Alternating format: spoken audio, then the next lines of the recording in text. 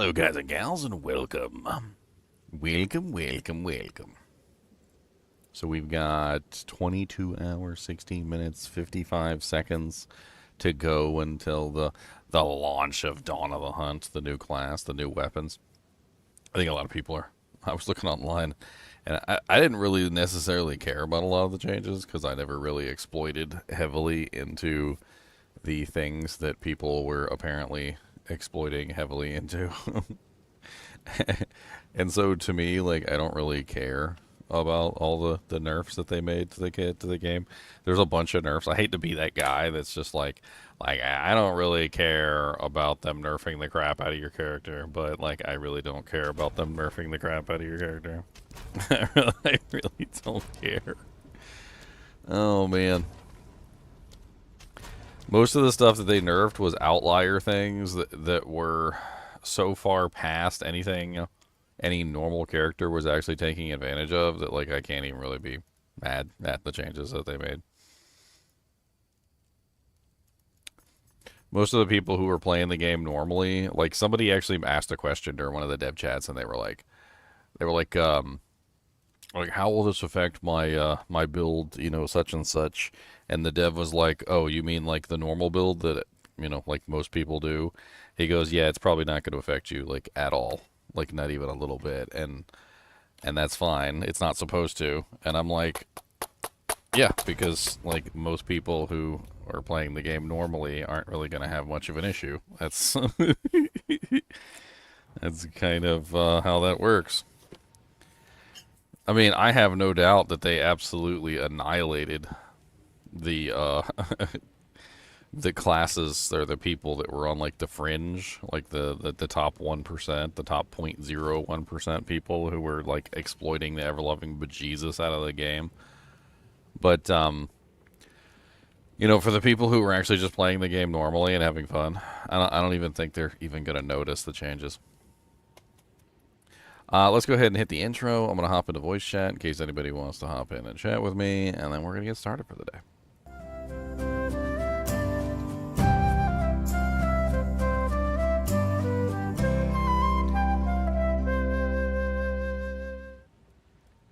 And I need a poll.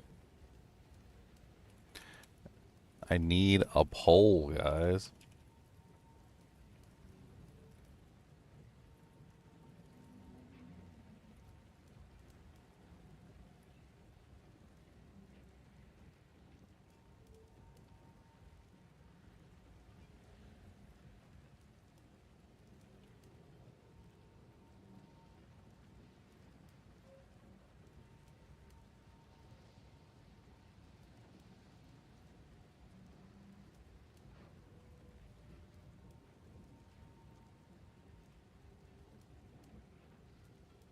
Coming up with jokes for the poll for the day is like half my. I'll just start giggling while I'm making the poll. There you go, guys. Have a poll. I know you guys like polls.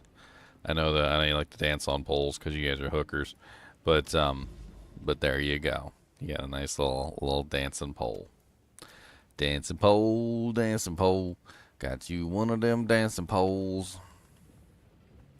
Do do do do do do. Boo boo boo boo boo boo boo. I do have an interesting topic to talk about today, besides Path of Exile too, and it's something that I think is rather interesting. So,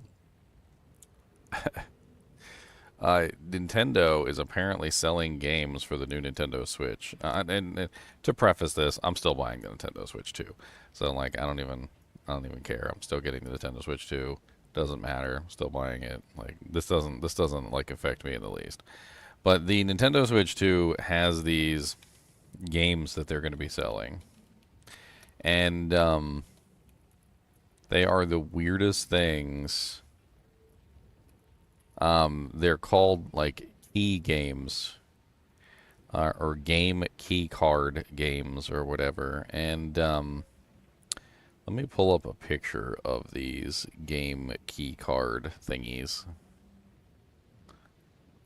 I accidentally just closed one of my windows. That's beautiful. It's exactly what I wanted to do. It's exactly what I wanted to do. Okay, so the Nintendo Switch is going to be selling these game key cards. All right. And the game key cards don't have the game on them. All right. So at first I was looking at these and I was like, okay, are these just digital? Is this just a digital game in disguise? You know, like sometimes you go to the store and you buy like a little cardboard card, you know, like it might just be like a piece of cardboard and it has like a scratch off on it and you like scratch it and there's a key and you put the key into your account and you're still purchasing the game, right? You're still purchasing the game. It's a digital copy of the game, but you're still purchasing it. Um, and you're just buying the key and the key and you're bringing it home essentially. Well, this is something completely different and it's really weird because first off, it does come with a cartridge. There is an actual cartridge. That's a picture of the cartridge right there. Um, you take the cartridge and you put it into your system. And when you put it into your system, it allows you to download the game because the game's not on the cartridge. But here's the kicker. It says, however, like regular physical software, the game keycard must be inserted into the system in order to play the game. In other words, it is a physical copy of the game, like a physical cartridge that has the game on it, right? But it doesn't register to your account like a digital copy. Instead, it's only registered to the cartridge. And if the cartridge leaves your system, then so does the game. You can no longer play the game if the cartridge is no longer in your system. Which also means that you can take this key cartridge that doesn't have a game on it, and let's say your friend wants to give you, like $20 for your copy of Mario Kart Deluxe. Well, if it's a game key card game, he can pay you $20. You hand him the cartridge. He now owns the game. He puts the cartridge into his system, and he can now download the game on his system. But the cartridge itself just doesn't have the game in it at all. So it's like a physical copy of a game that doesn't actually have the game on the cartridge. Is the weirdest. It has got to be the weirdest thing I've seen come out of the gaming world in a long time. It's not a digital copy, but it does require that you download the copy from online, which kind of like puts it in the digital copy territory. It's not a physical copy because it doesn't have the game on the cartridge, which means you can't play it offline. So like, if you were out in the middle of a desert somewhere and there was no internet connection and you happen to have the cartridge and you plugged it into your Nintendo Switch, it would not play the game because there's no game on the cartridge, right? So it has the weaknesses of a digital copy, which the weakness of a digital copy is that you have to download it from online and it requires infrastructure. And it doesn't even have the strength of being a physical copy that has the actual copy on it. So it has like the strengths of neither and the weaknesses of both. It's the weirdest form of media I've ever seen. The only neat thing about it is that you still technically own the cartridge, and the cartridge is still technically the game, I guess, and can be potentially traded. So like it still functions as a physical copy, even though it will never actually play the game without the infrastructure that's involved with it. Like for instance, if I was on a Nintendo 64 and I whip out my copy of Goldeneye 007, I can just put that game in the system and it's going to play like no matter what, right? But like take the Wii for instance. Like the Wii shop is going down and eventually the Wii shop will be gone completely, and anything that you purchase from the Wii shop is gone, right? Once the infrastructure is gone, then so too is the game. And so like while this does technically function as a physical copy of the game, it only does so as long as the infrastructure for the game to download it is actually still in place. And if the infrastructure to download the game ever disappears, then so too does the ability for this game to function as a physical copy. It's really quite weird. So the solution for this problem is basically in the cost of the cartridge. So the companies don't want to pay the cost of the cartridge, especially when you have a game that's like 100 gigs or like 200 gigs or some crazy, like ridiculous size, right?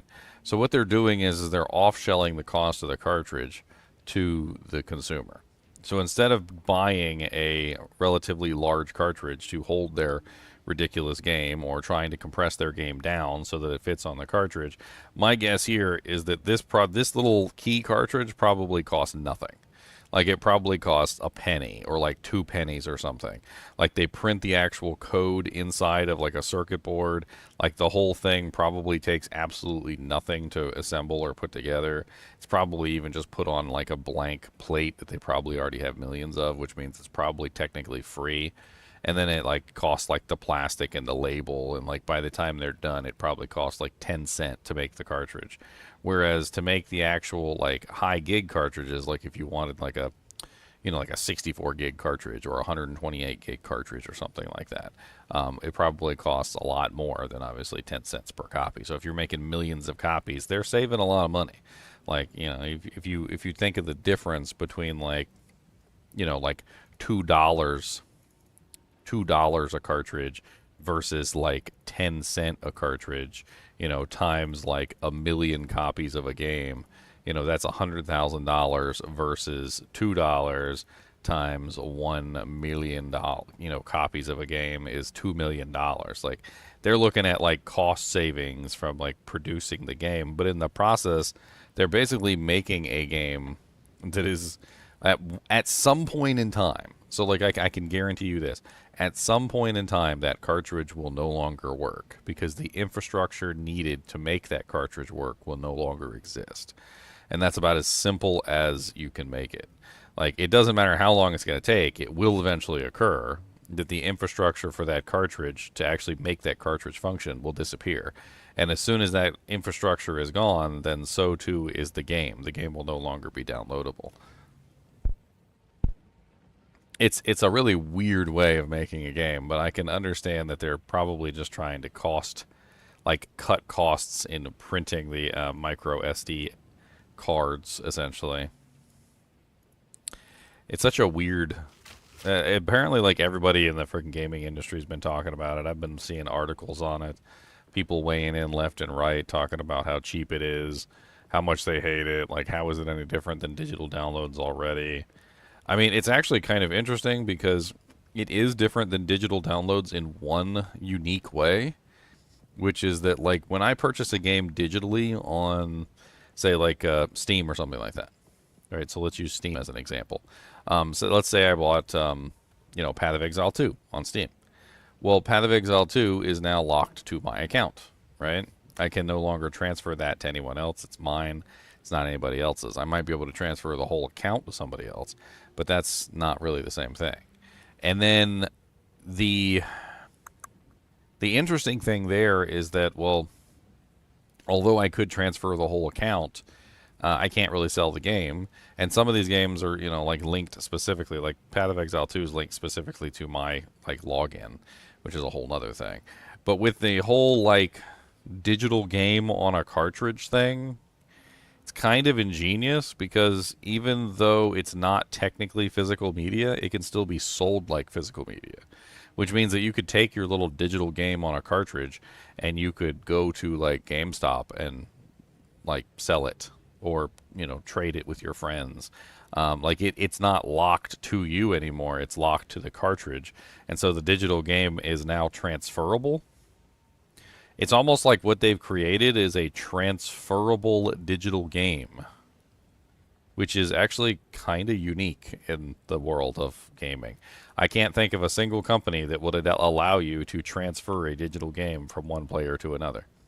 Like if I had a copy of like Doom Eternal and I wanted to just like hand it to Commander Kino, like there's no way for me to take a digital copy of Doom Eternal and give it to Commander Kino. But if I had this digital copy of the game, if I had the digital copy of the game, like in that little key card, I could just mail to Commander Kino my Doom Eternal digital key, and then he would now be in possession of Doom Eternal. Just like that. I mean, it is a very unique situation, like a unique solution to a problem that I never thought even existed, is the ability to transfer digital products to somebody else. It's interesting. Interesting indeed. A physical media that is not a physical media.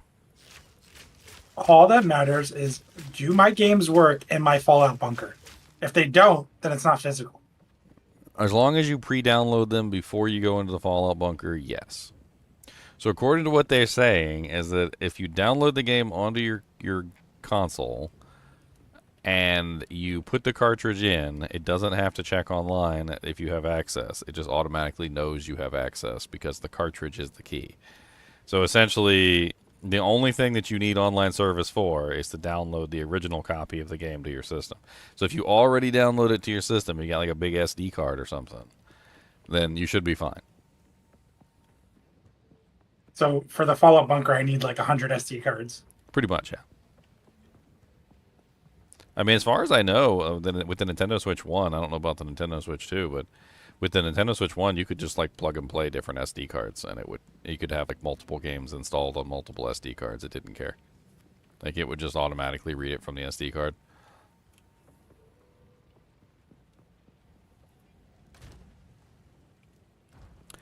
I don't know what I'm doing online today. Like, after reading those patch notes, like I feel like they changed the game to such a massive degree that it's like not even going to be the same game. Even in the patch notes, they had like some sort of comment. They were like, we highly recommend that you do not play Eternal Realm or whatever the hell they call it in Path of Exile 2, and that because like the breadth of the changes would really require you to start a new character to get a full experience of how many things that we've changed and the overall like adjustments and blah blah blah yakety schmackety. I mean, they're not wrong. Like there's so many changes that you probably just want to make a new character and like get a feel for the game again. Because yeah, I mean they pretty much like there were some people online talking about how badly they nerfed the game, and I was kind of laughing, but you know me, I don't really take advantage of any of the crazy stuff. And I think honestly, because I don't take advantage of any of the crazy stuff, I don't think any of my characters got touched. Pretty much, I think the only nerf that actually hit me was the barrage nerf because they nerfed barrage. I was pretty upset about that because this is like one of the few characters that I would actually have a lot of fun with. Barrage. It wasn't like a super heavy-handed nerf to barrage, but it definitely did nerf barrage pretty well. I'm probably just going to do a new character Act 1 to 3 playthrough or something like that. None of the endgame stuff matters right now. No. The campaign is going to be the same. It really doesn't.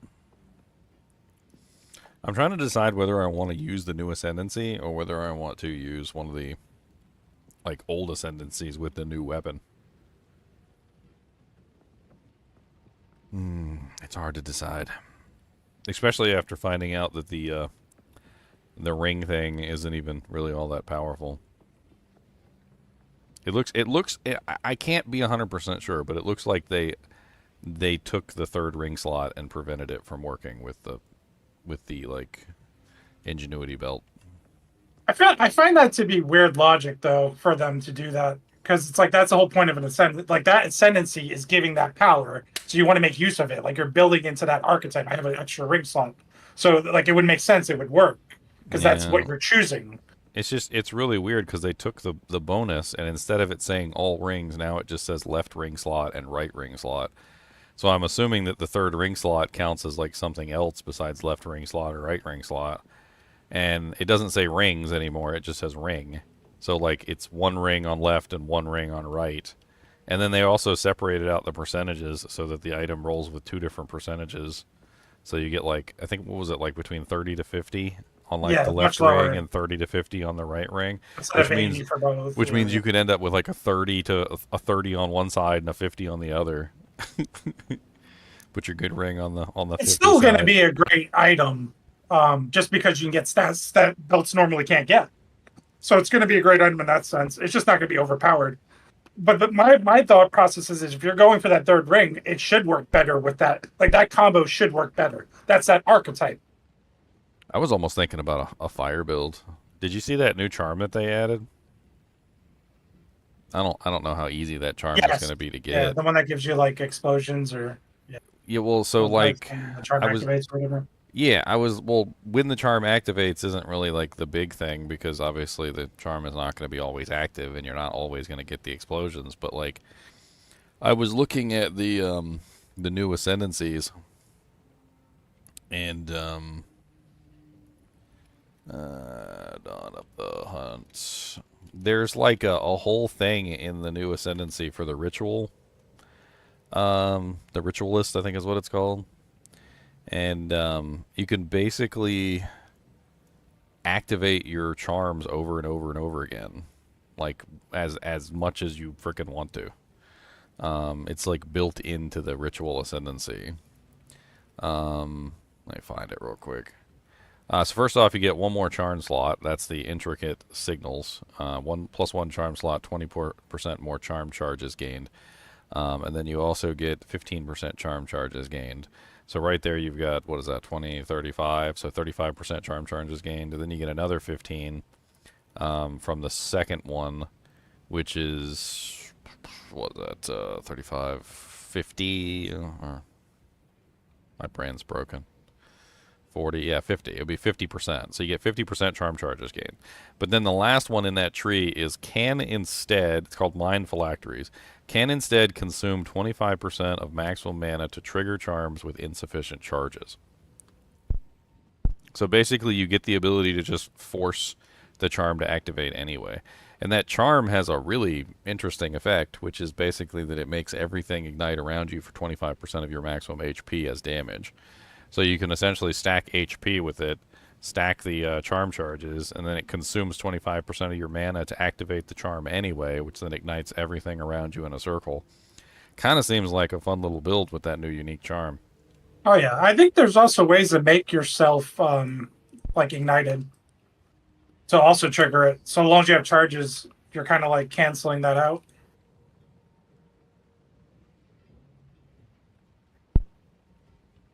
Well, I think that's the whole point of the charm, right? Because you have to be ignited to cause the charm to activate.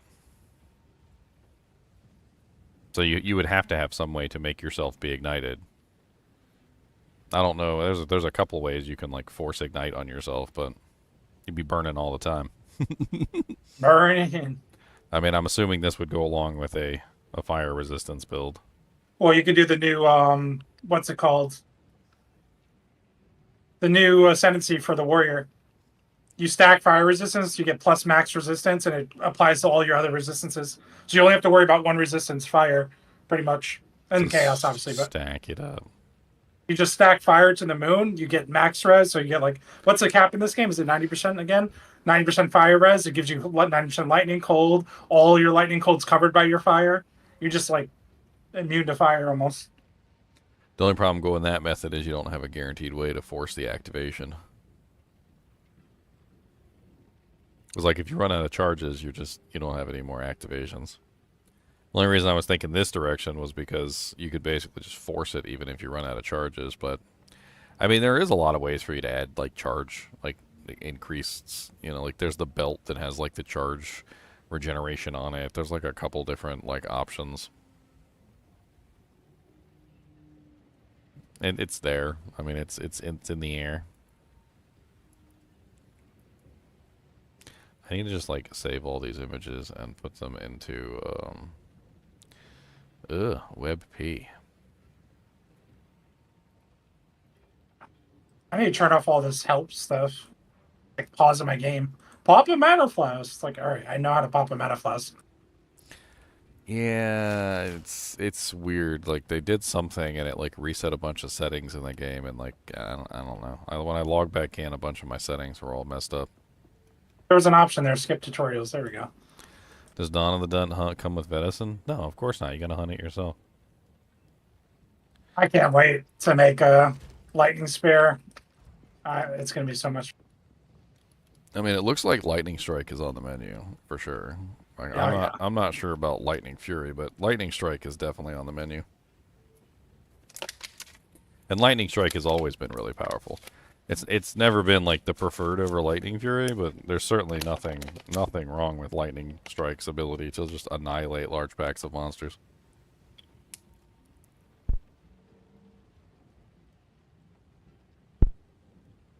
Get a ton of base crit too. It's gonna be nice. I'm kind of I didn't know curious the spares. about those little twisters. Oh yeah. It said that the twisters gain elemental damage based on them, like the ground that they go through, like burning ground, like shock ground, chilled ground, etc. I don't know how that whole mechanic works. It'd be fun to get in the game and actually play with it. I kind of want to pull up the little teaser reel real quick and look at it and analyze it.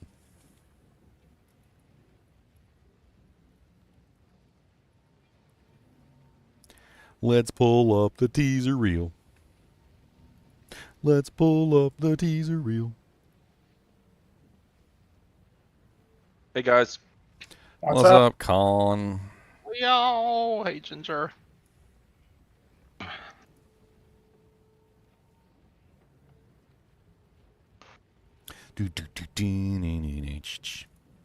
Real, huh? Where is the...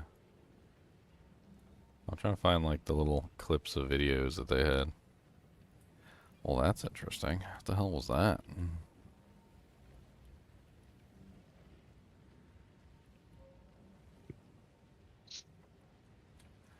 That was crazy. The hell was that?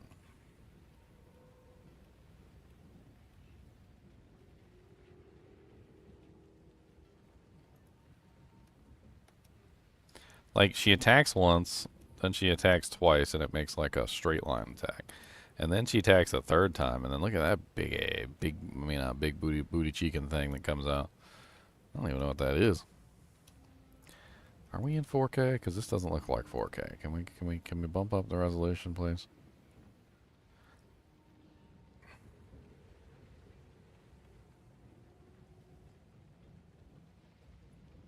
What the hell is that pillar of fire looking thing?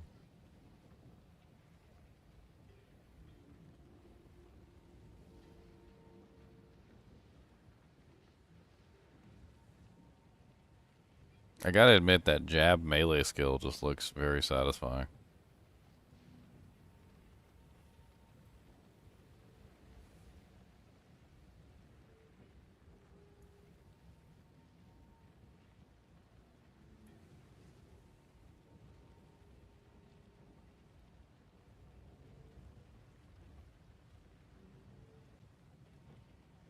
Yeah, this one looks really cool too. This one that like there's like she has this thing where she hits the target and it like explodes out in 4 directions like in a cross. It's pretty cool looking. I go back and like so we can look at it frame by frame. I would appreciate it if you could load the video. That would be great. You watching your own video, or you watching the one they uploaded to YouTube? The trailer, the reveal trailer. It's just it's taking forever to load. I'm trying to like fast forward and it takes like a second to load every single frame. So that's a thrown attack, whatever that is, because she just chucked her javelin, and it hits the ground. Oh my God! Do the frames. What is it? What am I? What? Yeah, what's happening? I don't understand. Like it's like it has to load every frame. Like the frames are just like not in the. Like oh I'm sorry, we didn't load the next frame out of the 60 frames that were like available. I'm going frame by frame, bro. Like just download the 60 frames and start giving them to me one at a time. Are you buffering? No, it's just like every time I hit a frame, it has to like load the frame. It's weird. This game looks beautiful on my new computer. I was running everything on low. It's a beautiful looking game. Leon was playing on potato mode, by the way. Uh, He had been playing on potato mode for a very long time. He joined my game one time and like tanked my FPS to like 0, and I was like, "How do you even play like this?" And This is how I play. "Bro, this is my life. I was born into this." You were merely molded by it. It looked like Minecraft. The Bane talks about, man. You merely adopted the dark. Dude, I was at like 120 frames before he joined my group, and he joined my groups, and he starts spamming lightning rods, which thank freaking God they nerfed the crap out of those lightning rods that you can't even put anywhere near the number down you could before. But anyway, like he came in and he just starts spamming lightning rods everywhere, and my FPS goes from like 120 to 60, and then 60 down to 30, and then 30 down to 20, and then 20 down to 10, and then 10 down to 1. And I'm just like, my screen is like a slideshow at this point. I'm like, I see like 1 frame per second every second, and I'm like, how are you even playing like this? My character's like moving like he's like a stop motion character in like one of those claymation videos. Then he went away from me, and my FPS jumped back up to 120.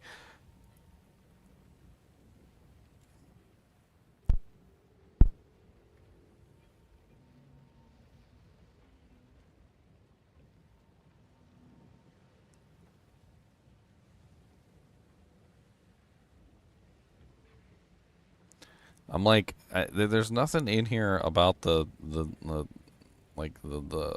tornadoes. Like, I don't see the tornadoes in here.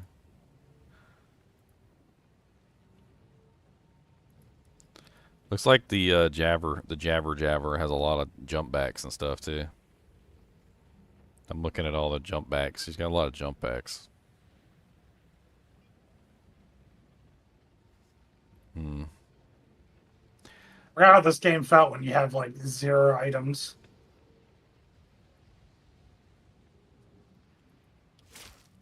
You're not allowed to have equipment. I got con addicted to Baldur's Gate 3, and then Yeah, I'm 100 hours into it again. again. I mean, I played it a long time ago when it came out, like 2-3 years ago. Well, I was hoping to But you play got me- some more, but Chunks never showed up, so. Yeah. That was a very disappointing day. I was like, "Hey, Chunks, you gonna play tomorrow around like 4 o'clock?" He's like, "Yeah, sure." Never shows up. Man. I don't know what happened to him. I think he died. If you're listening, Chunks, I hope you're alive.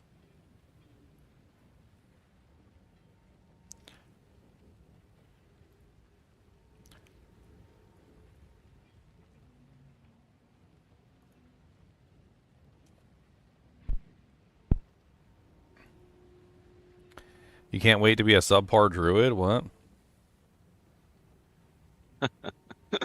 High expectations of yourself. That's funny.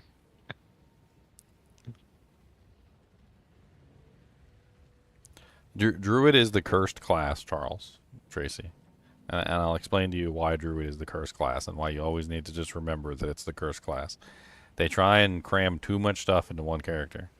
Like, they try and make it a melee character, like a pet character, also a transforming character, like a friggin' like an Autobot or a Decepticon. Like, it's friggin' like they try and cram too many things. Like, it's a nature creature, and now it can like tame animals, and it's like once you start adding in all the things in the world that a character can do, you know what you end up with? You end up with the horrible multi-class character that sucks at everything and is good at nothing. It's like, oh, well, I can't really do good melee damage. Well, that's because you also can heal, and also can summon pets, and also can cast nature magic, and also can transform into a bunny rabbit, and also can. It's like you can't have everything and also be good at anything in video games, because that would be too OP. Because then you would just replace everybody. You replace the healer, you would replace the tank, you'd replace the DPS. Like, who needs a crowd control support when you have like vines that you can spread everywhere and route all the monsters to their location? Like, you're just doing it all. Like, you just and they don't allow that in video games. And so you should always temper your expectations when it comes to the druid, because the druid is one of those characters that they always love to give so many things that they can do, and then they do none of it very well at all.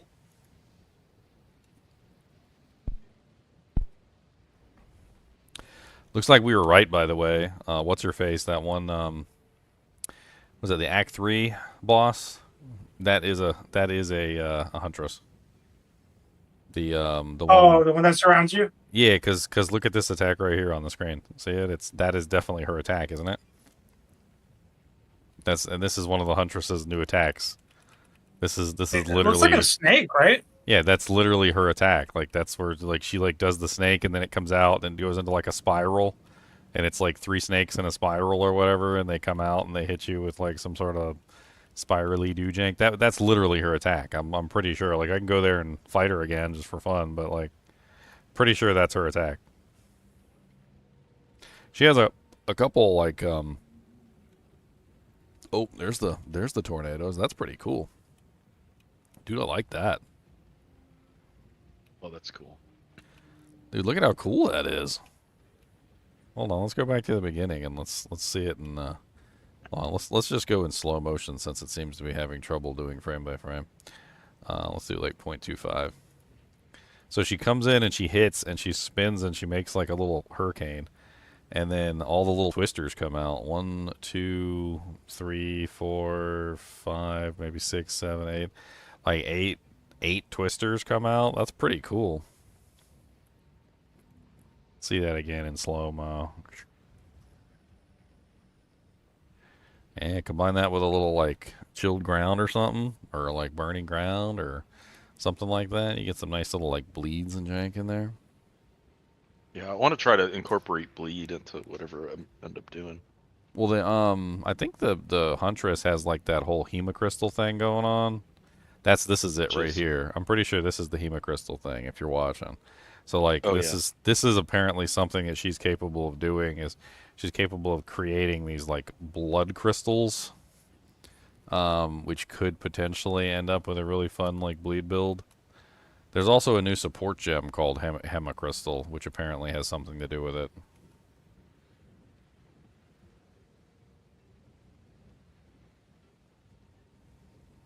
Is she wearing a shield there?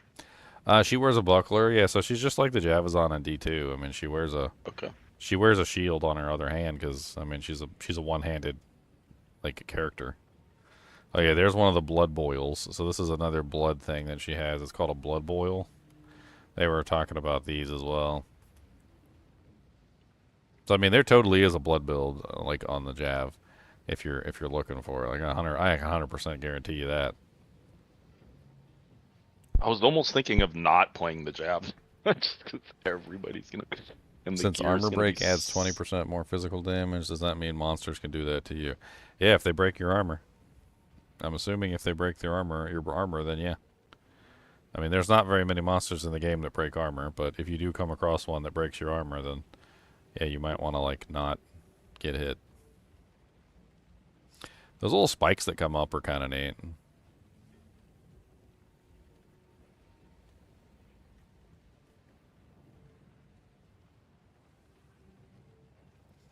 I don't know what the hell this nuke skill is that she's got though. You see this thing?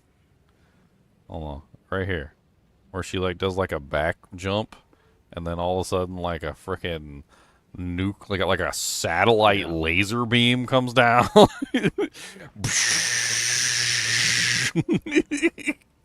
It's like the That looks moon cool. beam. The I frickin' like that. And then what is this one right here? She does like a back jump and then she hits the ground and she does a fire nova. You see that fire nova? Yep. She has a fire nova. That's kind of cool. Yeah, that looks pretty cool. It seems to be related to this skill though. Like it looks like she just used this skill and then she back jumps and then she does the fire nova. Because I don't know what it is, but like she had just finished using the same exact skill from the earlier scene, and then she jumps back and does that little explosion. And then there's this one. This is the spikes. I'm assuming the spikes probably have something to do with bleed, because if you look at them, they glow red slightly, which makes me think that they're bleed orientated. Although they could be fire. They kind of glow a little bit too. Maybe they're fire bleed. There is some like stuff in the new patch that has to do with like fire and bleed being linked together.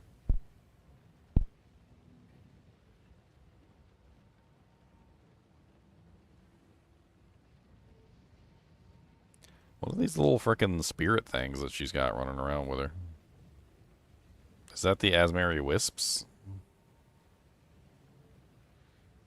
And why would they be helping?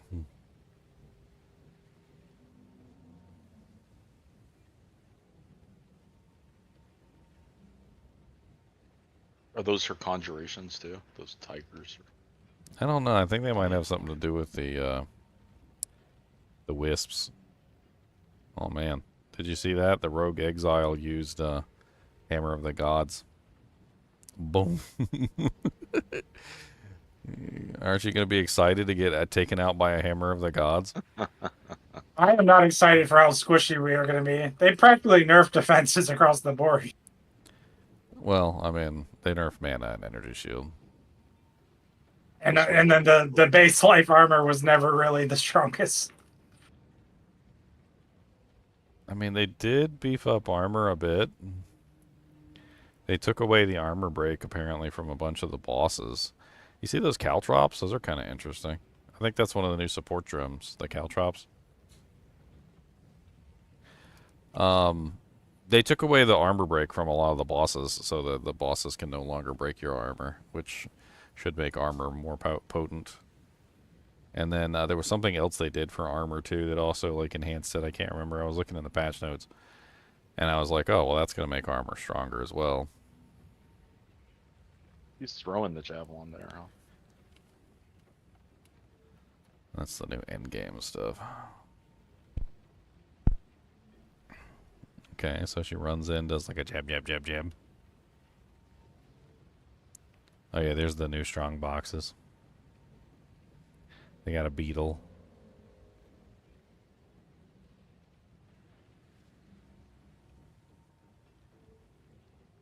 Was that a beholder? That looked like a beholder. Look, it's a beholder. I'm just kidding. It's what's his face from Act 2 or Act 3.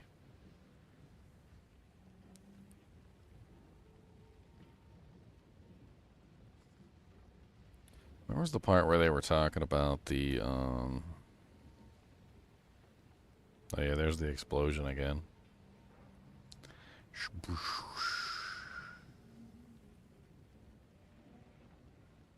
And then that's her doing the tornado in the ground effect. And now the tornado is, or the, it's a fire tornado, or a fire, you know. I wouldn't really call it a hurricane, it's more like a tornado.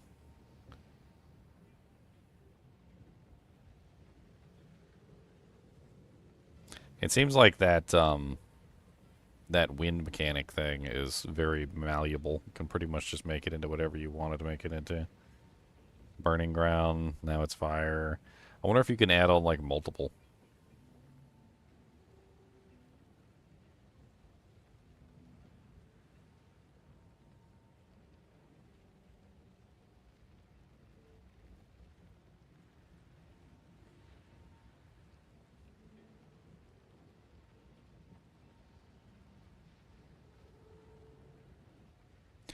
That little tornado thing looks too good. I bet you the damage on it sucks.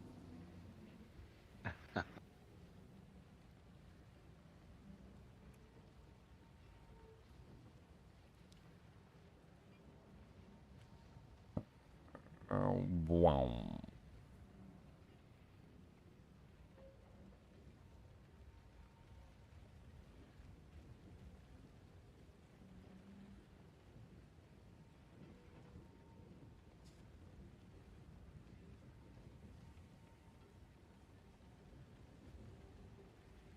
Kind of excited for the Pokey Poke gameplay. I'm watching the Pokey Pokes. It looks like she's got a lot of sweeping attacks.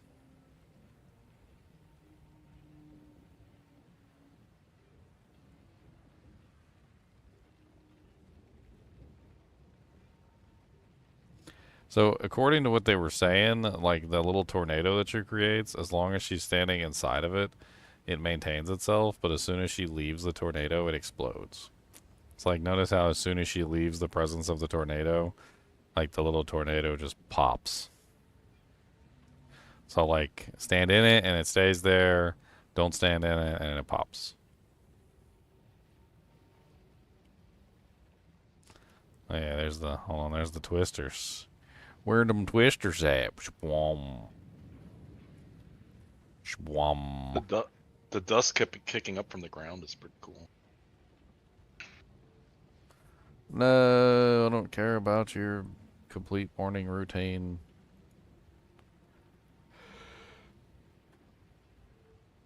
Do I sell the Shaco beanie? It is gone from the shop. They discontinued it. I told you guys to get it while it was available. I'll have to see if I can like find another one that's the right color. Unfortunately, all the other beanies they didn't have a green one in. Apparently, they don't like making vomit green beanies. I wonder why. I wonder why they discontinued the vomit green beanie that I was using.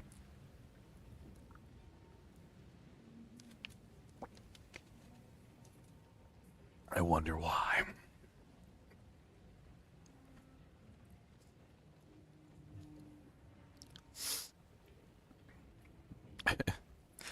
Those freaking little twisters look like they function exactly like the twisters in Diablo 2 too. They just like go all over the place and they have like no control over them whatsoever. They're just doing whatever the hell they want to do. It looks like you're looking at the low level like base starter character version too. Imagine what they'll be with gear, end game items and stuff. That's like a level 3 character in the like the third zone, second zone. Well, it seems really obvious though if you look. Like when she fires it off by herself, like just the ability itself, she only gets like one twister or whatever. Like that's her firing it off by herself.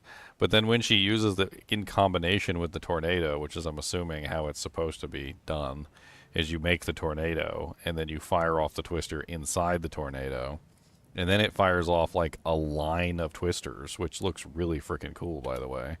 I mean, that's the part right there where literally the line of twisters forms. So like it consumes the tornado, I guess, is what it looks like it's doing. And then once it consumes the tornado, it creates a line of twisters. What, one, two, three, like 4, 5 of them, I think. Is it 4? I think it's 4. 2, 3, 4. So like 4 twisters from the tornado. I mean, that looks pretty darn cool.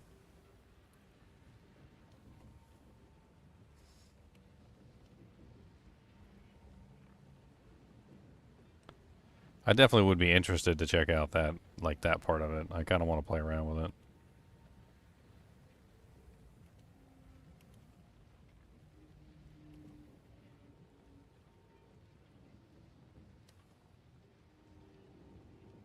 What was that? I didn't see what the hell that was. Looks like she did some kind of backflip or something while she was inside the tornado.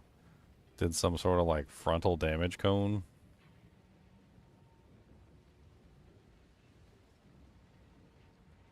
And now she did it again. So like entered combat, and then left combat, entered combat, left combat. And there's the attack by itself. So whatever the attack is, that's her using the attack right there. It's some sort of like back jump that also does like a forward cone.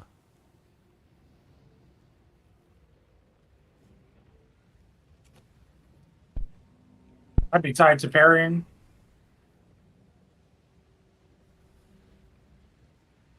Basically want to reward you when you like parry or block nowadays. I want to give you some power. You remember when I tried out Magma Barrier and I hated it? Yeah.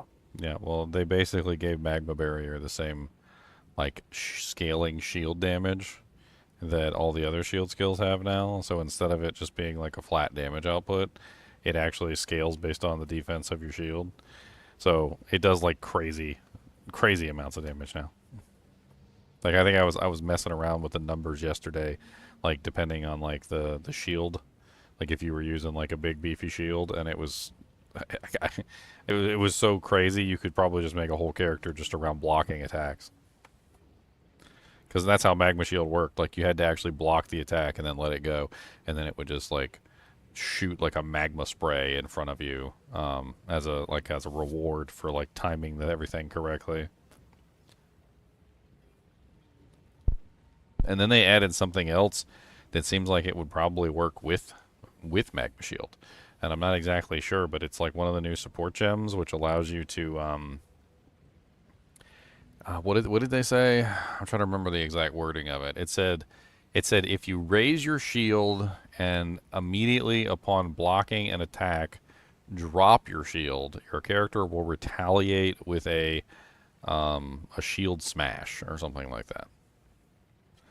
So like, there's also a retaliation now if you like drop your shield, your raised shield at the appropriate time after. Is it just me, or does that lightning strike-esque style thing look like it has a charge up? Like you could hold it. There might be a perfect timing on it. They have a couple skills like that in the game. Well, I mean, look at it. It looks like she's holding it. I don't know if she actually throws it without charging it. I think you I might. think I think you might have to hold down the button, charge it, I and then think fire it. it might have the monk has something similar where he dashes and you charge it up. It might have something like that where if you do a perfect timing, it gives you more damage or bigger explosion or something.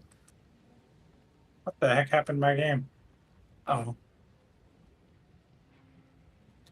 I'm trying to like look and see how this skill seems to function, and it is like looking at the lightning strike, the lightning strike skill. I mean, I don't really know.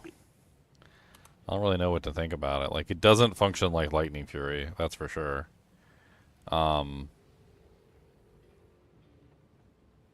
it doesn't Why do you seem say to. that? Well, it doesn't seem to pierce. So first off, it doesn't pierce. So you notice how like, pay attention like right here when she throws it. You see how like she hits the target. If I can ever do this right, so she hits the target, and 1, 2, 3, 4 bolts come out of the initial target that she hits, right?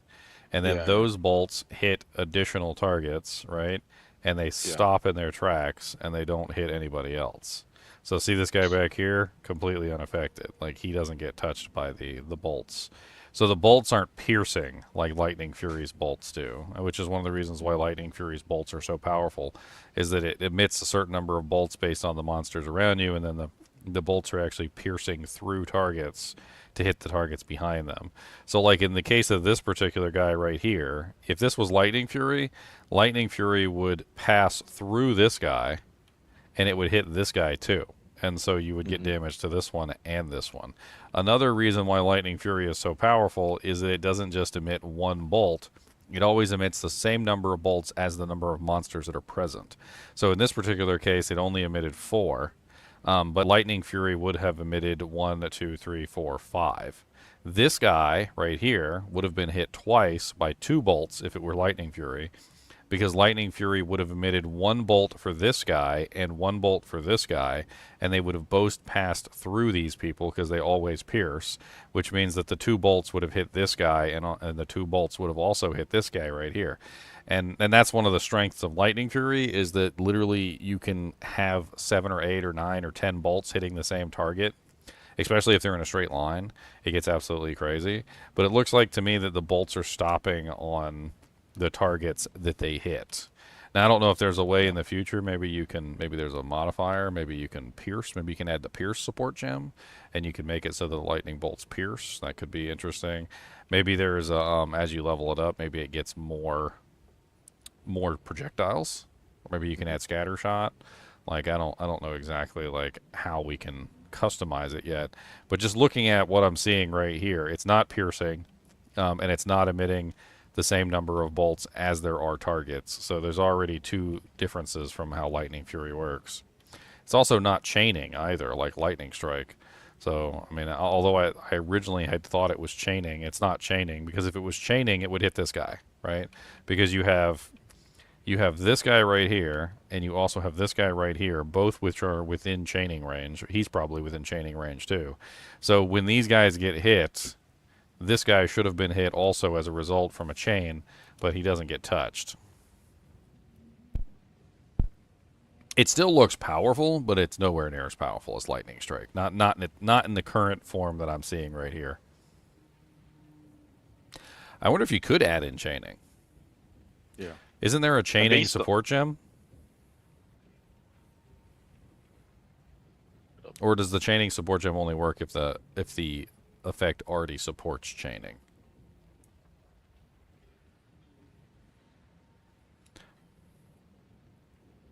I guess it really comes down to what we can what we can change out of it. Did she just put down a timed mine? She just put down a timed mine. That is really cool. That is really cool. That, you see the timed mine that she threw down? So she was standing over here, and she threw a javelin into the ground right here. And it just stuck there. And then it started to pulse. 1, 2, 3, 4, 5, 6, 7, 8, 9, 10. And then exploded and like took all the monsters with them in a nice fiery ball. It also seems to have placed burning ground on the ground too, so that may be an interesting way to get burning ground in the future.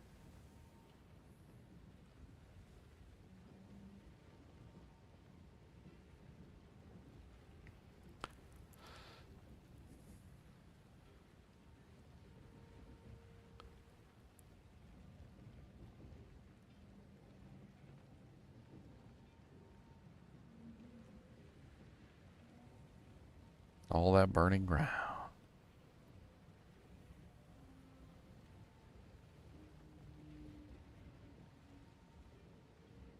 I'm watching it in slow-mo so I can actually see what's going on.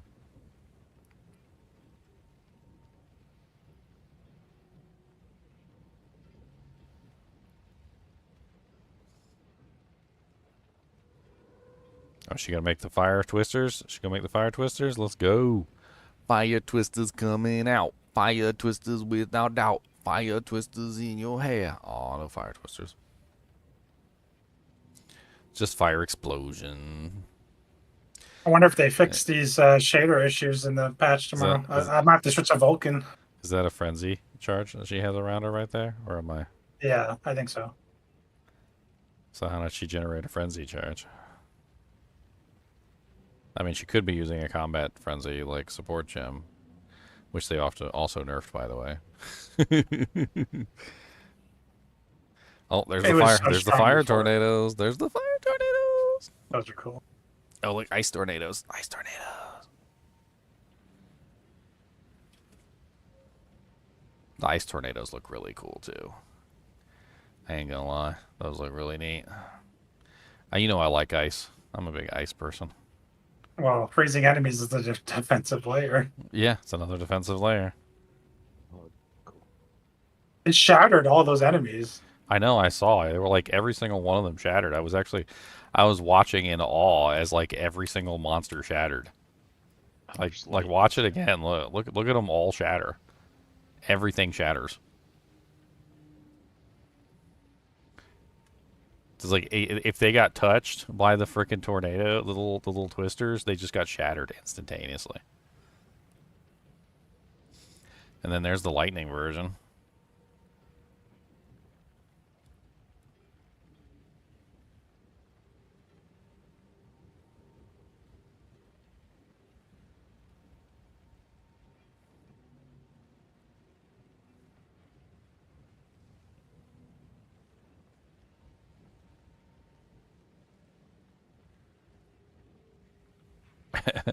I was laughing at the nerfs too, though. I was like they nerfed pretty much everybody.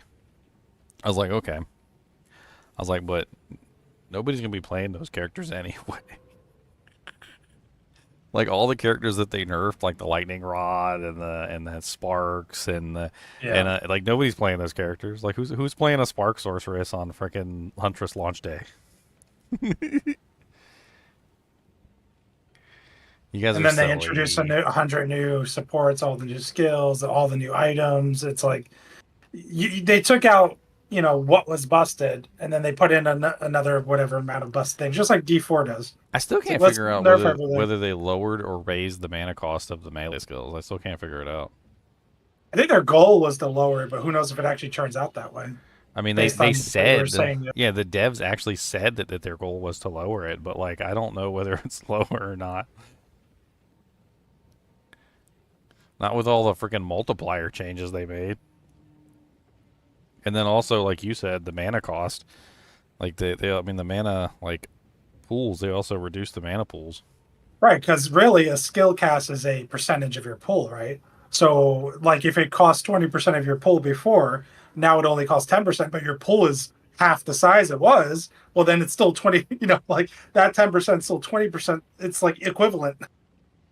I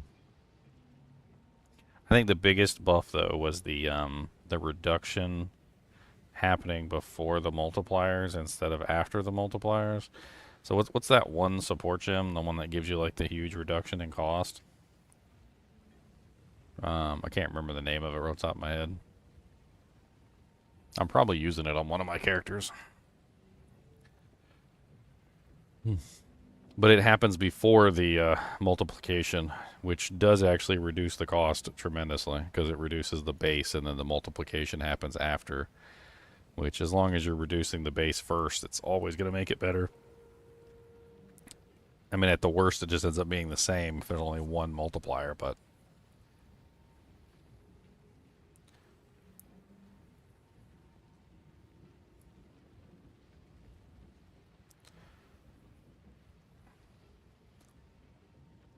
I gotta admit, that little one where she throws, like, the mine, like, she throws the freaking timed mine, like she's Goldeneye 007 in James Bond, like, multiplayer, and you're just, like, time mining all over the place, or, like, proximity mines. Like, that one's pretty cool.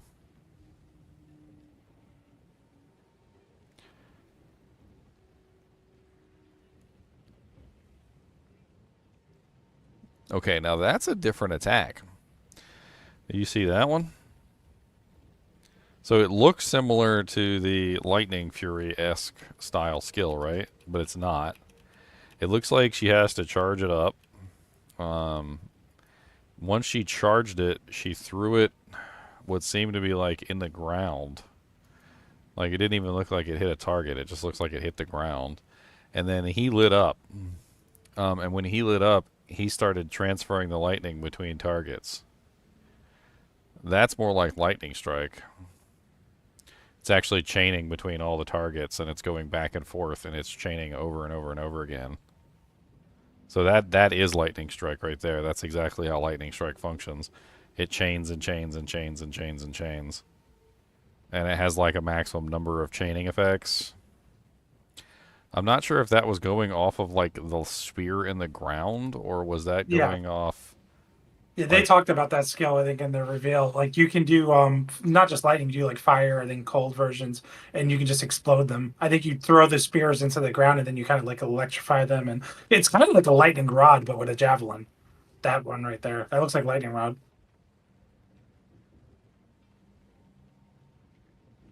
And I set it then off. he did like a lightning explosion there, yeah.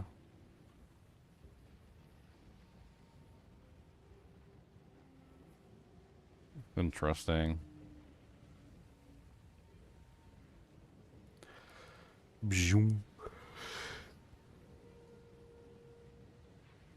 Freaking magma barrier, man.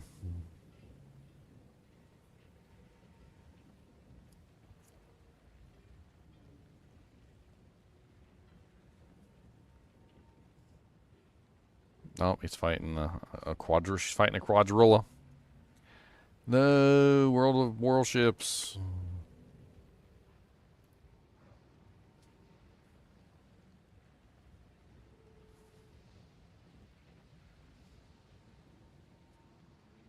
Worship.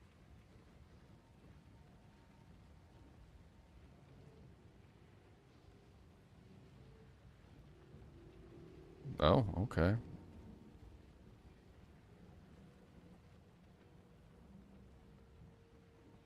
I've seen that slam quite a bit. She has a like warrior-esque style slam where she jumps up in the air and then slams down.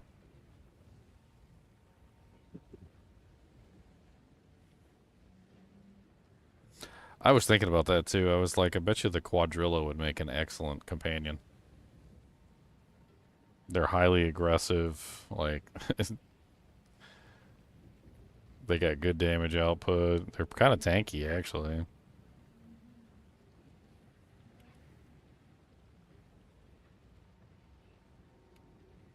They're definitely fun. Get one that regenerates life so it's immortal. What was that? Some sort of circle?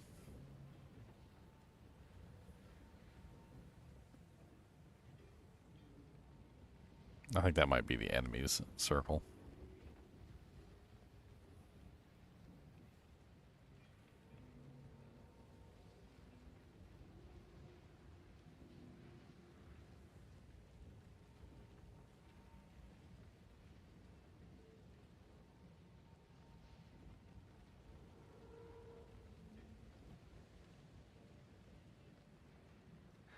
All them little blood boils popping out.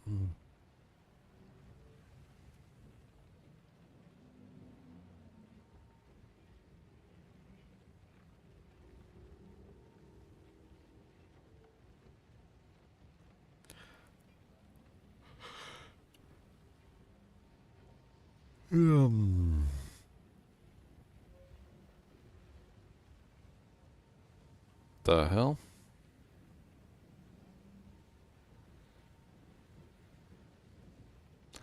Oh, I think we finally saw the beginning of that attack that we never got to see. She does like a frickin' Herculean like spear throw up into the sky. Look, shoo, and then it comes down and it lands on the target, and that's where the frickin' like fireball comes from. Bleeding is a big thing with Huntress. Yeah, I saw all the blood boils and stuff. And she's got like hema crystals and. Go away, Jonathan. Trying to watch the Huntress work.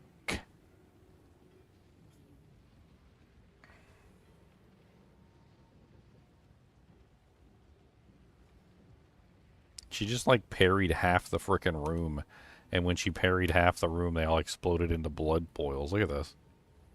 Like, boom. She literally parried, I don't even know what that was, like 10 monsters. And like half of them blew up into blood boils.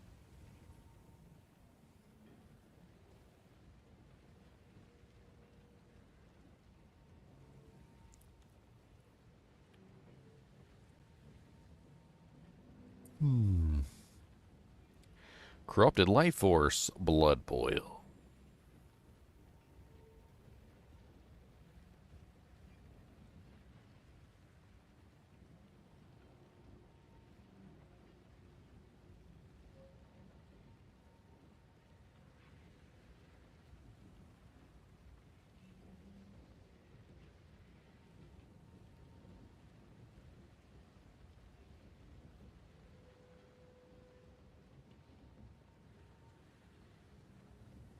The it goes like up in an amulet slot.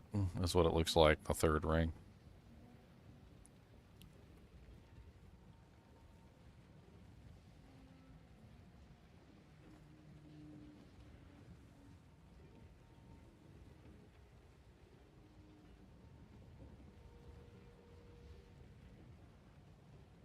I see, because that's why they had room for it, the opposite side. Mm-hmm.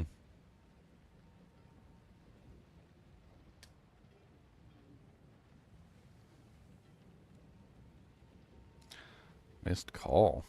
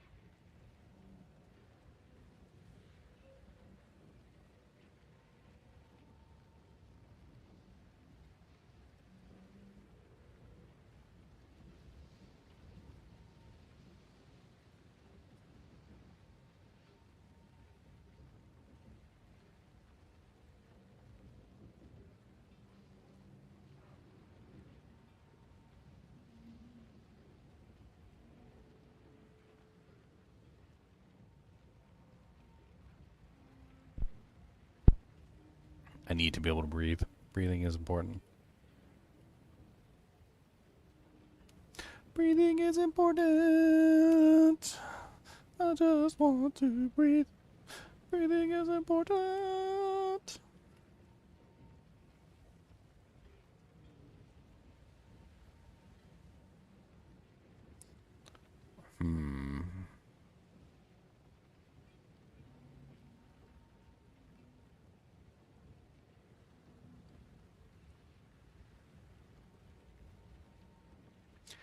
That predatory instinct thing is kind of interesting.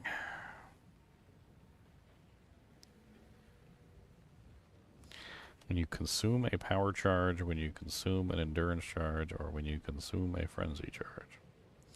It's not always easy to add power charges, endurance charges, or frenzy charges into a build, but power charge is the one that's for cold infusion.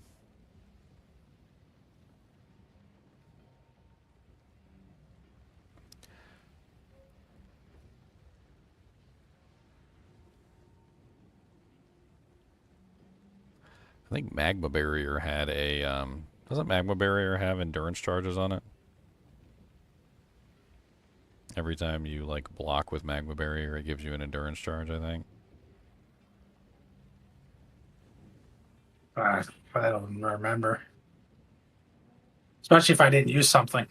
I have to relearn most of the stuff. What the hell you been playing? Counter-Strike for the last like couple of weeks, but before that, what was I playing before that? Oh, you got the plague. You got the Counter-Strike plague. I've had the Counter-Strike plague. I know the Counter-Strike plague. No judgment. Well, my new computer judgment. could run Counter-Strike too, so I was playing some Counter-Strike. I'm well aware. I also built a new computer at one point, and I also hopped onto Counter-Strike with my 300 frames per second and my like 140 hertz monitor and went on there and it's like started dominating until I realized everybody was cheating, and it pissed me off. Oh yeah, I want an OLED monitor. That's what I want next. Every time I play that game, it just makes me angry because I start doing really well, and then some cheater comes into the lobby and starts like one-shotting everybody. And I'm like, okay, There are so many cheaters nowadays. dude, it's more than you think. It's way more than you think. The obvious cheaters, the one like the spin bots and stuff like that. I mean, those are the obvious ones. The ones that I worry about are the not obvious ones. The ones that are literally... Most of them are wall hacking. Yeah, Most of them are yeah. wall hacking. They're pretending they're not cheating, like they don't know you're there, but they pre-aim. They literally stare at you through the wall. Yeah. Like you just while you're spectating them, and you're like, bro, you're literally staring through the wall at that guy. And they try to like avert their eyes like a dog that's like trying to not pay attention to you, that you're like eating pizza in front of him, and he's like looking away like this, but his eyes like this, and he's like totally staring at you. What I want and what they're supposedly doing, but I don't know how far away it is using AI to counter cheaters. That seems interesting to me. Finally, a good use for AI. Yep. I would agree. Stop the cheater. I would agree. I mean, statistics should also be able to like easily cancel out cheaters too.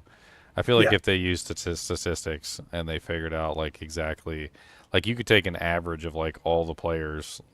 I mean, it might take a little bit of time, but if you got like an AI to train on the statistics of like headshot to like firing ratio to accuracy and a whole bunch of other things, and you're like, okay, the average accuracy is somewhere around like 50%, with like the top end, like top 1% having an accuracy lower than, like 74% or something. And then you have somebody in the game who suddenly had a 90% accuracy rate over multiple games.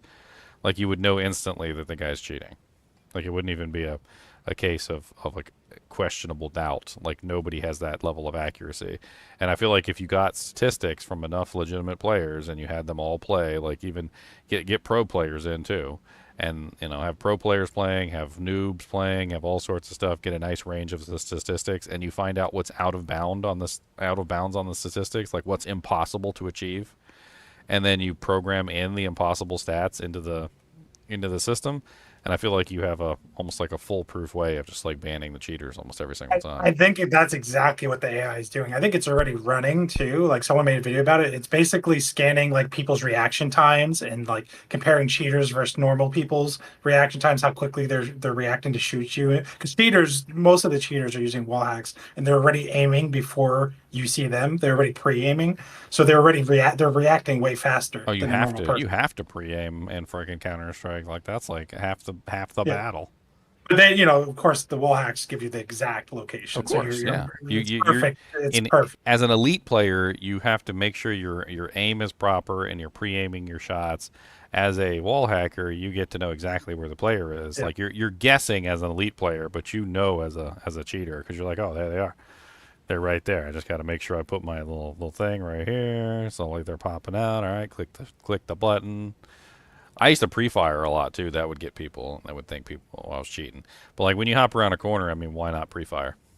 Like you know where the obvious locations are. Why not like pop out pre-fire into a shot before you even know anybody's there? Pre-firing is super easy to do, and that's how I usually get the cheaters. Because like I don't know they're there, but I'll pop out and pre-fire on like the well-known locations that people like to stand, and a lot of the times I'll catch them with a headshot before they are able to react. Most of the time, though, they get a clean headshot and I get like a body shot, which doesn't always work out in my favor, obviously. Being old sucks. We're too old. I mean, I feel like I'm pretty good at Counter-Strike. Like, I mean, I might be a little bit rusty now, but I've always felt like I've been really good at Counter-Strike. Like, maybe even like league level.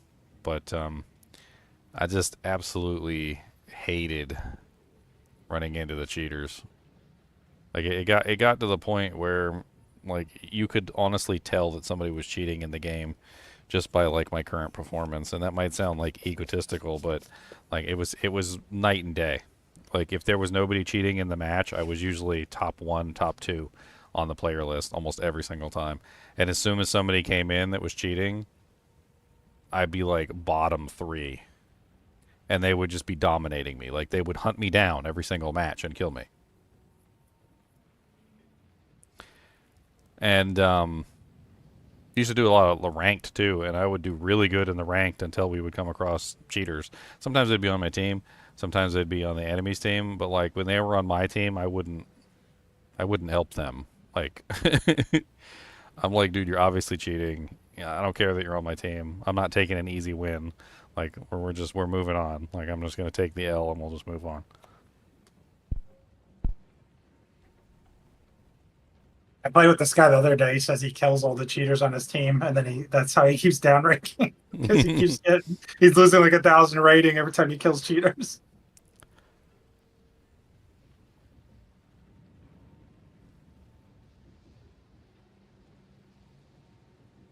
I mean, I've had some pretty like amazing plays in Counter Strike.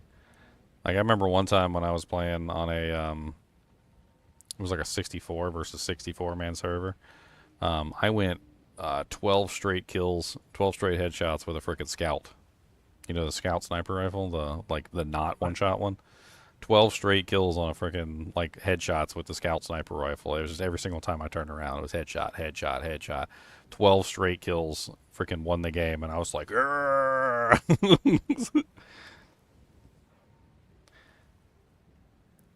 it's amazing. And then like I can't remember like the next game. I think I must have pissed somebody off because they turned their cheats on, and I walked out and got shot through the door in the head. Like I hadn't even like exposed myself in any way, shape, or form. Just like walked out into like the main area where everybody gathered, and immediately got headshot by a sniper on the other side of the map. Through like I think it was actually through 2 doors. They have like the auto clickers and stuff where it just as soon as it's on your head, it just fires the shot. They Yeah. don't even have to press the mouse button. Mm-hmm. No, And these are things that AI can pick up very easily. AI can shut all that down. it would be great. Like if one day they end up coming back and like the cheaters get under control, like I'd be ecstatic. Counter Strike got super bad when they made the game free, because then the cheaters just kept coming back. They were like, okay, let's just make the game free. Friggin' like the cheaters multiplied by 1,000 overnight. Like they went from moderately keeping the cheaters under control to now it was literally like every single freaking account was cheating in some way. It was the stupidest move they ever made.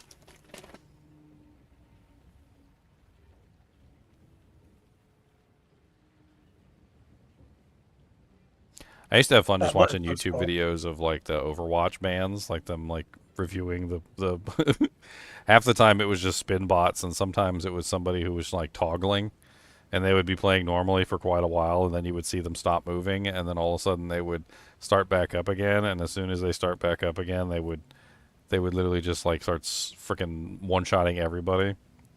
They're just alt-tabbing and toggling the cheats on and off. The crazy thing is the people who really try to hide it nowadays. I found out if you accuse them early on, they immediately shut it off. They don't want to get banned or whatever on that account, so they'll just shut it off. Like if you catch them round 3, they play so different from the first couple of rounds. It's crazy. Just call them out. Most people just are like, okay, he caught me. I'm not going to do it anymore.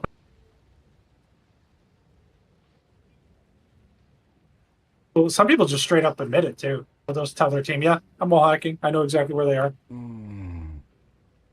I used to play versus cheaters for a really long time. I mean, I'm not like proud of it or anything. I didn't know, so. But like when I first started playing Counter-Strike, I got into this clan. It was called TKO, Total Knockout. And I was in the clan for a while, and there was like a couple other people in the clan who were much better at Counter-Strike than I was, or at least that's what I thought. And I remember like getting better and better and like, you know, playing game after game and like refining my technique and changing my, you know, like my mouse sensitivity and like trying to get my FPS higher, and I was getting better and better. And eventually got to the point where I was dominating the 2 better players in my clan. And it was, I remember like thinking to myself at one point, I was like, man, I'm doing better than these guys. And then I logged in one day and they were dominating me again. And I kept refining myself. I'm like, oh, well then, you know, they must have just gotten used to my tactics and I'm just going to have to refine myself a little bit more. And I'm just going to have to make, you know, I'm just going to have to do better. Right. And I kept getting better and I kept getting better and I kept dominating them, and then they would dominate me, and then I kept dominating them, and then they kept dominating me. And I could never figure out what the hell was going on. I always thought I was just, you know, chasing the dragon, so to speak. And one day they were drunk. Both of them. They're just drunk off their asses. And they were kicking my butt. And one of them sends me a DM, and he says, hey, man, we're using this program. And he sends me the freaking cheat program that they're using. So I downloaded it. I looked at it. It had, like, number of headshots per clip, number of body shots per clip, like miss rate, all sorts of things. Like you could like highly customize it to exactly what you wanted. Like you could have it set up so that it would like miss like, you know, 5 out of every 10 shots or something, or like 1 out of every 10 shots would be a headshot, or 5 out of every 10 shots would be a body shot. And you could literally just ultra customize exactly like how the program was. So the entire time that I was getting better, all they were doing was just like sliding the number of like, you know, hits on their little cheat program. They were sliding it up a little bit, a couple more headshots per clip, a couple more body shots per clip, and they were literally just staying ahead of me by increasing the difficulty of their cheat program.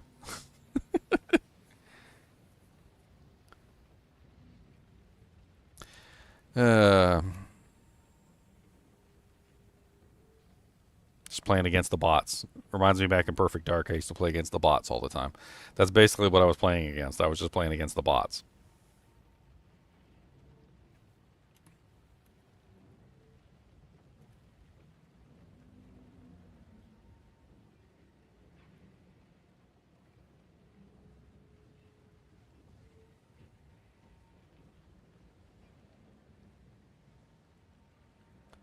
The new class seems really good. I think I've looked enough. Let's go play with some stuff. Kind of want to go to my shield character and look at some of the shield stuff. I've been having so much trouble like exiting to the character screen. A lot of the times when I exit to this character screen, it like does nothing. I had that issue earlier today. I was messing around. And then I just had the DirectX 12 crash. So I'm like, do I even bother playing until the patch comes in? I could switch it to Vulkan. Harry Jr. says I get drunk all the time. You get mad but still put up with me. You get drunk? I thought you were just like 10 or 12 years old or something, Harry Jr. I'm going to be perfectly honest. Like I kind of thought you were a kid.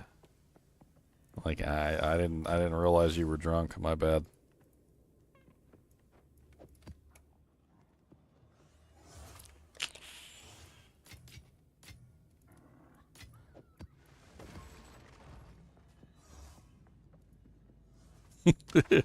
Oops.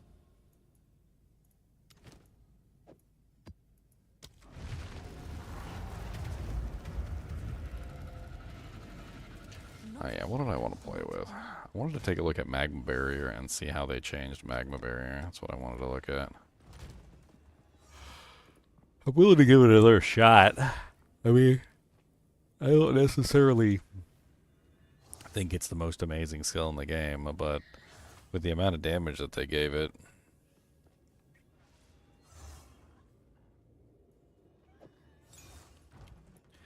yeah, I mean, it had no 2 to 4 added fire damage per 15 armor and shield. So they definitely increased it a lot from like the previous version. Do I even have another slot to like slam it in? Slam a ding dong. Slam a ding dong. Bam a lam a wing wong.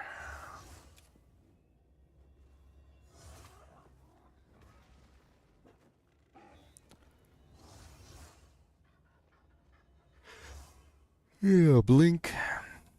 Herald of Ash. I guess I could put it in the place of Herald of Ash for the moment.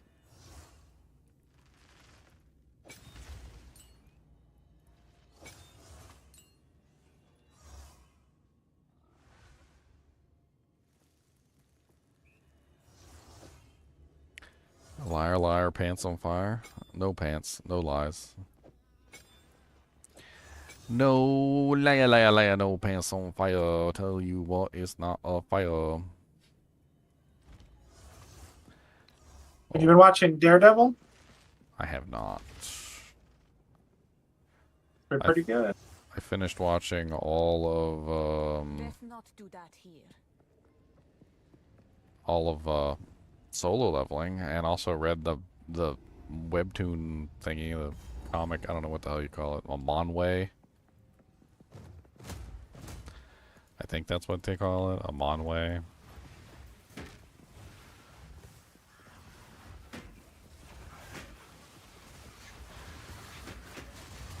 Why is it not working? I know I put it in there. That's what she said. It's not doing the thing. Why are you not doing the thing?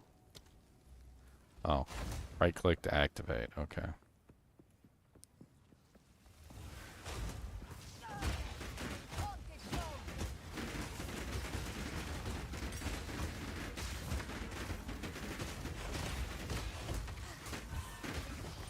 Interesting.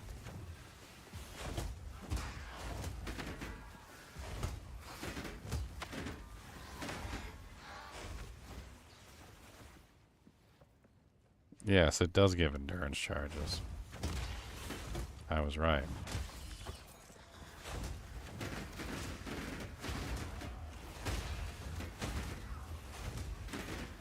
I mean, that's only half the battle though, right? Like, it's not just about getting the endurance charge, it's also about being able to spend the endurance charge. So what the hell would I even spend it on? I can't do that yet. Like, right now, I don't think I have any way to actually spend an endurance charge. I mean, you should get flat physical damage reduction just having them. It's not the same as really a frenzy or power charge where you're getting damage. I mean, you can get damage out of endurance, but endurance is usually the defensive charge. I mean, you were just reading something where it was given some kind of thing for the javelin, right? Yeah, that's why I'm looking at it right now. That was the entire reason why I wanted to like, So then that see it whether like or not. infuses or something the weapon. It says when you use the charge, though, not when you gain it, doesn't it? Or I have to go back and take another look. I need more time.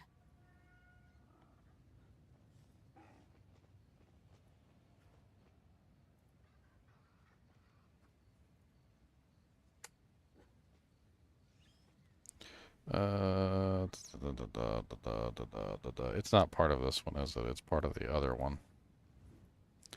It's part of the other tree that I didn't look at.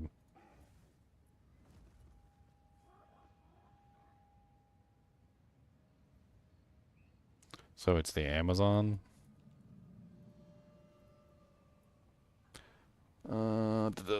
Yes, elemental infusion. When you consume a power charge, when you consume an endurance charge, when you consume a frenzy charge. So you have to consume the charge. So what can you consume endurance charges with? There's apparently some unique gloves that give you rampage that can do it. There's a plate armor, Kingsguard. Because getting the charge is actually pretty easy. I mean, especially if you're utilizing a character that's going to be wielding a shield anyway. I mean, putting Magma Barrier in doesn't even seem like that difficult of a thing. It's also kind of, I need more time. although I didn't really like Magma Barrier when I tried it, it's also kind of not something that you have to trigger deliberately. It could also potentially just happen as a result of you raising your shield to defend yourself in combat, which isn't necessarily, like, you know, a bad thing. It's like whenever you happen to be raising your shield, there's a good chance that you could raise your shield at just the right moment and cause the Magma Barrier effect to occur, which gives you the bonus. Looks like I can only have 3 endurance charges at the moment. Seems to be the cap without actually going into increased endurance charges. I guess I could do a look on the passive tree and see like what other endurance charges are on the list. The War Cry will do it. Infernal Cry consumes them. Not yet. Gives you more power. Empowers the melee attack you perform.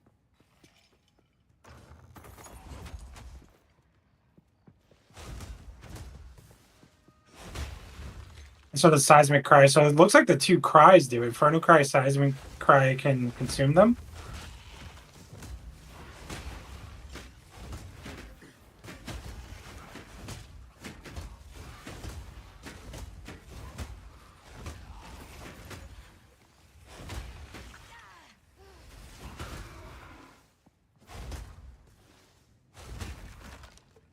I mean, the damage that it's doing is not like terrible at the moment. It feels more like thorns though with the way that it works. I am actually set up for like shield damage at the moment.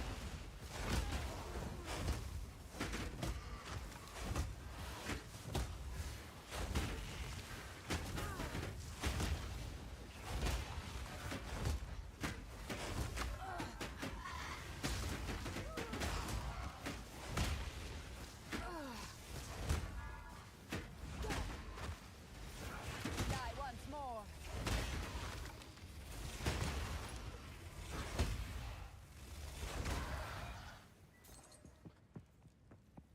Right-clicking my way to victory right now.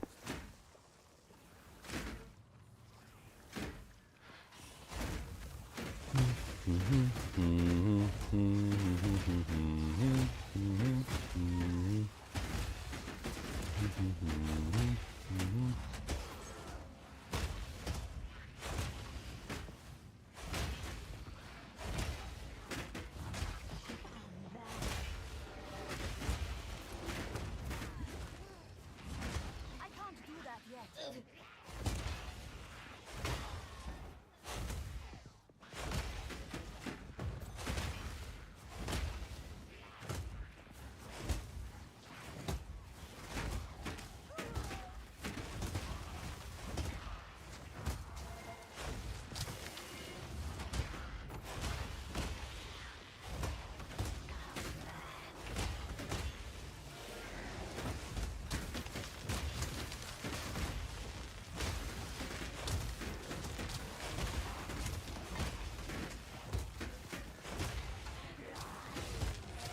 I wonder if this Magma Barrier thing can be affected by perfect timing.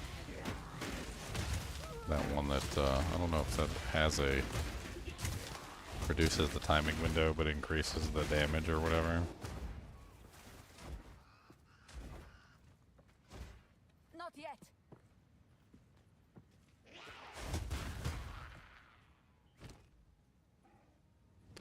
Let's go have a look-see.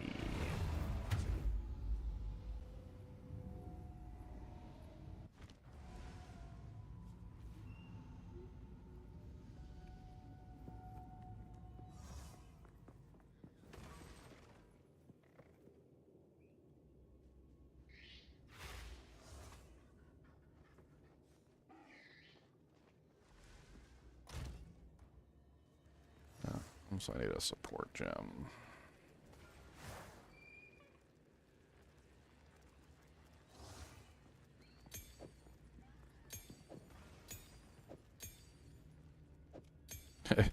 Dude, when I came back, Leon, the stash was like trashed. Like there was no like rhyme or reason to what was going on in the trash and stash anymore. Like it wasn't organized. Like there was no. There was stuff in the wrong places. Like there was skill gems in the support gem section, support gems in the skill gem section. Like shields in the weapon slots. Like it was just it was a. Ugh. Just like real life. Ugh. Like a college dorm. Is this real life or is this fantasy? Your mama is a hoe, that is all I freaking know. What the hell is that one that's like perfect timing? It's the like that window.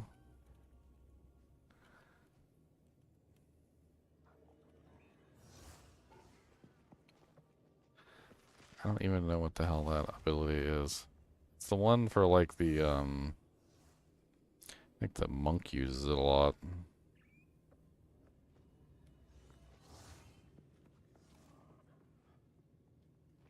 And I can't remember. I don't even know if it works with this skill. Do do do do do do do do do do. Shall we leave my out of this? What's leaving my? We're leaving my? Who's a my? Me my mo minda me my mo may mo me me mo moo mama me mo. Talk about window of opportunity. Is that it? Window of opportunity? I tried typing in WINDOW and it didn't pull anything up, so I guess window of opportunity does not work with this skill. That's probably what it is. Okay, so that doesn't work with this ability then.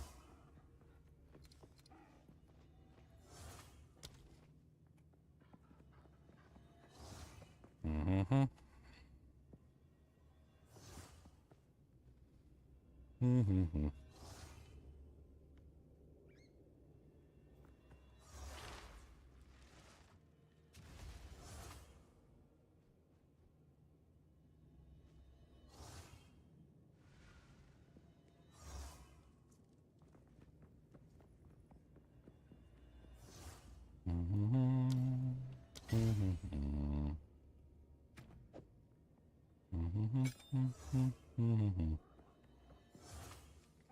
Magma barrier's kinda low level. Maybe we can pump them rookie numbers up. Magma barrier's kinda low level. Maybe we can pump them rookie numbers up. Rookie numbers. Rookie numbers, sir.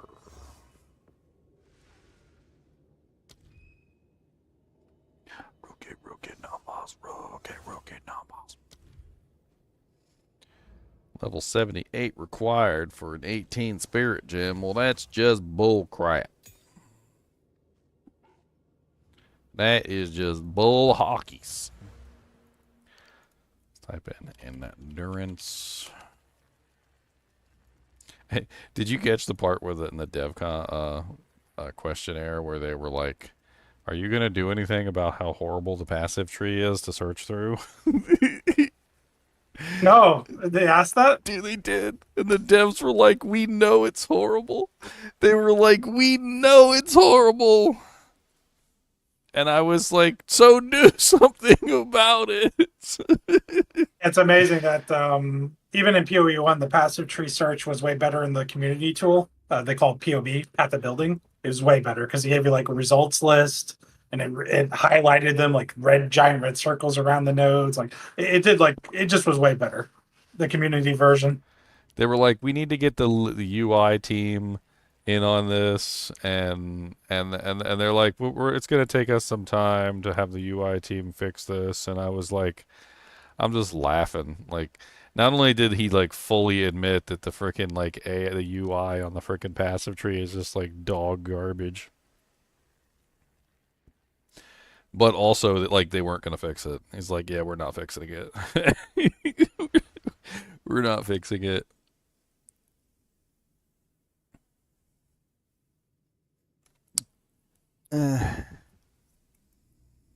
Who needs to fix stuff? You know, don't fix. We don't fix things around here. Okay, we acknowledge that they are broken.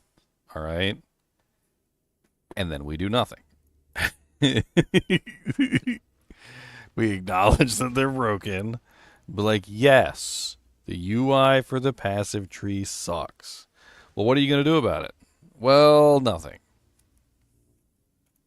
What? Yeah, yeah, we're not doing anything. Right? Nothing. We're doing nothing. Nothing, nothing, nothing, nothing, nothing.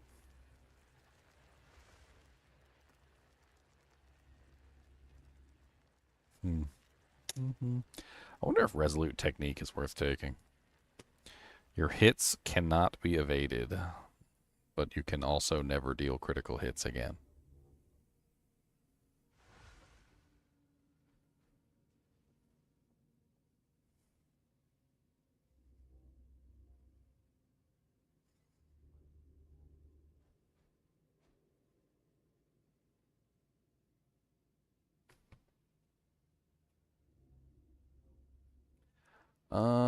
I mean, I don't see anything in the passive tree, obviously. I see some, like, ways to get more endurance charges, and I see some ways to, like, restore health, increase the duration of the charges,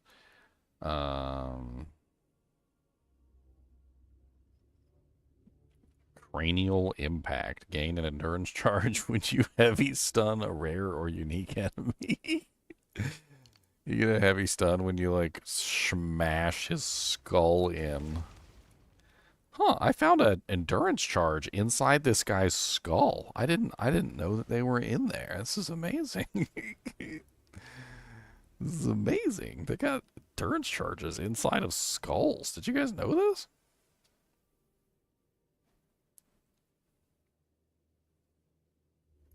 Endurance charges inside of skulls. Inside of skulls. Inside of skulls.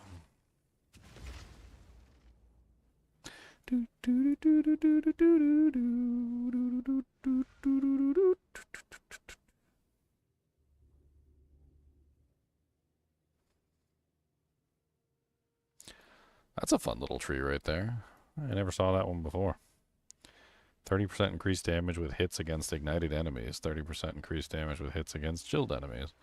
30% increased damage with hits against shocked enemies. It's a nice 90% increased damage against monsters, as long as you got like a shock, a chill, and a burn. Shock and a chill and a burn. Burn, burn, burn, burn.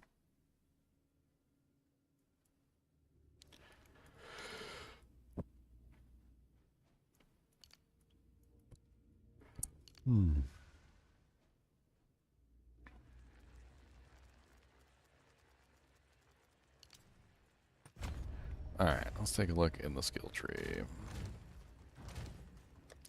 In the skill tree, you can meet your final skills in the skill tree. Let's type in endurance, and absolutely nothing pops up. All gems, endurance. So Infernal Cry and Seismic Cry. Do those actually require a mace in your hand, or can you just use those on any character?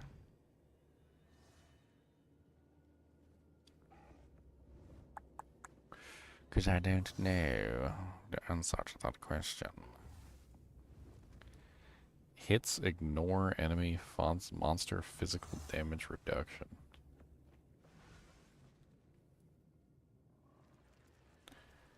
It powers the next melee attack that you perform, plus an additional attack per endurance charge consumed. Empowered attacks gain 25% of damage as fire per 5 power of enemies in range, up to 100%. Or cry radius 4 meters, destabilizes enemies for 8 seconds. Oh no, they're destabilized.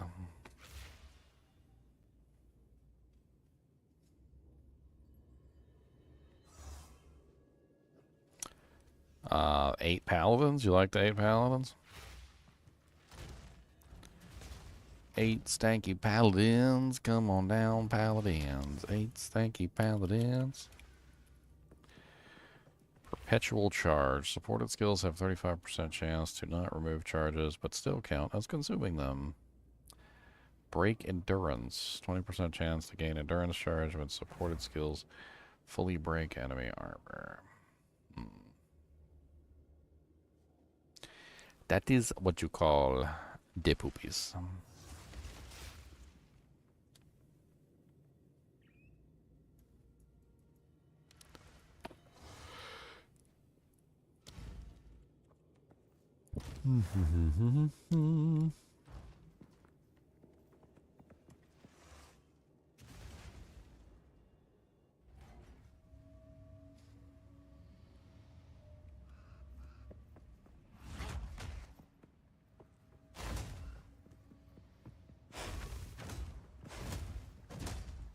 I mean, there's a lot of ways you could potentially take the new character. I mean, I'm assuming that obviously with the parry mechanic, that may be what they designed the character around, but you could probably still use the traditional shield as well. I mean, I don't see any reason why not. So you kind of have your options there between the regular shield, the new parry mechanic, the spear, throwing the spear.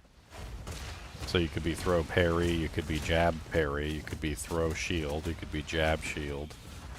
I mean, a lot of different combos there you could potentially come up with.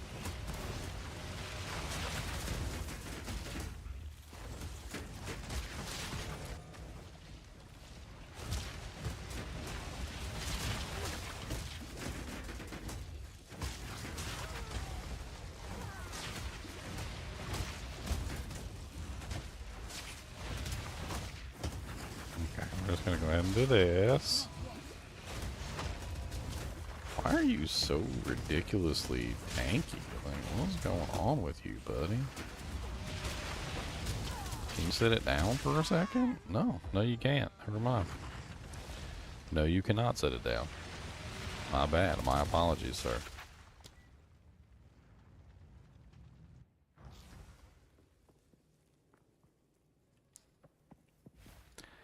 Eight stanky paladins. Is that what you just said? Did you just say 8 stanky paladins? Your mom's a stanky paladin. How about that? Best not do that here. Your mom's a stanky paladin. It is a stanky paladin. It is a stanky paladin. A stanky paladin.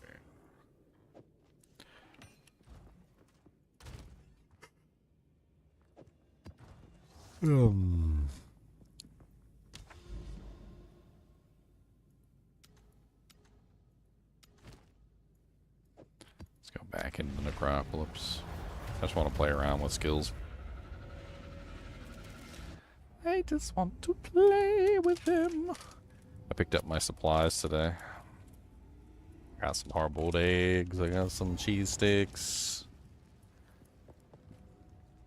I did get one indulgement. This weird thing.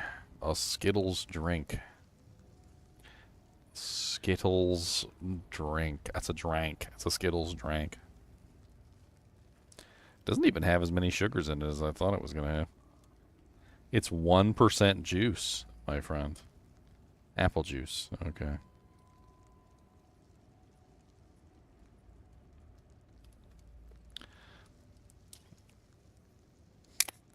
I don't know what this is going to taste like. Probably not Skittles.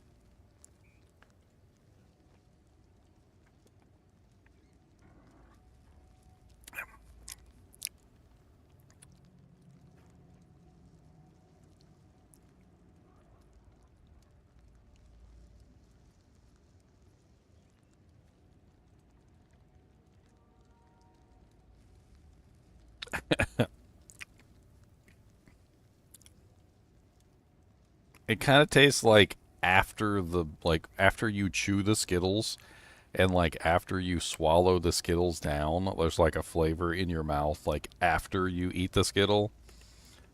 Like not while you're actually chewing the Skittle. It's like the aftertaste of a Skittle. It's like the memory of a Skittle after the Skittle is gone.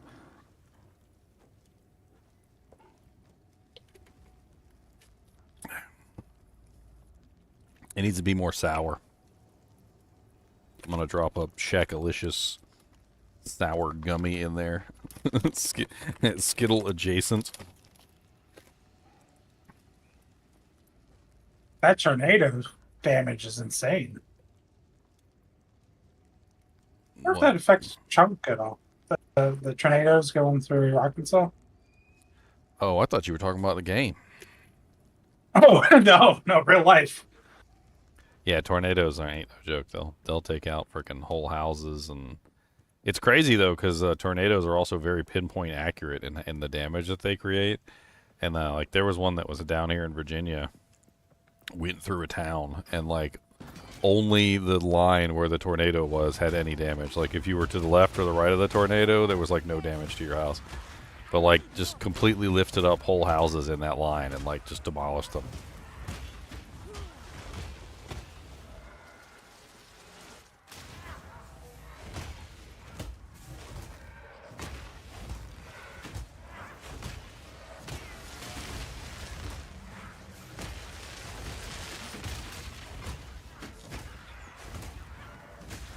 Confirmed 34 dead. 16,000 people without power. Oh, that was an old. I don't know. This looks crazy. Looks like a movie. Yeah, like that movie from back in the day. The Twister movie, remember, with what's her face? Yep. Bill Paxton. I watched the new one the other day. It was on Amazon Prime. Yeah, some people said it wasn't very good. I don't know. I haven't seen it myself. I mean, it's okay for one of those like remakes or sequel. It's kind of a sequel. Like the original one was called Twister. This one's called Twisters. Like as in like plural, but I think it's like a sequel because they referenced the original one. It's okay though. It's not like a horrible sequel for being done so many years later.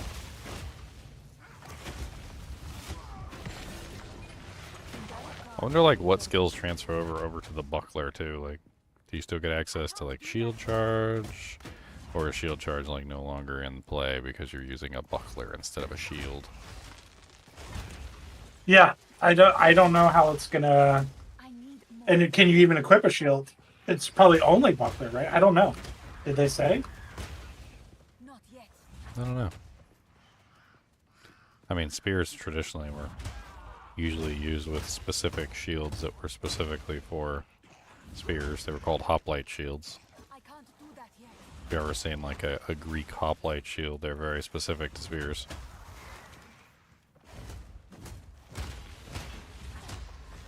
They have like a little notch in them, usually so you can stab without like putting yourself at risk. Of course, they didn't add hoplite shields, they added a buckler, which is something completely different. But like if you look up Hoplite's shield.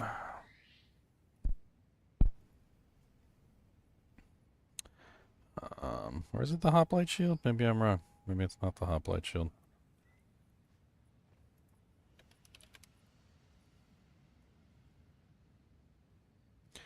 I might be wrong.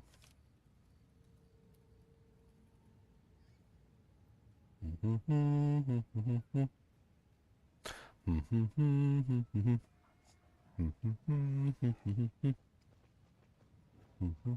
to find out what it's called.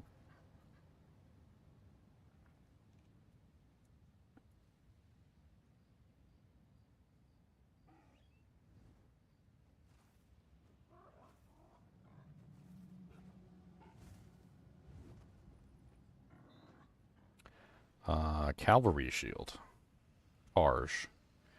Apparently they're called targes. Targes were cavalry shields that had a notch in them, specifically to hold your spear. Either that or your,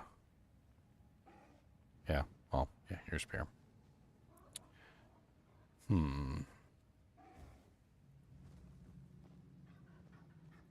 mean, you can use a spear with any shield, but there were shields that were specifically designed for... There were shields that were specifically designed for spears. They usually had, like, a notch in them, specifically. Like this. Like, they would have, like, a little notch in the side of the shield so that you could, like, rest the spear and easily jab from behind the safety of the shield. And, like, there's like, a whole classification of shields that work that way. There's actually a class in Lord of the Rings Online that was, like, designed around it. Like, he had, like, a shield specifically for that purpose, and he was, like, very tanky because he could, like, hide behind the shield while he was attacking. Is that what they had in the Diablo 4 cinematic? When they went down to hell? Yeah. With the Narius? Oh, they Yeah, had those. they had notches. Yeah. They had, like, big old Jongalong shields, huh? Apparently some shields in the medieval days were not meant to be actually wielded, though. Like, I didn't know this, but apparently there were shields that were never actually meant to be used in combat. They were called palisades, I think is the term. And a palisade is basically a shield that you carry with you, and then, like, when you get into combat, you basically just, like, jam it into the ground, and then it becomes like a wall, essentially. It's a mobile wall. You're Yeah, planting it. Yeah, it's basically like a mobile wall. They looked like this. Let me see if I You're can building like a find- mini fortification. Yeah, it's like a fortification that you could carry with you, basically.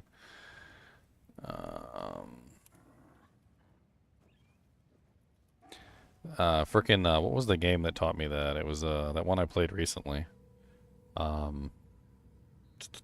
Kingdom Come Deliverance. In Kingdom Come Deliverance, they had a bunch of those shields, like big palisade shields, and they would like walk up with the shield in their hand, and they would have it, and they would be holding it like a regular shield, and then when they got to where they were going, they would just like jam it down into the ground, and it would turn into like a mobile wall. It was really cool. Kind of had like a little thing on the bottom of it too, so it stood up easier.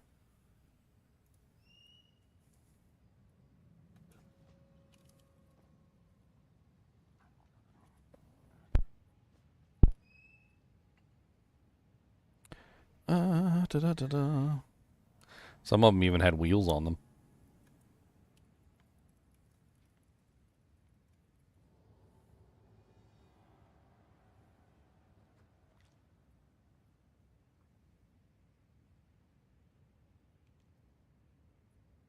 I mean, it makes sense when you think about it.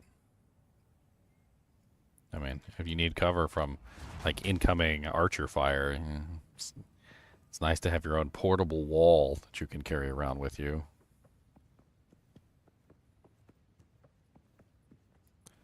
I was wondering, can I buy the PoE2? PoE2 is still technically in beta, John Swartz, so if you have the beta version, that is the correct version. There is no full client as far as I'm aware. There is no release client. We're still in pre 1.0.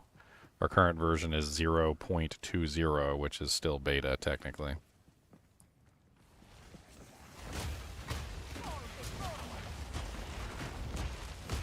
On your account, when you log in, there should be an early access section on the right, and then you click that, and it says if you have access or not.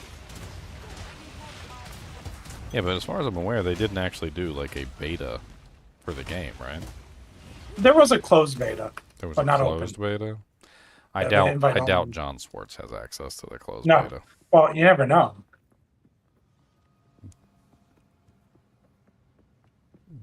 In this particular case, I think I think I know. I think I know. I don't want to like say why I know, but I think I know that he doesn't have access to the closed beta version.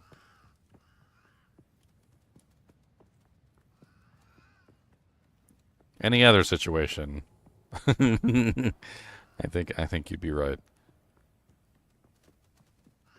But I know John, and I know he doesn't have access to the closed beta version of the client.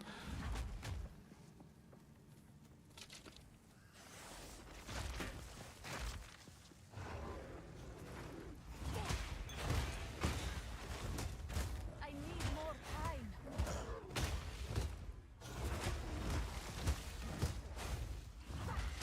Break a sweat. Oh, wow, 2 exalted orbs from that one monster. Seems like they've been playing around with the drop I can't do chance that a little bit too, because I was playing a little bit ever since I came back. I got like 3 orbs of annulment in one day. I think I got like maybe like 2 orbs of annulment like the entire time I was playing before. Yeah, they were extremely rare for no reason. And in my then opinion. and now they seem to be a lot more common. I mean, 3 in one day is a lot. I mean, maybe I just had like a, you know, like a fart in the wind or whatever, like a special day or something, but yeah, it did seem like a little high.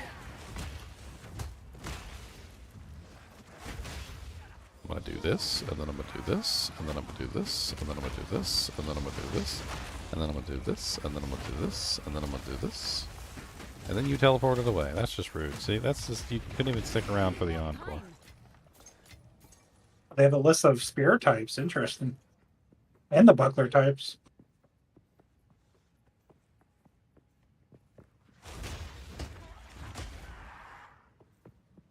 I guess these are new amulets as well. What if they started selling PC games like they're trying to do on the Nintendo Switch? Like, I'm halfway interested in that idea. I don't know why. I don't know why it seems interesting to me, but like, imagine they sold like, I don't know. Let's say you went to the store and they had like a copy of Kingdom Come Deliverance 2, right? And it was on like, they sell it and it comes on like a little tiny like USB thumb drive, like the tiniest little thumb drive you've ever seen in your life. And then like you plug it into your computer and it allows you to play the game as long as you have the thumb drive like plugged into your computer or whatever. And then like if your friend wants to play it, you just hand him the thumb drive. Now he owns the game essentially. And when he plugs it into his computer, now he can play the game. And if you don't have the thumb drive plugged in, you can't play the game. Like I kinda, I hate to say it, but I kinda want that to actually be a thing. Like that would be kind of cool in my opinion. It's better than what we have now. Which is It's more akin to non-transferable. what we used to do. Yeah. Yeah, You used like- to give your friend the game for the weekend. Like, here, take the disc. Like, whatever. Exactly. And if you didn't have the disc, you couldn't play the game. But like in this particular case, like if they did start doing this for PC, I'd be able to transfer games. Like I'd even be able to buy copies and like, you know, mail them out or something, like to, you know, as like prizes or something, instead of having to go through all the really weird stuff. I'm for anything that lets you play, or even movies, like anything that lets you use your entertainment without an online connection. I'm for it. Well, yeah, and that's the other thing that that this would allow, because technically the key to use the game is in the stick. I Like, can't do that yet. technically, you wouldn't need an online connection. Now, you would need an online connection to download the game, although I really don't see why you couldn't just have the game on the little USB stick, because most of them aren't that big. But let's assume that you still needed a connection to download the game. you shouldn't then therefore need the connection to play the game. So at that point, as long as you have the stick and the game is downloaded, you should be able to play the game on whatever computer like the USB drive is plugged into. I don't think it's necessarily a horrible idea for the PC community to like explore, because it would give us back the one thing that we've lost by going full digital, which is transferable ownership of games. And that's one of the things that I love about Last Epoch, because you can't play PoE2, you can't play D4 without being online. Last Epoch has a full offline mode like D2. You can just play that game if you want to play that game. This drink is so sweet. It's like, I don't even understand. It only says it has 32 sugars, and it's only 1 serving per bottle. 32 doesn't even seem like a lot, but this drink tastes like I'm drinking pure sugar water. Like maximum saturation sugar water. Like, I'm going back to my water bottle. Give me some non ultra sugarness.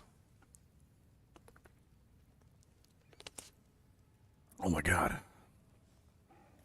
Maybe it's just because I don't eat like sweet foods on a regular basis. Maybe I'm just not used to ridiculous amounts of sugar anymore. You're worried that you messed up, John? I don't think you messed up. I think you're fine.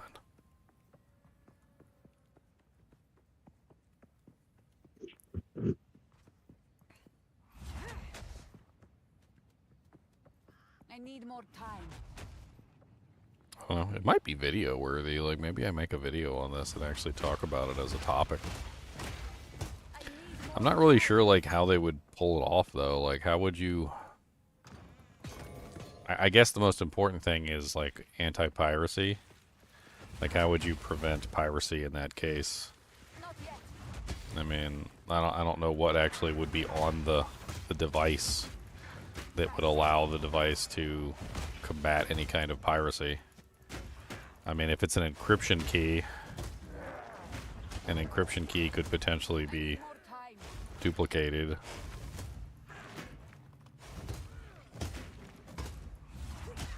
I'm sure they could figure out some way, though. I can't do that yet. Not yet. You know what it could probably end up being? You know those devices, like, I think World of Warcraft was like one of the ones that pioneered selling them. Like the login keys. Remember that you have to like plug into your computer before you can log into your account because people were getting their account stolen all the time? Yeah, the authenticators. The Yeah. physical authenticators. Could be something like that. Could be like a physical authenticator that just simply like enables access or something.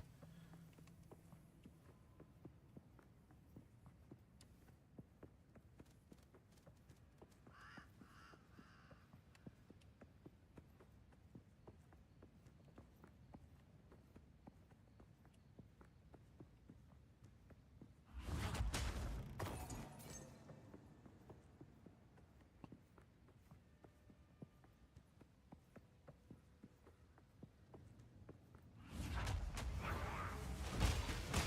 need more time.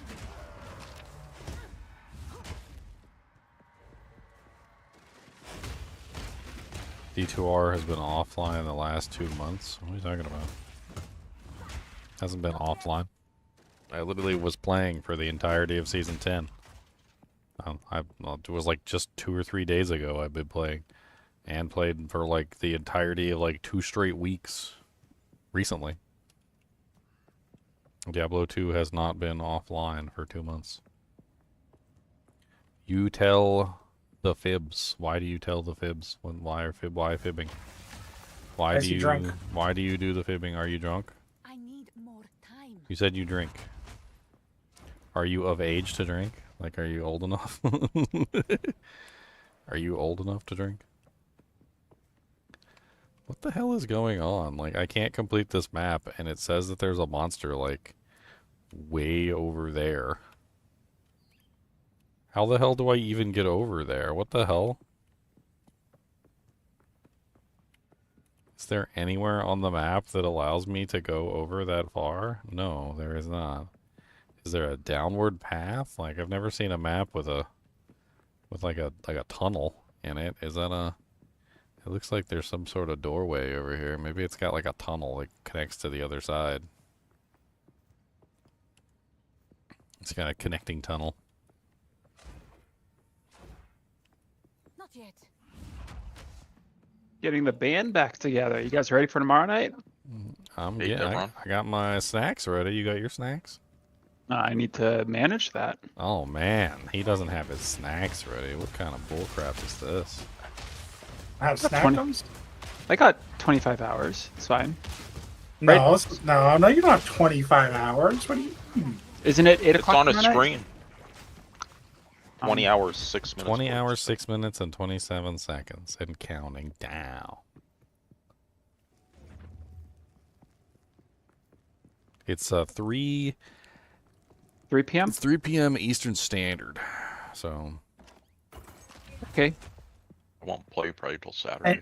And you got to be in queue at least 2 hours before. That won't be a problem.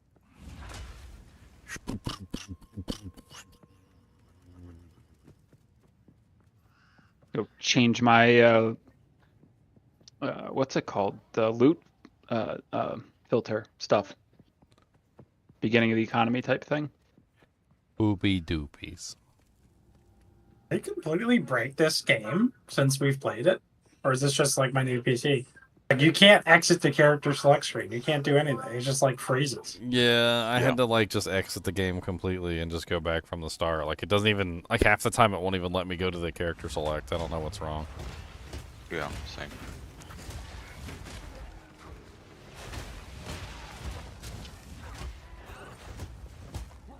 I can't do that yet.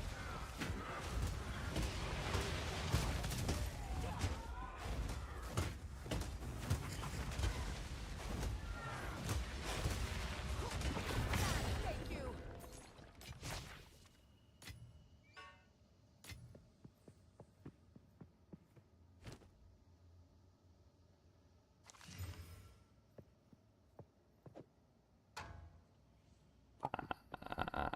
Ba, ba, bum.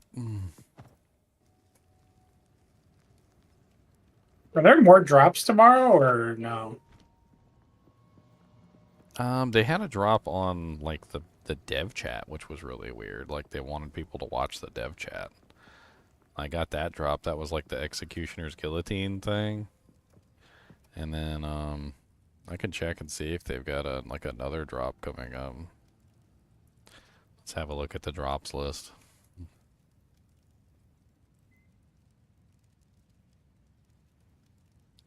Dark and Darker Season 2 update, March 5th to April 2nd. I didn't know Dark and Darker had a Season 2 update. That's a pretty fun game.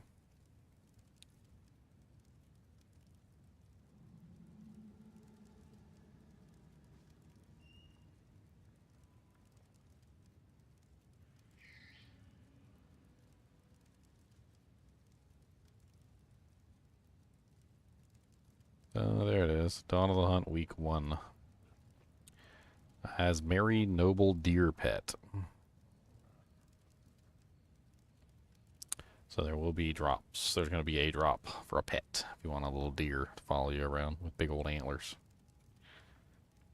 It says watch for 3 hours to claim the deer pet. Is there anything else? It says week 1, so does that mean that there's a second week?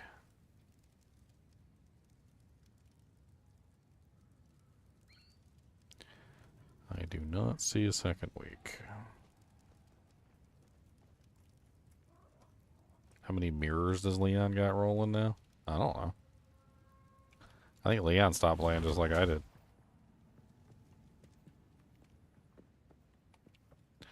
We decided we didn't want to play anymore. Honestly, I had just kind of like exhausted everything there was to do. It was kind of what's the term?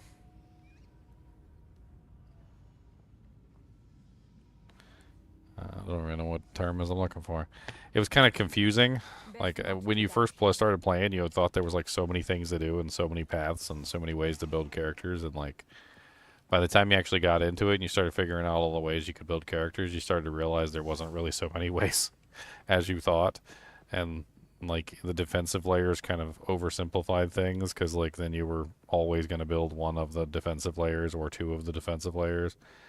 And then like the weapon skills don't cross over in between abilities like some of the spells do, but like by the time you're done, like all your characters ended up being very similar. Like all your frost characters were throwing a frost bomb out for like cold, like resistance drop, and like it was a lot less complicated than I think anyone ever thought it was going to be, which was weird. And so I ended up just like exhausting everything there was to do pretty much. There might have been a couple avenues that I hadn't explored, but I checked out all the skills, I looked at all the stuff, played with what I wanted to play with. Like, I think maybe there might have been like one character maybe I didn't really explore. I think that was like the summoner kind of character. Maybe I'll make a lich. I'll make a lich for the new ascendancy. That'd be kind of fun.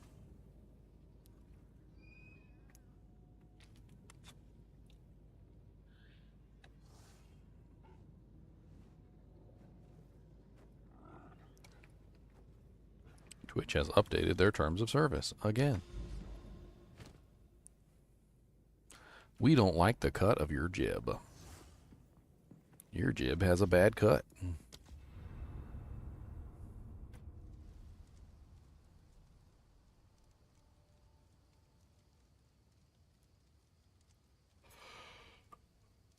Make sure I'm signed into everything I gotta be signed into. What's the folder for the... I can't remember where the loot filters get put. I'm just going to take everything out because I don't want loot filters to begin with. That's the documents folder. Is it documents? Okay. Like documents, my games, Path of Exile 2. Yeah, roger. And that's where the filters are. But you actually don't, like, even if you have filters saved, you don't have to activate them. Like, it's like just a file you select. Oh, that's right. You can just deselect it, right? Yeah. Yeah, you're right. You're right. No use filter. Filters are poopy. No use filters. Filters are poopy. Filters are amazing. They poopies. But you don't have to actually filter it. Filter might be the wrong word. You can use it as a highlighter, as a notifier, like a sound or a different color. Right. You could have like the get over here thing every single time. What's it called? Like Divine's Drop or something like that, right? Like. Yeah. Or you can have a. Tua. I'm just gonna make a ginger one with like really stupid sound effects, like "Doojank." Like when a divine drops, I'll be like, "What in the ham biscuit?"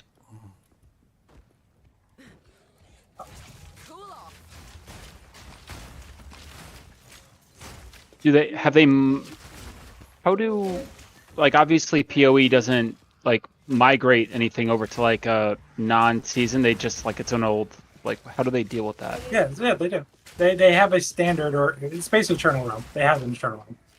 Okay, so everything's been moved over to Standard League, it looks like. So that's why I always call it preseason whenever a game starts. So we just call it preseason, and then when the first season comes out, first season enables the seasonal realm. So the seasonal realm hasn't actually been created yet. So like this new update is going to enable the seasonal realm for the first time. So we're in the right. the so we, like the non-seasonal we did realm. That's right. what we're in right now. We're in that non-seasonal realm. What launched like 2 months or 3, whatever it was the Standard League. Yeah, which is I just call it preseason. So like it's the easiest way to think of it. So like it's preseason and then the first season. So the first season is going to be Dawn of the Hunt. Like they basically stated that they're going to be creating the seasonal realm. All the characters that you have right now are going to stay in the preseason realm. And then the preseason realm gets renamed into, like non-seasonal or non-league or whatever.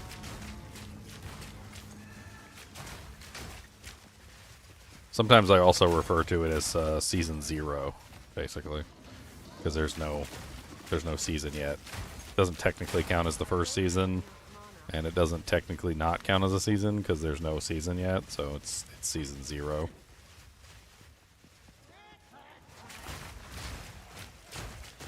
Honestly, sounds to me like the frickin', well, I don't even know what you call it, like the Eternal Realm. The Eternal Realm in this game is just going to be borked. I don't even... Like, they're basically leaving all the bugged items in the game. Like, that's basically what they said in the patch notes. They're like, oh look, we nerfed the crap out of this item, and you can use a divine orb to upgrade, to downgrade it, and but why would you, is literally what it said in the patch notes. It literally said, but why would you? Yep. Like, and the funny thing is like, after years and years and years, like, that item is going to be worth tons of money, because it's going to be a pre-patch item that essentially You can't get it. you literally cannot obtain anymore, so it's always going to be extremely valuable. And as they get like deleted or ruined or destroyed, or like people very stupidly upgrade them to the newest version or something like that, there'll be less and less of them in the economy until eventually like there'll be like a handful of them left worth like way too much money. It'd be just like, like 1.08 Arcane's Valor in like D2 when they updated it and fixed it.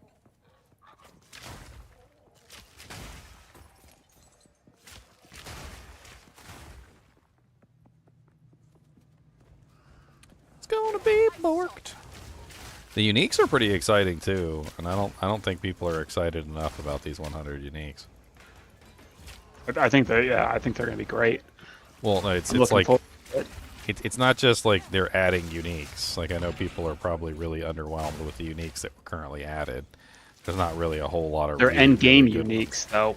Yeah, they specifically stated that the first set of uniques that they added to the game were like the baby uniques, and they didn't mean to do that, but that's basically how it turned out.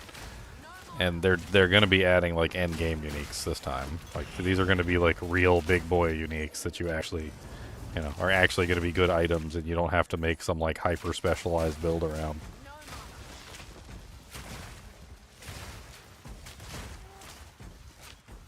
Might actually get excited when you find a unique now, instead of being like, oh, another boar's tusk. Yay.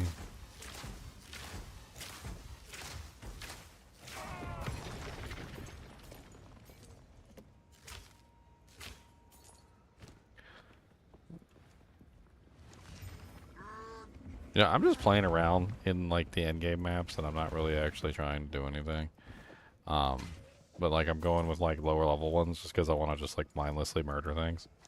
And I'm actually kind of surprised at how many like exalted orbs and chaos orbs and like ridiculous things are dropping as I'm just like running through murdering everything at breakneck speed.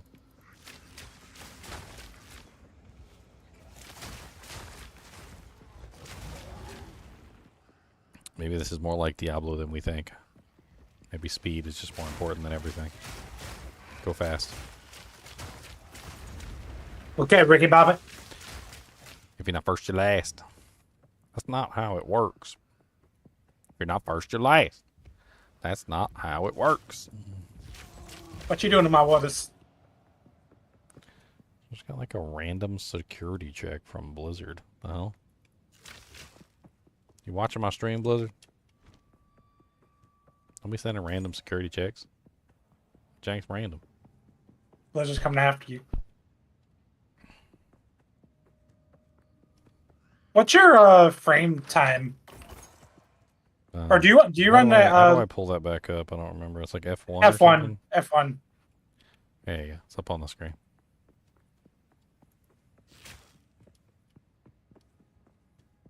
Oh, there it goes. Okay, yeah. You're not running a limit. You're just letting it. Do you have your FPS capped or no? 120 maybe.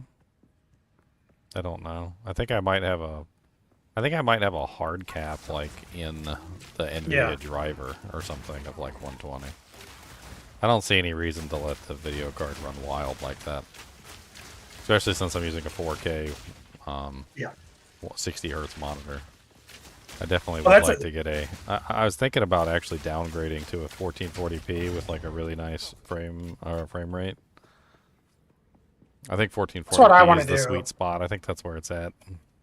Yeah, I want to get the new. I linked a couple of them in the general chat. I want to get one of the new ones coming out. That's like a 500 refresh rate, 1440p OLED. 500 hertz. What? Yeah, because you can play Counter Strike and you can play these games. It works for everything. I thought 300 was the cap on Counter Strike. No, not at all. Or is that CS2 that has a higher cap than 300? Because CSGO had a cap of 300. You type in the FPS 999, like 1000 or whatever. 999 frames.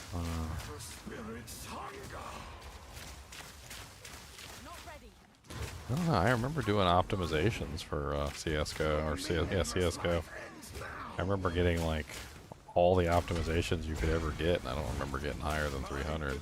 That was like 10 years ago. Yeah, everything is just because I mean back then did even 360 hertz monitors exist? I don't even think 240 existed back then. Like 144 was like the highest. I was using a 144 at that time. But now they're just going to the moon with the refresh rates of the monitors that you want the frames. Like Valorant, I can run 800, 900 frames easily. Yeah, but I mean, the frame rate is less important than input lag. Well, you actually get less frame. You get lower latency frame timings if you have uncapped frame rate usually. And that's what I noticed in both of the games. So what I was using at the time was a VG26 or 274 QE or something like that. It's the one that has the NVIDIA 3D technology. It was capable of like basically like 0 millisecond like response time. It essentially functioned like a CRT monitor for all intents and purposes. And even though it was at 144 hertz, it still functioned like way faster than that because of the response time. Yeah, I mean, that's why I want it was OLED. essentially like having a CRT monitor, but not having a CRT monitor. Actually, might be the best thing, to be honest, because CRTs are just so much faster in the response time. I wonder if they even sell. They even sell like high refresh rate CRT monitors. That'd be funny to look up. Bet you they're expensive as dirt. Like solid gold dirt. Like, why would you even want this?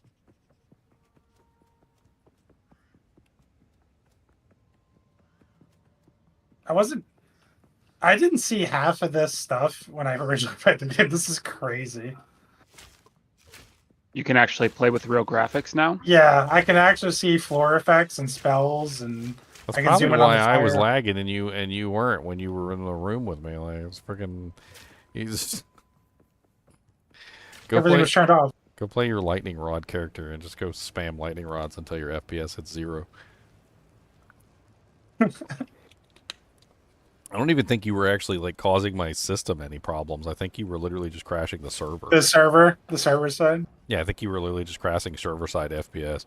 They were talking, devs were talking about that during one of the things. They were like, they're like, we don't necessarily care if you make some overpowered build, but like if you're crashing the server FPS or something, and they were talking about like server side calculations and like how some of the builds were literally just like eating the entire server.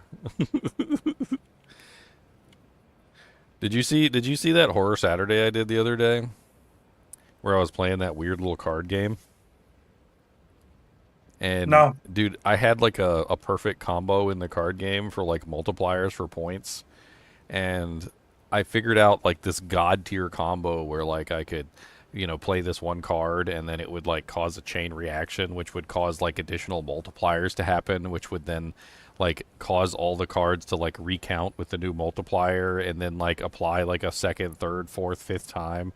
And I got it to the point where literally I had so many multipliers and so many points per time that I clicked on the card that I clicked on the first card and the whole game locked up. And like every like 30 seconds or so, like one frame would generate. And like, dude, my multiplier was like 364,485,235. It was absolutely insane. At one point, like I literally played the combination and the game just locked up. It was eating like 3 GB of RAM and it just kept going up because I forced the game to do so many calculations in the background that it just couldn't even keep up with the freaking gameplay. It was hilarious. I got like a screenshot. Let me pull like a screenshot from the stream of like it dying, because it's really funny to look at because the game is like trying to display the calculations, but I guess like in the background there's just too much stuff going on and it couldn't actually display all the calculations. Let's see here.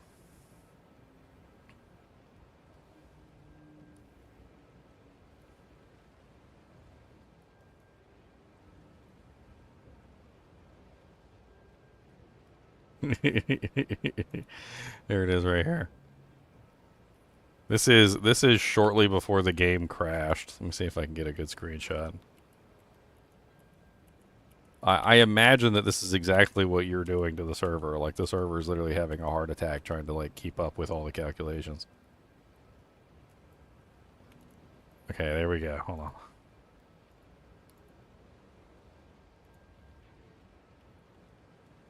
I had like a split second there where I didn't have the task manager up over top of the game.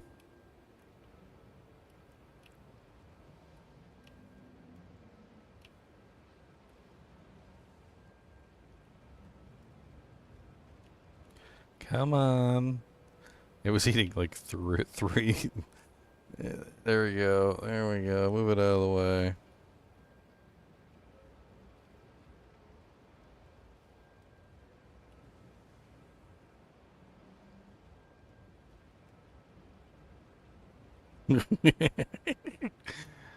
Yeah, here it is. Screenshot that bad boy. This is what my screen looked like shortly before the game crashed, because I kept like feeding so many like calculations into the system. It wasn't even done calculating how much money I was making or how many multipliers I had. It was just still going. Like I literally just sat there and waited, and it kept like sometimes one frame would display for a very short period of time, and then it would just sit there thinking about the next frame. Like I don't even know how much money I was making. Like it literally says 104071167, like, and then it has like another 1040. It's the same number, so I must have hit some sort of like max overflow. Look at my chip stack. Look at how big my chip stack is. It's like here's all your money. Freaking ridiculous. And my multiplier down there, 3. It was this is an 8, so it was 3469038 was my multiplier, and it just kept multiplying the money over and over and over again until the whole game crashed.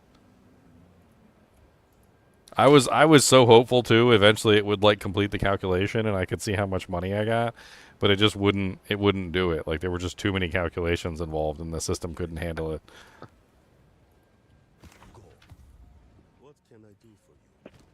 I feel like I won the game though. Like I feel like I won. I was like, I win. All right, like you can't keep up with my calculations, sir.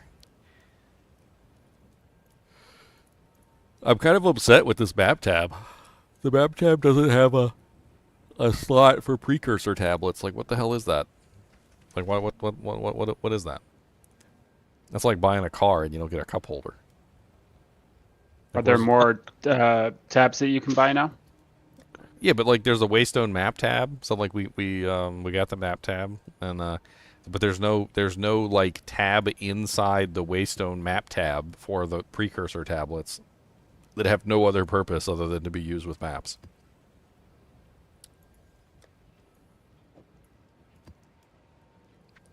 It's like, sure. Just have to shove those somewhere else, I guess. Up your bum hole.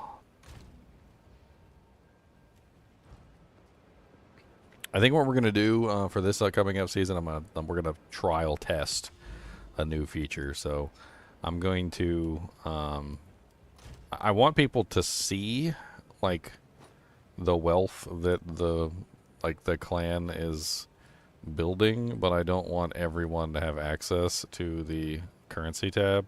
So I think what we're going to do is we're going to make it so only the officers have access to the currency tab. That way you can add in whatever, like, you know, exalts, divines, like whatever into this, and know that they're not just getting like sucked up by randos. You know what I mean? And that way we can hand out stuff as necessary. Like you just get in contact with one of the officers, and we can like dish out items. You know, like obviously not everybody's gonna get divines, but like we can like have like a treasury basically. Like because I think before like we didn't really have a treasury, and I think that's the problem. Also, the runes I think are gonna have to leave the currency tab because now that we have 3 different types of runes for every type of rune, like I don't think there's any way we're gonna be able to keep the runes here. We're going to have a rune tab. In fact, I might as well just like... You said we have to rename the tabs for later, like when they redo the season. But we might as well just have like a whole rune tab at this point, because they're going to make it so that the runes are 3 different types. So there's going to be lesser, normal, and greater runes. So we're going to be like stacking up runes. There's going to be like 1,000 trillion runes in the frickin' stash. I don't know how many exactly there is, like type-wise for runes, especially since they added some new ones. So we're gonna have to like play around with that and see. Do they not stack above 10 unless they're put inside the currency tab? Or is it just you gotta drag them on top of each other? No, they do not stack above 10 if you don't put them inside the currency tab. Well, that's poopy. I guess we probably will need like a whole stash tab dedicated just for the runes then.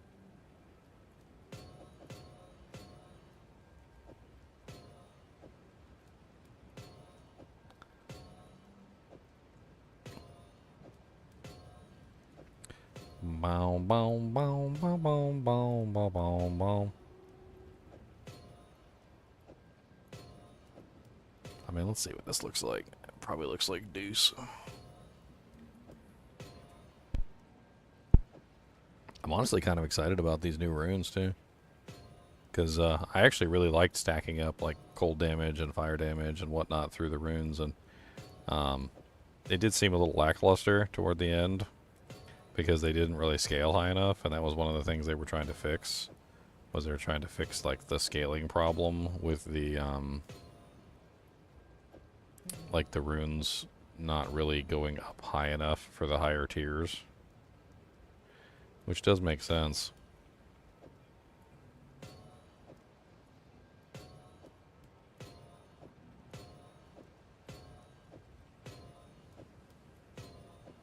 I mean, at a certain point, though, I think the only ones that anybody's going to be interested in are the greater runes, unless there's some type of level requirement on them.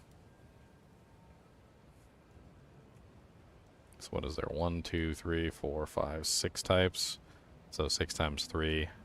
So that's 12, 18. So we got 18. So 1, 2, 3, 4, 5, 6 there.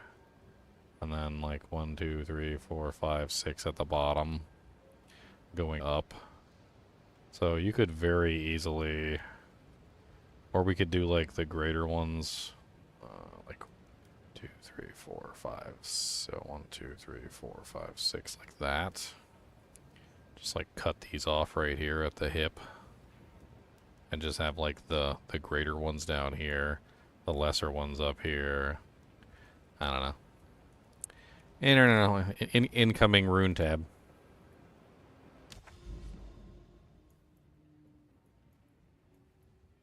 Incoming!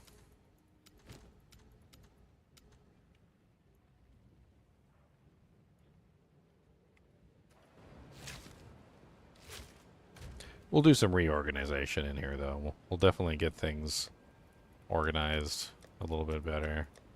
I think we started to form like an understanding of what we needed at one point, and then like figuring out what was flooding into the panel and what wasn't. Eventually getting to the point where we started to realize what the hell was going on. I'm just gonna like take a picture of what we have, just in case they do kind of like rename everything.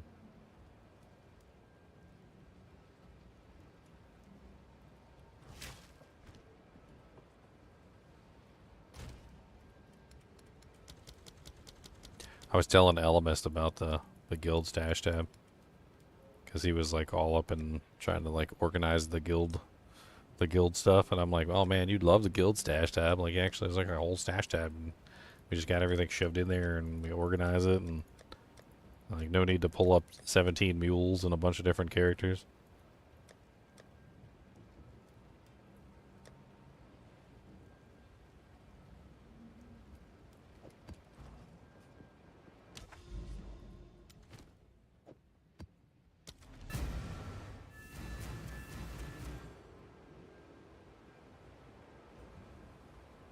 Shorts, huh? Eat my shorts. Uh-oh, we're down to 19 hours, 36 minutes, guys. We're almost there. Time to take one really long nap.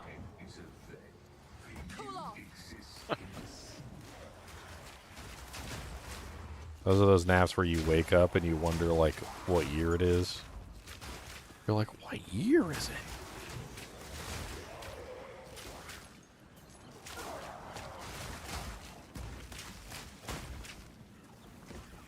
Did you guys ever read that story about the guy who took a nap and went into the past? No.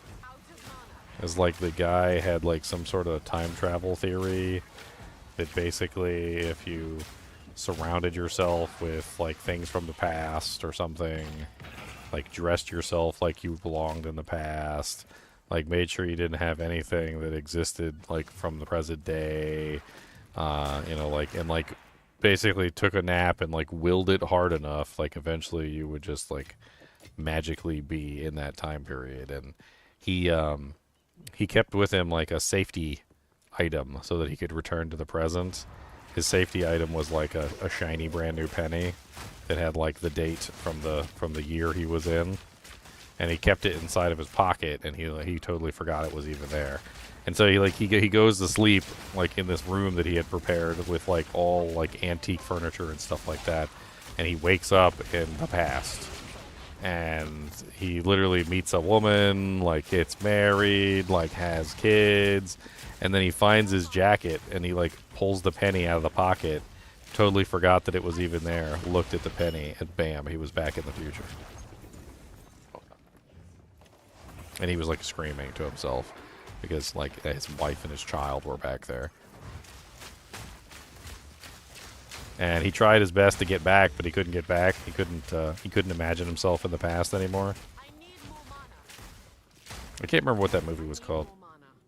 It was a movie, it was a book, it was a I think they even did like a TV series on it.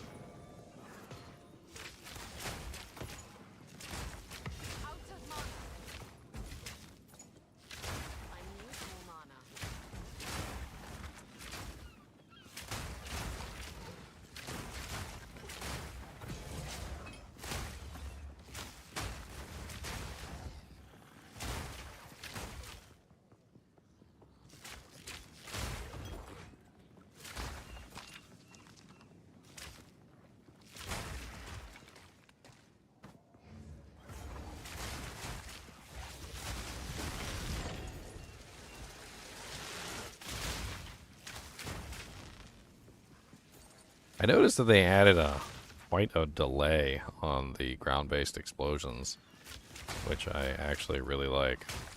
Like when you kill a pack of monsters that has like the ground-based explosions on it, it used to be you had like a fraction of a second to like get out of the explosions before they immediately just annihilated you from the face of the planet.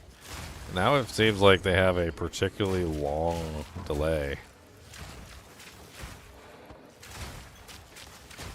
Maybe like 3 seconds or like 4 seconds. I'm not really sure. I'll have to count it next time I kill one of the monsters that has the ground-based explosions. Definitely makes it a lot easier to get out of the explosion before it kills you. Especially when there's like 73 of them. Even the corpse explode, I noticed, has a significantly increased like time of explosion.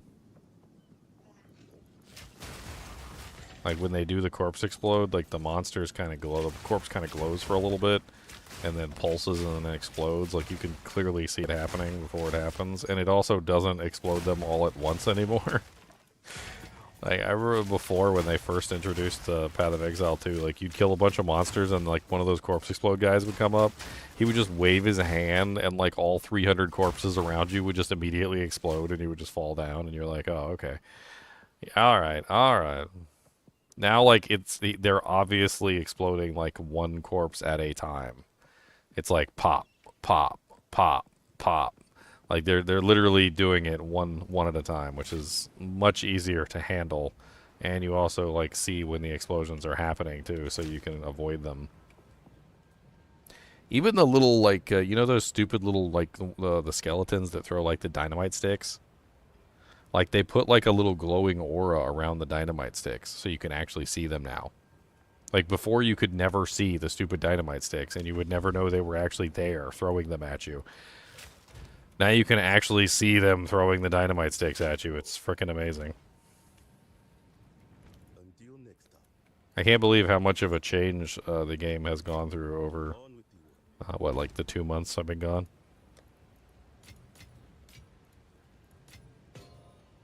It only took 2 months.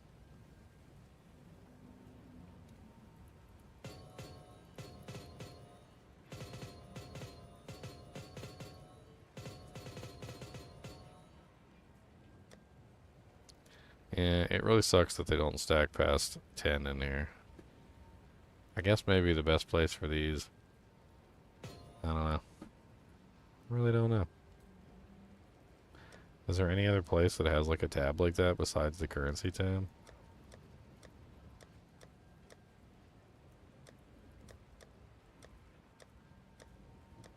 Not really.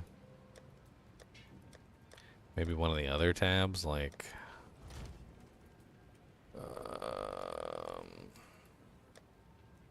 the emotions? No. The essence? The essence has a small one.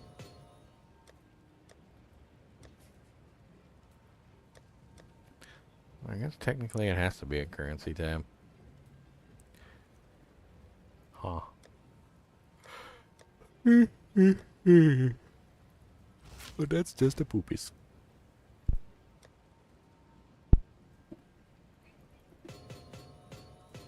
I kept all my tabs the same when I logged on to the SSF character. Nice and clean. Clean, clean, clean. Dang it.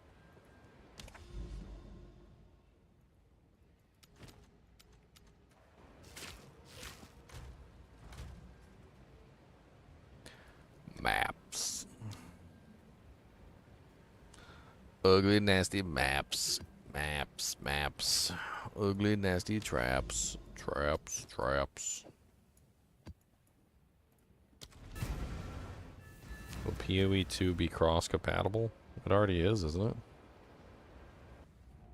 Pretty sure everybody can play with everybody at this point.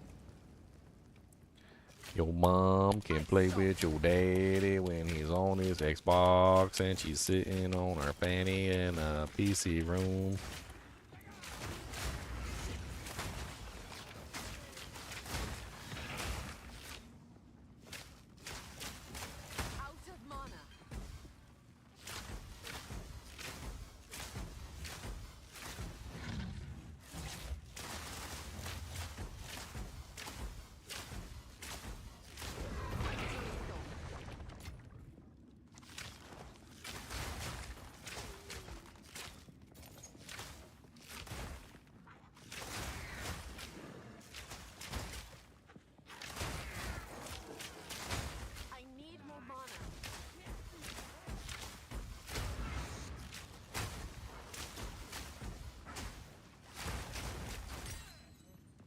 Uncut support gem, level 1 and level 2.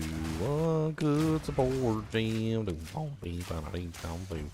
We're gonna need a lot of support gems, I know that much. If they added 100 new ones with all the ones that are currently in the game, we're going to need every single support gem we can get.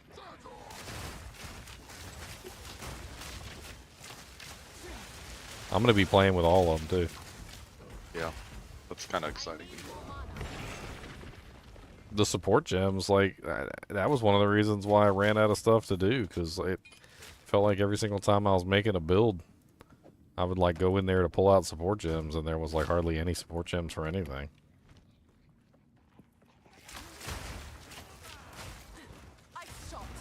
I'm like, alright, what can I do with this ability? Alright, let's see.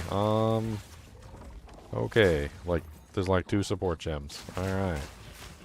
Well, this is what it looks like.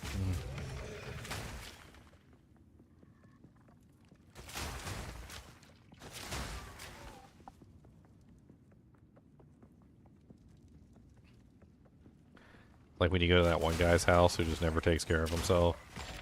You open up the fridge, get something to eat, and there's like a beer and like a pack of government cheese in there. That's like all you got to work with. He doesn't even got any bread.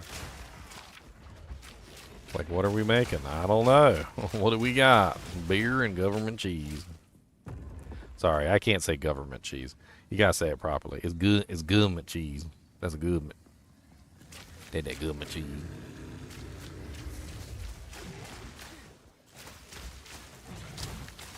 I remember one time my sister had WIC, women in crisis, and like you're only able to purchase like certain items on WIC. It's changed significantly since like when it first came out, but like when she had it, like you had to go to the store and you could only get like certain items, like plain rice checks, and like one of the things that you got was like the government cheese, and it was just like the worst cheese.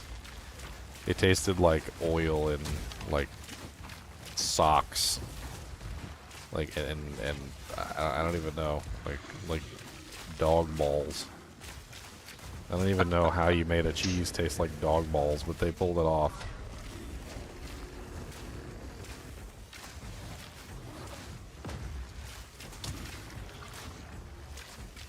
I was like, well, you can keep that. I'm not eating the dog ball cheese.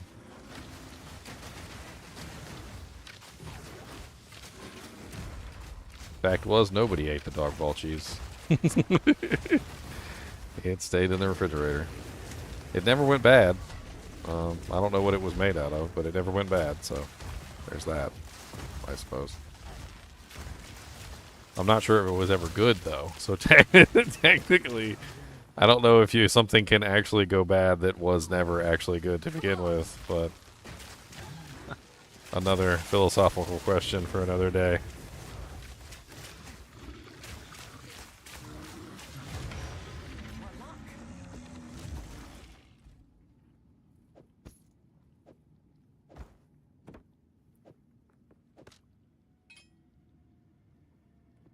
Oh, Like, what the hell is this even made of? Like, well, first you got to get some squirrels. And their teats are real small, so you got to get some special hardware. You're not milking the squirrels? Yeah, we're milking squirrels. Come on. you milk me? Government cheese. For the government You cheese. got to milk them squirrels for that government cheese. That's milk. Okay, we're making some milk. Now with vitamin R. It's nutty.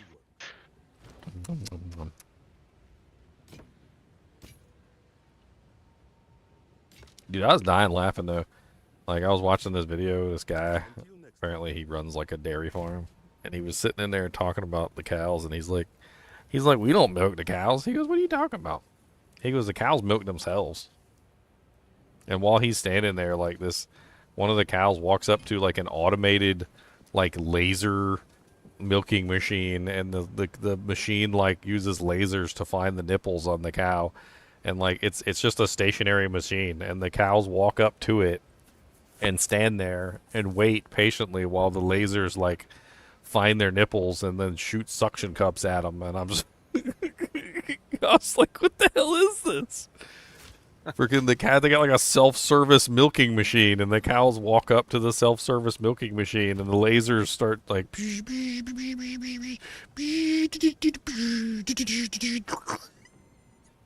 There's even like that whistling sound as it like latches on.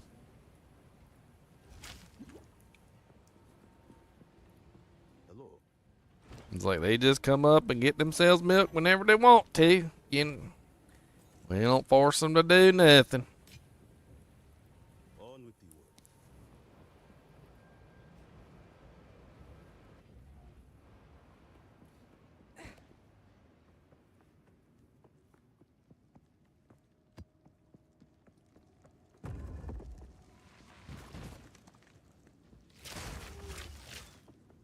I got addicted to watching those videos where they fix like cow hooves and stuff. Ever watch any of those? Where they got like the guy, he like puts the cow hoof up on the thing and he like trims it and puts the glue on it in the places where it's cracking, and like if one of their hooves is going bad, they put like a I can't even remember, like a shoe. They put like a plastic shoe on one side so like their weight distributes to the other side instead or something. It's pretty crazy. It's a fall down the rabbit hole, the YouTube rabbit hole. I fell down that rabbit hole for a while. Just watching them fixing hooves. It's kind of addictive, actually. I think there's something innate about humans. We like to see things that are broken get repaired. I think we just like to see things that are broken get repaired. No matter how disgusting it is, even if it's like a pimple or something. Like it's like, okay, there's a nasty pimple. All right, let's get that thing popped. Let's get it cleaned out. Let's get it bandaged. Let's see what that thing looks like when it's fixed up all nice. Look at that. Smooth, clean skin. No scar. Like, we did that.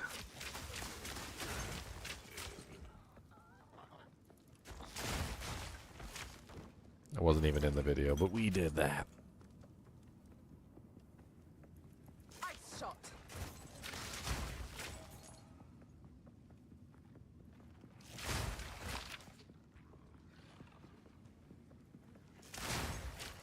Yeah, Dr. Pimple Popper. The pimples, like, I like watching the thing. I do. I'm one of those morbid people. I like watching it.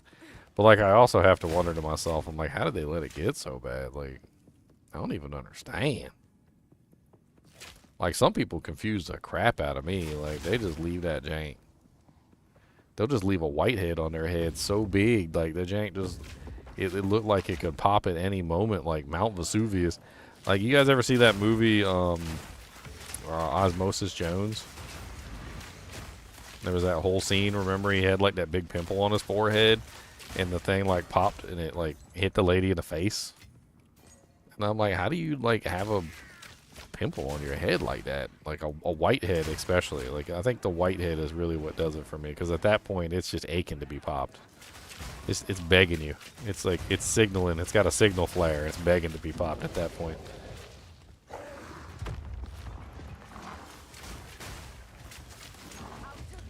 Saying, please, stop me.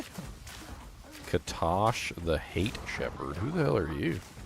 Why does it look like you got like a boss name on you? And you got a special icon on the map too. I ain't never seen you before. Got the corrupted guy, one of the corrupted bosses. I don't know. It says Katosh the Hate Shepherd. He's definitely got like a boss style name. That's for sure. Siphons flask charges.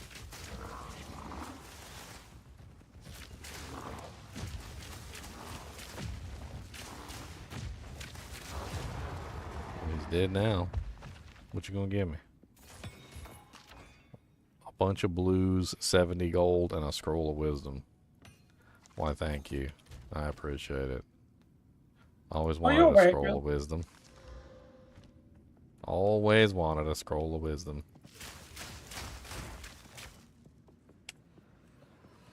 One little scroll of wisdom, that is what you get. One little scroll of wisdom, look at his tits.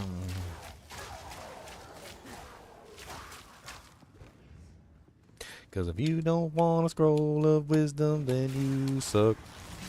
Scroll of wisdom help you identify stuff. And if you don't got a scroll, then you can't identify nothing. Until you get to Act 2 and Act 1 and you rescue the stupid stranger.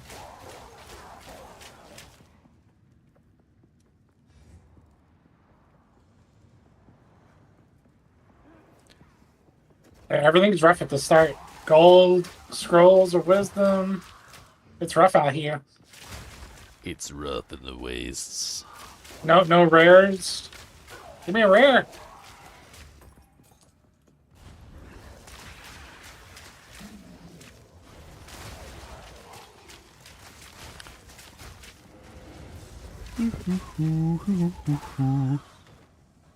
Got 2 support gems already.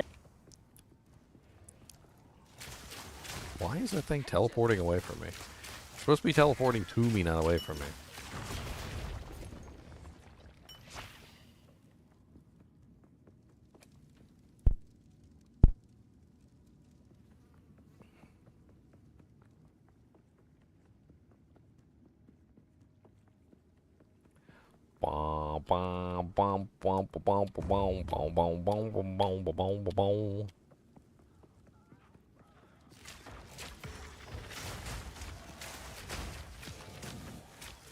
One glacial root.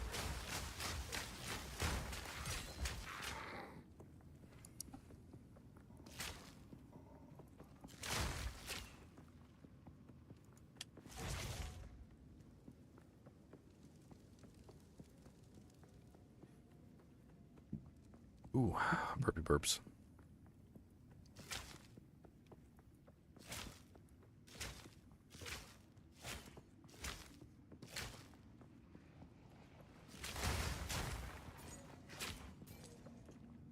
Accuracy rating is going to actually be a good thing on the Amazon. It's going to be nice. Yeah, I noticed that there was a couple like accuracy related things, and then also you could they nerfed both the accuracy stat things though. It's unfortunate. I mean, they're still there and they're still useful, but the one where you get like attack speed for accuracy and the other one where you get dex for accuracy or attack speed for dex. They nerfed them both. They nerfed both of them, nerfed them both.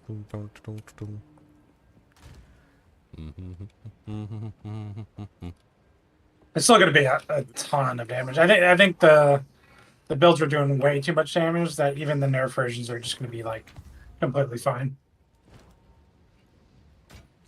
I mean, I agree. I think that like all the normal builds were fine. I think the bugged builds were ridiculous. It was actually a question they posed, and then one of the devs kind of laughed. Somebody was like, "What about my such and such warrior build or whatever? Is it gonna be fine from the nerfs?" And he's like, "Oh, you mean like that normal build that didn't exploit any of the stuff that was being exploited?" And they're like, "Yeah." And he's like, "Well, since." He's like, it's going to be exactly the same as it was before. He's like, if you weren't exploiting a bunch of stuff, then it doesn't change. What do you know?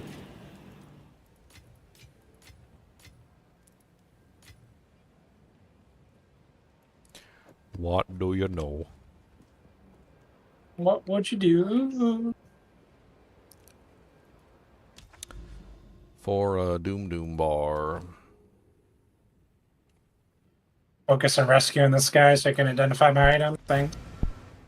Oh yeah, they said towers can have all the stuff in it now. They were Yeah. talking about like expeditions and rituals and like they said the towers, because the towers could never have any of that stuff in it. Now you can actually have that stuff in the towers. That sounds cool. Yeah, the towers are just going to be way better because not only are you doing less of them, but they're basically just like a nice, unique, kind of specialized map. And bosses they're and not mechanics. all the same exact map as the ones that we've been doing like 1,000 times before. Yeah, I actually like all the tower maps that they put into the game. They're all nice.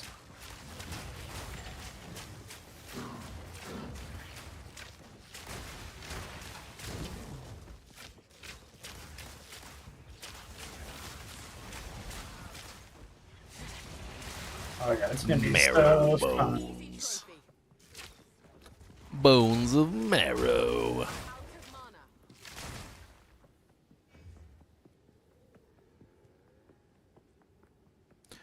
Boom, boom, boom, boom, boom, boom. Yeah, I think I'm definitely gonna do like the twisters. I want to try them out. It's gonna be. I'll test them out. See if I like them. Play with them from day one.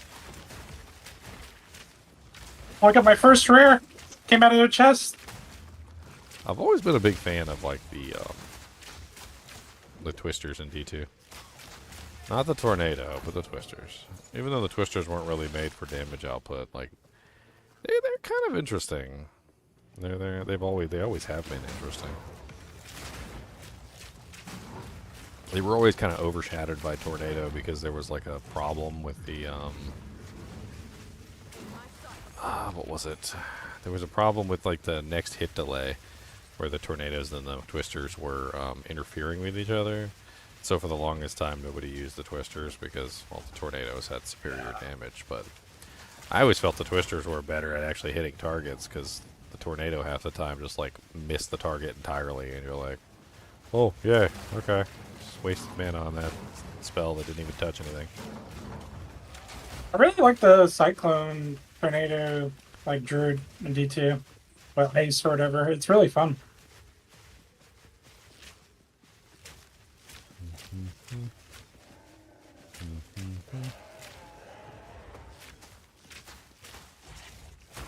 Die. Evil monster die. Evil monsters, evil monster, evil monsters, evil monster die.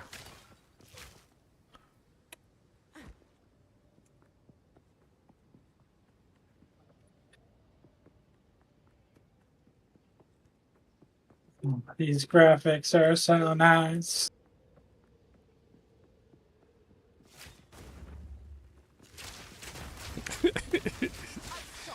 You remind me of them freaking people that like. I remember back when I was first playing Counter-Strike. This was like ages ago. We used to call them Knuckle Breakers.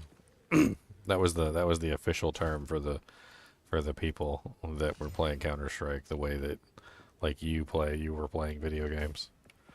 Knuckle Breakers were people who had like really bad computers, and so they were playing on like you know how most people were playing like old games, maybe like 800 by 600, like 1024 by 768. Yeah. Like Knuckle Breakers were playing at like 240 by 120p. Like they were literally playing at like the lowest resolution they could play with like the worst graphics. Like it was so bad, I don't even know how they played it.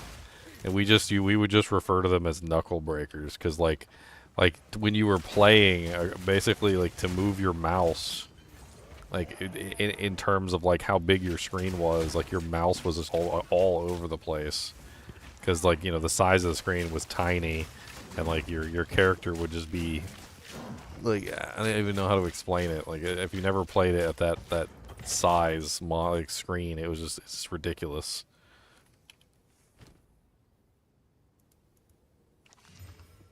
I think the term came from like people with cars that would play with like drive with really tiny steering wheels. I think if you look for like Knuckle Breaker steering wheel,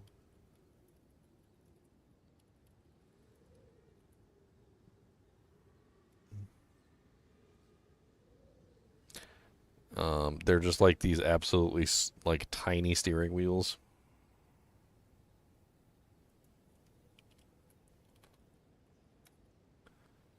Bum, bum, bum, bum, bum, bum, bum, bum, bum, bum.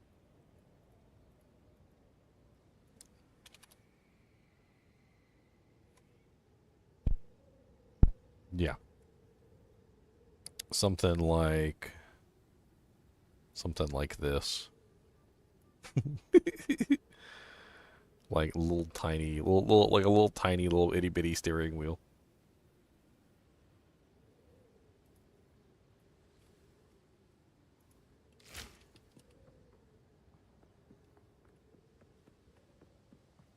Womp womp womp womp.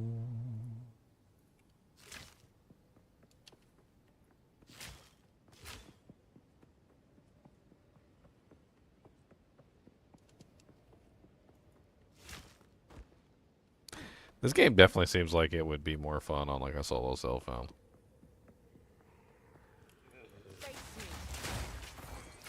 I think trading does kind of like ruin this game almost completely. It makes it so easy to get GG builds.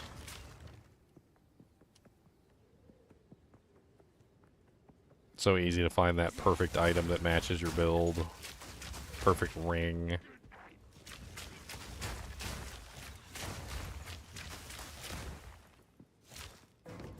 Probably be a lot more fun just to do like a solo self-found account at some point. Especially since the game seems to be designed more towards solo play anyway.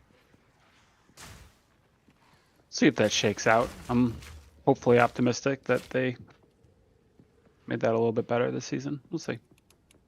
Oh, I'm still gonna try and group up with you guys. I'm hoping that it works better.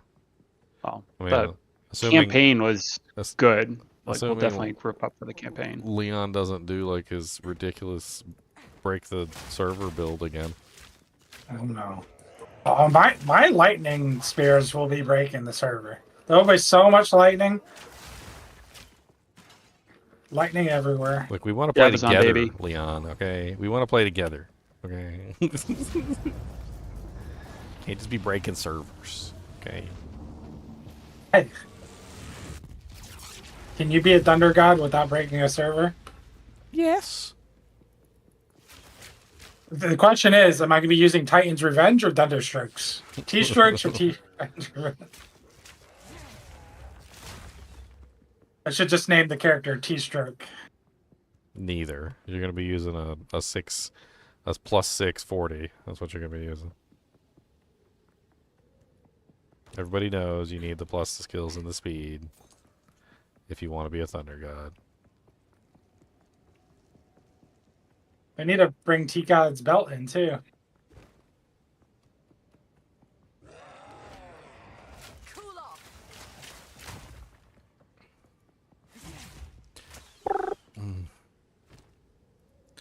Portal is to down. I mean, they definitely made at least the earlier tiers a lot easier to manage and, like, just play and not be super annoying. It looks like toward the end tiers it's still going to be annoying, though, because, you know, they're still reducing the total number of deaths once you get to the higher tiers to 1. At least you'll still be able to go back to frickin' town and, like sell your loot without burning all the portals. I mean, that's one thing. Oh, they made that change? Yeah, so you no longer burn a portal when you go back to town just to like sell loot or put stuff in your stash. Well, that's good. So that's a very positive change.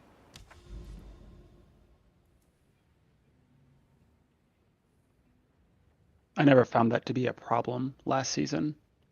I only found it to be a problem when I would get bombarded with trade requests. Oh, yeah. Because I like to go back to town and drop loot. So I might burn like 2 to 3 portals. You got like 6 portals total, right? You burn 1 immediately, and I would burn like 2 to 3 portals, like bringing loot back sometimes. And then, like at that point, you've burned 1, you burned 2 more, so that's 3, and you've only got 3 portals left. And if you get like 3 trade requests in that time period, you burn the last portal, and you're just like, I literally would roll my eyes sometimes, like when I would get into a freaking run, and somebody would immediately hit me with a trade request. Like I hadn't even killed anything yet. Like I would literally just walk into the portal, immediately hit with a trade request, and I'm just like, oh my god! Start punching things. It's like I didn't even get to kill a monster yet.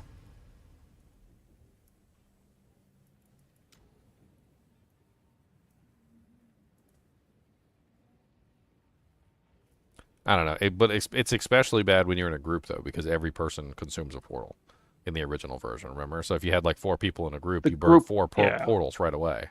So you only had 2 portals to go back to town with. Yeah, with the group play, which we didn't do very much of just because it wasn't enjoyable. It's totally not enjoyable. Hopefully it is much better. It seems like the on-death effects are definitely better. I mean, obviously getting more than 1 death inside of a run is a hell of a lot better. The deaths being separate is a hell of a lot better. Being able to use the portals infinitely to go back to town to like store away loot, and that's also way better. You feel less restricted.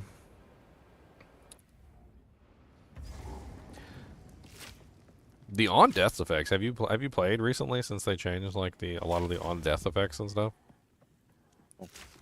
No. Because they're definitely better. Like you should hop in and like play around with some of the on death effects because there's like a delay on them now. They're much more obvious. Like the ones that were really well hidden are and like hard to see have like a little aura on them so you can actually see where they are. Like, you know those little skeleton guys that would just throw dynamite at you? You know what I'm talking about? Like, they would just sit in the back and they would just quietly throw sticks of dynamite at you. And the dynamite sticks were, like, next to invisible. You couldn't even see them, pretty much. And then they would just, you know, explode underneath your feet and you wouldn't even know that they were there. Especially if you had, like, a whole pack of them and they were all chucking dynamite. Yeah, the dynamite sticks, each individual stick has, like, a small glowing like sphere around it so that it's obvious where the stick has landed so that you're not like guessing where the dynamite sticks landed. There were certain maps, like I wouldn't say on every map, but there were certain maps that they were in where you literally could not see the dynamite. Like they would throw the stick and you're just like, where did it go? Where did it go?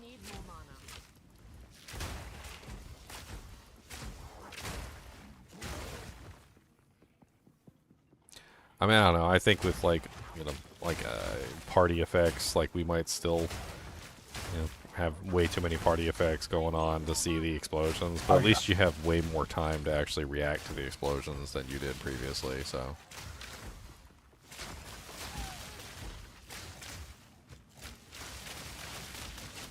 It's gonna get crazy with the minions.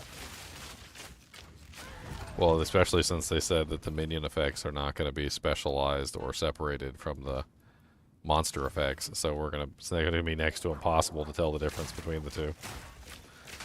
So nobody get a minion that has like explosions or volatile crags or purple boogers, or because you'll be dodging purple boogers for days. And if you get complacent and you don't dodge purple boogers, then a monster comes up that has them and you'll die to them and you'll be like, oh.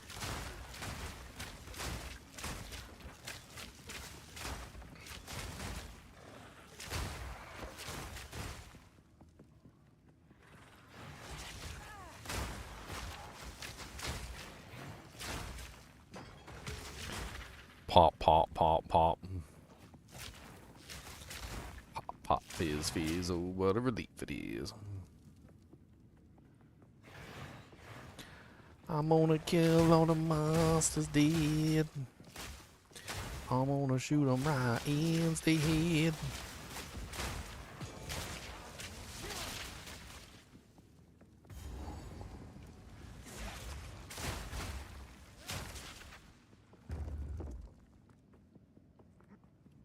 I think this time though, like I want a character that's got like really good boss killing potential.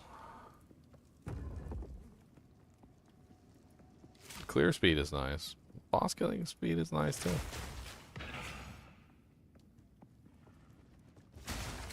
Like this character is great at clear speed. She's not so great at boss killing speed.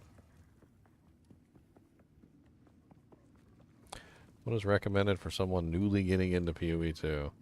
I mean, honestly, you just got to play the game and really, like, figure things out.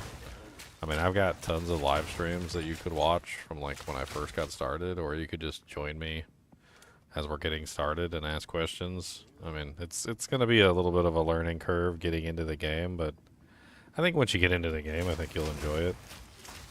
There's definitely an enjoyable side to the game. And they're working to fix things. I mean, as much as I talk smack, you know, like I had fun playing for like 30 straight days, so obviously there was something there to enjoy. And that's like freaking 8 to 12 hours a day, like every single day for like 12, like, you know, 31 days. So some pretty heavy gameplay. from a normal person's perspective who might only have like, you know, like say maybe like 10 hours a week or something, or maybe like 20 hours a week to put into the game. I mean, that's going to be a lot longer for you. Yep. I think I stopped playing after like 500 or 600 hours, and it's a lot of content still to come in this game. I still got like 500 plus hours out of it. I mean, like making an average of 12. I'm pretty sure I put in more than 12 hours a day on most days. But let's say an average of 12 hours a day times 31 days. That was 372 hours, which I know I exceeded that, but like that's at least 372 hours that I put into the game during the first 31 days.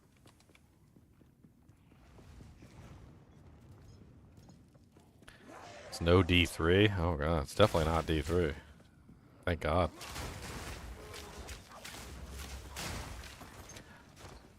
I mean, there is a little bit of an argument you could make that some of those like endgame, like crazy broken builds are sort of D3-ish.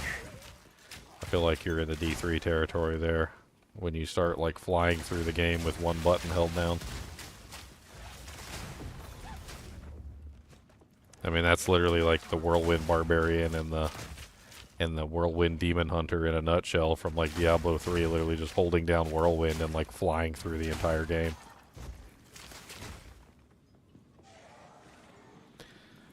But I mean, it seems like the developers are trying to get that stuff under control. In the dev question video, they actually got asked that question. They were like, what are you gonna do about these builds that are, you know, like bugged and like, you know, flying through the game? And they're like, well, there's always gonna be builds like that.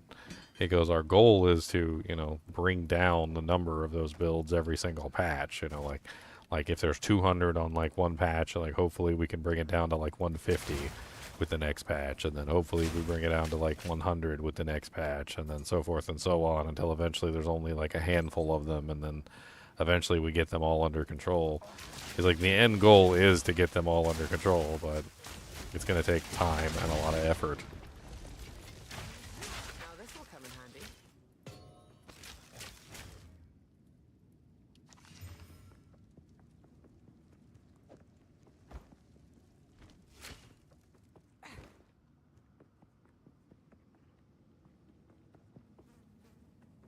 Ugh, don't make pride. Don't make that poopy weapon. Poopy pride. Poopy. Poopy weapon. Poopy. Poopy doopy is poopy doopy weapon. Poopy doopy.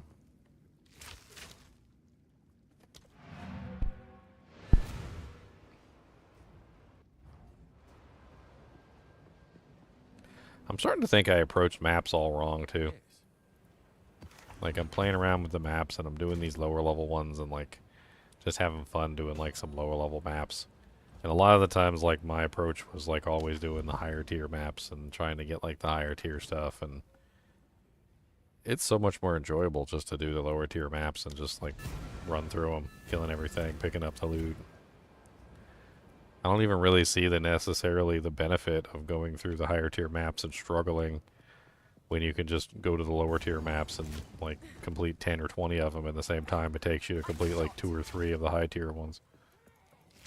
If that's the ratio, you shouldn't be doing that. That's the truth of it, because you'll farm way more gear, way more items, way more things within the lower tier maps, which will make your character stronger to do the higher tier maps. So you can do that at the same time. Basically it's like torments. Like, what torment is your character really capable of farming? Yeah, but you can struggle through torment 4. But with torments, there's a real, like, you know, like tangible increase, like in the amount of, you know, like EXP that you get for your glyphs, like per torment. So you try to do higher torments because you want to get faster glyph leveling or whatever. I mean, you can go the slow route, but like, I don't see necessarily the bonus from going, like say for instance you wanted to go to like tier 15 immediately. I just don't see the benefit of it? Like, what's the benefit of going to tier 15 immediately, even if you can?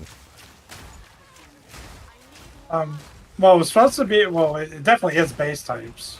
You definitely get the higher tier base types, like the expert bases. I mean, you And still get then- expert bases even in tier 1. You just get lower level Depends expert on- bases. Yeah, exactly. Depends which item. Ugh, corrupting shrine. All items dropped are corrupted. Click off. I mean, it seems like picking a tier where you can comfortably fly through them seems to be better than going to a higher tier and struggling. Like, especially even in drops, because like the sheer quantity of drops that you get increases by a massive degree. Even like breaches and stuff like that. Like because I was playing around with like breach in a low level like one, and I was absolutely demolishing the breach, and I was actually doing it like good in there, as opposed to like you try like a tier 15 breach and you're like freaking struggling for air, like you're stuck underneath the water and you're like trying to pop up for a breath of fresh air. You're like,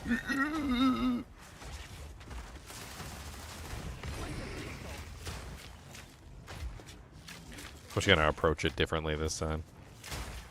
With the exception of EXP, like, I think that might be the only, like, factor. Like, it's if you want to level up. Because the lower level ones, obviously the monsters are too low level to actually give you EXP. Right. Yep. Did anybody actually, like, figure out the formula behind that anyway? Like, is it, like, +5, -5 or something like that? Like, once you're, like, 5 levels above the monster, like, they don't give you any more EXP? Or is it, like, 10, or...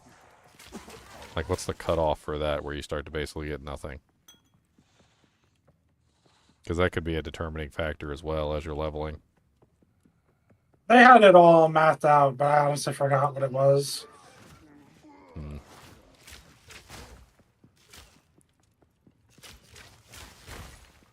Generally, though, you want to be under the monster's level by a couple levels, but if you're over by a couple levels, it's not horrible.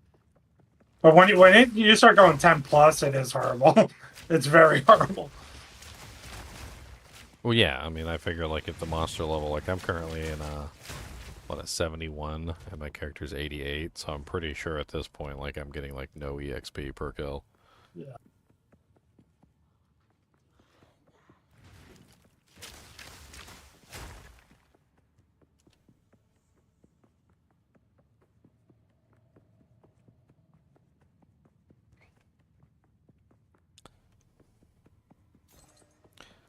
No pride. No pride. No pride, Harry. Don't do it.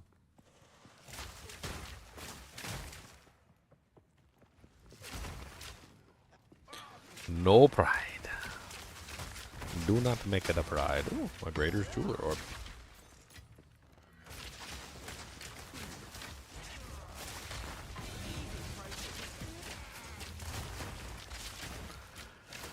Greatest jeweler, greatest jeweler. Oh yeah, you're gonna have to like completely recalibrate your brain, by the way, Devron, because Devron's not in here anymore. But like they completely redid the magic find. Like the magic find on everything has been lowered. Like all sources of magic find got lowered. The rare modifiers, like the magic find on items, like everything. I'm not even sure, like what was a good pair of magic find boots or whatever, like 40% or something.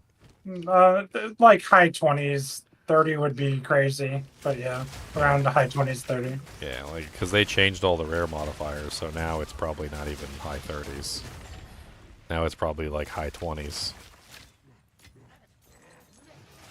Is like crazy, and probably like 10 to 15 is like the normal. They went through and passed over all of the frickin' magic find modifiers from all the items and changed everything. Rares, unique items. They even just deleted the soul core. Wasn't that literally the soul core that Lobo was farming, like yep. to make his currency? So that entire like method of making currency is gone.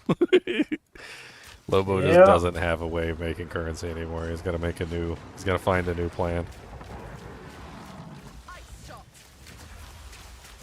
Somebody ping Lobo and get his buddy in here too. I know he's playing the next season.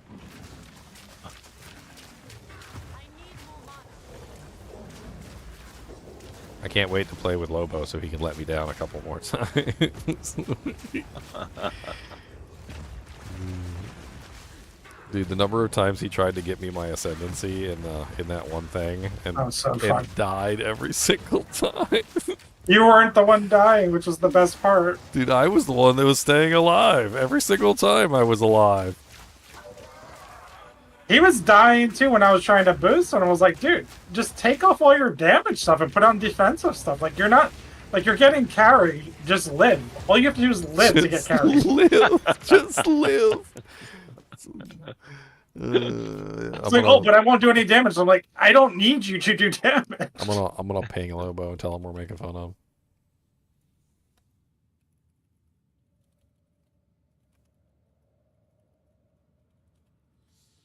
Like, no, but I need my ascendancy points to get more defense. I'm like, well, just take out your damage ascendancy point temporarily and put in the defensive ascendancy, and then you'll get your ascendancy points that you can put back in.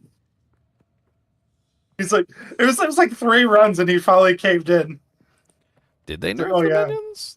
I didn't think they nerfed the minions. Was there a minion nerf? I read the entire patch notes yesterday. I don't remember seeing a minion nerf. A couple of summary videos, they said they were slightly nerfed, but not majorly. Wasn't there like a bunch of buffs for them as well, though? Like I remember reading a bunch of buffs in there. Like there was something about like the minions getting energy shield, and there was like another one. There was also like something about like them taking away the skeletal skill, the raised skeleton skill, because it was never meant to be a skill or something. And so now you can like put it on the wand and like put gems because it was supposed to be on the scepter. I remember that. Like, and maybe some people are upset they took away the raised skeletal skill and put it on the scepter because it's supposed to be attached to the scepter. I could have sworn there was a couple buffs in there for the summons.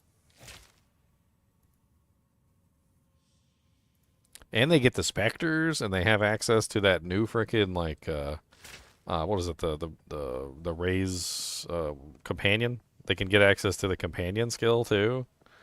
And they have that new support gem that basically makes it so they can have like one really big summon.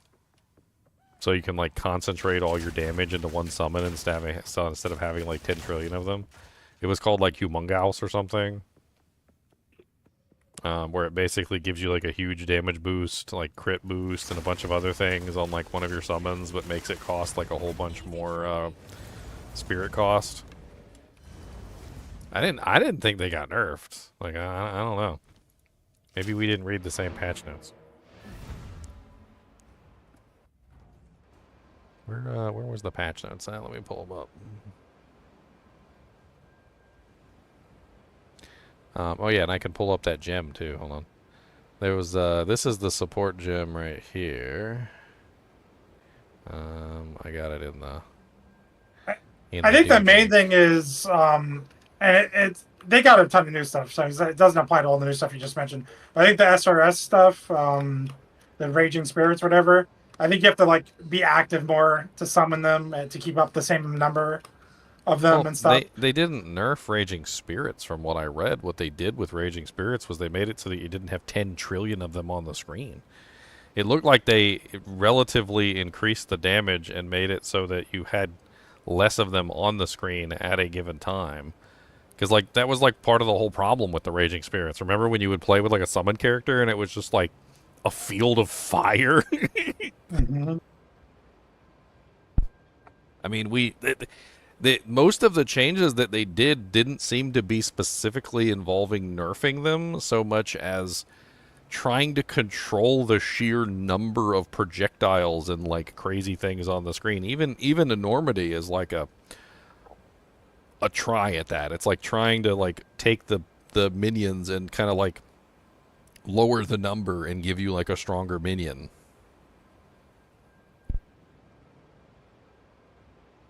No, minions are eating good this patch. They'll be just fine. So this is the enormity ability. It supports a skill which summons persistent minions. Supported minions are larger, have more life, deal more damage, but cost significantly more spirit. Minions from the supported skills have 20% increased size. Minions from the supported skills have 20% more damage. And minions from the supported skills have 20% more maximum life, with a 130 reservation multiplier. This seems like really good for the summons. And then like the Raging Spirit thing, like if you want to ever play with another player, like if you want to actually like do any kind of multiplayer whatsoever, you got to get yourself off the Raging Spirit train. Nobody wants to play with you if you're doing the Raging Spirit build. We can't see the floor. We can't see our face. We can't see our character. We can't see the monsters. Okay, we can't see anything. We can't even see you. Like, I was playing with God, what was his name? He needs to get on here too. He was doing the summoner, and I played with him for just a little while, and man, I couldn't see anything. I was like, which ones are the monsters? Like, what is going on right now? Where are you? I don't even know where I am. Where am I at? Like, I'm at the center of the screen, and somehow I still can't find myself on the center of the screen. I'm like, where even am I? And then I died, because, you know, there was an explosion that I didn't see. The Hellhound is useless with the new patch. What did they do to the Hellhound? Oh, there's the grenades, the new grenades. Oh, I just killed the guy.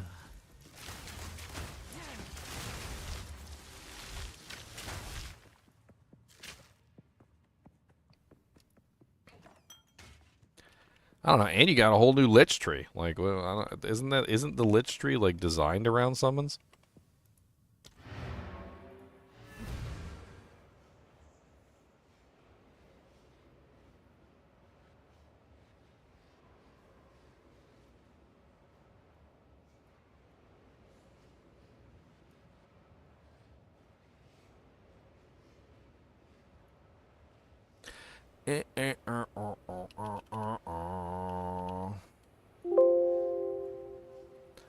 The Hellhound Ascendancy passive skill no longer causes 20% of the damage from hits to be taken from your Hellhound's life before you.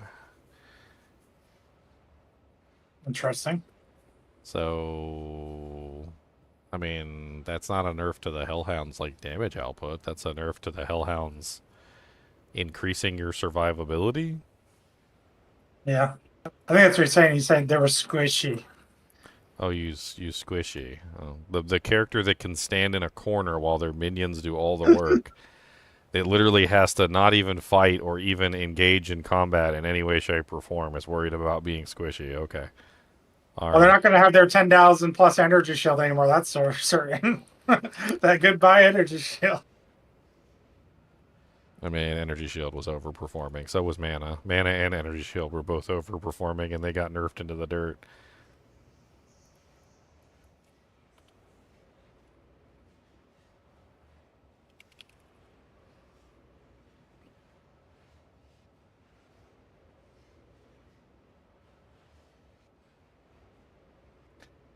I mean, they seem to address a lot of the spam, like the stuff that was spamming the screen, and that's basically all I saw.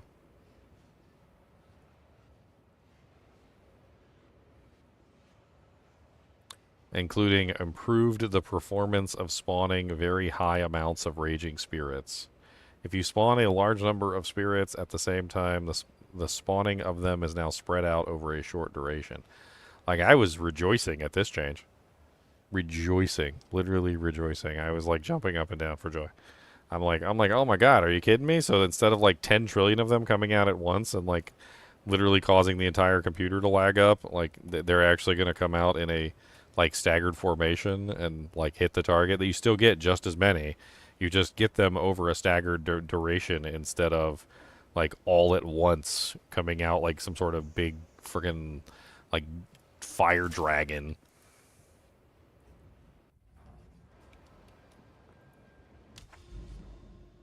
You basically just can't be as lazy as you were. Get off the laziness. You got to press the buttons, man. They want to drink their coffee while they're playing, okay? Okay, Duck. Yeah, Where are you, Duck? where's Duck at? We need the Duck in here to like defend the point of view of drinking coffee. He's like, I'm upset. I can't drink coffee while I play my summoner anymore.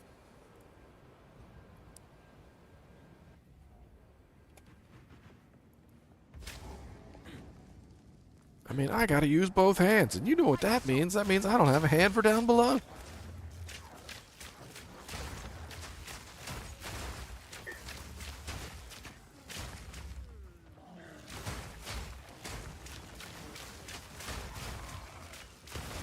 out of mana.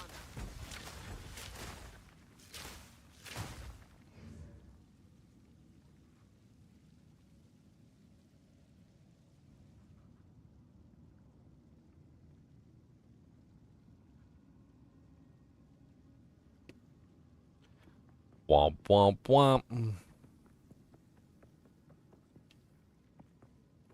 You know, this is the first time I've been in here, in this area. What is this area called? Slick.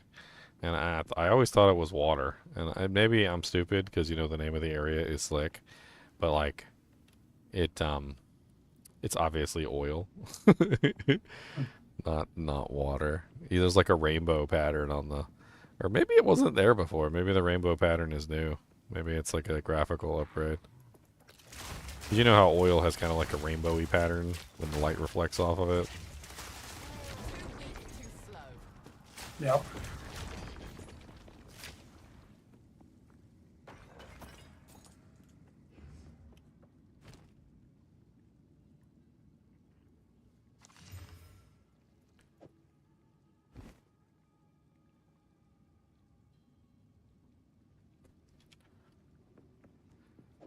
Wah wah wah wah wah wah wah wah.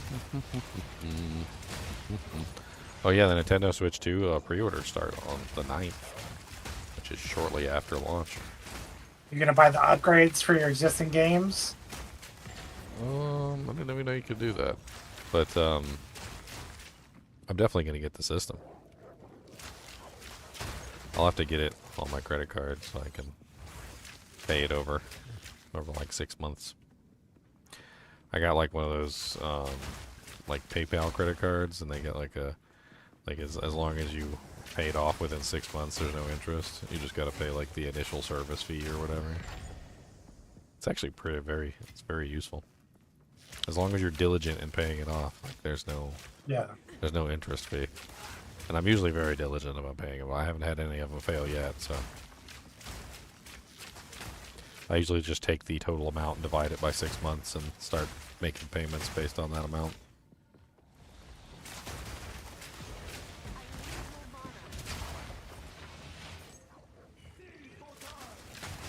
I'm really excited for Metroid Prime 4. Metroid Prime 4 is something I've had on pre-order for forever. Did you know I had it on pre-order for so long they actually canceled my pre-order? The heck? Yeah, so like when it was first announced, it's like ages ago when like the Nintendo Switch first were released. It was like 7 years ago or something. And then like it changed developers, and when it changed developers, it got delayed. And like I had it on pre-order when they originally announced it, like for a release on Amazon, and it had been on pre-order for literally like 7 years. And then finally one day I get an email telling me that my pre-order has been canceled or something, and I'm like, I'm like, 7 years is a long time.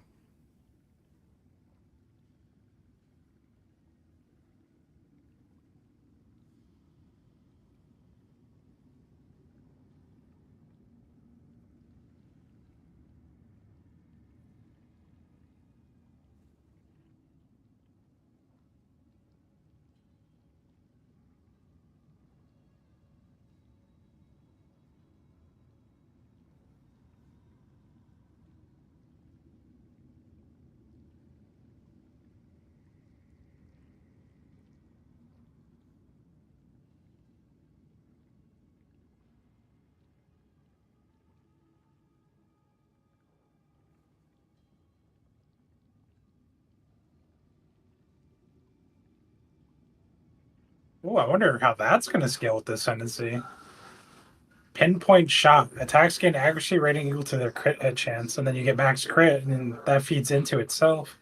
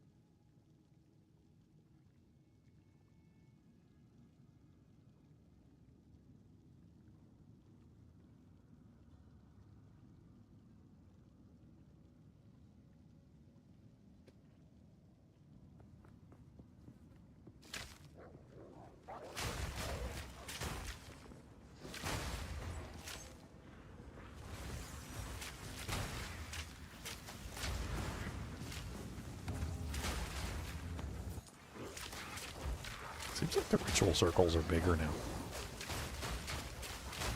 Like, I'd have to go back and, like, compare, but they definitely look bigger. Like, the circle looks bigger, and also the, like, the darkness circle around the circle is slightly larger. Hmm.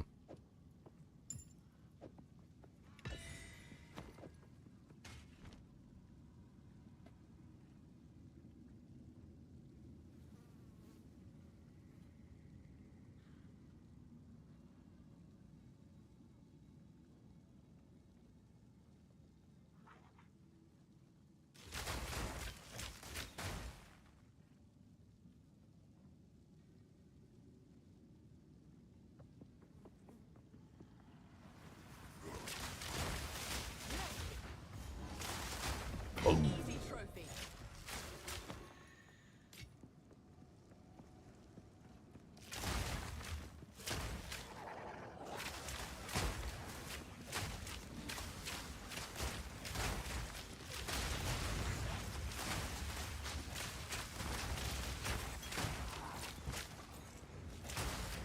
I need more mana.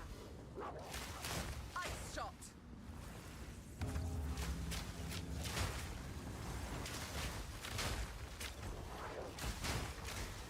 Out of mana.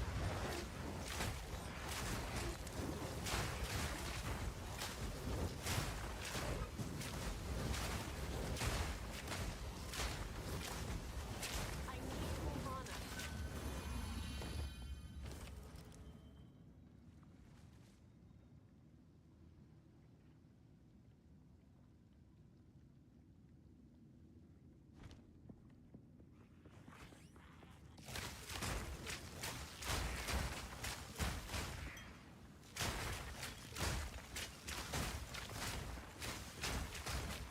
Pop, pop, pop.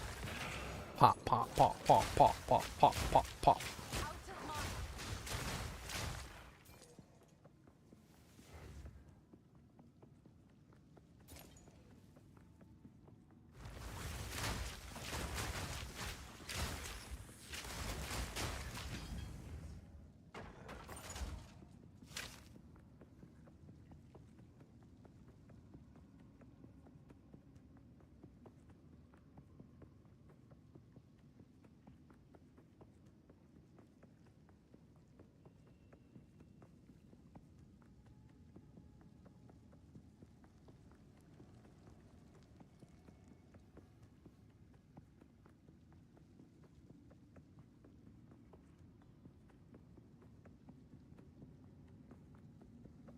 Monsters remain 50.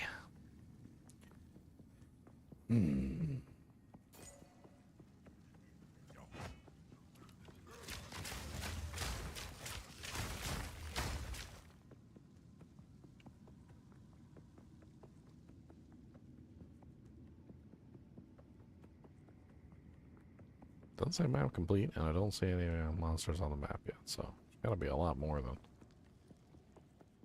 I can't even remember. What is it, like 4 or 5? Monstrosity. An easy trophy.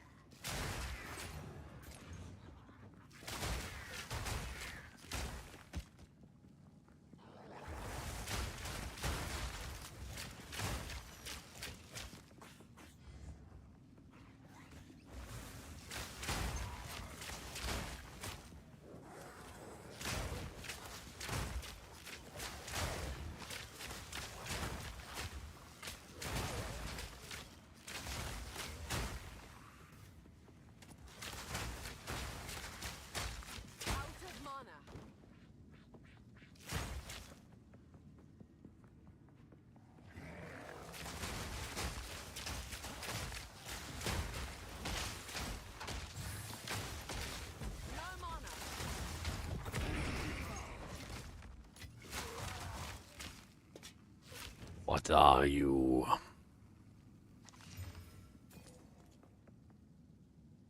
Wow, it's a lot of life regen. Armor's kind of low. Okay, max. That gets max doojanks. Max doojanks.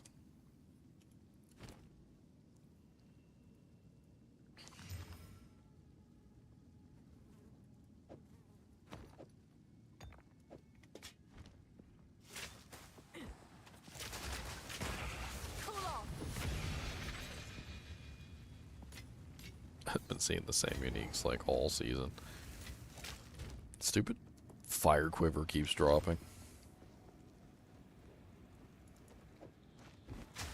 I think I've destroyed like 10 of them so far.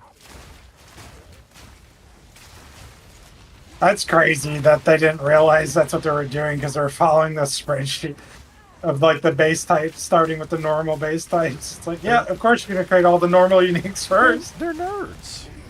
They're nerds. They're hyper nerds. They're ultra nerds. They're hyper ultra nerds. I mean, what do you expect? Of course the nerds are using like spreadsheets to like organize all the unique items, and like instead of like designing them by hand in a creative way, of course they have them all like spreadsheeted out and like organized by level and all that other silly stuff. And then the fact that they didn't realize what they were doing is just makes it even sillier. Like, bro, you guys are the ones that like organized it like this. Like you're the hyper organized nerd that did this in the first place. Like you weren't aware that you were doing this. They were so busy like thinking about how they could organize everything, they didn't really even think about like whether they should organize everything.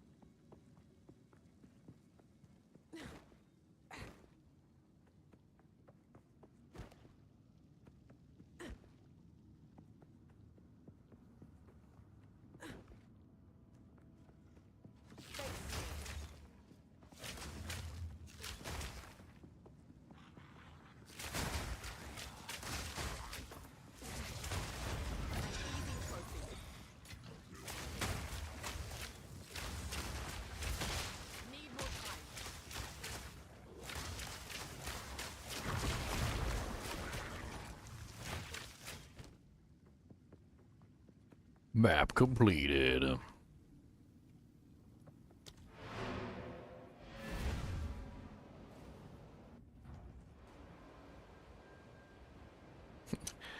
Ritual is like so disappointing right now. I swear, like every single time I go to the ritual window, there's like nothing in there worthwhile. Yeah, but it was way too rare for the good stuff. The omens will be way more common now, apparently. I mean, not even just like the omens. Like it's like most of the time you open it up and there's poop in there. It's like, okay. It reminds me of that time I went to this lady's shop and she wanted to pay me in like a gift card or something for her store. And I remember like walking around her store for a little while trying to find something that I wanted, and like I could not find anything that I wanted in her store. It was just all basically garbage, and I was just like, I don't want any of this. And she wanted to give me a pretty hefty gift card, and I was like, that's maybe a hefty gift card, but I don't want anything in your store.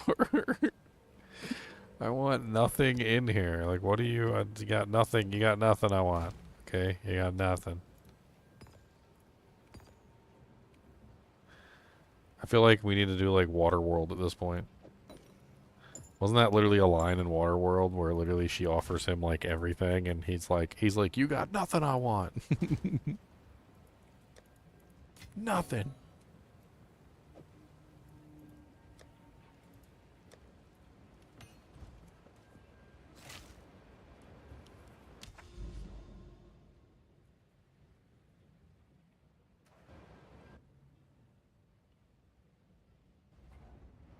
I'm getting a little taste about the reset.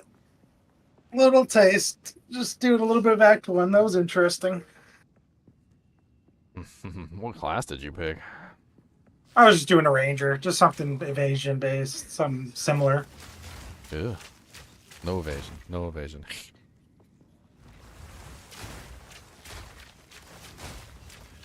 I'm probably gonna push it armor, energy shield. I'm not touching evasion. I don't like evasion. It's poopy. It's poopy. It's poopy.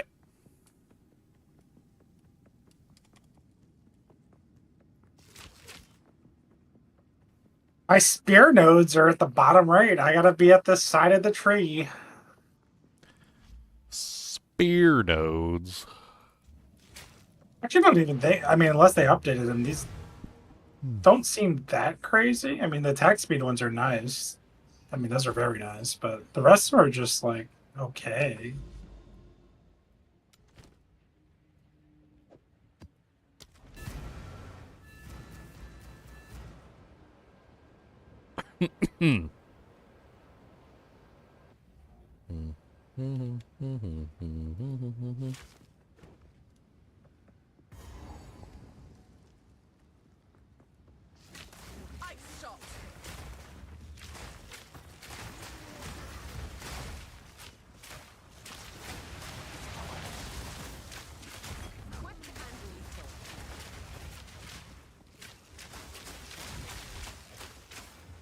Struck through. How much crit chance do spears have in them? Let's go take a look.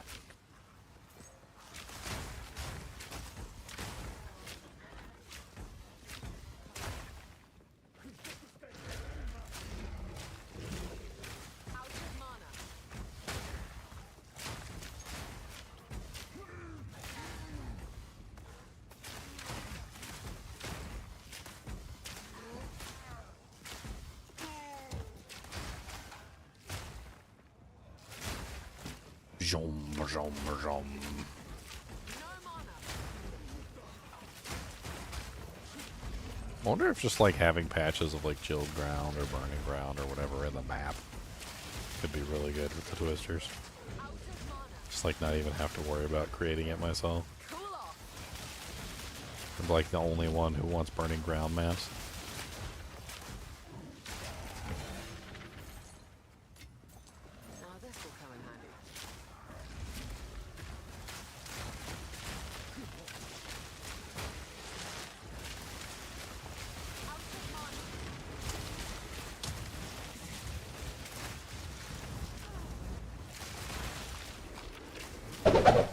Holy crap.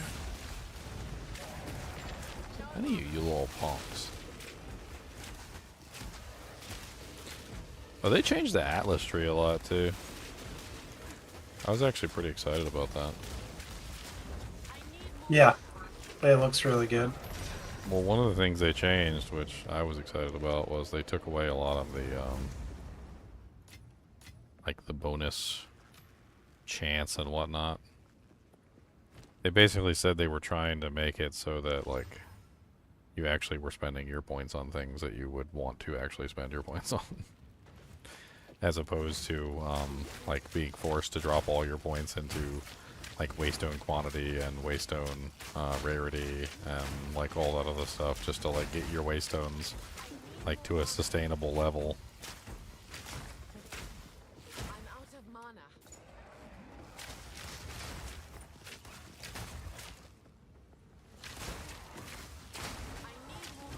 It seems like the waystones will probably be a lot more sustainable now than they were previously.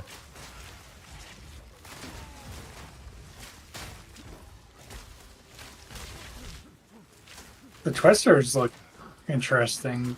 they blind enemies apparently. What build is this? This build of my own creation? I don't know. I never gave it a name or anything. It's kind of like a mimicry of the freezing arrow Amazon from Diablo 2. It uses the skill Ice Shot primarily. Ice Shot is the primary skill. Everything else just kind of like extends from that.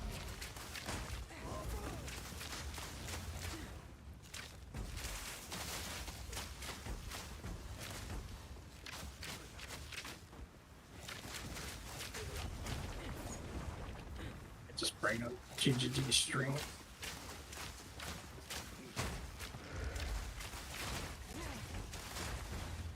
Got a second monitor?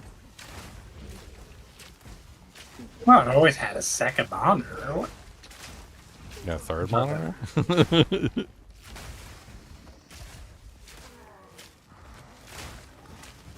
I used to have 3 monitors. I've got 3, Was but it- I also have 2 computers, so. I was doing the whole like NVIDIA surround where you join them all together. I did that back in the day. Oh, I don't think I've ever done that.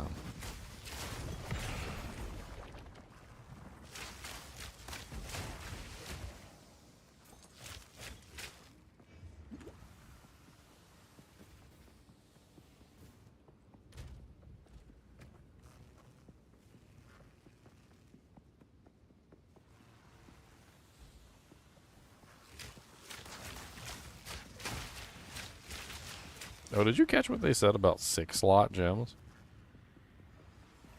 No. Yeah, they talked about 6-slot gems. Not 5-slot, 6-slot. They said there was going to be some sort of new 6-slot jeweler's orb or something. I'm pretty sure that's what they said anyway. It was in the That'd be dev it. chat. And that was when they were talking about, like, they said they were making it so the jeweler's orbs didn't require the previous jeweler orb.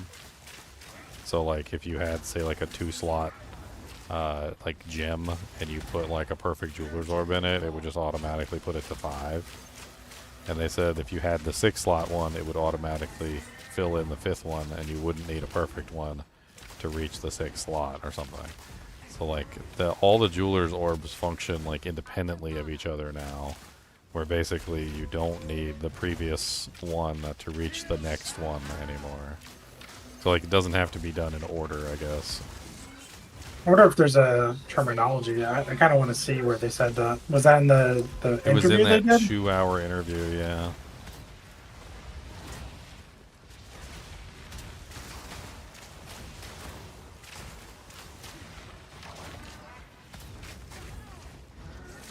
I mean, they might be talking 6 length. I mean, I distinctly heard the word 6.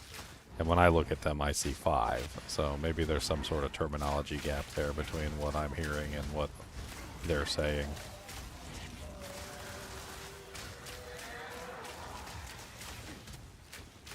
They also had specifically said, though, that the 5th one was very hard to get.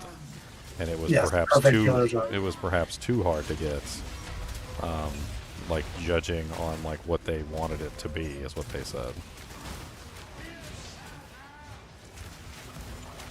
They said it was too rare. I think they said they made it a little bit more common, and also technically made it a little bit more common also because of the addition of the new mechanic of basically allowing the jeweler's orbs to function for their previous pieces. I'm sure I could find it in the patch notes. It was in the patch notes too. It didn't say anything about a 6th one, but it did specifically state exactly what I'm talking about. Which is the ability to upgrade without the need for the previous one. Jeweler. Where is the?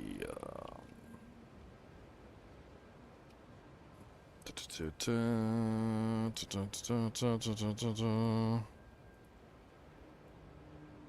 don't remember where the hell it was.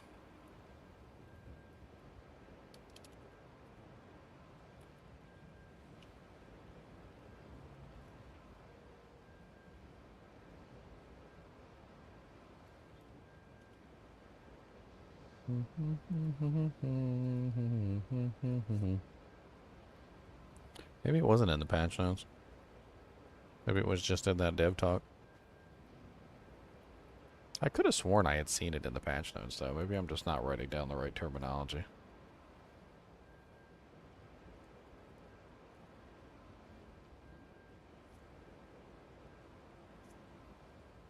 That would be even more mana intensive. To get another support in, that'd be crazy. 6 is the number from PoE 1, because you had 6 gem sockets. Just one of the gems was the main skill, and then there was 5 supports, but it was a 6 link. It was a 6. 6 is the magic Maybe number. that's what they're talking about. Maybe then when they say 6, they're referring to plus the original gem.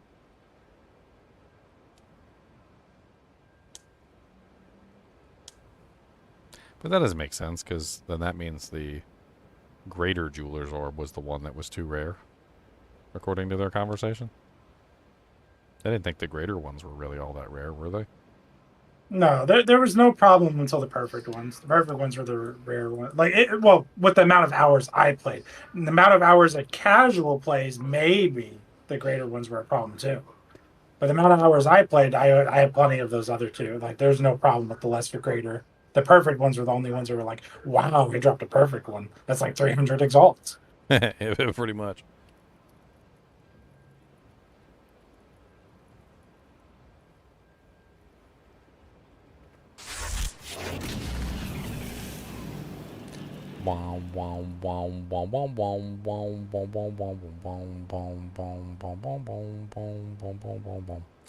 Is this the one here, or it was on like a bunch of different channels? I think that is the one, but it's on like the wrong channel.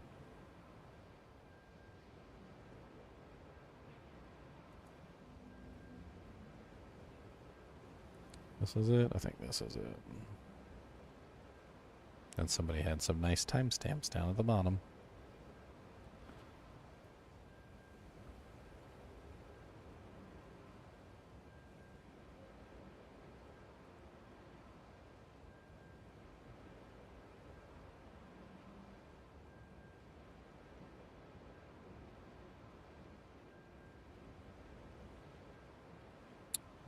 Perfect jeweler ore change and drop rate. Let's listen to it real quick.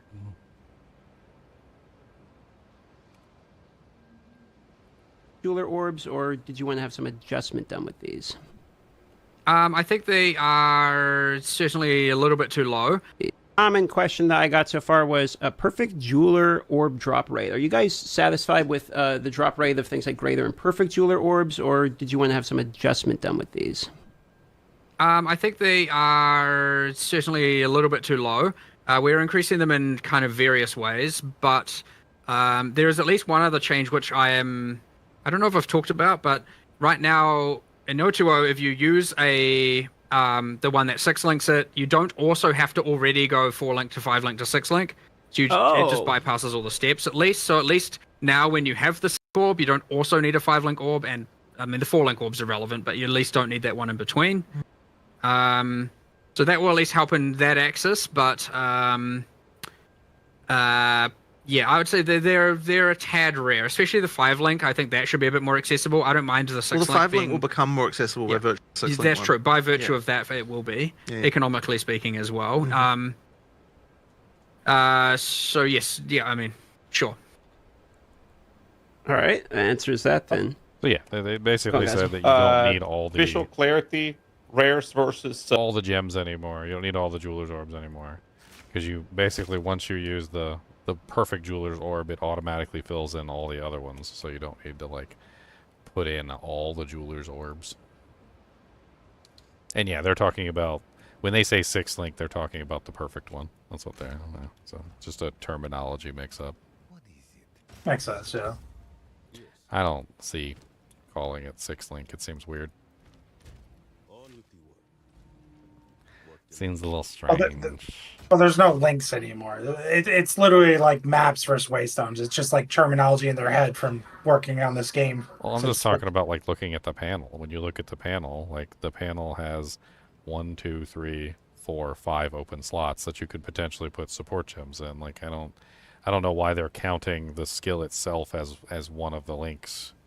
Like, the skill itself is I the think it's an start of old everything. thing Like, stuck in their head from PoE1. that would be like let me give you an example of like why it seems so stupid.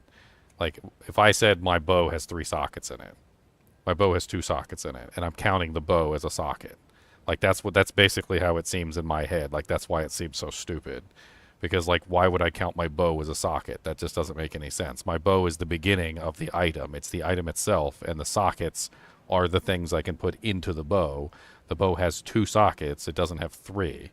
So I wouldn't call it a 3-socket bow. I would call it a 2-socket bow. It just seems really weird. And I guess I understand, like, from PoE 1 that apparently, like, you had to socket the skill into the item. And so I guess at that point it makes sense from that point of view, but it's like leftover terminology from like an outdated game mode that doesn't make any sense in the way that they have things set up in the new game mode. It doesn't translate properly. Maybe if we were still socketing them into an item, because in that case, like, if you had to socket the gem into the bow and then also the 5 things into the bow, then you would have a 6-socket bow, right? And so in that case, you would definitely say a 6-link because you have 6 sockets. But you don't have 6 sockets, you have 5 sockets.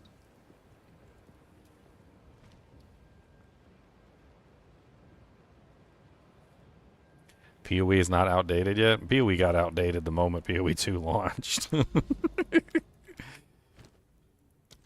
PoE 1 doesn't even compare to PoE 2 anymore. It's like the difference between Diablo 2 and Diablo 2 Resurrected. Like, Diablo 2 Resurrected fixed so many things that Diablo 2 Classic, like, isn't even on the radar for me anymore. I don't even, like, see Diablo 2 Classic as a game. Like, I'm never gonna play D2 Classic over D2R. Like, it's just not. It's not even in, like, the realm of possibility anymore. There's just too many fixes in D2R. Too many things that got addressed. Too many small things like dodge, avoid, and evade being fixed. You know, like the entire druid being fixed, like half of the assassin being fixed, the friggin' like holy bolt being fixed, friggin' fist of the heavens being fixed. I could go on for like ages, like literally ages on Diablo 2 Resurrected. They fixed so many things between like classic and D2R. It's not even a contest.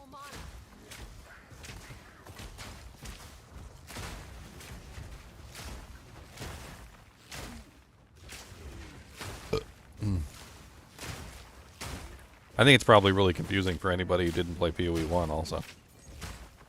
I think holding on to an outdated piece of terminology like that for people who have no clue what the hell they're talking about, like, really kind of confusing. What the hell are they talking about? 6-link. What the hell is a 6-link? And then somebody who played PoE 1 has to, like, come in and explain it to you. It was like, oh, okay. The weapons used to have 6 sockets, and you had to put the gems in the weapons. Okay.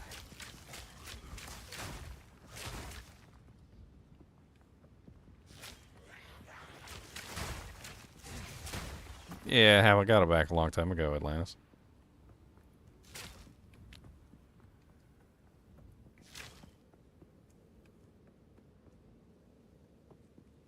A golem witch build? I have no clue, my friend. I'm not the most knowledgeable about PoE 1.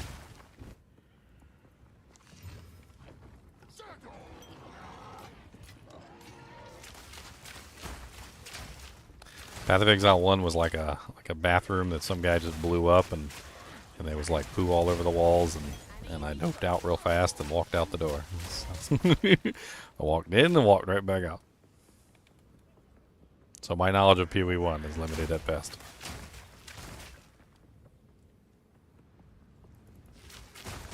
There was doo-doo on the walls.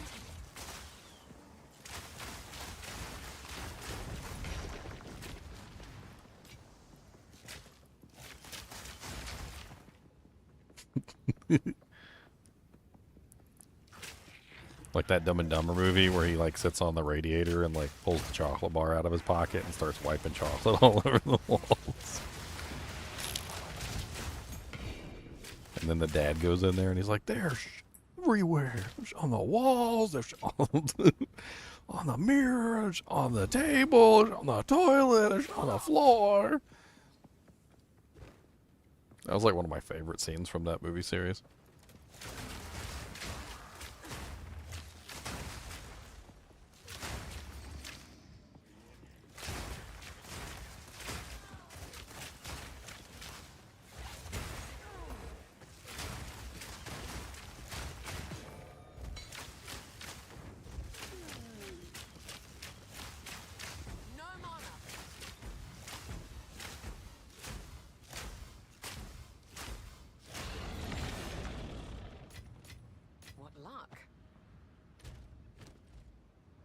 All the positives in the world don't make up for all the negatives in the world, Apollo.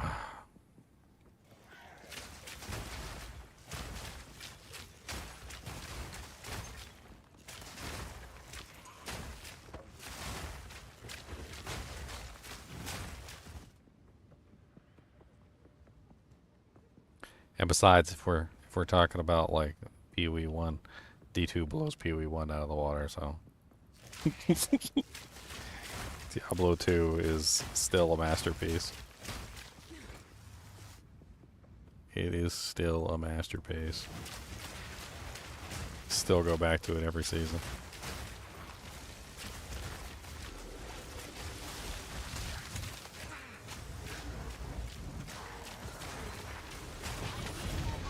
Spiked club. How are you?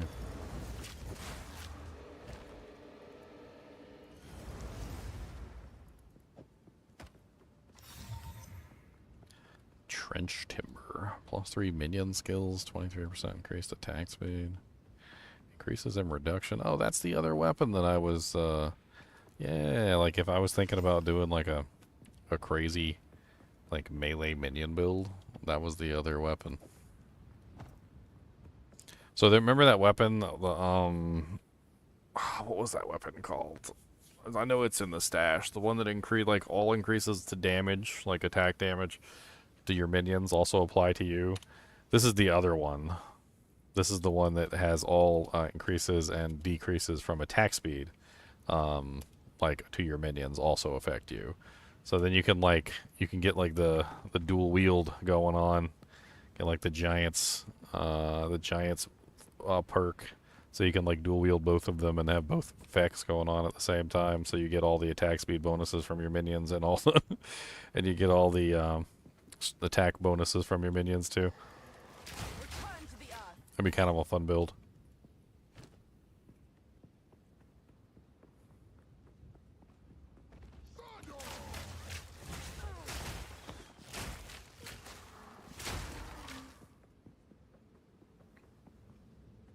That's really cool.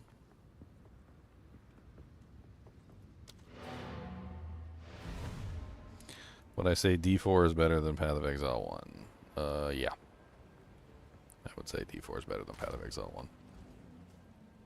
D3 now. D3 is not better than anything. D3 isn't better than anything. I'm actually not even sure D3 beats Diablo Immortal, which is a pretty low bar. Like as bad as Diablo Immortal is, I think Diablo I think Diablo 3 might not be able to beat Diablo Immortal.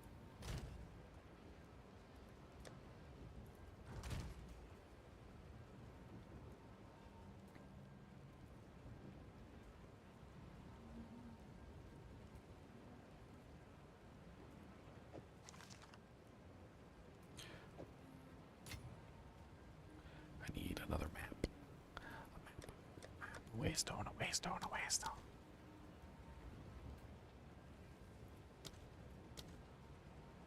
Give me a crazy rare map. I'm actually kind of excited about the towers actually covering more distance now.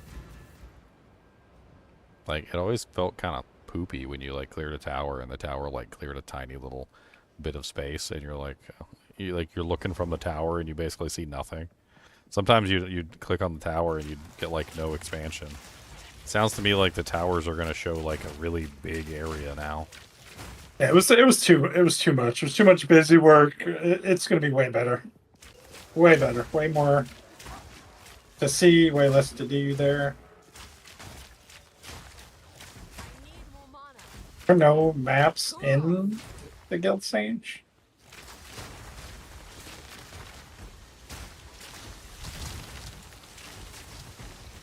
What tiers are you running right now? I just whatever the hell I feel like. I think right now I'm doing a 10, I think. Like, this doesn't really matter. I'm just shoving whatever into the hole. Like, I will run any tier.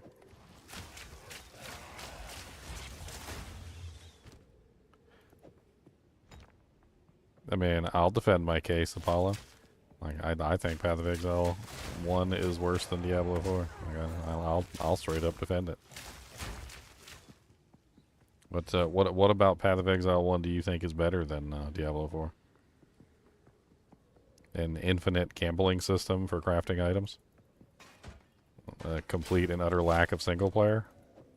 I mean, multiplayer? I mean, I guess if you want to play single player your entire life, just never play with anybody else. That's cool. Single player is fun, I guess.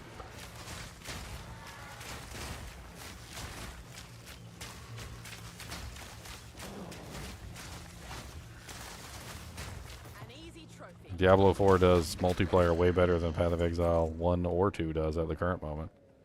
Like, Path of Exile 1 and 2 don't even, like, hold a candle to the multiplayer on Diablo 4. And Diablo 4 doesn't even hold a candle to the multiplayer on Diablo 2.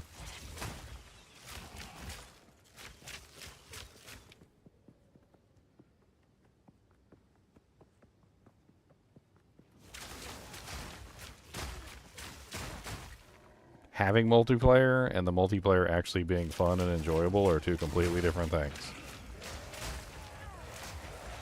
Path of Exile 2 has multiplayer, and as of right now, like in the current iteration, multiplayer is relatively unplayable. We went an entire season and we basically, like, every time we grouped up, it was like every single time we grouped up, it was pretty much the most painful experience that we'd ever had. And we were like, you know what? Let's not do this again. They'll be here.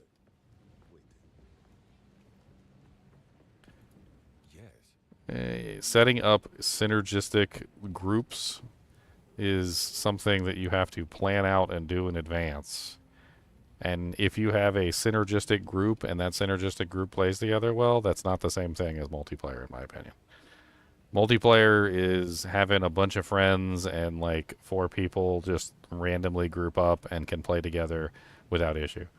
Like Path of Exile 2 right now, if you've got like a summoner and you're covering the screen with trash and nobody can see anything and people are dying left and right because you can't even play the game, that's not multiplayer.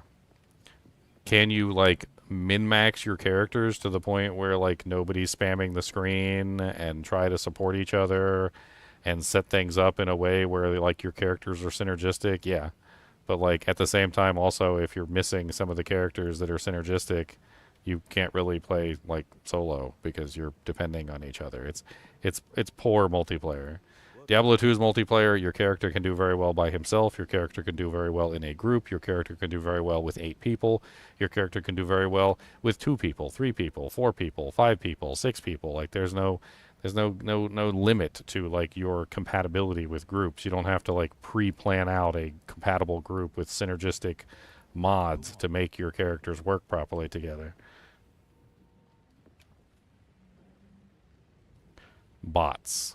What are we talking about bots for? Does the character actually function within the group, or is he just there for buffs? Because at that point, you're not grouping. Did you want to run maps together? I just like totally died in this map like a pleb. Wasn't even paying attention. Maps together? Maps?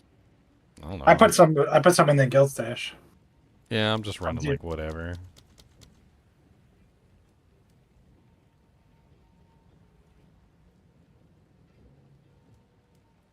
What time are you going to start streaming tomorrow?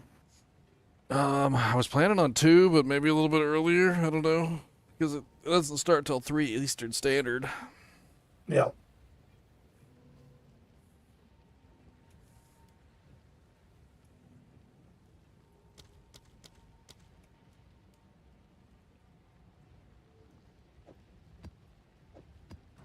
I don't know, Paulo. You're fighting a losing war with me. Like you're not going to get me to hop on the Path of Exile 1 is amazing train.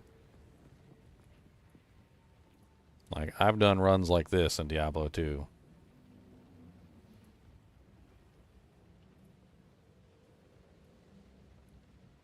Like 8 paladins with 16 auras walking through hell difficulty.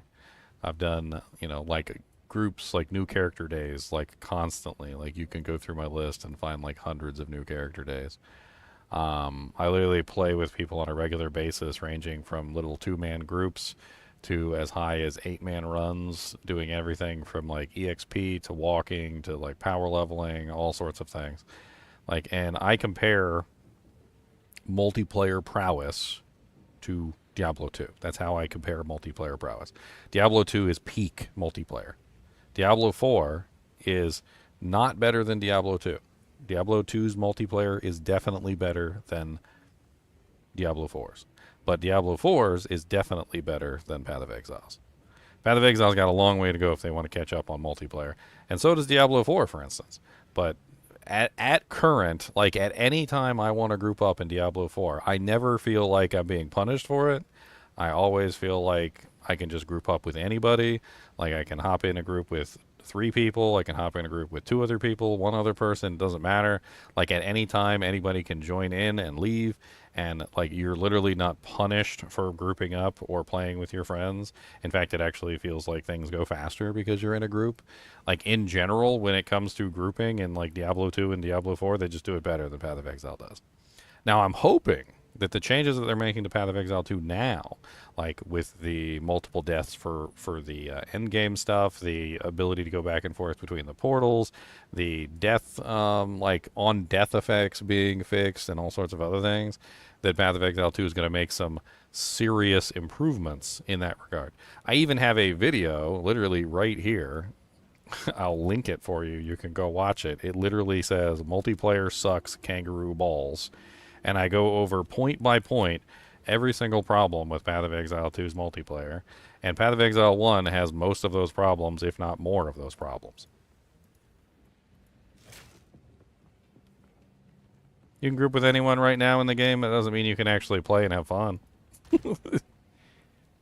There's a big difference between grouping and actually playing and having fun.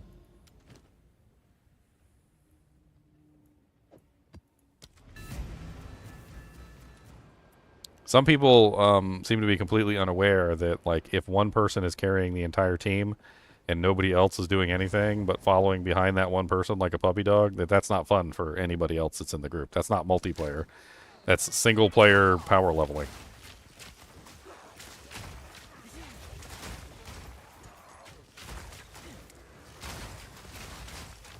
That's like you playing with your little brother and your little brother's controller isn't connected. I killed myself.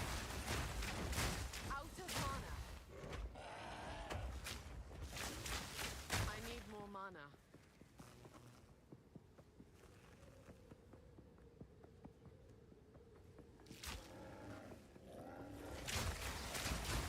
Campaign's okay in Path of Exile 2. It's not terrible. It's not the greatest, but it's not terrible. There's definitely some, like, the Act 2 is kind of frustrating, to be perfectly honest. Like, it's not once you understand it, like, and I'll say that, like, as of right now, like, I know how to do Act 2. But, oh my god, if you're in a group with somebody who doesn't know how to do Act 2,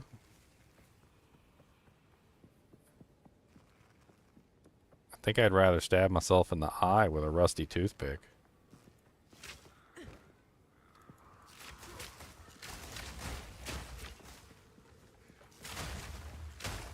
Freaking Chunks was killing me that one day. You know that part in Act 2 where you gotta go off the caravan and you gotta go talk to Angel of Death Boy in the temple? Chunks could not figure it out. He could not figure it out. I was losing my mind. I was about to just like completely just like blow a gasket on screen. There's actually a clip of me trying to teach him how to do it, and like him not knowing how to do it, and I'm like trying my best to teach him how to do it, and like I'm literally like losing my brain just like trying to explain it to him. It was pretty funny. I should play the clip. Such ancient power. I mean, did you see that the latest game they showed?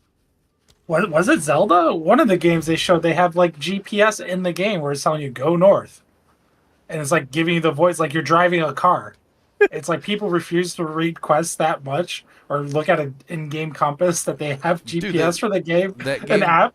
That game I recently played, the one on the stream, Atomfall.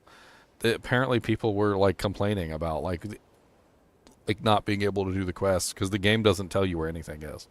Like it doesn't show you any icons, it doesn't give you any directions, like it doesn't do anything. It does like you have to actually read the notes and like tell you, it doesn't tell you where to go, but like it tells you in the notes where you're supposed to go. Like original World of Warcraft, where it's like go west, buy a cave, like they give you a quest. Yeah, in like 5 minutes of streaming the game, somebody was like, "I don't understand how to play this game. It's so confusing. I can't complete any quests." Because there just isn't a giant like marker, like a beam of light saying this is where you go, or like questy and like all the add-ons and crap. Like every game, I couldn't believe it when I saw the Nintendo thing, and they're literally giving you an app that's like a GPS, like you're driving a car. Turn left now. Nope, go up. Nope, you made it. Wrong turn. Turn around. They have that for rerouting. This is literally me getting frustrated with Chunks. Chunks said I was making fun of him. I was not making fun of him. I was trying to help him get to the thing. And then this crazy bug happened while we were doing it. That's why I posted as a clip. Midpoint to find the hooded one. Yes, and that's exactly what should be. Well, that's exactly what I tried to do. Try logging out and logging back in. Yeah, Didn't do nothing. Because you know what? You just walked off. You just walked off of it. I know. I can go this far, but there ain't nobody here. How did you just walk off the... How did you just do Now I'm at some kind of shrine. Yes, you're supposed to be at the shrine. What is going on my screen? What is going on? Where am I right now? I found him. Leave me alone. You keep Oh man, I freaking like went off the caravan. The caravan's still moving. The girl of sand is still traveling in the other direction, and I'm just like, so the caravan. Oh man, I finally got him to the dude though. It took me a while, but.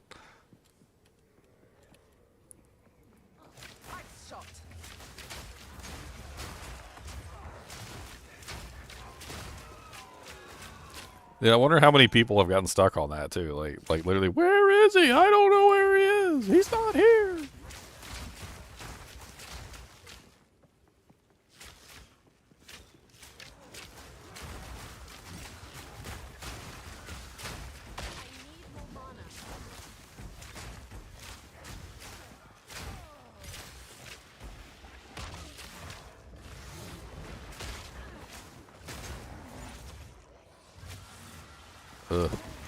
I wonder how many people like that are born in the last generation would be able to beat the old school games.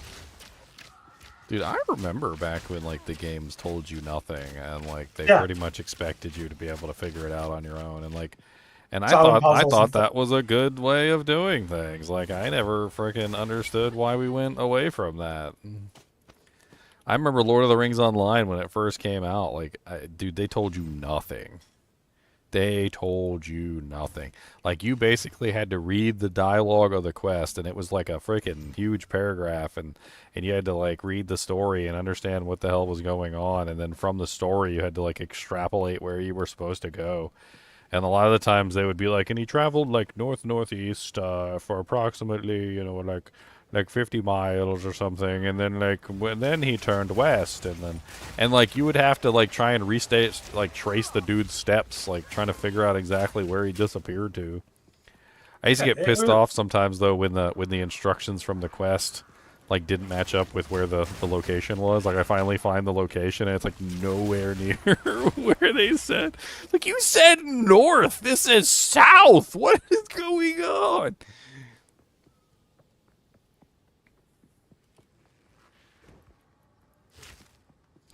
I don't know. I don't like the generation of like everything points you there, fast travel all over the Green map. arrows Like, everywhere. yeah, green arrows, like tells you exactly where you're supposed to go, exactly what to do, highlights it, puts an arrow above it, like flashes the arrow. Like, have you ever played? Was it Lost Ark?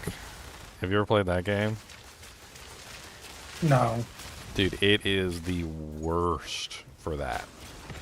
Like, not only does it put arrows and like things everywhere and like markers on the mini map and all this other stuff, but it also like puts footprints going to the location with a suggested route, and you can auto path to the location.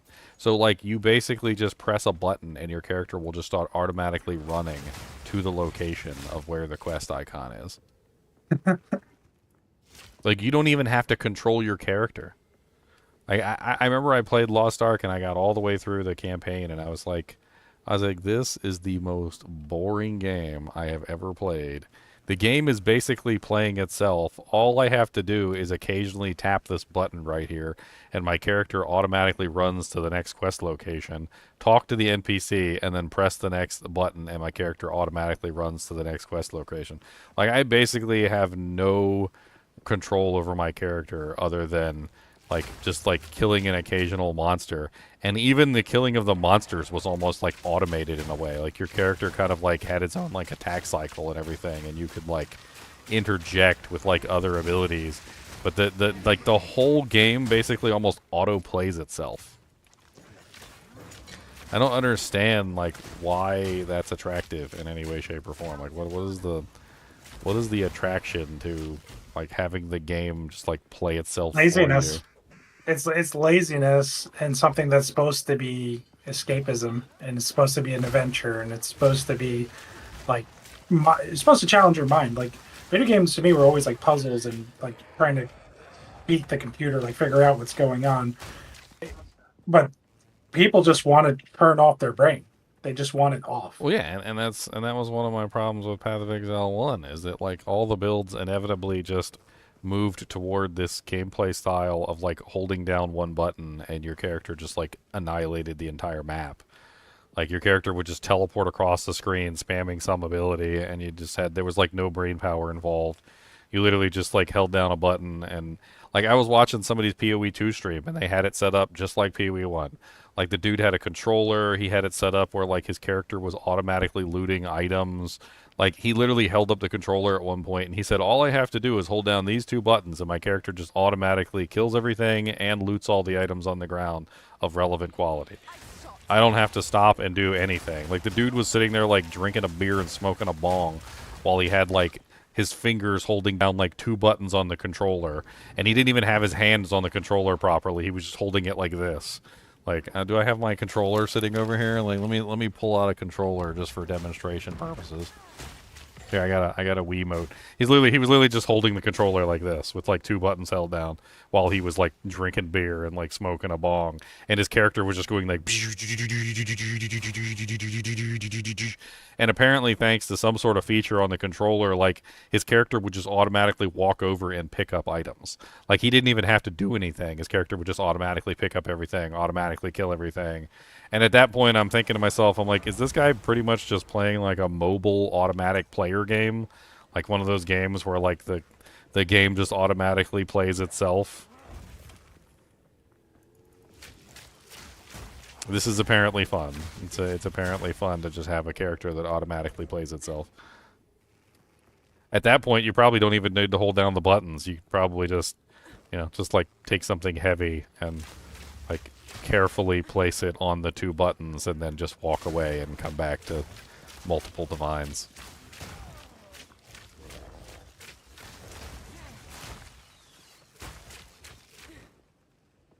I'm like, oh no!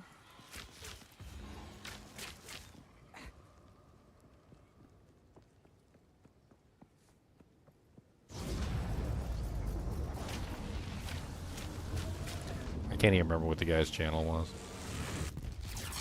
It was like toward the beginning of Path of Exile launch. I think I rated him or he rated me or something. I can't remember.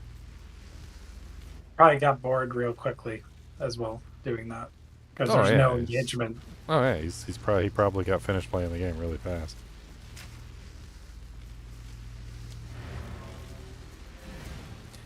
I think it was really early in the frickin' like cycle of Path of Exile too. Like I really highly doubt he actually legitimately got the equipment to achieve that.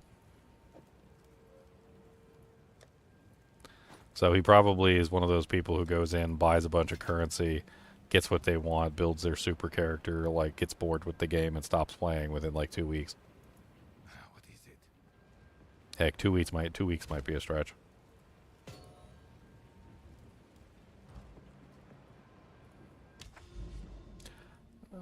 So many lost Tauru.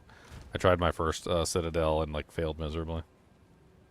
It's like you said, once the character is complete, you get bored relatively quickly. It's the process of building it up. It's like you got to get the currency in this game, you got to get the items, you got to get the levels, you got to figure out the interactions. It's the journey. The journey is the fun part. Like what's the point of like I don't understand what the point of skipping the journey is.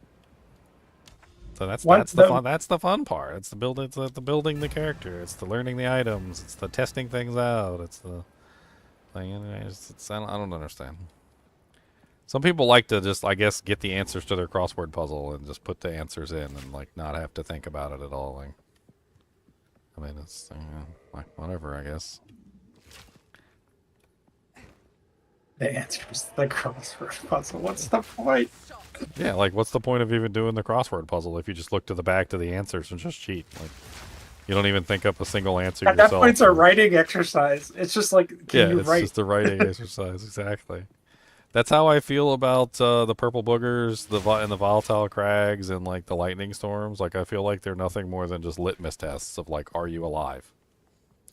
Like the volatile crags are so slow and they chase you down, and like you'd have to be an idiot to actually get hit by them. But like, they're just annoying, and it's like somebody's just constantly asking you. They're like, "Are you alive? Yes. Are you alive? Yes. Are you alive? Yes. Are you alive? Yes. Are you alive? Yes. Are you alive? Yes." And it's like at some point or another. Like, mechanics like that just need to go the way of the dinosaur. Like, we don't need a mechanic that checks to see if we're alive every 2 seconds. There's other ways that you could approach that, I'm sure. I mean, I guess maybe it, like, might filter out some bots. I don't know if there's any kind of... I don't know if there is bots on Path of Exile. Seems like some of those mechanics would make botting very difficult. And there's no straight up teleport like there is a Diablo 2. So, although there is things like Blink, which they recently nerfed. And then they also nerfed Temporalis. They did not like people teleporting all over the map with Blink, by the way. Yeah. It's also one of those items that nobody really should have. So I'm also okay with it, especially they made it like 10 times rarer or whatever. Did they plug the Chalupa monk hole, or is that still there? I don't know. I didn't even look if there are any ascendancy changes to that.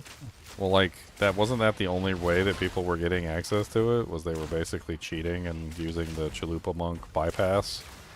Oh, to take the damage? Yeah. because it wasn't actually 1 damage. It was, like, not counting... It was like 600 extra life. Yeah, it was... Well, it's not even 600 extra life. It's 600. Like at 600 hits. Yeah. 600 infinite extra life. Yeah. Because you weren't supposed to even take a single point of damage. Right. So, but you like, as long as you build it tanky enough or don't get hit, you're fine. Yeah, as long as you take the occasional slap. You could take the occasional slap, and then it regenerates, because it regenerated pretty fast. Yeah. And you could always just take a step back and just wait for it to regenerate, too. Like, that's always an option as well. Like, if they plug that hole, like, I don't know if there's actually even going to be a lot of temporalysis on the battlefield at this point. I feel like it's gonna return to the role in which it was originally designed for, which is a hyper rare boss unique that should be hyper valuable, like on a ridiculous scale.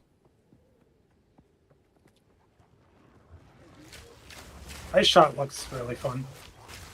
Ice Shot is amazing. I do like it. I wish it had better single target damage though. Who knows? Maybe there's a different way to build the single target. Well, barrage is the key, and if I had a better way of obtaining power charges, because I noticed that the power charges only really work when you're not on bosses. You can use Sniper's Mark, but Sniper's Mark doesn't really give as many frenzy charges as quickly. And if you use barrage like on the boss, you can get a really nice big spike of damage with barrage.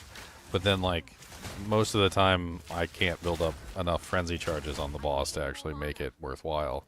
Also, they just nerf barrage, so. Didn't we look at it like you were trying to make the ice arrows bounce back or something, but you couldn't figure out a way to do it? I mean, I couldn't, like, figure out a mechanical way to make it happen now. Like, it kind of works with Tornado Shot, but the problem with Tornado Shot is that it never goes where you, like, want it to go. Like, half the time I would try and use it in a boss battle, and it was so wonky. Like, I would try and put it right in front of the boss, and it would, like, never go right in front of the boss. And then the duration of it is so low that by the time you actually get over there to actually fire shots into it, you usually don't get enough. And you have to time it together with barrage to really get the optimal effect on it, and then, like... it's I don't know. I'm not really sure how to fix it. I also got mana issues as well with this build, which I'm sure I could fix. I think that change that they made actually should fix a lot of my mana issues. Because I am pretty sure I'm using inspiration, right?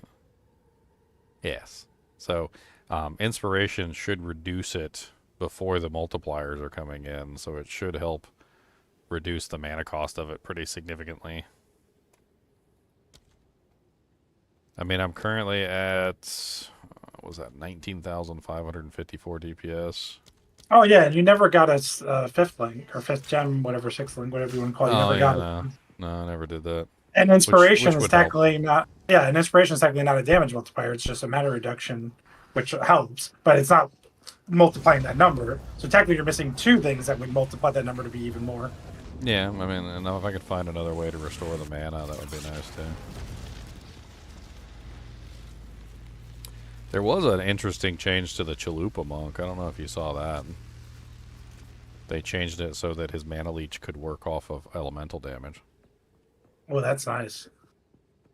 That's very nice. They switched out one of his ascendancies to like I can't remember which one it was. I think it was the one that makes mana leech instant. They removed that one, and they made it so that mana leech could function off of elemental damage. It said mana leech now functions off of elemental damage or something. So I mean that would be pretty strong, because then you wouldn't have to do a purely physical build. I'm pretty sure that was one of the problems I had with the Chalupa Monk, was that, like, I was trying to do a build and it was a pure physical build, because that was how I got all my mana leech. And that might actually, I don't know, it might fix that build entirely, because then I could go with maybe like an ice structure archetype and go with freezing, which might help like my overall like survivability as well as leeching. Yeah. Imagine leeching off a frozen mob too. That's crazy good. Yeah, you just be able to heal yourself off any frozen mob whenever you need to. Chalupa Monk went full soft taco. Isn't a chalupa literally just a soft taco that's been fried? Fried, yeah. I like them. They're delicious, but I don't eat them now. It's freaking, I mean, everything's expensive nowadays, but so like 2 chalupas is like over $10. Those things are small. Somebody posted a thing. It was like the 5-layer burrito when it first came out was 89 cents, and now it's like $4.89 or something. It's crazy. I was like, oh my god, inflation. That's why, like, a lot of those mid-tier, like, was it Chili's? Those restaurants are actually doing better than the franchises because they charge the same amount, like $10, $12 for like a lunch hamburger with fries and all that stuff. It's the same amount of money as if you went to like Taco Bell. What you Like, doing, Cody? You's being a goodest boy. I see you's awake. Did you know that I got you some special porkum twists for tomorrow? Because it's a big day and we got a launch, and I just want you to have something to chew on. We got some porkum twists, like the ones you had when you was a puppy. Cody said, "I know about them porkum twists." He said, "You gonna give me one right now, or is you gotta wait?" You can have a beef stick right now. Would you like a beef stick? You gotta come up here and get it. Cause this is, well, I don't know, it's too much work coming up there. It's this, got some old doggy joints. You're not even old yet. He's not even got doggy arthritis yet.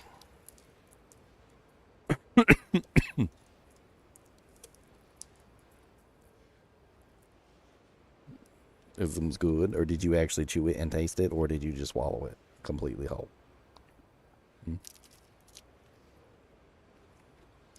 Im's you being a goodest boy? Did you be the goodest? You being I'm goodest, Cody? Did you eat your lunch? Did you go get some Watums? Mr. Piggy? Those are pigums. I told him the story of the 3 little pigs last night. He was very interested. I said, "Cody, you got to be a good dogums, and you don't want to be a big bad wolf." He said, the big bad wolves are mean and they just get hurt. Like the big bad wolf and the Little Red Riding Hood got chopped up by the woodsman. They're horror stories for dogs. And I said, "Oh my, what big teethums you have. And oh my, what big nose you've got. And oh my, what big eyeballs you've got. And oh my, what big earrings you has." He said, "Yeah." He's like, "I got big earrings." I said, "You're just jealous, that's all. Because you don't got big earrings, you got little teeny ones, and there's not attractive to the ladies." He said, "The ladies like the good dog of ears."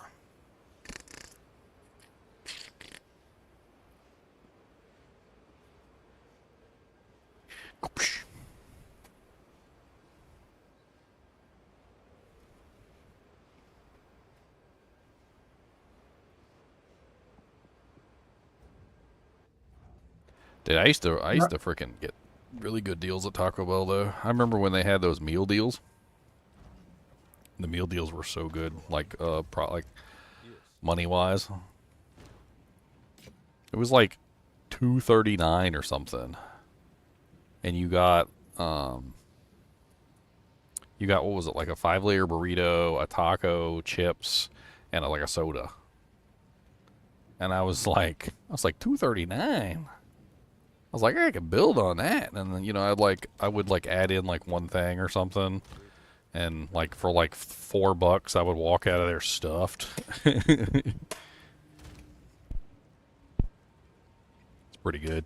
They eventually took those 5-layer those meal deals out because they kept raising the price on them, and then eventually it got to the point where they just took them out entirely. They were probably losing their shirt on them things. Dude, I know it's like last day of the ladder and all, but look at these ridiculous gloves that just fell. These things are crazy. Dude, they rolled with a tier 8 fizz mod, 2 above 25% reses, and rarity. And they still have 2 prefix mods left. Like, they haven't even rolled all the prefixes.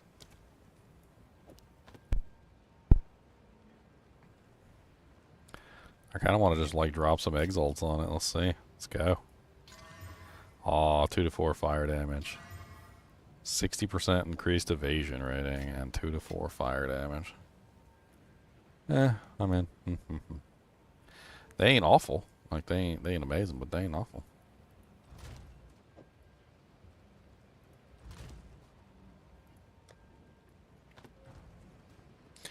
Yeah, of course I'm going to play the new class. Why wouldn't I play the new class? I mean, playing the new class is kind of derivative, though. Like in Path of Exile, I mean, like Path of Exile 2 specifically, it's not necessarily about playing the new class, it's about playing the new weapon. So, I'm not entirely sure if I want to do the Ascendancies. I'm still looking at the Ascendancies, and I'm still trying to figure out whether I want to do those Ascendancies. But I will definitely be using the Spear. So 100% I will be using the Spear, the new weapon. Like, I'm definitely going to be using the new weapon. Like, I'm not going to play with any of the old weapons. I might combine the new weapon with one of the old Ascendancies. I'm not sure. It really depends on, like, what skills and how good they are. I mean, I really don't know yet, to be perfectly honest. I mean, the Amazon and the Ritualist both look interesting. I'm not going to say they don't. They both do look interesting. I think I'm leaning more toward the Ritualist. That like get the random rare monster modifier thing seems pretty cool. Like there's some crazy monster modifiers, and you can get some pretty cool stuff, I'm sure.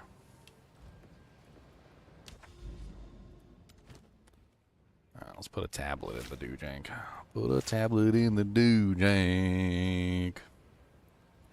Put a tablet in the do-bank.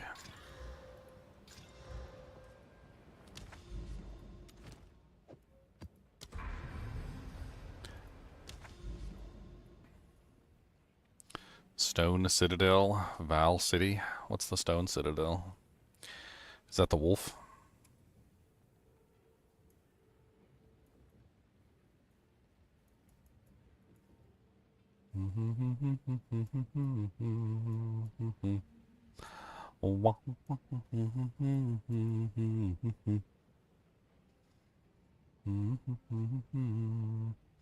Oh, that's Doriani. Doriani, yes, Doriani. Oh.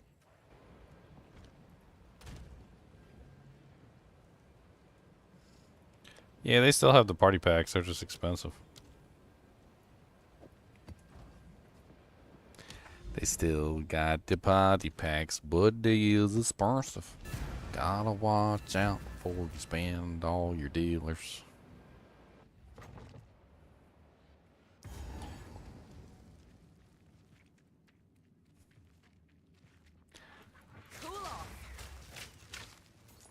Trying to think what a good time to go to sleep is.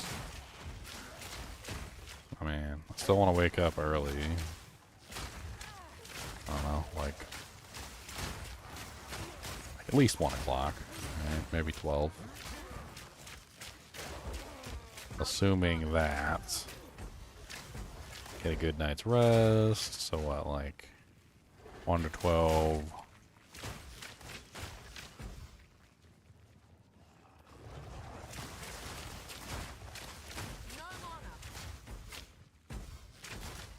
One to 12, 12 to 11, 11 to 10, 10 to 9, 9 to 8, 8 to 7, 7 to 6, 6 to 5, 5 to 4, 4 to 3. It's at least 3 o'clock.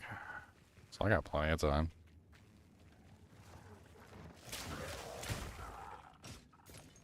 Get a good night's rest before the stream. Of course, also assume interference. Always assume interference.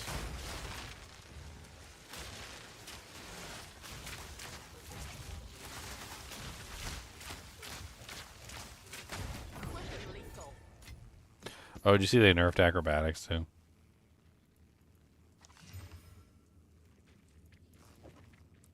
They hit it pretty hard. It was in the patch notes. They basically made it so that instead of it reducing your overall evasion, I think, well, I can't remember what it is right now. It's like 70% less evasion rating. They increased it, if I remember correctly, or maybe they decreased it. I had to pull up the patch notes and look at it. I can't remember. Could have sworn it was a nerf, though. It was a slight nerf to acrobatics, if I remember correctly. Let me see if I can pull it up real quick.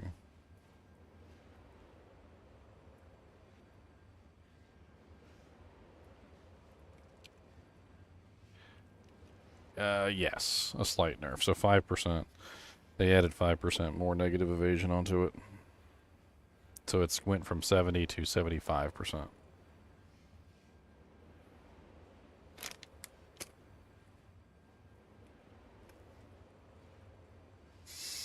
I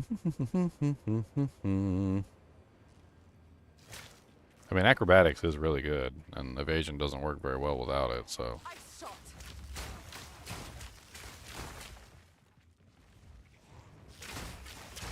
It's almost to the point where I kind of wish they would just rebalance evasion around acrobatics and just take out acrobatics out of the game. Like, I don't running evasion without acrobatics just seems pointless.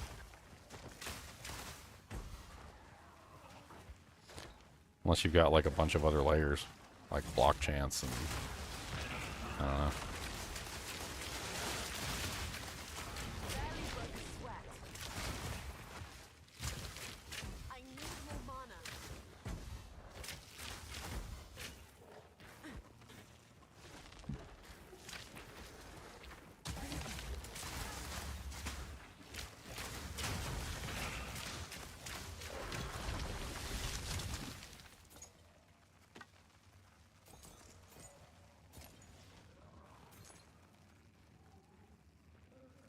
Armor in the corner crying. Didn't they buff up armor? I thought they buffed up armor.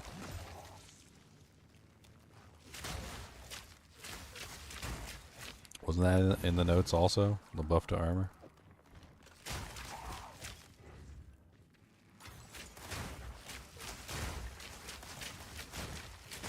I could have sworn, but maybe... Those patch notes were so long. Oh my god. The only thing that saved me with those patch notes was understanding the direction that they were trying to go. That was the only thing that saved me. Because, like, instead of trying to understand every single change and remember every single change, what I did was I started to, like, realize by the changes they were making what they were trying to achieve. Like, overall reducing mana or, like, overall reducing magic find and, like, stuff like that. So, like, I had to, like, start to... like categorize it into various things. Like this is my list of like all the stuff that they changed. Yeah, there were some buffs to armor. Now that I remember, they took away armor break from a whole bunch of the monsters. That was one of the buffs that they did, which was pretty good. Armor break is apparently like super terrible for armor, like characters in general. So. Was absolutely amazing.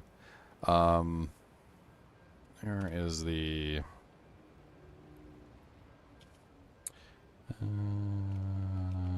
break.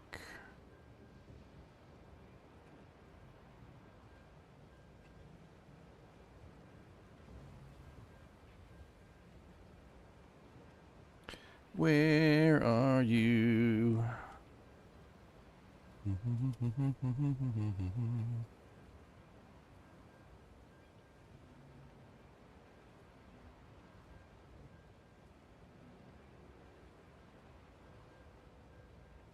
I know it was in the monster section. Not in the bug section. It's gone too far.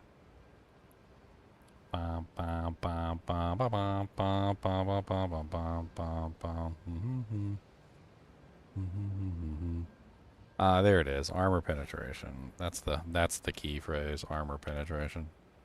So the following bosses no longer have armor penetration. Allroth, the origin of the fall. Zesht, we are the one, the king of the mists, and arbiter of the ash. So basically, they removed armor penetration from all of the following bosses, which was a pretty big buff for armor. There was something else too. Trying to remember the other changes.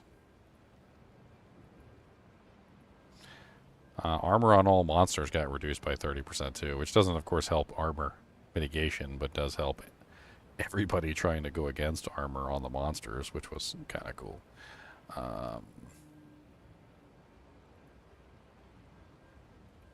I could have sworn there was one more change. Why am I missing it?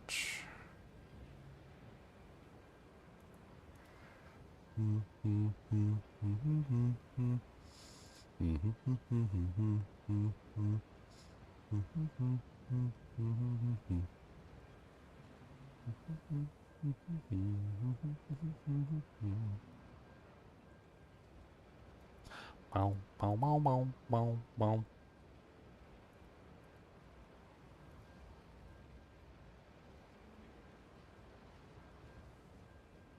Not really sure if this one applies to the players, by the way.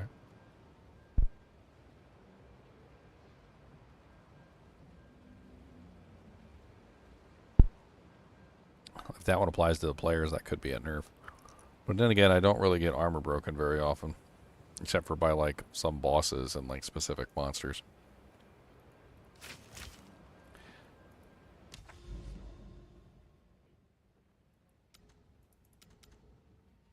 Yes, Cody, is you got bought stuff? Does you do a thing? Do you gotta go Peppa do? Cody, do you gotta go Peppa do? I'll probably wake up around 12, go to bed around 2. I'm going to watch The Wheel of Time. Oh, I've been keeping up with that, too. And then I think there's some Huntress videos that Ziggy D put out. I'll see what he put in them. Oh, yeah? He put out some Huntress videos? Yep, I'm going to watch him up. I think he shows some of the skills, too, like the gems. I want to see some of the yanks.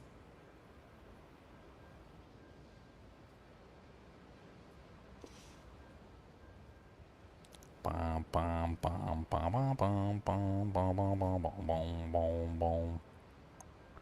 Huntress and Spears Hand On. Part 2. Amazon and Skills Guide. Huh.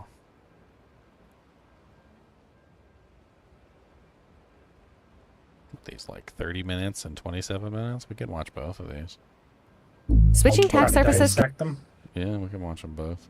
I'll take Cody out to go pee real quick, and then we'll watch both of these and analyze them. We can figure out what we want to do with our Huntress. It would be nice to have somewhat of a direction. Obviously, I still need to get in the game and play with them, but it would be nice to have a direction to go. Yep.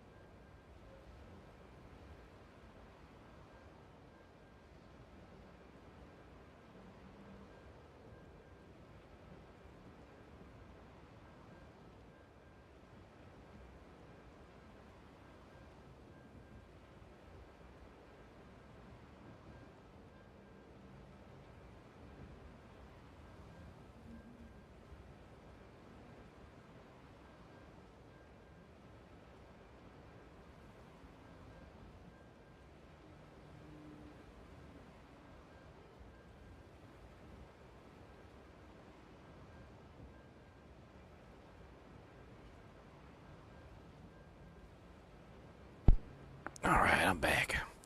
Let's take a look at these videos. I think we get our question answered within the first minute already about whether you can use a shield or not. Oh, okay. I'm going to go ahead and start playing here. I'm actually going to listen to what he's got to say, since it's the first time I've seen it.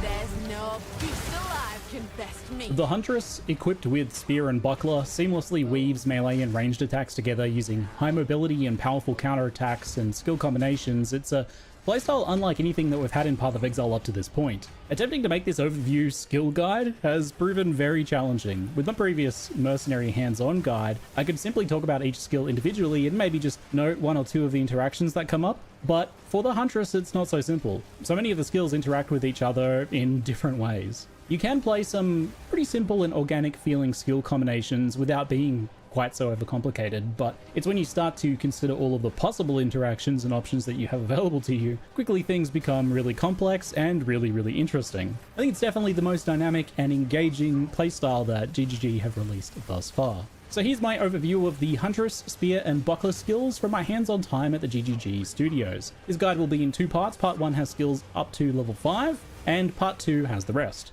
Spears are one-handed only and cannot be dual-wielded. There's definitely a bit of synergy with bucklers, but technically you can just use a normal shield or even no offhand with the Dance with Death keystone. Spears are fundamentally hybrid melee ranged weapons, and they come pre-packaged with both spear stab and spear throw basic skills. Both of these are decent single target skills and cost 0 mana, so they're basically identical to like Diablo 2 javelins, Yeah. which were both melee and throwed. And basically they had two different stats, because you had a different damage depending on whether you threw it or whether you like swung with it essentially or stabbed with it. Like they were both melee weapons and thrown weapons, and they were technically classified as javelins, not spears.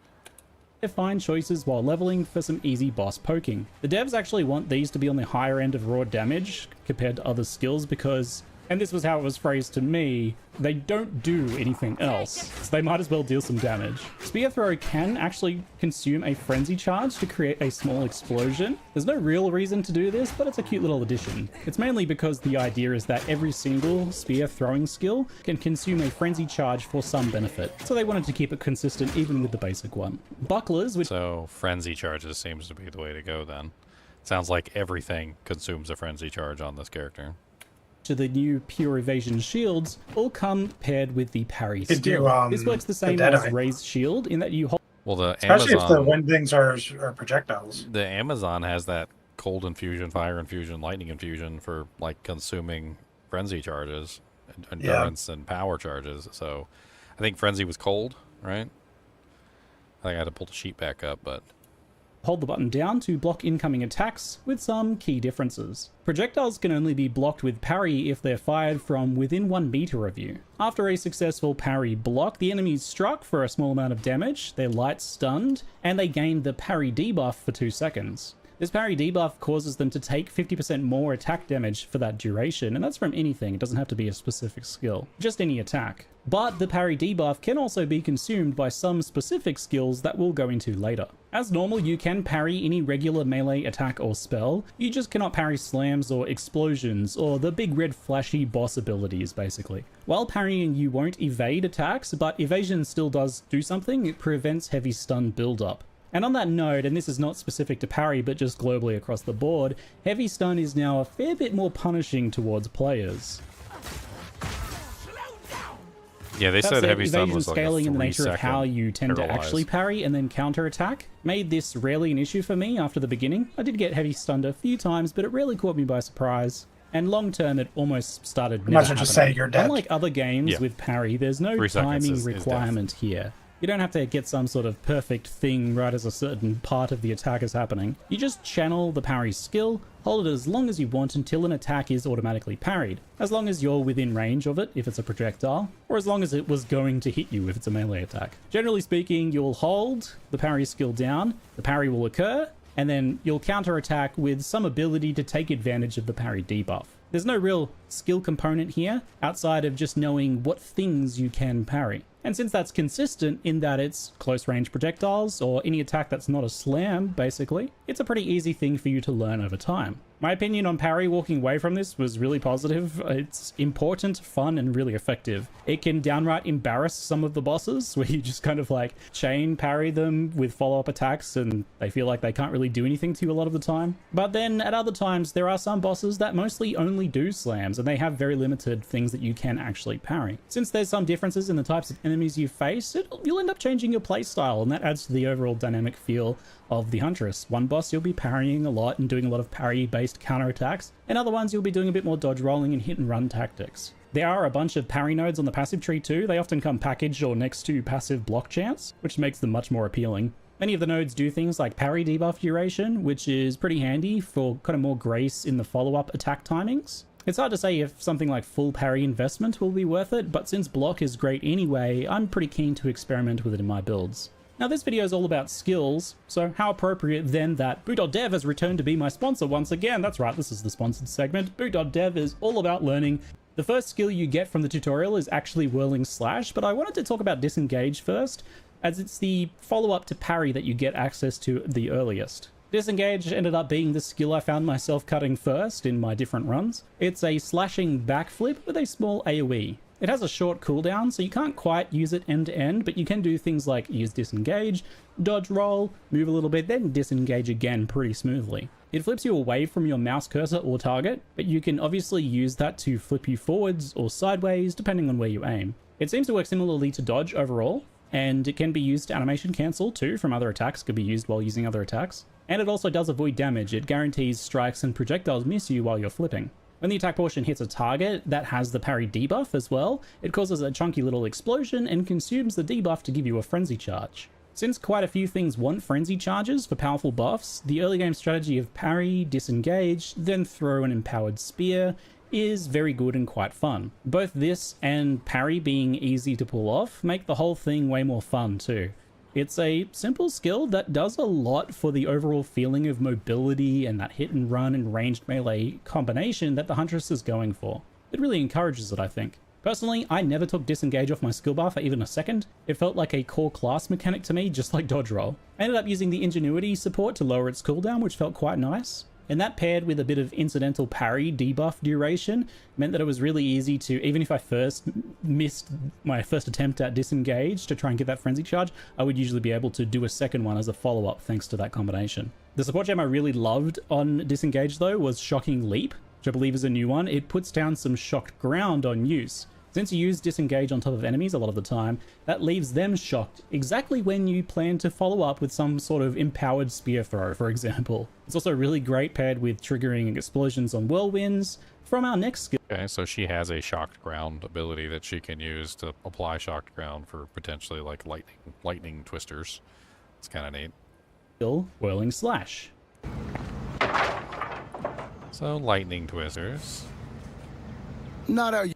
So Whirling Slash is the first of the wind-themed skills. Bit of an archetype here within the Huntress. It's a combo piece for quite a few other skills as well. Quite simply, you slash in a circle for fairly low damage and create a whirlwind. Each Whirling Slash adds a stage to the whirlwind. Each Whirling Slash adds a stage.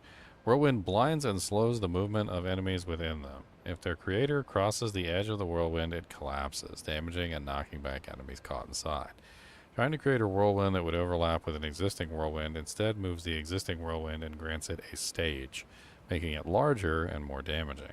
A whirlwind that overlaps an allied elemental ground surface takes on that element, gaining 30% of damage as corresponding type and applying the ground surface debuff to enemies inside the whirlwind. Increasing its area up to 3 total stages. If you leave the whirlwind area, such as just walking away or dodge rolling or indeed disengaging out of it, it explodes, dealing more damage per stage in that larger area. Its main use early on is AoE for packs of enemies. It just drops shelled ground and shotgun for free. Slash, and then dodge roll away or disengage. I wonder if it can have multiple effects. Like, can you stack multiple grounds or... That'd be interesting, yeah, I don't know. I mean, I remember when the bell, like, before the bell got nerfed, which it did get nerfed pretty heavily, it used to, like, incorporate any elemental damage it was hit with, right? So, like, it would apply, like, Like if it get hit with fire, it would put fire. If it got hit with ice, it would hit fire and ice. If it got hit with lightning, it would do fire, ice, and lightning, etc. Like it would think it was only elements. It didn't do chaos, but like I don't know exactly how it functions, but it could be interesting to have like multiple elements, like whirlwinds or twisters or whatever. Detonating it and killing the enemies. You'll get a feel for how much damage you need to do to the enemies before you detonate, so you might end up doing an extra slash here or there to get them low enough so that the detonate will kill them, but this is something you get a feel for as your gear evolves. It's less single target, just out. The detonate is a really nice touch because like I feel like if they had left it as it was, where the whirlwinds were just created and then they just, you know, like dissipated or whatever, or they just kept going in place, and you're moving around the battlefield, you know, you're moving around the battlefield, you're reacting to what's going on. And like if you put a whirlwind down and you feel like you need to move, then You get nothing out of it. You You get feel nothing bad. out of it, yeah. And this way, at least you're getting something out of it when you move, and it explodes and it does damage, and then you make a new whirlwind at the new location. That actually is a pretty ingenious way of doing it.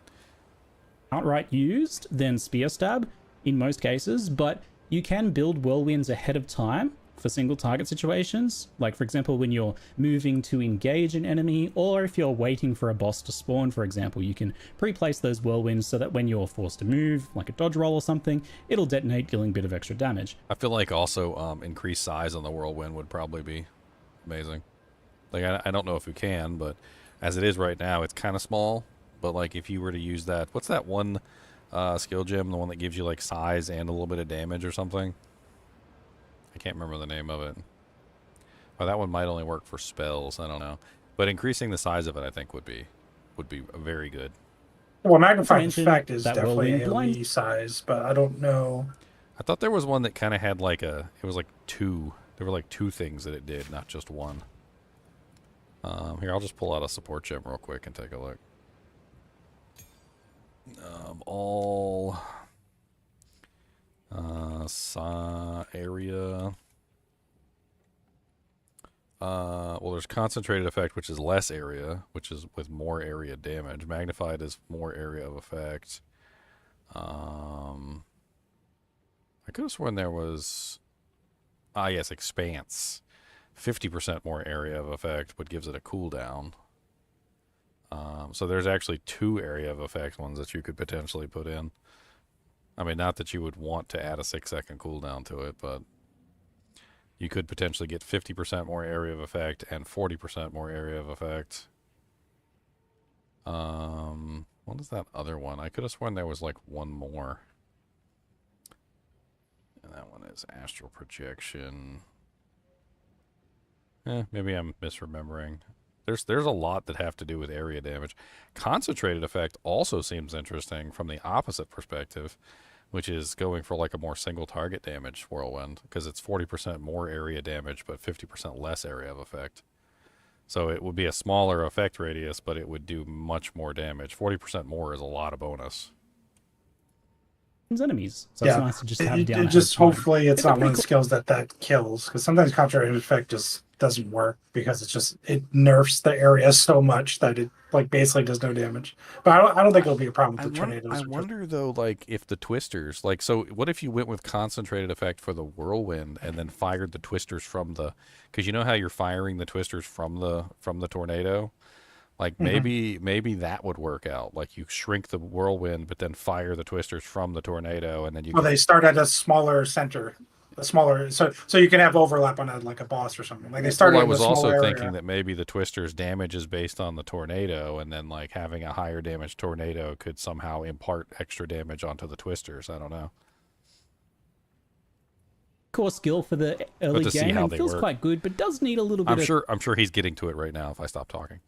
Kind of practice and tips for using it. So here's some things that I noted. The slash has a forward leap if targeted ahead of you, so that you can use it as a gap closer, and that's kind of what you should do. Think of it like hit and run, using that whirling slash to advance on enemies and push them and group them up, since it has that knockback, and then use your disengage to explode, or dodge roll to get out of the way and explode, and then follow up with more whirling slashes. That's kind of the core little combo there. If you want to place them underneath that was interesting. Did you see that with the twisters? Follow up and more whirling slashes. They bounce off the terrain.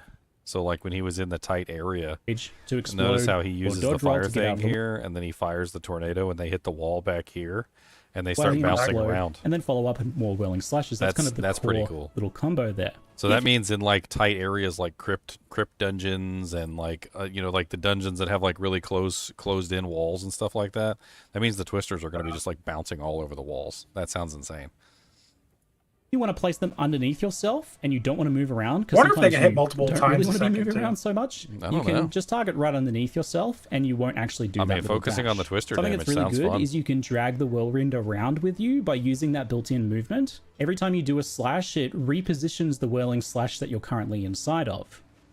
When you use disengage to leap out of it to trigger that explosion with shocking leap support on disengage, that shock ground does actually apply to that explosion, which is really fantastic.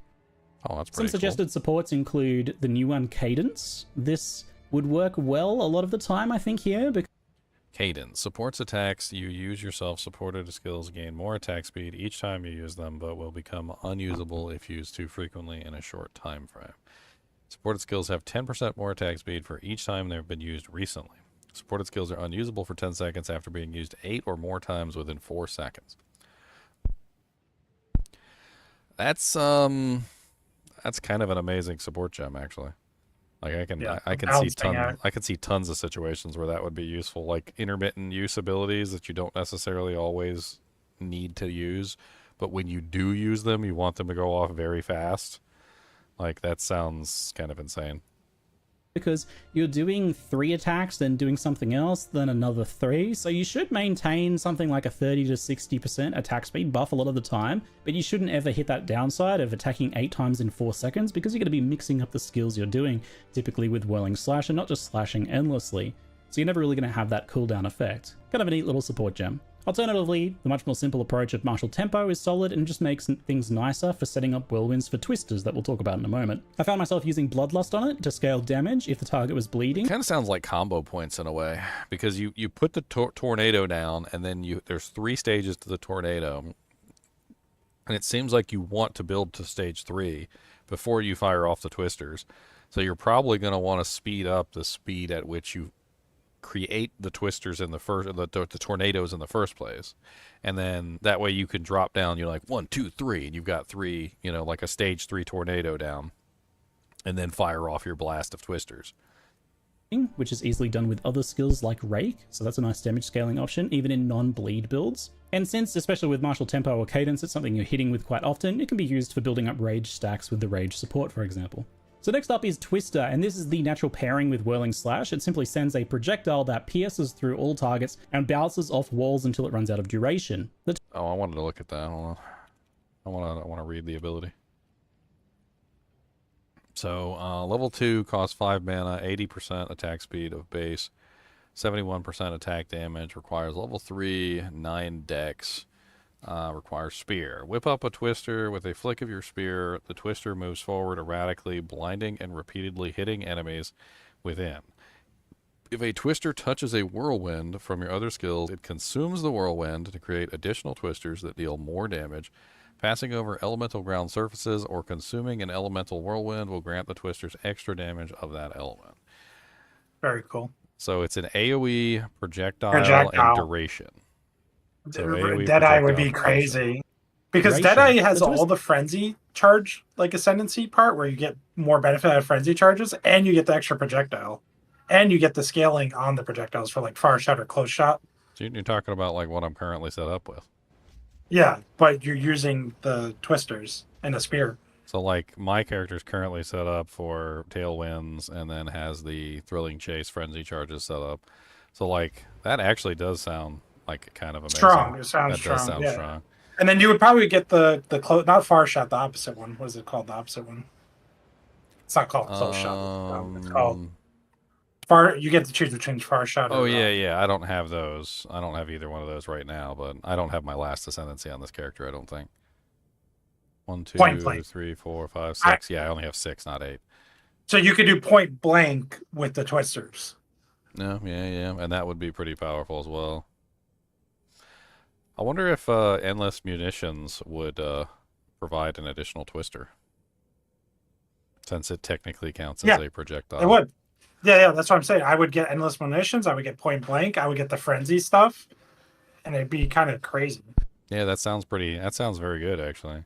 That's what I was talking about with you guys earlier when you said like, "Am I going to play the Huntress?" And I'm like, I am going to use the spear. I'm going to use the spear. I still haven't really decided whether I want to use the Huntress ascendancies, but like the Twister thing, like he's saying, it looks like it would go really well with the additional projectile, the point blank ability, and then also it apparently uses frenzy charges, which could apparently the whole character uses lots of frenzy charges. That's one of the things that Ziggy literally just went through the process of saying, that like every ability seemed to have some kind of frenzy charge thing on it. So it might be a good idea to run Deadeye with the spear. Twister's blind as well, which is a nice defensive buff to be able to apply guaranteed on enemies at a range like this. Like Whirlwinds, when Twisters travel over ground effects, they actually gain that element and deal 30% added elemental damage of that type. When they collide with a Whirlwind from skills such as Whirling Slash, they consume the Whirlwind to deal more damage and create more projectiles. Just note this doesn't cause the Whirlwind to explode like it normally would, it consumes it to do this alternate effect with Twisters specifically. So if you fire a Whirlwind into a stage 3 Twister... So looking at him play, like I'm watching him play here, and you notice how like when he uses the Twister, he doesn't necessarily have to stay still when he uses it. Whirlwind to so like over like here, he's about to start like a whirlwind chain, and you'll see that he hits one whirlwind, bam, right? And then the second whirlwind, he moves, hits the second whirlwind, and it's bigger than the first. And then he hits it again, bam, and the third whirlwind is bigger than this. So he's in 3 stages. So he didn't have to sit still and actually build stages. All he had to do was use the ability 3 times. And every time he used it, it upgraded the stage of the whirlwind until finally he got to the maximum stage, and then he fires off his twisters, which is different than I thought. I thought he was like you had to sit still and just like 1, 2, 3 and like build up the stages of the existing whirlwind.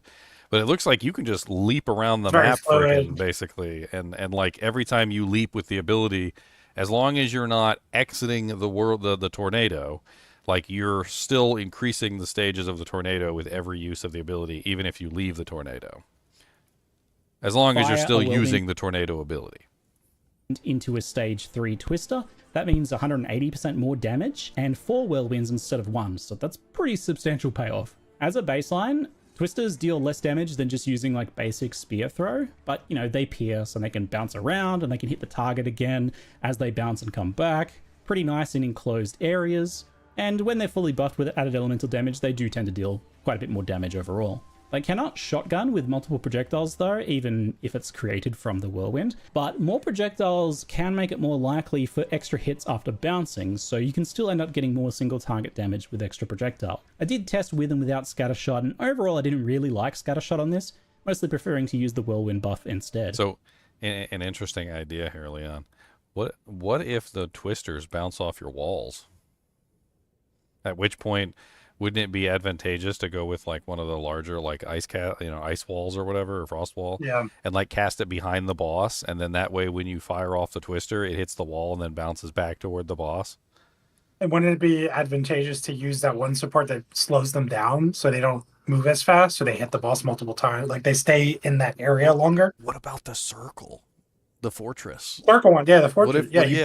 What if you just like circle like fortress the monster and then just started spamming twisters and they're just like bouncing around inside the fortress? That's nerfed week 1. That's getting nerfed. Overall, because it hits the boss like 30 times a arenas second. And the boss is just insta dead. Nerfed week 1. Sorry, Ginger.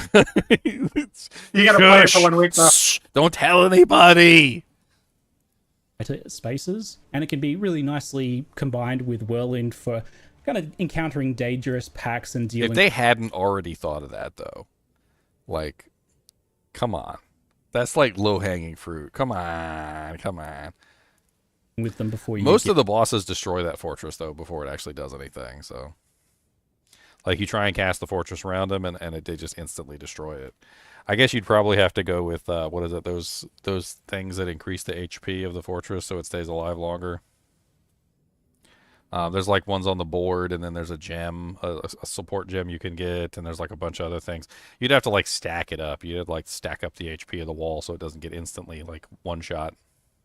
get, in too much danger. It's a bit like Spark, so duration and projectile speed are both options for scaling it so that you can hit more targets, bounce off walls, and hit the enemy again. I did find myself using this quite a lot, off and on, in different zones. Sometimes it performed really, really well, and other times it was just okay. It's especially nice when you just incidentally have some elemental ground. He said sometimes it performed really well, and he literally goes to the Act 1, like, freaking castle, where, of course, it's going to be bouncing off the walls, like, back and forth, like...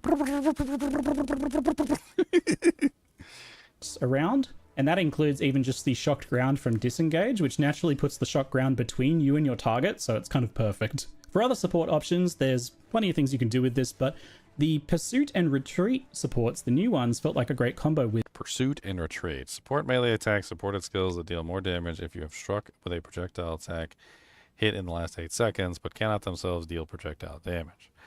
Retreat. Support skills which create projectiles. Supported skills deal more damage with projectiles if you have struck with a melee hit in the last 8 seconds, but cannot themselves deal melee damage.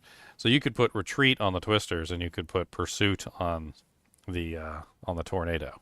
Yeah. And then that would be like a really good combo between the two, because you would get massive amounts of damage from your Twister or your Tornado, which is in melee range, and then you would get really good damage from your Retreat, like your Twisters, because they're getting the huge buff from Retreat.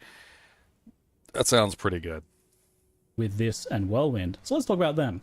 The hybrid melee ranged playstyle of the Huntress and Spears is encapsulated in a brand new pair of support gems here, which kind of naturally go together. Pursuit makes the linked melee attack deal 30% more melee damage if you damage an enemy with a projectile attack in the last 8 seconds. And conversely, Retreat is the opposite. 25% more projectile damage if you've damaged an enemy with a melee hit in the last 8 seconds. You get what they're going for here. It's pretty obvious. For that combination. Both have an additional restriction, though, preventing the linked skills from doing the other type of damage. This is likely just to prevent issues with, like, hybrid skills, like Monk's Falling Thunder, for example, that have both a melee and projectile component. I didn't run into this at all playing on an actual Huntress. The simplest and most obvious pairing here is just Whirling Slash and Twister. Corey said Firewalkers to make sure your Twisters are always on fire. I wonder if it works with poisons. Isn't there like poison ground as well? I know there's fire, there's chilled ground, there's burning ground, there's fired ground, like burning ground, chilled ground, light shock ground, and then I thought there was one with poison too, wasn't there? Or like I don't think that one probably counts. Yeah, I think because I don't think it would affect it because it's mainly the 3 main elements. I think it probably states elemental, right? And elemental is only fire, ice, and lightning. Is there any like item that gives you like a chilled ground, like permanent effects? Kind of like God, what are they called in Diablo 4? My brain's melting. I know what you're talking about. The tomb. Graves, what is it called? You can't remember either. They drop all the time. All the time. Chilled, ice chilled. I'm typing in ice penitent greaves. The penitent. Penitent greaves. Yeah, the penitent. Is there anything like the penitent greaves in this game where I could get like permanent chilled ground? Because that would be. There's amazing. A support. I know there's a support that helps you drop chilled ground. Yeah, there is a support, and then also I know Eye of Winter drops chilled ground, so that could be an option. And then there's the Evoker Ascendancy. I was halfway considering the shield, that unique shield, the one that they just recently fixed, the one that's supposed to give you like energy on blocking and it automatically casts abilities. I can't remember the name of it right off the top of my head, but they recently had a notes in it on the patch notes about it, that apparently it wasn't functioning properly, like it wasn't giving the appropriate amount of energy when you blocked or something, and that they actually fixed it now. But it's basically just like a cast on crit gem or something like that. Instead, it's cast on block. Yeah, that could be fun with it, and then have that cast like Eye of Winter constantly. Only thing I'm concerned about is the whole parry blocking. That stuff in a party usually isn't as effective as when you're solo and every monster is hitting you. When you're in a party and like someone's hitting the other guy, you're just not getting any parries. You're not getting any block is a defensive mechanic, and like I feel like that should be okay. Parry, not so much. I'm not sure about parry. Like I feel like parry is too active, and you have to constantly like engage with the monsters, and even the apparently the projectile. It said you had to be 1 meter away from the monster that's shooting the projectile at you. Yeah, then there's the unique buckler that gives it like double distance or something. Infinite distance. You can block any projectile from any distance. This is- But like you have to use that unique buckler.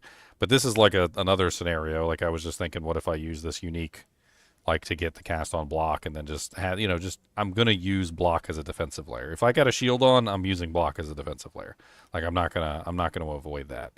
And then that way I'm getting something out of also blocking the targets, which is going to be happening all the time anyway. So right, they combo together nicely, they're melee and ranged. But that said, the 8 seconds is pretty long, and you can even activate retreat pretty easily by just using on mobility skills like Thunder Asleep or Disengage. You disengage, you hit the target, that gives you 8 seconds of uptime on your damage scaling for your projectile skill. Very nice. I'm an overpowered leaf blower. Mayhem like me. That first tier, so you can those use level the 1 explosion gems is spear to explosive create the spear, and there's ignited ground easily, or the burning ground easily. It looked like she has two. She's got the shocked ground from one of them, and she has the burning ground from the explosive spear. So you definitely have like two. Ooh, it's also a detonator. I did not know that. Detonators are really fun. Like they detonate a lot of things. They interact with a lot of different mechanics, like grenades and all sorts of other things. Like if you're a mercenary and you're shooting grenades, that means that the explosive spear can be used to detonate your grenades. I love how they brought all the elements into, especially fire. Because when you think back on like D2, I wish there was like a lightning arrow or like lightning bows on, or the javelins. Why can't you have cold or fire? Like it's cool to have them all. Yeah, to be able to access them. I want it all. It throws a low damage. Oh yeah, let me read this. AoE projectile fire duration detonator. Hurl a payload spear that pierces through enemies and lodges into terrain where it lands. The spear will explode at the end of its detonation time, or if detonated, it consumes a frenzy charge if you have one to explode immediately, dealing more damage in a cross-shape area and creating ignited ground. So it looks like you need a frenzy charge to get the ignited ground. Is that basically what that's saying? That's what it looks like to me. Damage spear that detonates after 2.5 seconds to deal a powerful fire damage explosion. But you'll have now you can only have one this, active spear at a time. You don't have frenzy to charges wait for it to something detonate wrong. before you throw another one. Otherwise, you'll override it and it'll never detonate. So there's some level of self-control that you need to apply here. That said, consuming so he said if you throw another one before the original one detonates, it deletes the original one, and the original one doesn't detonate. So you can't just you're not just going to spam a bunch of these around the map. You want to throw one, and then just it's going to be it's not going to be a right click button if that's the case. Like he has it on right click right now. I would never throw that on right click if it's a throw it once and wait till it explodes kind of an item. Unless you can get like infinite frenzy charges, at which case it detonates immediately, and then you get the cross-shaped thing. And then at that point, you're going to be focusing on trying to get as many frenzy charges as you can. So if you're trying to build like a full frenzy build with maximum frenzy charges, then that could be an option. Charge causes it to detonate instantly, leaving behind burning ground. Explosive spear's explosion, whether it's with frenzy charge or after the delay, acts as a detonator, meaning that it can detonate other skills that we'll see later on, like Stormlance or Rapid Assault's stuck spearheads. Explosive spear overall is very satisfying and effective. The limit on active spears and the longer detonation time actually means that you weave it in between your other skills. Kind of worried about his HP. Have you been noticing his HP? Like a lot of the times his HP is almost gone completely. I'm looking at his hit point pool over here, and it's like he's like always at 20% or lower, and he's constantly like bouncing out of combat. It's starting to worry me. I mean, and the funny thing is, this is all early game zones, and I just did a SSF new character in the game. You forget how challenging the game is without any gear at the beginning. Yeah, I mean, I guess he's playing on like a random. He said he was playing at the GGG headquarters, so they just gave him like whatever. Yeah, this is literally a level 5 zone. A little showing baby, like the first little baby zone. He's getting rammed. Opportunistically. Whenever you find a parry opportunity, I notice you he's can using Hunter's disengage Mark to a make lot. frenzy 'Cause, charge, of course, frenzy explosive charges. spear for that burning ground and some nice damage, and then Yeah, follow between up with Hunter's Mark, whirling combat slash or frenzy, the twisters parry, to empower there's them with that multiple added ways fire you damage. really look at those Most charges. builds, I think, will use this for at least a while in Act 1. It's just a good leveling skill for that early portion of the game, if nothing else. But hell that was said, it's that? definitely got core skill potential, and it was one of the main skills I ended up Did you see using in the that? game. If not, most builds, I think, will use this for at least a He while just in like Act 1. It's glossed just right over that. Like it didn't even happen. He was like, he just Just like the footage happened, and I'm just like, what the hell is that? It was like a freaking supernova. And then ice crystals come out of it. The hell attack is that? Look at how pretty that is.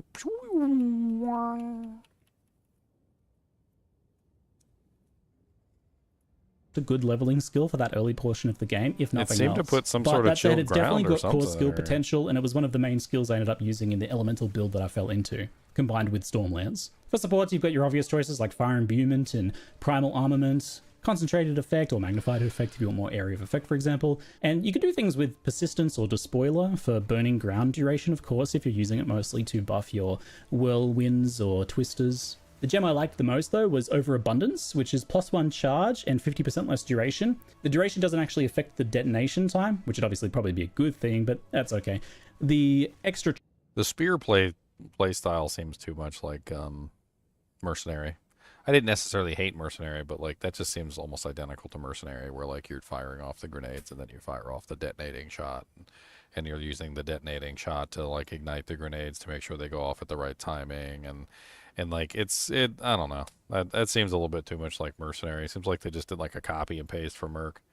I mean, I'll probably still end up using one of these to put like Burning Ground or something, or Chilled Ground or whatever like down, but I'm not really sure I want to, like, if you watch him, like he throws like the lightning spear and then he throws like the fire spear, and he puts them like back to back, like he's constantly dropping like the extra one charge, and then the other though, and is then excellent. detonating them. It means you can throw 2 down and have 2 explosions for a bit more coverage, and it makes it a little bit easier to not accidentally override yourself and still get those explosions for detonating.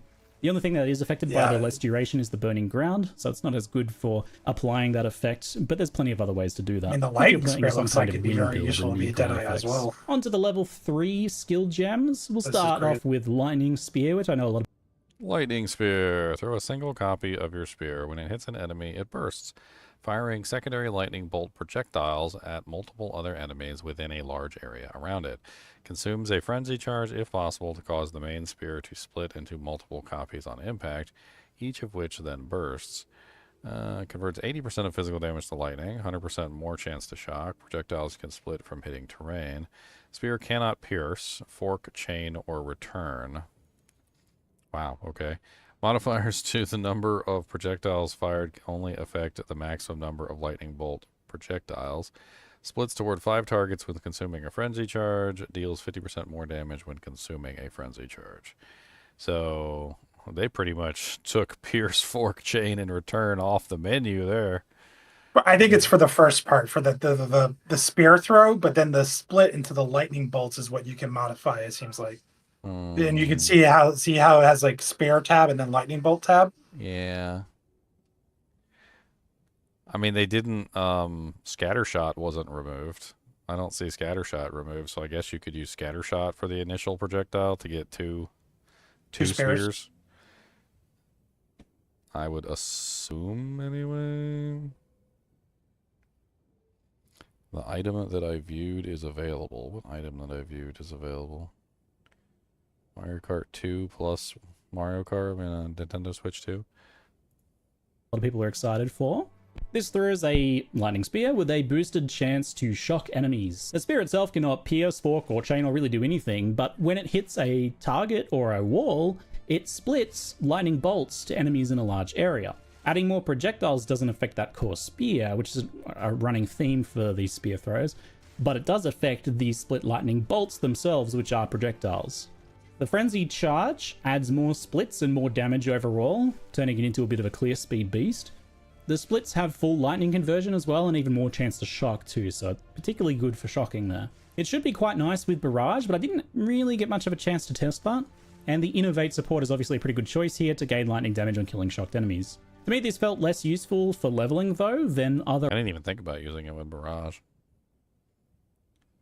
I didn't even know Barrage could be used with non-bow skills. I guess. Yeah, I guess if you're frenzy charge, building frenzy charges anyway, might as well throw some barrage in there, which is also going to consume all your frenzy charges. I feel like this character is going to be at like a frenzy charge deficit all the time. Yeah. other options that I had I need access them to, all. but I Need can more definitely frenzy. see this being a clear speed machine at endgame, especially if you can keep a steady supply of frenzy charges going for those empowered splits. Fangs of Frost is next up, a simple icy stab attack that has its Fangs of the Frost, AoE, melee, strike, and cold. Perform an extended icy stab that exploits enemies who are already off balance. Hitting a parried target consumes the debuff to cause a nova of frost and leaving chilled ground. I think they might have locked me out of using shields. I think I'm stuck with a parry shield at this point. Unless I can get another way of like permanent chilled ground, but man, that's too good. You basically just parry a target and then hit them with the Fangs of the Frost and then immediately make chilled ground, and then you just fire off a bunch of chilled freaking little twisters. That sounds kind of fun. Does not sound horrible. It says plus 14 to melee strike range. Like, what the hell is that? That's a big range. Stabbing people unique from payoff miles on away. parried enemies. So when striking a parry debuffed enemy, it causes an icy explosion that leaves chilled ground. This means it can be used as an elemental ground source for wind skills, but I don't really... So at this point, she has all three, by the way. She's got chilled ground, she's got the fire burning effect, she's got the lightning ground. She has all three. I've already confirmed, like, her abilities have the ability to create all three ground types. I think that's going to be the main use case for it here. Both the explosion and stab have 50% more freeze build-up, and the high damage on the explosion does make for some pretty solid freeze potential. By default, it's not stronger than regular spear stab for raw single target DPS, and I initially kind of wrote it off as not too useful, as I wanted to use those parry debuffs to make frenzy charges. Why would I want to consume it for Fangs of Frost when I want to throw my exploding spears and stuff? But I did end up changing my mind on this skill completely later on. When I started getting frenzies from other sources, I found it much more useful overall. With the Combat Frenzy Spirit skill, freezing enemies can generate you easy frenzy charges, and this made it become a core skill in my eventual elemental spear throwing build. A quick poke on track. I mean, yeah, like that's one of the main ways that you get frenzy charges is by applying ailments to targets through combat frenzy. And like, why wouldn't you use combat frenzy on a build that's literally designed for freaking frenzy charges? That just seems like the biggest no-brainer in the entire world. I mean, I'm looking at it right now, and all I can see is, hey, look, combat frenzy's going on this character no matter what, and I have no choice. And this made it become a core skill in my eventual elemental spear throwing build. A quick poke on trash monsters is a near guaranteed freeze, and therefore a frenzy charge. Great. Much easier than trying to do a parry and disengage. And then when you do use parry for a tougher enemy, you can follow up with a Fangs of Frost for even... I mean, I like the fact that it doesn't cost a frenzy charge, though, to give the chilled ground. That's what I like. Like, some of the other ones are costing a frenzy charge. Like, the explosive shot costs a frenzy charge to give you the burning ground. This one is generating a frenzy charge to give you the chilled ground, which I think is a good thing. All you have to do is just do one parry, hit the target that's got the little parry debuff on them, which doesn't sound too difficult at all.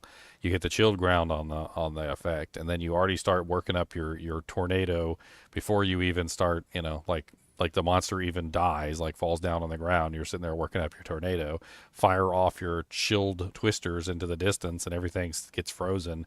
And then when you freeze the targets, you're going to generate what? More freaking frenzy charges. So like the whole thing feeds into itself, and it just sounds absolutely insane. More higher chance of getting that freeze. And with decent supports like cold and... Why does it just seem like Deadeye is like the correct move for the Huntress? Like, it really does. It like as the more I'm seeing it, the more I'm thinking, oh look, Deadeye looks like it's going to be the best choice for the Huntress. Like screw Ritualist and screw the Amazon. Let's just go straight into the freaking Deadeye, run the spear, and freaking profit, just pure profit. Infusion and Pursuit, for example, it became a pretty solid, high damage and satisfying melee skill to that is pretty tanky and too. otherwise ranged playstyle. The bottom node. The next skill is Spear Field, which is a slightly unusual one that I initially penned as mostly a utility skill, but I think has some pretty strong potential. Looking at that. That With did Spear look kind Field, of you neat. stab the ground and see many spears. Spearfield is stab the ground, causing multiple spears to burst from the ground in front of you in a large area. The spears remain for a duration, or explode when enemies touch them, damaging and maiming them.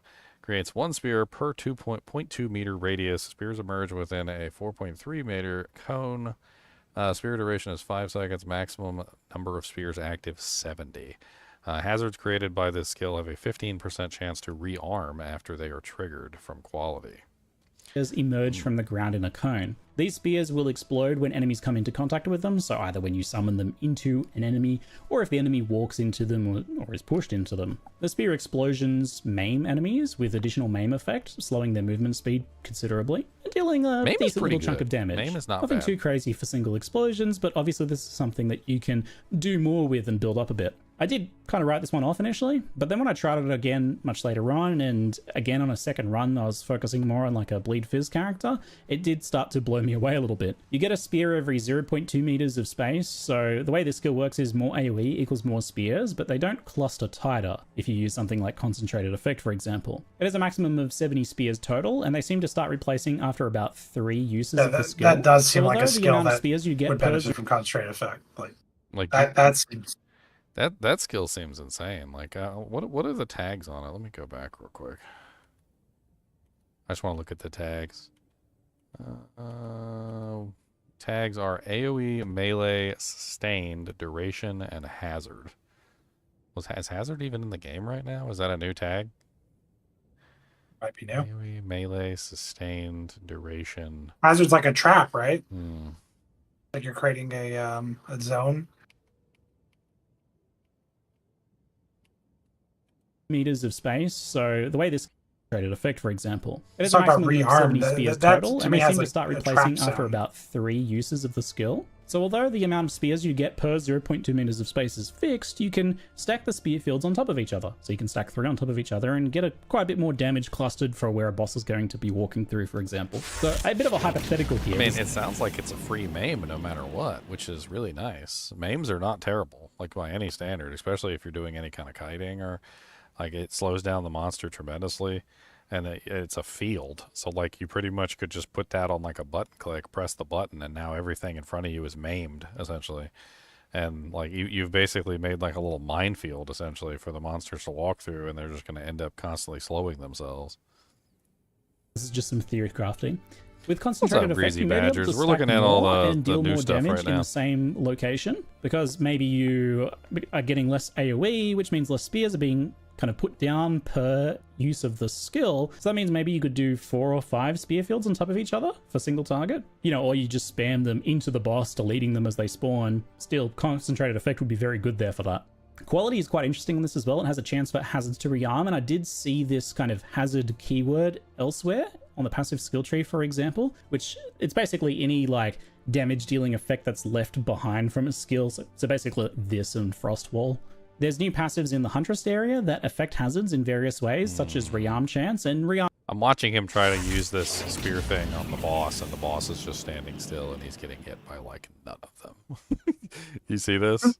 Like he's getting hit by like none of them. Let me go back to like the beginning and watch the boss's HP. Behind from a skill. Like look at his HP and look at how much he actually gets hit by the There's new passives in the Huntress area that affect Like, he is hazards in getting various hit ways, such as by rearm chance, none and rearm of the chance for spheres. something like this is just a direct damage multiplier. Now, 15% granted, chance he to does rearm it. eventually move, and he does eventually get hit by the spears, but like when he was standing still, not a single spear touched him. What's up, Greasy Badgers? Thanks for the Prime sub, man. I appreciate it. 15% more damage. It's effective against larger enemies and very The next effective skill against looks enemies really that fun move to around read. or chase you. I kind of wonder if you could use knockback from the spears to push enemies into more spears. So some knockback on the skill itself, or globally perhaps. It would probably take some investment, but could be interesting to look at. I actually think this is a super strong skill against the right types of enemies and built around correctly, in addition to providing some decent utility for slowing enemies down in ranged or bleed builds. Keep in mind that a moving enemy gains bonus bleed damage, and if they're walking slower, they spend more time overall walking to get where they want to be. No, not a 5-cylinder engine. Not music that's probably copyrighted. Bleed builds, the next skill is Rake, the last of the level 3 skills, and this is a bleed-themed mobility skill. Rake is a slashing attack that leaps forwards to a target if possible. It's got a moderate range when targeted on a specific enemy, otherwise it's just a small leap forwards. It takes a bit of practice to get used to what enemies you can reach to max range with it, but it's really zippy overall, and it can dash you around enemies, and it kind of path finds around obstacles really well too, to travel you really far sometimes. And that's good because it does up to 100% more damage based on the distance traveled. You're incentivized to use it to hit and run or as a gap closer after you like flip away with disengage, for example. Now it has a 100% chance to inflict a bleed and 100% more magnitude of bleed, in addition to that up to 100% more damage based on distance, so there's some decent bleed scaling going on here. It's got a somewhat low base attack damage, but all of those kind of multipliers put together mean that it ends up being a pretty good skill, if nothing else for clear, and surprisingly actually good for single target as like a hit and run combined with some other skills. It's really fast and fun skill. I liked it a lot. A useful mobility even on non-bleed builds too. The combo of Rake, Whirlwind, Parry, Disengage, and then Rake again, just kind of like that dash in, flip back combo. It was really fun. Obviously, Brutality, Heft, and Deep Cuts are going to be there for bleed damage. Cadence and Martial Tempo if you want to use it more for speed and maneuverability. And I actually stumbled upon Stomping Ground as a support for this, which is really fun. Rake moves so fast and there's kind of a lot of steps, so Stomping Ground adds a bunch of hits to make Rake a better single target and clear skill at the same time. You're just going to have a little bit of strength for the damage to be based on while leveling, but because on a bleed build you need a bunch of red sports, you're going to have some strength anyway, and just with the strength I kind of needed from and got from some incidental gear, I found this combo was very strong. Definitely a cool combo. One to have a look at for sure. Since we're talking about bleed skills, it's time for the skill with the edgiest, sickest name of all time, Herald of Blood. Herald of Blood is, as name suggests, a new bleed-oriented herald skill, which means you get access to it at gem level 4, also known as gem level 10 after killing the King of the Mists. While active, killing an enemy that has experienced quote-unquote blood loss causes them to explode, dealing physical attack damage. Well, that's in an area. crazy. So blood loss is this new system where the total Literally bleed could take a damage single enemies target can be bleed build tracked and just put and Herald seen of Blood life on and just bars have as clear. this kind of like missing portion of life. You'll only see it whenever you have a skill or an effect that cares about blood loss in some way. There's So what you wanted. You wanted a single target character. Explosion has some that base can also physical do damage, AoE. but the bulk of its damage is actually based on the total blood loss of the exploded enemy. It's 15% of the exploding enemy's blood loss total, so this is an unscalable value, which is typical for effects like this, since it's already effectively has been scaled by your damage in the first place, via the actual bleed in the first place. A bit like Plague Bearer from Path of Exile 1 if you're familiar. What this means is that even just 1 point of bleed damage is enough to cause Herald of Blood to explode for a small amount of damage, regardless of whether the enemy actually dies to bleed or another hit or something else, just as long as they experience blood loss at some point, even if they've stopped bleeding entirely. But enemies that have had a lot of blood loss, say primarily dying to like a large bleed from Rake for example, will cause some very chunky high damage explosions. As an added bonus, the explosion can aggravate bleed on nearby targets, which makes the bleed deal its bonus damage as if the target was moving. This alongside the explosion should help clear up stragglers and give bleed builds that juicy AoE clear that they desperately need. Although it's an attack and requires a martial weapon to equip and activate, it doesn't scale off of your weapon damage, so maybe you can do some clever things with that perhaps. It's pretty satisfying and effective at even leveling a build that's not really focused on bleed and using Rake for mobility. It was great for AoE clear. You can of course support it as well, just keep in mind that the blood loss damage is unscalable, so you mostly want to stick to things like Magnified Effect for extra area or utility supports I imagine. Now moving on to skill level 5, we'll start with Rapid Assault. This skill performs 6 small stabs in a pretty fast sequence and then a large final strike. It seemed like a partial lock-in skill to me, but I think you can interrupt between the 6 fast stabs and then the final large one if needed, but there is some kind of element to commitment to it. It's a skill that you want to use when you can kind of do so safely. The final strike is definitely the most important part of the skill, and it has pretty long range, which means it'll often connect even if you miss that first combo, which is nice. And that final strike is guaranteed to cause bleeding and has a small knockback for a bit of bonus bleed damage as well. Finally, that final strike lodges a stuck spearhead in the target for up to 10 seconds, and you can have a total of 5 stuck spearheads in a target if you can do so quickly enough. The spearheads themselves don't do anything, but if they're hit by a detonator skill, they explode, dealing some extra damage in a small explosion. At gem level 5, it was 85% damage per explosion, so it's not a ton, but that does total to over 400% if you get all 5 in and then detonate them, so it makes it a decent final punch finisher. Mechanically, I think this works quite nicely. When the enemy is vulnerable, you hit them with a few rapid assaults, then when they start moving again, you detonate the spearheads with an explosive spear or a thunderous leap. Depending on your build, you might be throwing detonators anyway, so that extra damage is just bound to happen as a bonus. When you kind of math out the small rapid hits, the big final hit, and then the potential detonations down the line, it does end up being quite good single target. The bleed does, however, seem kind of supplementary here with no real major bonus or like heavy hit from that final strike to, to give it that extra punch that a bleed really needs. Overall, it's a solid single target skill that'll probably see use in a variety of builds, I expect, especially if they do have a detonator skill kind of already in their gameplay rotation. And of course, don't forget, things like detonating arrow, explosive grenades, and explosive shot all exist for weapon swap setups. Your favorites are returning to spill.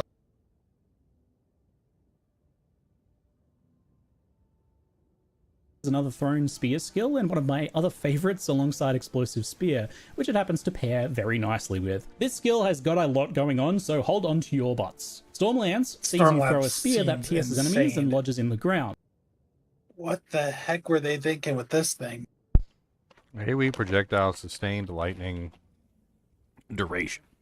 Throw an electrified spear that lodges into the ground and periodically zaps nearby enemies with lightning bolts. If a spear is detonated by another skill, it immediately unleashes a volley of bolts and expires. Consumes a frenzy charge if possible to fire bolts more frequently, and a shorter duration automatically detonate at the end of its duration. And create shocked ground on detonation. Watch the video clips, dude.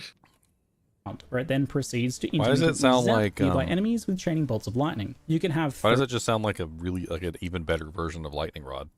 3 active Stormlancers in the ground. I'll see if it turns out that way, but it looks you can only crazy. throw one spear at a time, so Scattershot is out, thankfully I think, but Barrage is an option. The stuck spears are detonatable, but they won't detonate by themselves. If they are hit by a detonator, such as Explosive Spear's Explosion, they'll rapidly fire out 16 bolts near instantly in a larger area before expiring. It's pretty chunky damage, especially with 3 of them stacked in one place and then detonated. But of course, all thrown skills have a frenzy charged version, and Stormlance is no different. When consuming a frenzy charge, Stormlance will fire bolts 4 times faster and detonate itself, causing shocked ground. It's basically 3 skills in one: the basic AoE zaps, detonated mega zaps, and frenzy charge machine gun zaps with shocked ground. And they're all a little bit different in how they function. I love this skill and I just kept coming back to it. My primary elemental build on my first run through to the mid 50s or so was... I can't see running this character like without Deadeye. Like the crazy thing about this character is that everything gets better with frenzy charges, and if you had Deadeye, you would have unlimited frenzy charges. Ergo, like, why would you not want to use Deadeye with this build? I know. It's making me think not to Was even go Stormlance Amazon and and go straight into Explosive Spear Deadeye. combined And I with love frenzy Deadeye charge too. generation And from Deadeyes Savage are just Mark, a faster. single They get target, tailwind. and combat frenzy. Deadeyes are otherwise. insane. I used electrocute support on this And, skill yeah, to Barrage convert has the been damage working from with shock spears, shoots it to looks like. electrocute to passively does, feed me frenzy charges, which... Where does Deadeye start on the tree? I can't remember. Bottom right? Bottom right, same. Go I below think it's Monk. the same. Yep, right below Monk, in between Monk and the Mercenary. I In mean, between them. that's close enough to the blocking mechanics that you could definitely get some good stuff. Like, because right here is Lay Siege, which is 1% increased damage per 1% block chance, which is very good. Like, I don't know why you wouldn't take that, like, as this character. Where does the where does the Huntress start? Same spot? I think so. I think it's going to be there. I mean, look where spares are. Look where the spare nodes are. Go to the bottom right. Yeah, spare nodes right here. Yeah, they're the bottom. Yeah, so it looked like it would be a straight beeline. I mean, there's a couple good blocking nodes nearby. I mean, you've got Lay Siege right here, which is a no-brainer. I mean, if you're going to run 75% block chance, that's just 75% increased damage. Then you've also got like a lot of good block nodes here as well. There's Shield Expertise and Spike Shield. That's where you get 1% increased attack damage per 75 armor or evasion rating on your shield. So you can get another bonus to damage there, which is right next to the spear tree. So that's like super easy, no brainer. I mean, the other stuff, the other shield stuff is like really far away. I mean, that's okay. I guess you just won't be able to reach that stuff. But I mean, there's another multiplier, which is this one. 1% increased damage per 1% block. You might have to put that on like a, I don't even know if that's possible because I think it's got like one of the isolations in it, which is super expensive. It might be easier to farm now though, because they said the mechanics that were harder to get, which Delirium was one of them, to get the the special mechanic that drops those. is going to be a lot more common. Like 30, I forgot what they said the number was. It's like 30% more, or even 50%, or maybe twice as more common to get those things.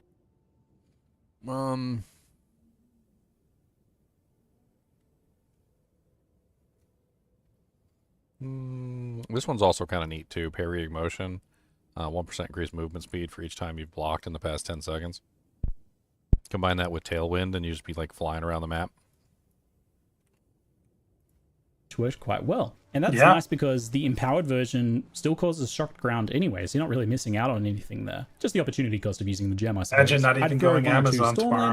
One or two just log in as explosives, Deadeyes, and everyone's like, why and then Ginger and extra Leon storm Deadeye? as the explosives started detonating. Like we already solved the meta. Continuous rumble of storm. Dude, everything requires a frenzy charge. Like, I want...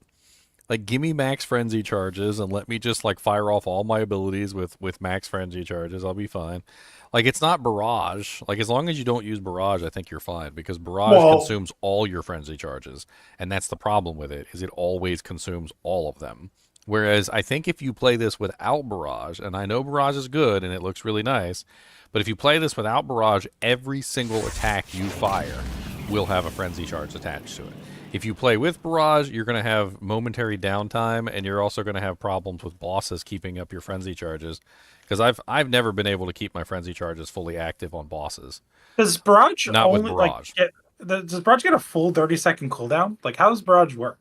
Basically, as soon as you use it, it consumes all frenzy charges, and then it like just fires off a million abilities, and then it has like it fires off one like per frenzy charge or something.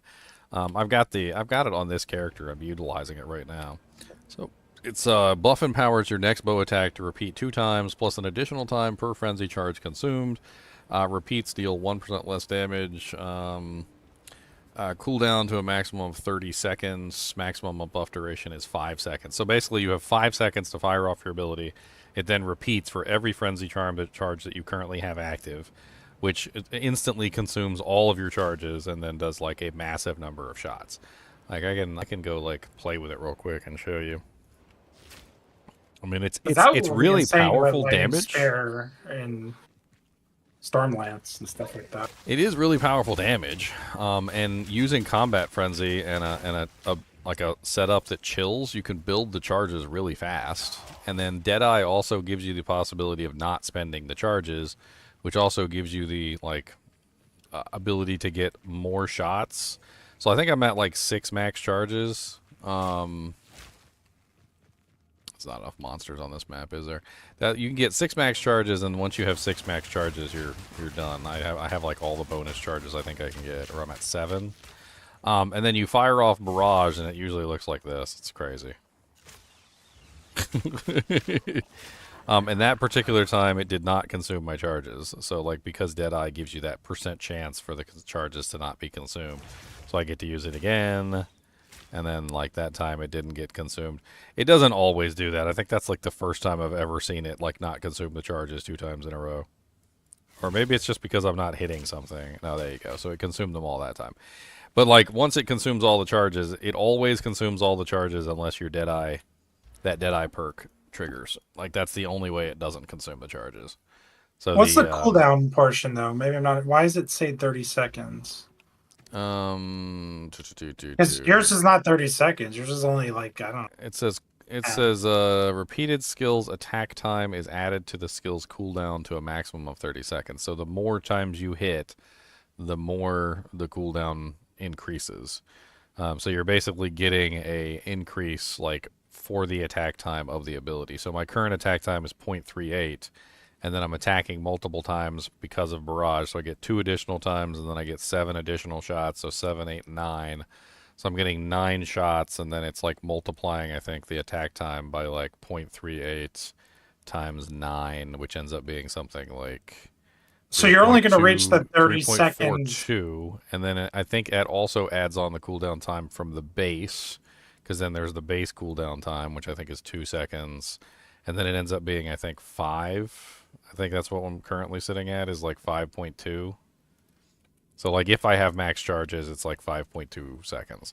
But, like, it goes up depending on the attack time of your ability. So the attack time... So a slow attack is punished because they don't want you using like a giant slow hit.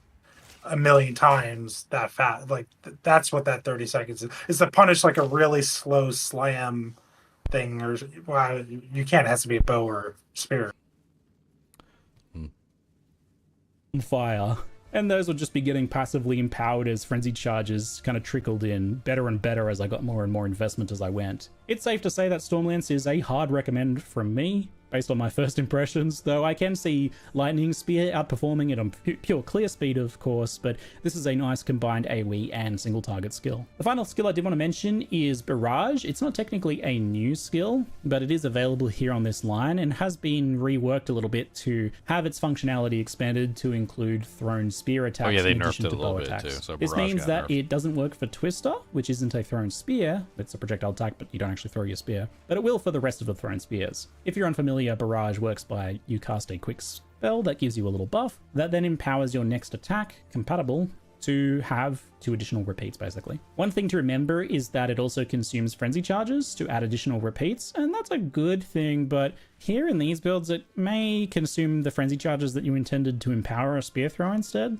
so it's not necessarily all upside there. Let's do a quick rundown on the functionality with the thrown spears as I see it. Explosive Spear is bad with Barrage because of the limited number of active explosive spears, being 1 by default or 2 with the support. Either way, if you throw 3, it's kind of wasted. You're better off just not barraging and throwing them separately, most likely. Lightning Spear does seem good with Barrage. You use Barrage as you're moving between packs of enemies to empower it, and then you unleash 3 Lightning Spears to clear a large area. Great. I'm not entirely sure of the interaction with Frenzy Charges on the throw, as there was some inconsistencies here and there that were still being worked on, so we'll have to see where that lands once the developers have finalized those mechanics. Like, I'm not sure if it takes 3 frenzy charges to empower a full barrage, or if it's just 1 frenzy charge for the full barrage. Obviously, the latter would be much stronger there, but we'll have to wait and see how that pans out. Stormlance is a pretty good pairing with this too. With the limit of active Stormlances being 3, you can barrage a set of 3 and then focus on using other skills for some nice front-loaded damage, so pretty good.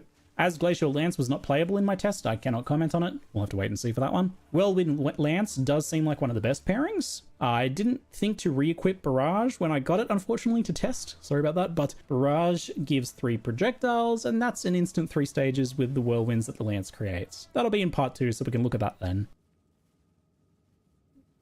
Consumes whirlwind collapses, causing a knockback. Consumes a frenzy charge if possible to immediately grant the whirlwind to maximum stages. I mean, why would that even be needed though if you have frenzy stacks? Like it says here that if you have a frenzy charge available when you're creating your whirlwind lance, it automatically gets created at stage 3. So why would you spend frenzy charges to create a stage 3 whirlwind? That seems silly. I think you might have had a brain fart there. And that's an instant 3 stages with the whirlwinds that the Lance creates. That'll be in part 2, so we can look at that then. Overall, Barrage didn't feel mandatory, which I appreciate. I like that it just kind of felt like a potentially good option depending on the skill you're using. I ended up rotating it out for other skills long term, as there was a lot I wanted to use on the Huntress, and the slots were pretty tight, honestly, more so than ever before. I did not have enough skill slots, despite how many you actually get. I can see Barrage being a part of some setups based on more player preference than anything else, so that sounds pretty good. We'll see how it pans out. But that's it for part 1. In part 2, I'll cover the skills. Alright, so this is part 1. Now let's move on to part 2. Part 2 is hands-on. At Wayfair, we get pretty excited. We need some more information.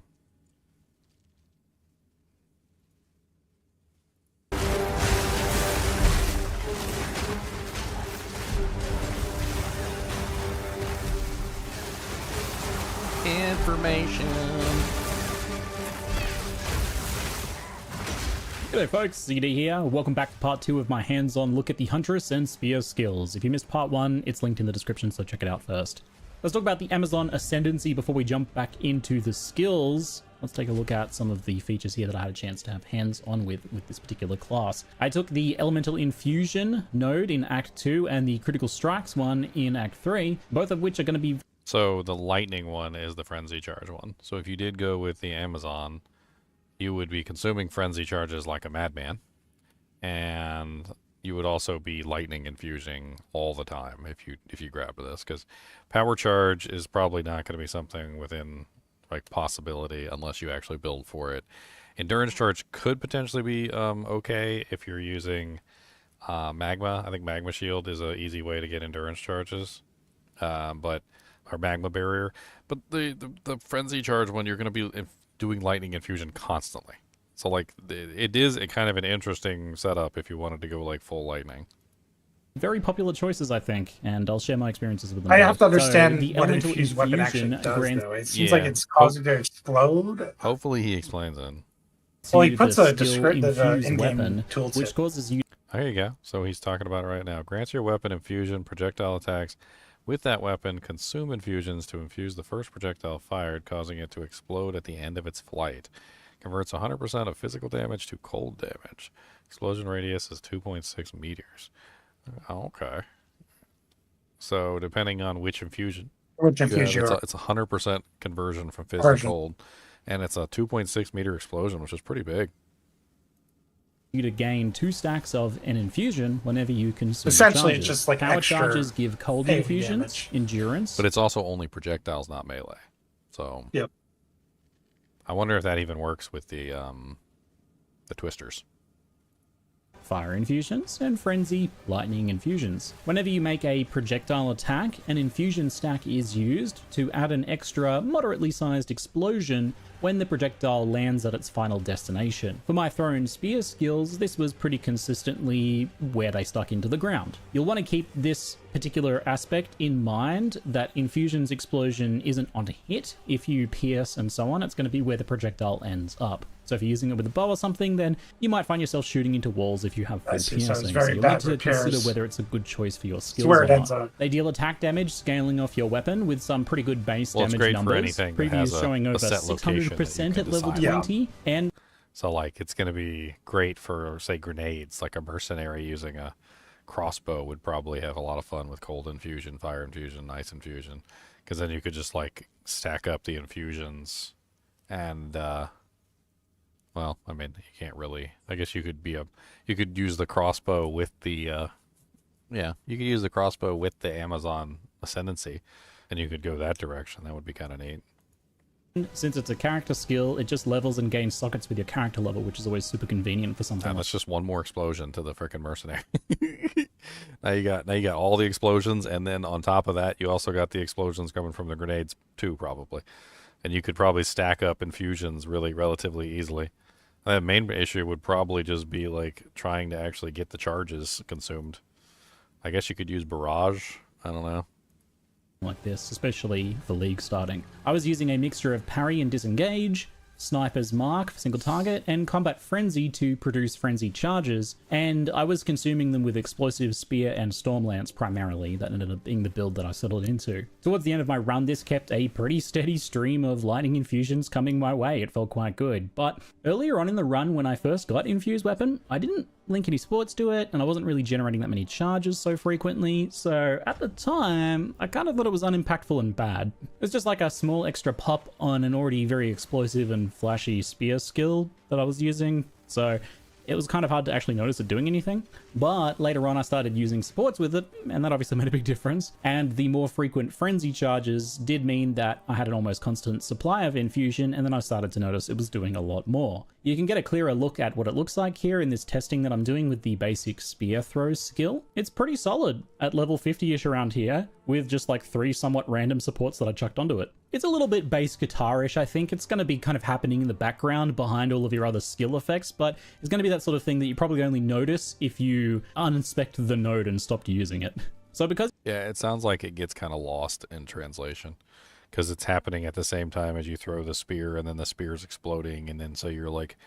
You're probably gonna, like he's saying, you're not even gonna notice it one way or the other, except for like the damage output. Is the damage output worth it? Because it seems to be interacting with the explosions that are already happening. It's just like one more firecracker in like a sea of firecrackers. Because you get 2 infusions per frenzy charge, and because they stack, you can feasibly get infusions pretty constantly during gameplay. This means the node-infused avatar behind it is something you can take or leave depending on how your setup consumes and generates infusion to try and get yourself full uptime, which is probably going to be the goal for most builds. Possibly not every build will actually need this second notable, which is great. I feel like a lot of the time these are either mandatory or terrible, but this actually feels like it might the more be I look at it, optional it's here, like this depending on stuff your is all setup. good, but I just keep thinking back to Deadeye, where you get the chance to get maximum 30% chance to just get maximum frenzy charges, and like not, and then you have 50% increase like benefit of the frenzy charges when they're consumed. Well, there's based on just the skill. so many benefits on the character for having frenzy charges too. It's like, why would you not want full frenzy charges? Like, your detonating shot will immediately go off if you have a frenzy charge. And you get like the big freaking like cross shape explosion, and then like you get like extra damage even when you throw like your regular spear, like from the explosions, and then you get what is it, the ice one. That one requires you to do a parry, which actually is pretty cool because that is going to help you generate your frenzy charges. Combat frenzy obviously mandatory here, but like Deadeye would make it even better. Like having permanent frenzy charges uptime with this character sounds insane. Like, I know they made 2 ascendancies for the Huntress and all, but like it sounds like Deadeye was made for the Huntress. Sounds like the character is literally designed around Deadeye. In the end, I was using the bullseye support for extra accuracy, since it's an attack, so that works, and that was converted to a decent amount of crit chance with the critical strike ascendancy we'll talk about in a moment. That was giving me around 50% chance with no real crit scaling at this level, and this also worked well with like long shot support to lower the accuracy penalty at longer ranges and give more damage to the infusion explosions. I was also using Innovate here for a chance to give me the global lightning damage while clearing, which was up pretty often in dense areas, thanks to using exclusively frenzy charges and therefore lightning infusions. But these were basically just supports that I had lying around that weren't like good enough for my main skills. I had better supports on those already and those were full up. So that just kind of ended up here. But even just with those random eclectic collection, that worked quite well. But there are likely way better options that you can explore. Overall, I really like Infusion, and it'll be a solid clear speed boost and potentially even single target enhancement if you're getting Frenzy or pre-stacking the infusions before bosses. So the Critical Strike notable is certainly standing out to people as a core Amazon passive, and I'm here to say, yep, I think. Yeah, that one is pretty powerful. I was looking at that one, and it's like you gain critical hit chance like equal to 25% of your excess chance to hit with attacks, which is stacking accuracy, which feeds into, of course, your like your overall, you know, like speed. Like if you're using the 2 notables that give you the increased attack speed, like, you know, for stacking accuracy and whatnot, which you're going to be doing anyway, and stacking dexterity, which you're going to be doing anyway. Like, you kind of like, if you're going to be using this, you're going to get the 25% increased base crit chance, and then you're going to stack crit, and so you're going to turn in your character basically turns into a crit character. I mean, 25% base is a lot too. Like, that's especially if you add on a little bit of crit on your weapon and maybe throw in a little bit of crit somewhere else. It's definitely not terrible. Yeah, I don't know how the formula exactly works, but I think it's going to wind up being whatever the base on the spear is, which I looked at a couple of spears, it's like 5 or so 6.5%. So the spear gives you, like, let's say 6.5. Then there's the one node on the passive tree that gives you another 1%. So let's say 7.5. And then whatever you can exceed of your chance to hit on an enemy in the end game might give you another 5% to 10%. I don't know exactly the formula, but whatever percentage it winds up being, you're going to have something like 12 plus base chance to crit. Yeah, and this is huge. And this is, I think, the only thing that might be like teetering me away from Deadeye. I don't know. This is crazy. It really is, and I don't know how well like it's gonna work. But I think most people are eyeballing this one, and they're like, man, this synergizes really well with those other 2 really good attack speed nodes, because obviously then you're stacking as much attack speed as you can on top of attacking crit. And then, of course, you could utilize the you know, chance on crit gem to like spam like Eye of Winter or something and get another boost, which is also going to put chilled ground on the ground, right? And then you can spam your twisters through the chilled ground and get cold twisters or whatever. Like, there's a lot of various ways that you could potentially make this work. There's another node too, and I'll probably show it in a little bit, that converts on a weapon that, like, you know how you have like 500 accuracy rating on a weapon? Uh-huh.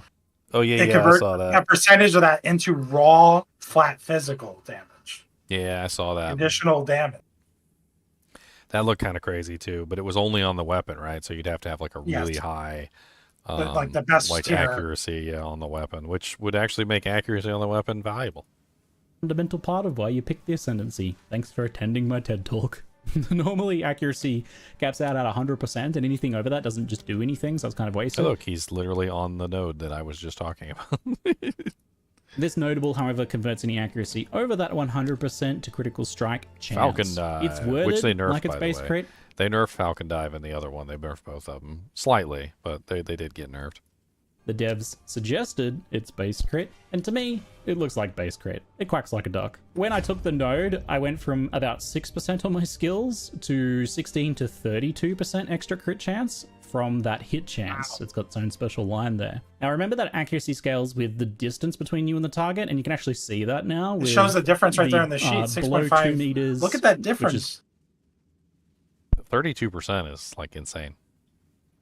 For a low-level character? Without like endgame items and like investment and the passive tree. Yeah, that's absolutely insane. That sounds like crit build The max, territory. I believe, it's estimated at 132% hit chance, and then beyond that, at 9 meters, it's 116%. So you can see exactly where that range comes from, that 16 to 32 figure. Interestingly, it seems to be separate lines to the base crit chance. I thought it would just kind of be added on top. So it looks like the 6% base is probably still there doing its own thing, and then this is like added on afterwards, after it's calculated on hitting the monster. And that kind of makes sense because it needs to take into account the monster's evasion and distance from you. I kind of figured with how much crit you're getting here and the fact that it's a separate line that it would be unscalable, but looking at my crit chance later on the infusion screen, you can see the range of my crit chance is 42 to 56%, which is much higher than the 130 to 140% accuracy that I have. So there's obviously some... I'm sorry, they're gonna nerf the crap out of that. People are gonna just be like running like crazy freaking crit builds day one, like 100% crit chance, like freaking crit gems shooting jank everywhere. It's gonna be insane. Of scaling going on there. That's what it's suggesting at least. Don't take it as full confirmation, just hypothetical, but the evidence looks to be there. We'll need some more testing and dev comments just to know for sure how all of this crit stuff scales together. But either way, I think this is insanely good. Giving you accuracy as an axis for scaling, crit is big for gearing and passives. All of a sudden, those wasted extra accuracy rings and things like that are actually doing something. There's a lot of places to get that as well, and there's a lot of good nodes that you might have not really looked at before because you didn't need any more accuracy, but now they're like really good crit nodes. And that lets you free up a lot of space to invest in crit damage, of course, as well. And since nodes like Falcon Dive exists, you can scale attack speed at the same time too. And there's potentially room for dex stacking, since that gives accuracy, especially if something like Hand of Wisdom in action is still any good. And don't forget about Falcon Technique too, which scales dexterity, so they're kind of scaling the same thing at the same time there. And overall, this was actually impactful right from the get-go when I took it as a leveling node. Usually crit chance is something it's harder to get enough of while leveling for it to be impactful. I had already but thought about you that. get Like, such a substantial amount. I remember the first time I saw it, I was like, well, that would go really well with Falcon Dive and Falcon Technique. Like, like that just seems like that's silly. Of course you're gonna want that. That I actually felt it while leveling, which is my like benchmark for a good, fun, notable. I want to feel it while leveling when I take it, and that is definitely the case here in the campaign. I won't comment on the rest of the Ascendancy because I didn't explicitly test them, but these are the ones I had hands on, and both infusion and accuracy crit are looking really solid to me. Your father knows about saving. So the crit is on the Amazon, right? That's what that one's on. Yes, yes. So it's pretty much between the Amazon and the Deadeye. Like for me so far, it's either go full crit or go full frenzy charges. Or full frenzy charges, yeah. And I don't necessarily think that like if I'm being perfectly honest, I don't necessarily think that like there's like a strong indicator of which one would be better. Because the character's built around frenzy charges, and having unlimited frenzy charges, I think, is a huge boost to your damage output and playability in general. Because your detonating shot's going to go off immediately. You're going to get the special bonuses on all of your attacks, basically. Even your regular, apparently he said even the regular, like, spear throw, like the basic spear throw has a, like, frenzy charge modifier on it. So, like, having unlimited frenzy charges is an extremely powerful thing to add to this character, but so is having 56% crit chance. The thing is, crit chance is only part one of scaling, because you actually want crit damage once you have enough crit damage. Yes. So it's a large investment. So this is giving you the beginning of the investment, which is you have enough crit chance to reliably crit on a regular basis. and then you have to invest heavily Scale the into the actual crit damage multiplier.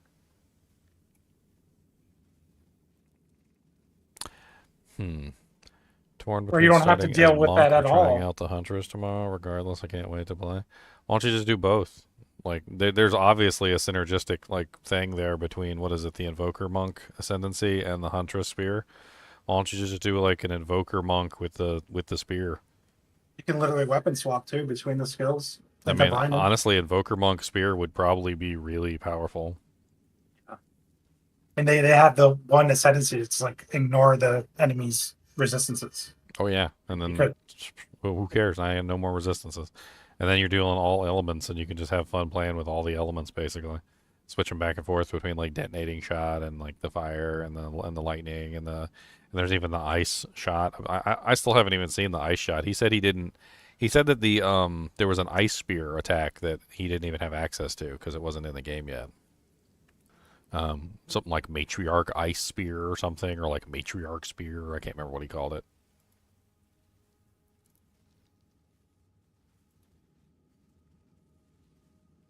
When I take it, and that is definitely the case here in the campaign. I won't comment on the rest There's of... a bunch of skill speed on this panel too. Did you notice that? Like there's Yeah. on the Amazon, there's a skill speed, and then I think there's another skill speed going up this tree. I don't know what this tree is. He had his mouse over it for a second there. Skill speed, evasion rating. No, that's not it. Go up.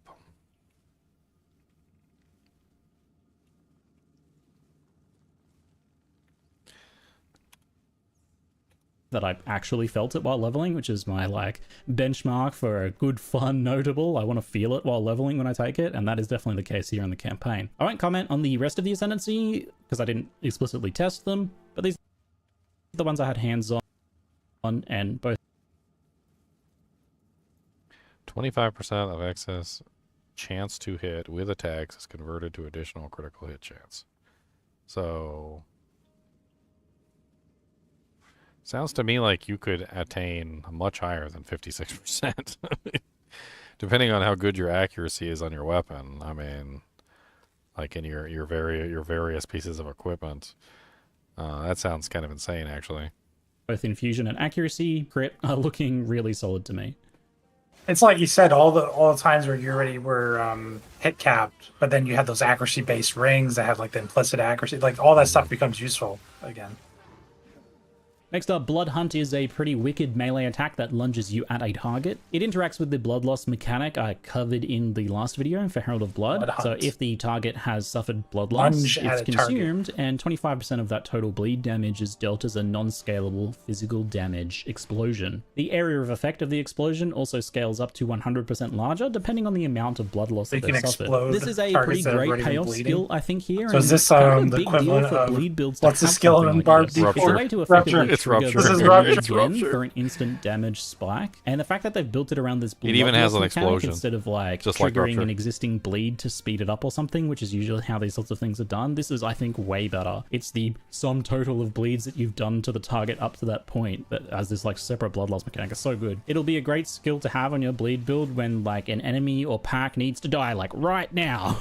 I need to get rid of them because you can pop it and not have to wait for that dot, which is obviously often a weakness of damage over time builds, that they can be in danger while they wait for something to die. You can speed things along. And of course, it's obviously really important for helping single target in bleed setups too. I did start a bleed focused second run, but I didn't have enough time to get to a high level on that. I only got a brief look at it. I didn't get to test it in a real scenario, but it looks very good. The mechanics, the numbers, everything about it looks very appealing to me. And I think it's just exactly the sort of thing that bleed builds want. It's almost a way to trigger Herald of Blood style effect earlier without needing to kill them, and it also works on bosses, which Herald of Blood obviously doesn't really. So as this is a payoff for bleed and doesn't need to actually cause bleeds itself, you can use the blood loss support to scale its damage nicely. The new Blood in the Eyes support as well should be a pretty interesting option here on Amazons, because Hobble as a mechanic lowers evasion, effectively allowing you to scale your crit chance further. If the enemy's evasion is lower, your effective hit chance is higher, and thus your crit is higher with that node. So that'd be pretty nice for boosting your damage for your next bleed and then the next blood hunt after it.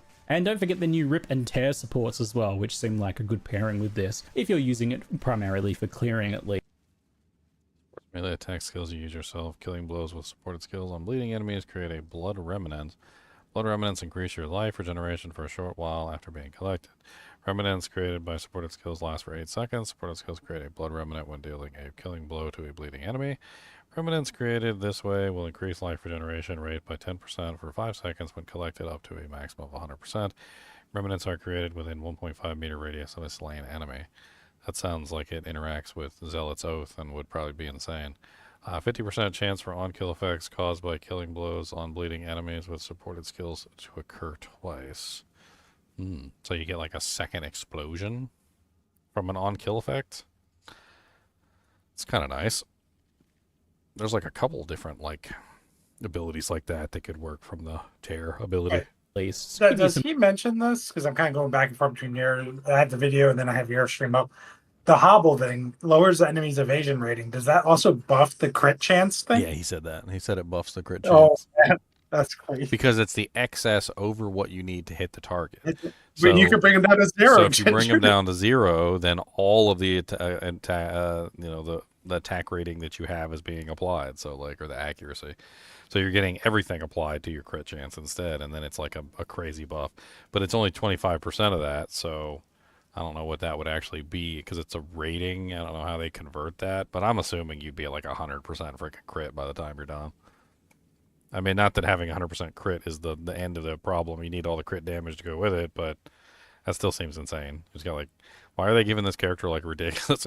Are we basically in the Spiritborn all over again? Is this character just going to be like ripping and tearing through the map, and like all the other characters are just going to look like pale infants by comparison? Yes, I see what you did there. Some big life recovery. Yeah, rip and tear. It's the rip and tearing through the map. Yeah, exactly. They got that new Doom game coming out soon, the Doom Medieval or something like that. Well, that looked cool. I remember the trailer. Recovery scaling. And that's Now, just a obviously quick where they note pulled that from, because rip and tear is the Doom mechanic.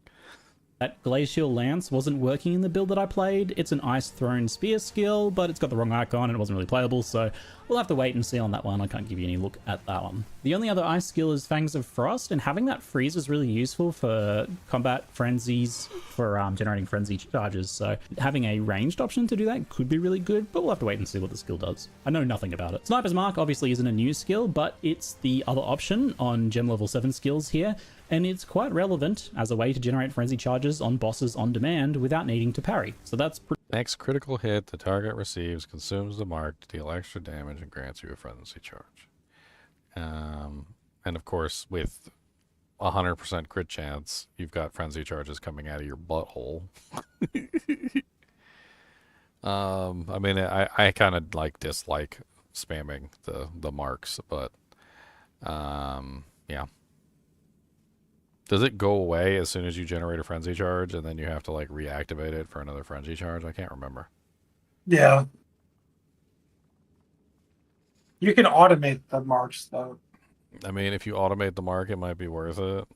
Spamming the mark though is a little it's a little annoying. I mean, if it stayed on for a duration, I think it would be better, but like if you got to sit there and just be like mark and attack, mark and because think about it, if you have like 100% crit chance, you're gonna mark it, attack, it's immediately gonna disappear.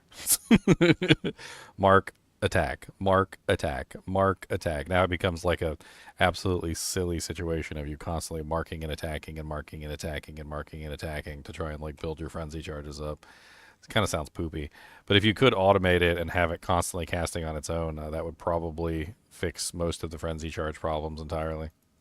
pretty helpful for your damage Can you do output. cast You drop on a mark on them, crit causing the next crit you Sniper's deal to get some extra Maybe. decent bonus damage to I critical think hit that's what I damage, was which is doing. either good or not that Maybe that's what important, you did. depending on the skill you're doing. You can just hit them with a small hit and consume But just that, you're feeding not into getting it much stuff. damage in the end. But more importantly, really, is the fact that the mark is consumed when you crit the target to give you a frenzy charge, so that you can do your empowered spear throw and generate infusions and all of that good stuff. The perfusion support gives you a chance at an extra charge too.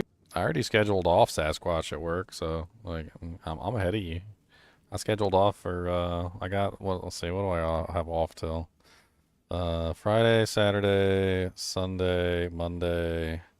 I'm off for so like 1, 2, 3, 4, like 5. I got 5 days and then I gotta go to work. And then I'm off for 6, 7, 8.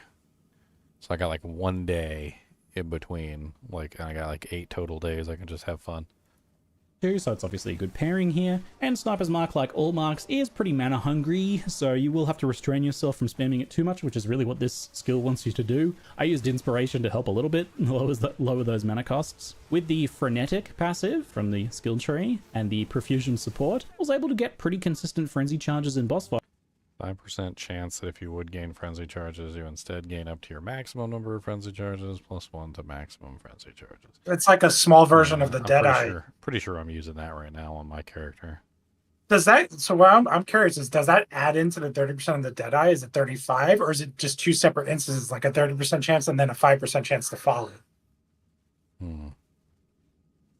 Perfusion, supported skills that can generate charges, giving them a chance to generate an additional charge when they do so. Huh. I mean, you could tie that together with the Frost skill and throw that with Combat Frenzy, and then, like, I don't even know. I think you're like, you're in the money. I mean, it's definitely going to be a hot topic for this character, is like maintaining full. The best way to do it. Yeah.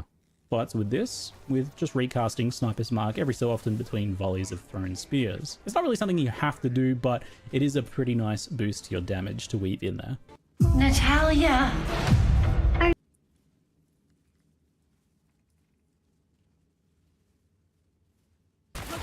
On to gem level 9. The first skill we're taking a look at here is Thunderous Leap, a very satisfying movement skill akin to Leap Slam. It doesn't seem to be quite as fast as Leap Slam, and I couldn't really animation cancel the landing like you can with it to speed it up, but still, overall, combined with dodge roll and disengage, this skill gives you a ton of mobility, and of course, the most important feature, the ability to jump over gaps and ledges. Apart from lightning conversion, this skill does one other important thing. It's a detonator. So, you can use it to jump on your Storm Lancers, Explosive Spears, and the Rapid Assault Stuck Spears to explode them. And that is super satisfying. Because it's a slam too, you can use Fist of War for 20% more damage in AoE, which makes it even more satisfying to leap in and blow up a bunch of spears. Really, it's just such a nice thing that they threw into this archetype to be able to, you know, you've thrown those ranged spears, they're just sitting there, instead of waiting for them to explode, you jump in and do melee damage, and that explodes them, and that feels very epic. I think every spear build will use this either for mobility, for blowing up thrown spears, even bleed builds as a way to detonate those stuck spearheads, and there's just so much utility for skills like this too, like Shocking Leap for shocked ground, Jagged Ground to slow enemies, or Holy Descent for consecrated ground to heal you. I personally will never not use this skill on a spear build. So Bloodhound's Mark is a new mark skill for, you guessed it, bleed builds, pretty obvious. This one's pretty different. It causes the marked target to gain heavy stun build-up from blood loss. I don't think we've ever seen a damage over time contributes to stun build-up effect like this before, and that's pretty cool for bossing or for dealing with nasty rares. The second part of the skill is that when the marked target dies or gets heavy stunned, there's a bleed explosion, much like Herald of Blood or Blood Hunt, with a little bit of a twist. The explosion deals its own base physical damage as an attack in an area, and it doesn't scale with your weapon. It gains up to 100% more area and damage based on specifically how much heavy stun has been caused by blood loss specifically. So the more you're focused on bleeds, the chunkier it's going to be. Fortunately, Bloodhound's Mark doesn't compete with Blood Hunt and Herald of Blood though, in that it doesn't consume the blood loss. That's really key here. Only the mark itself is consumed, and the damage from Bloodhound's Mark is its own independent thing. That means it can stack with those other effects. The explosion seems like, to me, a bit of a bonus aspect of it.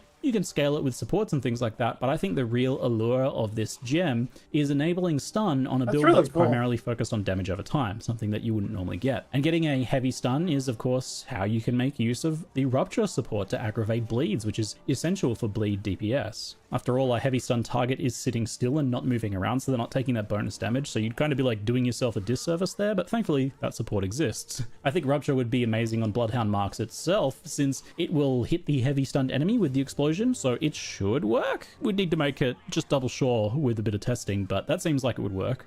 The final new level 9 gem here is Tame Beast. A pretty significant one for a lot of different builds potentially here. This technically isn't a spear skill, just kind of themed to the Huntress, but anyone can use it. It has some awesome utility potential as it lets you choose a rare beast type monster and basically put it in a Pokeball. The gem you cut itself is actually Tame Beast, which gives you a skill to hinder a beast. Then if you kill that hindered beast, the gem is converted into a companion gem with that beast permanently locked inside it. These stored beasts can be stashed and swapped around whenever you want, but there is one unique restriction here. They cannot be traded to other players, and that's a massive relief because otherwise the economically correct decision would be to always have like a bunch of tame beast gems in your inventory to catch any valuable beasts you run across to sell, and that'd be fun for a minute, but it'd very quickly get old. Anyway, the now tamed Pokemon beast trading is a spirit skill with a percentage spirit cost based on some kind of math about how significant that specific beast is. Presumably bigger, stronger beasts take more spirit and little grubs take less, but I don't really know how things like auras are factored in. What exactly scales that number? Something people will figure out over time. Activating the beast summons it, and the great news here is that if it dies, it revives automatically after a few seconds. I'm so glad we're over the like resummoning golems meta, and we just have these things just auto-summon now. One of my favorite changes about minions and companions and things in PoE2. You can see the beast's type and the modifiers on the gem itself, and any core skills and bonus rare modifier effects are all able to be used to your benefit from the beast. I was testing this pretty early on this build, so they were actively working to get the, I don't know, like hundreds or thousands of monster skills and effects to just work for the player and not like accidentally kill them or do other random stuff. So not everything I tested during the they said in one of the interviews that literally one of the monster effects was just killing you, even as your companion they were using the effect and it was murdering you. Like I think it was like the Spectre or something. It's just like, oh yeah, my companion like one-shot me. That's not supposed to happen, right? This hands-on worked. Like I got a monster that had energy shield aura and it wasn't working, but energy shield auras will work. The first beast I got was this cute roly-poly, and since the aura wasn't working yet, I gave it some pats and I sent it on its way after a little while. And I found a walking fish with shocked ground skill that did work. This was really cool for wind skills because it was an easy activator for that bonus added lightning damage. Oh yeah, they said that having like a companion with the with like the shock ground, the burning ground, or the chilled ground, you can totally just interact off your companion. So that actually might be a really solid way too, is just have like, if you want like permanent, like, you know, frost twisters, just to get like a companion that has like permanent chilled ground and just run that companion constantly. And it had a fair amount of uptime. And since you can support these companions, you can put things like increased area of effect or Like the sense, ingenuity support to scale uptime of skills like this. And, you know, look at their coverage and all that. I used this little fishy bro for quite a long time. 10% damage happy with him reduction. tagging along to shock enemies, just doing his job. Much later on, I tested a beast that had a healing pulse, and I was really impressed with how much healing it The quality of this video is so bad. Like sometimes it looks like it's downgrading the did. quality. It was like a really powerful flask effect. Maybe and it's just it his, happened pretty the often. quality, That quality pulse of his also video is suppresses so enemy bad. healing too, so it'll deal with any like regions and annoying stuff like that. And of course, you can reduce the cooldown and things like that on it too. So as this is a companion, which is a new type of minion effectively, you're limited to just one companion, so one tamed beast. And you will also have to choose between Well, he was this capturing or this the on their rower, computers, as that's right? also a companion, the They rower can mount. off it. Unless, that is, you pick up the new trusted kinship keystone that lets you have one of each. I didn't get to test the rower sadly, as it was a bit higher level in a spirit gem, so I couldn't just get my hands on one. It could be a little bit tricky for a while there. That keystone does come with a defensive downside, but that's probably because of things like the new loyalty companion support skill that shifts 10% of the damage you take to your companion, so that's really nice as well, along with just like the utility of companions, I suppose. So I don't know how worth it that keystone will be. 30% loss of evasion is not great, but we'll see what sort of utility these two things bring, and if you just can't live without a rower and a tamed beast, then you may well want to pick that one up. Tamed Beast overall is frankly nuts. I can't believe the work GGG has made for themselves with this and Spectres to just test and tune every single monster ability and rare modifier and all that. There's just like a limitless amount of options for beast companions and rare modifiers here. And I've only really been thinking about things like utility, like auras and ground effects and healing pulses. I'm not sure if there's also going to be some decent damage potential with these things too, or other status effects that can be done by certain specific creatures that do something that does something we don't ever even thought about up to this point. It's going to be a fun experience of looking at all of the beasts you encounter and just being like, I wonder if that's going to be something I should get. I'm the voice inside your head.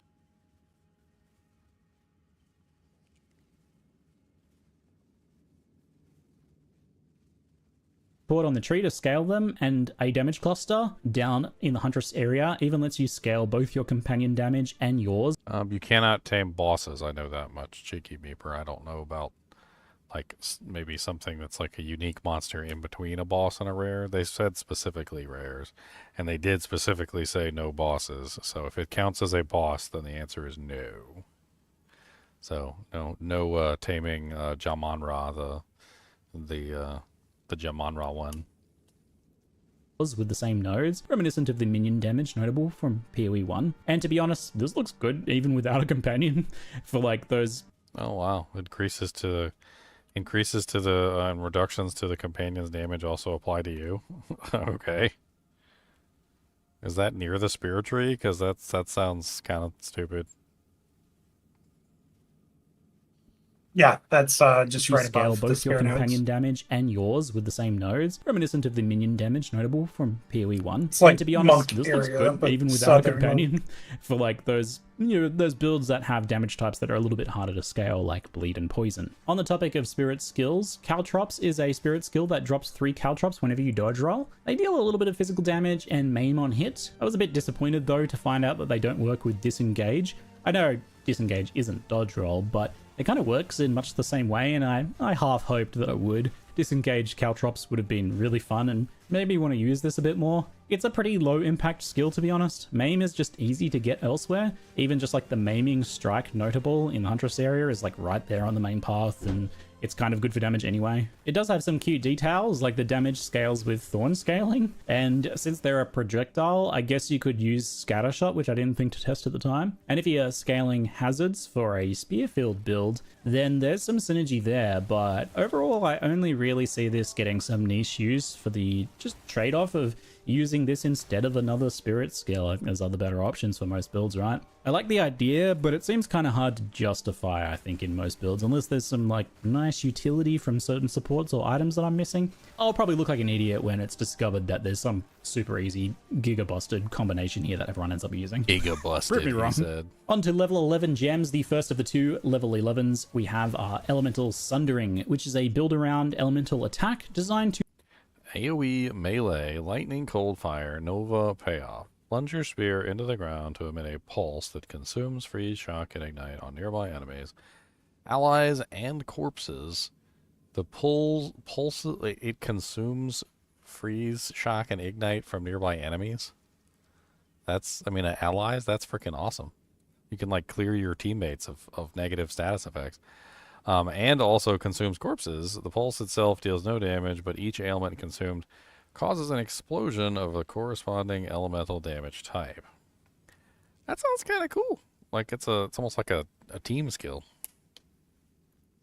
to detonate, freeze, ignite, and shock on enemies or corpses. Yeah, I like that. Just a note, this gem was Especially a bit since they're making unfinished helmets more here, dangerous. playable, but it was missing effects and such, so we'll only take a brief look at it. The skill does no damage with the initial pulse, but the pulse detonates any statuses in the area, basically. The explosion damage ranges from very high on frozen enemies to lower on the shocked and ignited ones, since you know, those are easier to apply ultimately. Ground effects do work with this as well, so you can detonate them, or more specifically, like a shock ground, the shock that it applies to an enemy can be detonated. And that shock ground, if it's still there, will just reapply that after a short delay. The real potential for this one seems to be if you have some nice, like, proliferation style effects, or lots of lingering ignites and such on corpses, so that you can get a lot of overlapping explosions to blast down rares and big packs, but it's kind of hard to judge how good this one's going to be. The use case is a bit unusual in that it requires you to apply ailments to many enemies to do much with it, and in most cases, if you're doing that, the enemies are going to be dead, and unless there's a bunch of enemies in that same place, and then you can detonate the corpses. Yeah, but it also says pulling them off of allies, which means that you could potentially have an army, And you could have an army that's like all ignited or frozen or whatever, and you're literally causing your army to explode now, which also is like a interesting like technique. Could be kind of a cool way to build a summoner. Just have like a massive army, then they all get ignited from like burning ground or something, and then once they get ignited, you just like stab the ground and they all explode. You're not really going to need to use it a lot of the time, which was ultimately the case for me while leveling. But I'm not ready to write this skill off, as I think there will be some strong uses for it. It seems like one of those skills that someone's going to figure out how to break the game with. The other level 11 skill is Whirlwind Lance, which is a thrown spear that creates whirlwinds. Same as Whirling Slash. Whirlwinds are kind of their own separate secondary skill effect, and this creates them too.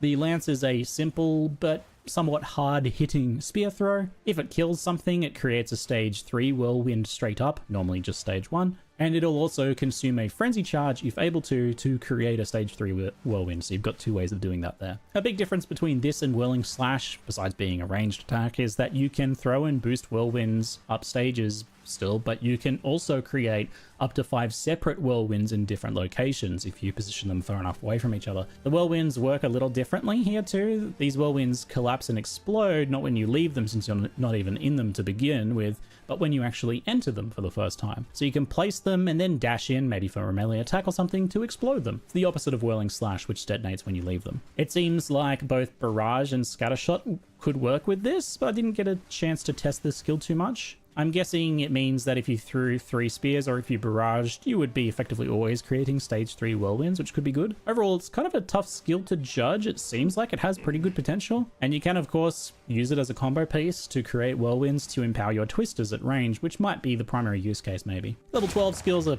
typically the big cooldown or payoff finisher style skills, and that's certainly the case here. The first is Wind Serpent's Fury. It's the only melee spear attack I believe that uses frenzy charges. The rest are all ranged attacks. On use, it thrusts your spear forwards and consumes all frenzy charges to create a twisting wind serpent per frenzy charge consumed. The thrust itself is a slow but pretty heavy hitting attack with built-in knockback, and each serpent also hits and knocks back enemies as well, with increased distance against unique enemies, which is kind of necessary as often unique enemies are just not very pushable. This skill is designed to push things that you can't normally push. If you do manage to push a smaller enemy into a bigger one, or any enemy into a wall, then the skill also creates a shockwave that deals extra damage in an area. And I imagine scaling, knockback range, and things like that are probably going to be where this skill starts to really shine, especially in tight maps where you can get a lot of enemies to kind of just smash into each other and then smash into a wall for a whole bunch of shockwaves. Probably going to be very satisfying. It's really hard to see the potential here from just the footage of me testing it briefly, but I think in, the right build, that especially something that's able to generate frenzy charges consistently, we're going to see builds one-shotting bosses with this by just bullying them into a wall.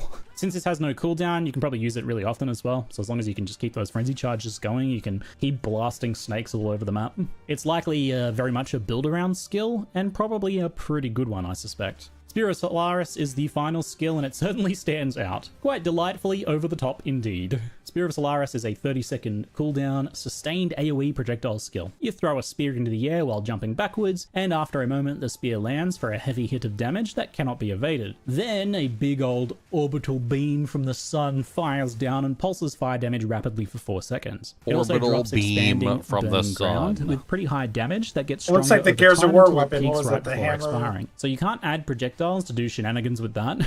And it also doesn't have a duration tag, so you can't kind of extend the duration of the beam. But as it is a cooldown skill, you can indeed use the second wind support to get down Hammer 2 dot. of them for the trade-off of a longer cooldown, which I think is kind of a non-issue here, because if your plan is only really to use this at the start of a boss fight or something, then that's a pretty good choice. While it doesn't have a duration tag, the burning ground should still be supportable with the spoiler, I suspect. That'll need testing, and it's got some pretty big damage on that burning ground, so it could really be worth it to have that stick around for longer. Generally speaking, with big cooldown skills like this, the question is always just whether you want to dedicate the skill slot and the supports that could go elsewhere to something that you can't use constantly. It's hard to say. I didn't feel like it was too worthwhile during leveling, and I had a lot of skills competing for my attention on the Huntress and on the spears in general, but it's got some really big numbers, so I'm sure it'll see some use in Endgame. Honestly, its biggest downside is that it's just a bit too epic.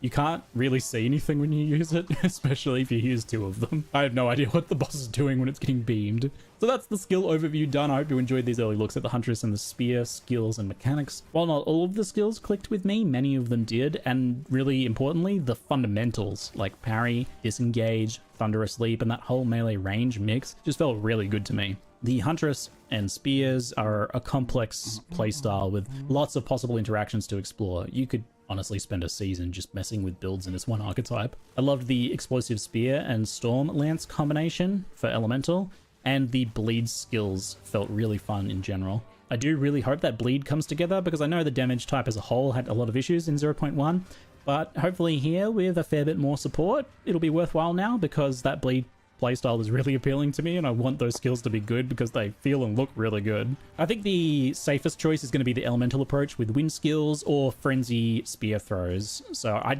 don't think you can go wrong with either of those if those look appealing to you.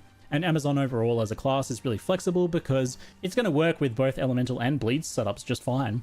That crit scaling is a really good choice for those. I haven't decided which route I'll go with. Maybe after the patch notes, I'll see if bleed looks like it's going to be good enough as a whole because those skills and that playstyle seem the most fun and dynamic to me. I'm just a little bit concerned about single target, but AoE clear is obviously going to be fine with Herald of Blood and Rake. Anyway, I'll try and do... Man, it does look pretty good. The Wind Serpent's Fury is actually interesting to me. The knockback skill. So it consumes all frenzy charges to perform a gigantic spear thrust. Of course, Leon would like thrusting. That knocks back enemies for frenzy charges consumed. A wind serpent follows the spear's wake. Each serpent also damages and knocks back the enemies, and knocking back an enemy into the terrain or another larger enemy will cause a shockwave. AoE melee sustained condition. On use, it thrusts your spear forward. If you get unlimited frenzy charges, which we know we pretty much can achieve, and you could just spam that. I mean, you'll be controlling the entire map. It doesn't have a cooldown. There's no cooldown.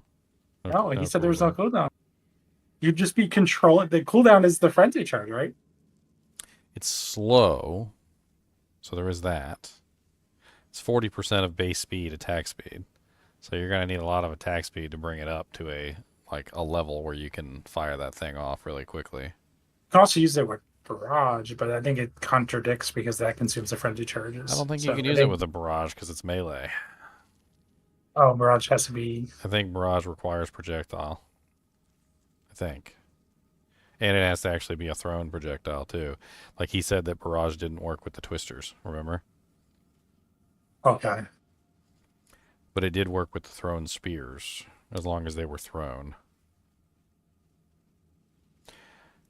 Just the rest this of unlimited spamming of knockbacks. Your spear forwards and I mean, it has a really long radius. I mean, you see him use it right here, and not radius, distance. Like you see him use it right here, and it reaches its apogee, pretty quickly. And you can see, right here, he's at the center of the screen, and that's the edge of the screen. He's hitting the edge of the screen from here. It doesn't go further than the edge of the screen, but he's legitimately hitting the edge of the screen from the center. Maybe not the corner, but very close to the corner. Frenzy charges to create a twisting wind serpent per frenzy charge consumed. The thrust itself is a slow but pretty heavy-hitting attack. I noticed that the more frenzy charges he had, too, the more serpents there were. So, if you look at it, it only uses one serpent if you use it without the frenzy charges. If you use it with the frenzy charges, it does multiple serpents. And also hits and knocks back enemies as well, with increased distance against unique enemies, which is kind of necessary. He doesn't have any frenzy charges. Often unique enemies. All right, there you go. He's got 2 now. So now when he uses it with 2 frenzy charges, you'll see it does 1 snake, and then you see the second snake come out, and then there should be a third because he had 2 frenzy charges, right? So no, 2 frenzy charges only got him 2 snakes. But I've seen it, somebody used it with a bunch of frenzy charges and it had multiple snakes. Designed to push things that you can't normally push. There was 6 or 7 snakes at what it looked like, and they were coming out in sequence. So the first snake came out, and then it was 1, and then 2, and then 3, and then 4, and then 5 in a wave. He's got 3 this time. So, Just how many did he have this time? So let's see. So he's got definitely 2, looks like. There's a third coming out. You see the third one? Yep. So that was 3. So each frenzy charge is giving you 1 snake. So he had 2 before, he got 2 snakes. He had 3 this time, he had 3 snakes.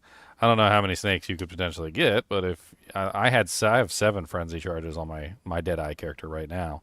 So she's capable of what, 7 snakes, I guess? Each of them cause a shockwave of damage, so. Well, it said when it knocks a smaller enemy into a bigger enemy or a small enemy into a wall. He says it works on bosses too. Just like bumping the monsters around. Just controlling. Imagine going into a waystone and just throwing these snakes, and all the mobs are just getting thrown to the other edge of the map. Everyone's trying to chase them off. This, you know, Leon, this just reminds me of the Boulder build that you did, where you literally were just knocking the monsters off the screen. They'd be like, you know, Leon, this would be great. We could kill these guys faster if they weren't off the screen. Sending them into the stratosphere.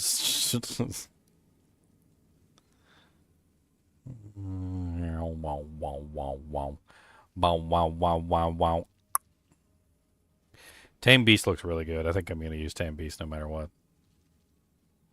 It just looks like a really good use of Spirit. Like, it's just a really good use of Spirit in general. Like why not? Why not have a free little companion that can help offshoot some of the damage for you and like put burning ground or chilled ground or like, you know, like shocked ground down for you so you don't have to put it down. And like, I mean, there's a bunch of different uses for it potentially, but like, those are 2 major ones. Getting an ailment out of it and getting the loyalty, 10% reduced. Like it takes 10% of the damage you take for you. Oh yeah, you got a nice little damage reduction buff like the Blood Golem in D4. That's huge. You could also potentially get something that sticks around with you too, like you know those mages that don't tend to move a lot, or if you want something that's more aggressive, like there's options too, right? So like the Antlion charges around everywhere, the Quadrillas are really aggressive, or you could go with one of like the caster types that hangs in the back and like doesn't like run up there if that's what you prefer. Like there's definitely like customization you could do to try and get like the optimal like little minion. And like the energy shield aura, if it was working, he said it will work. He did it didn't work in the test version that he was running. So I don't know. What does it do? Does it give you energy shield though? Is it like regen or is it? I would assume it just gives you energy shield. I mean, that's another defensive layer with the 10% one. Mm-hmm. Sounds really strong.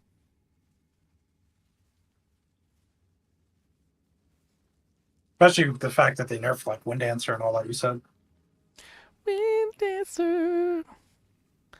Now, see, now I can't decide between Amazon Crit or do I go Deadeye for like Max Frenzy. I'm in between them two right now. I can't decide. Like the Max Crit thing, it sounds absolutely insane. But like you said, you also have to invest like in crit, and that's also an issue. So like if you're not investing in crit, and most of the crit nodes are up north from what I remember, they're not down south. So like you'd be moving up toward things like Chaos Inoculation, because there's what is it, like there's a whole crit section. Where is that? Right here? Yeah, this is in critical, but you don't really need critical hit chance. But then there's also critical damage bonus in the same sections. 20% increased damage if you've critical hit recently. Okay. What do you have the link for where they posted this NDCs? I was just pulling them up on like Mobalytics and like other websites. You talking about like the ascendancy changes or just the new ascendancies? Like that, like if I want to look at all the Amazon points. Oh yeah, they're there. Are they on the? I was looking at Mobalytics. I posted one of them. I think I posted the ritual one. I haven't posted the other one yet, the Amazon one. Let's go take a look at the Amazon one, because that is the question. Like, are we going to go into the Amazon one?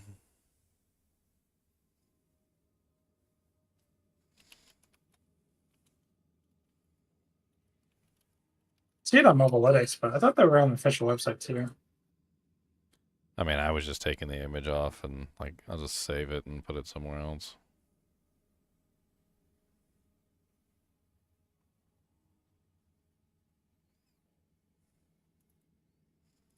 Oh my god, why are your ads so big?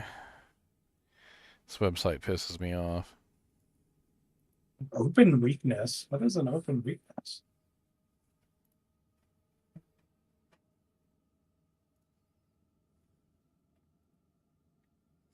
So open weakness was described as like it's like a special little section on the bar that gives you like additional HP damage. Like you can see it. It's like a dark red portion, kind of like in Diablo 4 with like the bleeds, how the bleeds would be like a dark red portion of the monster.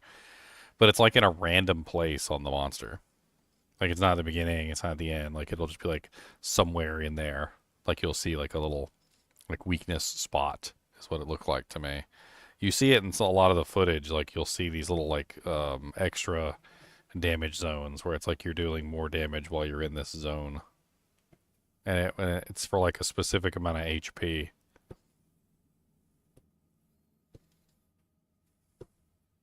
And for the kill, penetrate, predatory instinct, like and crit strike seem insane. Like those 4 to spend your 8 points on.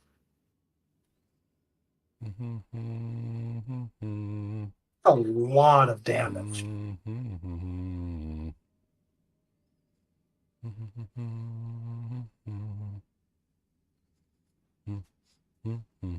I like the Mystic Harvest that you can get the Life Leech elemental there. And for the kill is meh. It's not up for long. Why is it meh? Let's look up open weakness.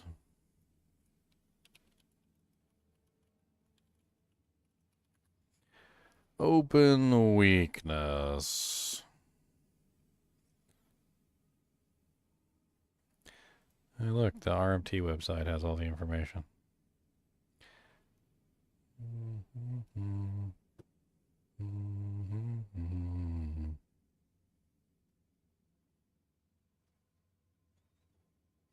Open weakness are visually distinct sections on an enemy's life bar. They do not inherently have any effects of their own, but enable other stats to apply to the enemy. So basically, an enemy in your presence is applied open weakness automatically. The open weakness is exactly what I said. It's the little red bars, the dark red bars on the monster's HP. So like, I don't know if I still have the video up, but I do not. Oh, I do. Okay. So like in here, like let me see if I can fast forward to a spot where he's fighting like a boss or something. So like see the monster's HP bar, see how there's like this weird little divot or something. I'm pretty sure that's open weakness. Like it shows a couple times in here.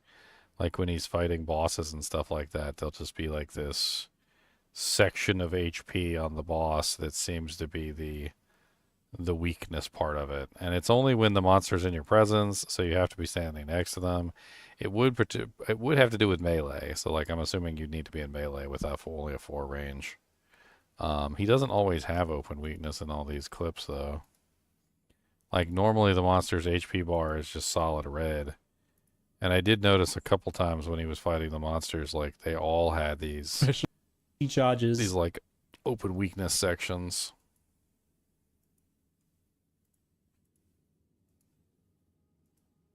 An infusion stack is.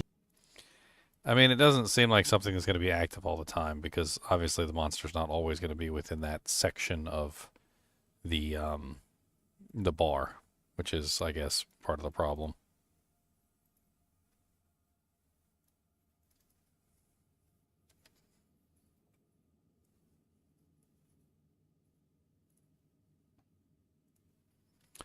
Da -da -da -da.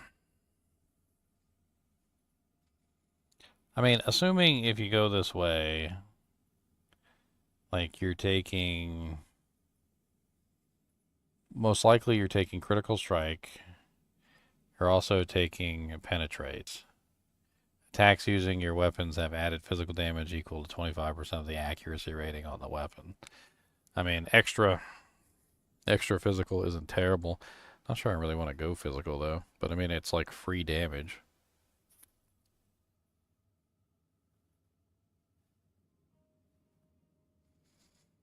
Those are by far going to be the most expensive weapons because it's going to be one of the most popular setups.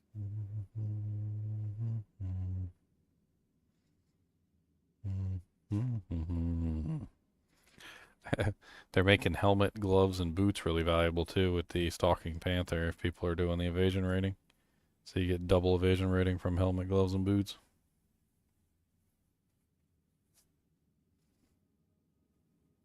Yeah, you basically don't have to go with an evasion chest armor. You just go with evasion everything else, and then your chest armor could be whatever you want it to be.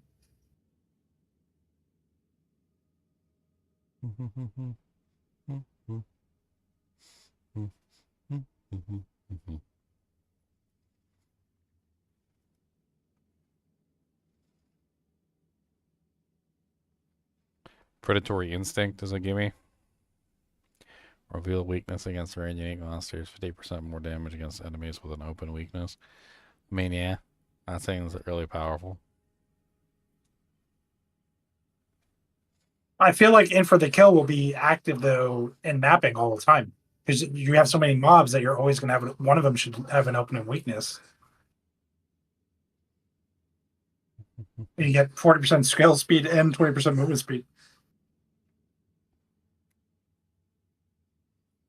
Yeah, I mean, any enemy should have a open weakness active, so you should have the 20% increase for mapping, yeah. For bossing, maybe not so much, but... Yeah, I agree. The bossing is probably a little weak node, but but you need a balance when you play the game. You're not always doing bosses, you're not always doing maps, but you want something to help.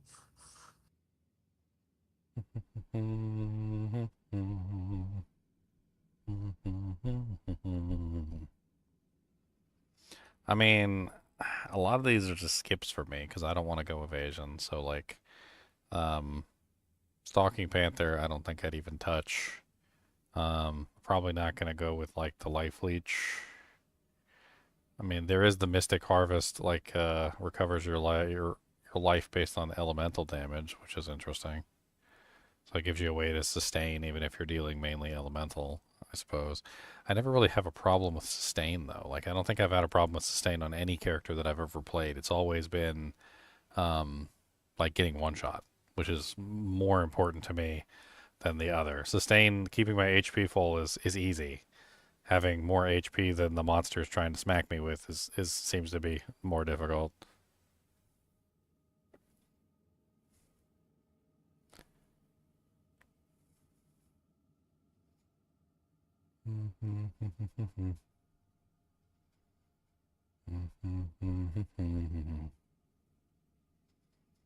Yeah, Cheeky Meeper agrees. His one-shots are his problem as well. So, like, at that point, it's not really a sustain issue. I mean, that would be neat for, like, sustain if you're doing a full elemental build. And let's say you just, weren't doing any physical damage whatsoever and you didn't have any way to sustain, then I guess that could be interesting from that perspective, just to give you a way to leech life, even if you're not, like, dealing any physical damage whatsoever. But, like, as long as you're doing some physical damage, and it seems like that penetrate ability, which adds like physical damage equal to 25% of the accuracy rating on your weapon, seems like a very easy way to just simply add additional damage into your character, which is physical, which then obviously will also leech. It also will get converted too. I mean, I feel like that's just stronger. Do you think it will get converted? Yeah, because it's giving you like flat physical damage, the same as like like we talked about last time we played. A physical weapon versus an elemental weapon. It's giving you more physical to convert. So if your weapon said like 400 to 500 damage, that will give you 500 to 700 or whatever. Yeah.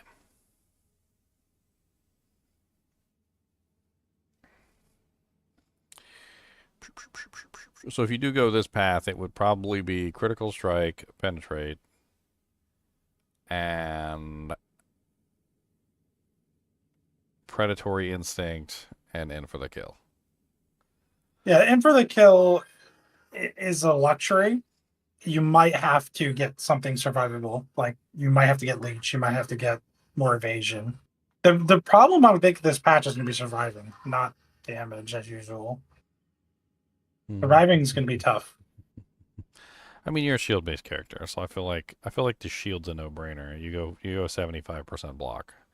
I feel like that's almost like That would be nice. a given. So like you're wearing a shield, you can't dual wield. Like the only other thing you could do is sacrifice your shield for increased attack speed if you wanted to go that direction. But like, I think you're better off just going for 75% block and using that to enhance your damage output. 75% block is extremely effective. It's much more effective than evasion, honestly. And you could also combine it together with evasion, so you're evading and blocking. I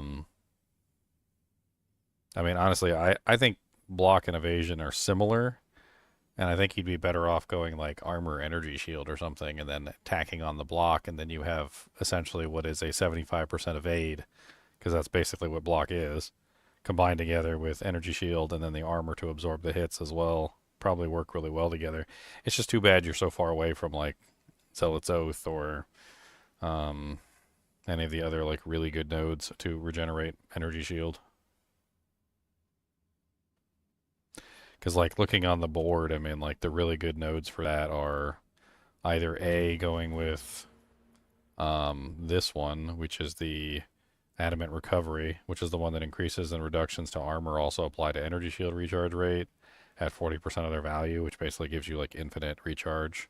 Or Zealot's Oath, which also gives you infinite mana shield recharge, going with regeneration. I feel like since you're over here on this side of the tree, it kind of eliminates a lot of that, unfortunately.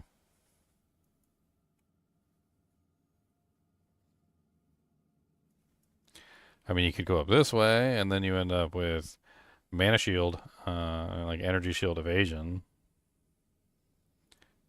There's a lot of crit damage up there, which is something.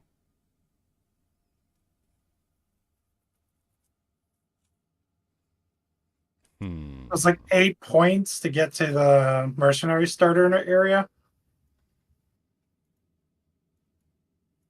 I mean, there's a lot of good stuff in the mercenary starting area. I mean, you've got access to Lay Siege, which I think is a no-brainer for this build, especially if you're going to go 75% block, and that's really close. So that's not too bad at all. And if you're going over here for Lay Siege, then now you have access to basically anything else within here that you want to get access to. There's a lot of bleed stuff over here too. So if you're doing a bleed build, I mean, there's bleed magnitude right next to Lay Siege. You've got like bleed on hits. There's also the other node that's down here next to what is it? Falcon Dive. It's the one that's next to Falcon Dive. It's called Parrying Motion, 1% increased movement speed for each time you've blocked recently in the past 10 seconds. I believe there's another one over here near Falcon Dive too, which is it this one? Yeah, Smooth Buckler. 12% increased block chance, 10 mana whenever you block. That one's really cool too. So you get 10. You just like constantly restore mana as you're blocking, which I don't see that as a bad thing. That sounds like a pretty good thing. And like you could snag that on the way to like Falcon Dive easily. In fact, all that stuff is near each other. It's really good. It's right near the other one too, which is Falcon Technique. So you're like running down to get Falcon Technique, Falcon Dive, and you could grab Smooth Buckler, go down here, grab Falcon Dive, and then you could come over here, grab the Parrying Motion, come up here, grab Lay Siege. I mean, it depends on how you do it. I'm sure there's like an optimal pathing. Have you seen Pinpoint Shot? Tell me what you think that would do with the crit chance node. Pinpoint Shot? What's that? It's to go down to the right. It's like in between Pinpoint Shot, straight down. It looks like Falcon Dive Wheel, but it's further down left. Attacks gain accuracy. Increased accuracy rating equal to their critical hit chance. What? I'm not You're sure. getting more accuracy for the more crit you have, and you're getting more crit for the more accuracy you have. Yep, you just broke the game. Congratulations. Congratulations, you just broke the game. And that's also right down there next to the block nodes, so. Yep. The spiked shield is also down there right next to that, which is the 1% increased attack damage per 75 armor or evasion rating on the shield. So you could go with an evasion or armor shield, and then it also gives you 50% increased defense from the shield equipped. So you can like give a nice little bonus to the armor or the evasion rating, depending on which way you go there. I mean, that's just another really nice damage buff. I mean, you got this damage buff, you got this damage buff, and then you got the movement speed buff right here. Between this node cluster, and this node cluster, you should be at 75% block easily. I'm sure you'd probably have to dial it back a little bit, especially since you have this node cluster right here wedged very tightly between Falcon Technique and Falcon Dive, which you can also dip into if necessary. So, like, it'll probably be a situation of, like, pick what you want and then grab, you know, like, downplay it a little bit. I also really like this node right here, Shield Expertise. When I was playing around with the shield skills, it gives you a 40% increased block recovery, which makes it much quicker whenever you do like take a block, that like you can recover your was it the stun gauge? It makes the stun gauge recover like super fast, which from what they said about the heavy stun, like if you get heavy stunned and like your block thing fills up entirely, you get stunned for 3 seconds, which just sounds horrible. So that one might not be a horrible take. A stun, I would take all the stun recovery. There's a stun recovery wheel somewhere around there. I would absolutely take it. Automagically? That's right, automagically. What's wrong with automagically, Dark Onion? What is wrong with automagically? The support gems will be in the game as you get the support gem uncut ones. You can look, you can view them. Yeah, there's no list of them, if that's what you're asking. Yeah, we saw some of them in the videos. 25% increased damage with spears. 15%, 10%, 10%, 3%, 10% critical hit chance with spears. 8% increased attack speed with spears. 10% critical hit chance with spears. 10% increase in damage with spears. 25% increased damage with spears. This is like just raw attack speed and damage. Like the whole spear thing is just like raw attack speed and damage, and it's literally right there next to Falcon Dive. It's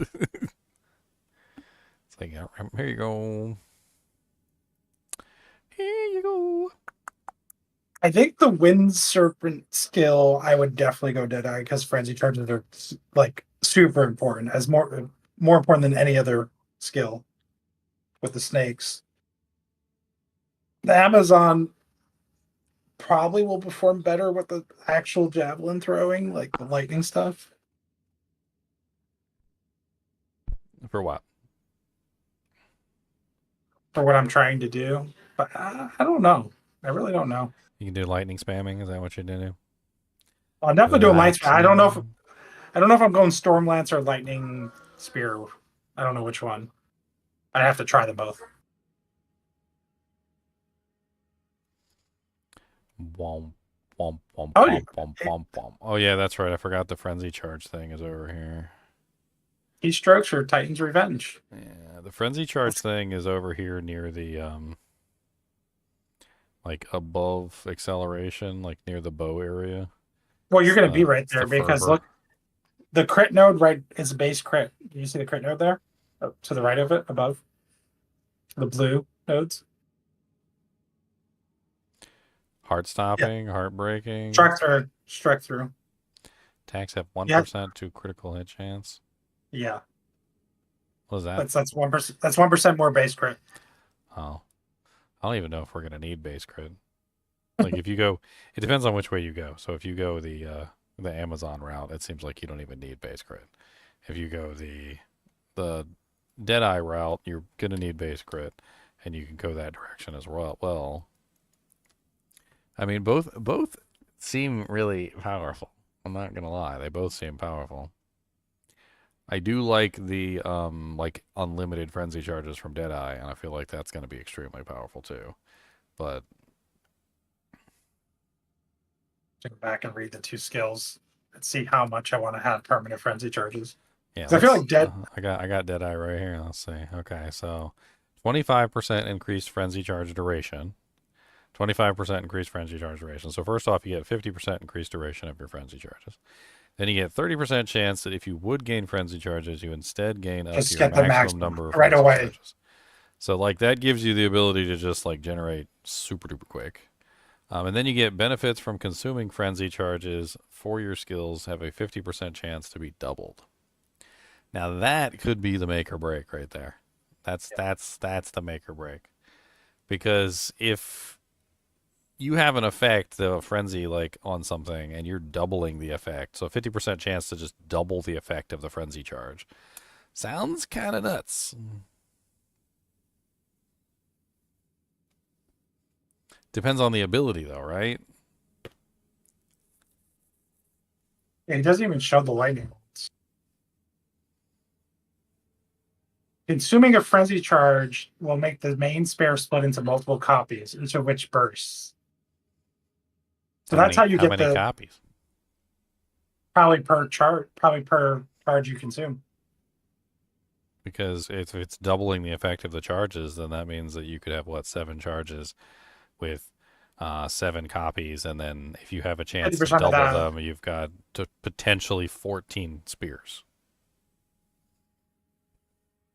Oh, it's 50% to be double. I read that wrong. Okay, so yeah, 14 spears. Yeah, that's crazy. Yeah, so it's a 50% chance when consuming a charge to double the effect of the frenzy charge. So whatever the frenzy charge does, it doubles the effect. So if it gives you an extra spear, then you get 2 extra spears. If it gives you like an explosion, then I guess you get 2 explosions. Like I don't know. It'd have to be something that would be tested. I'm assuming that everything is not always going to benefit from this double effect in the same way that we would prefer.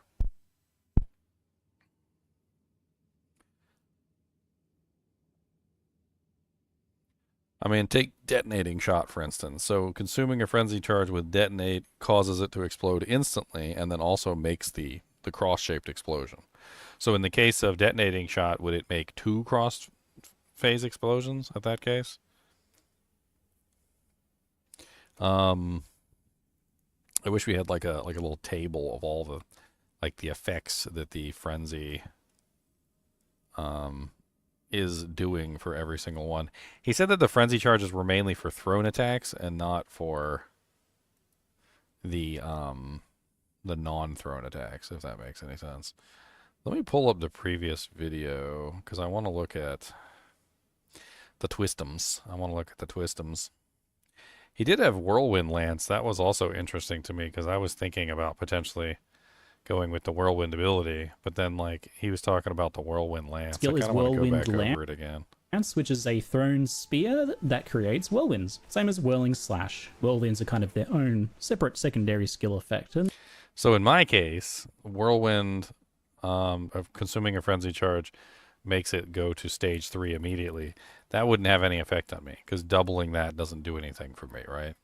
There is no double from that, so that would not have any effect on me at all. What about that other one? What was it? The one that everybody was super excited about? The lightning lance or whatever. Well, so read the patch note. For what? For data, they changed that ascendancy. They did? What did they change it to? When you consume a frenzy charge, you count as having consumed twice as many. Okay. So is that 100% now? So it's 100%. So you just get twice. You just so double if you your frenzy consume 1, you get 2 consumes. If you consume 2, you get 7. You get 14. You're just literally consuming more frenzy charges. Is what it does now. Oh. It's 100% chance now. Well, in that case, then that's insane. I mean, yeah, that brings you from 7 to 14. So, like, if it succeeds, then now you're consuming double the amount of charges. It's not even if it succeeds. It's 100% now. It got changed. Oh, so it's just a what? Yeah, you just double your frenzy charges is what it says now. I'm pretty sure that's what it says. What?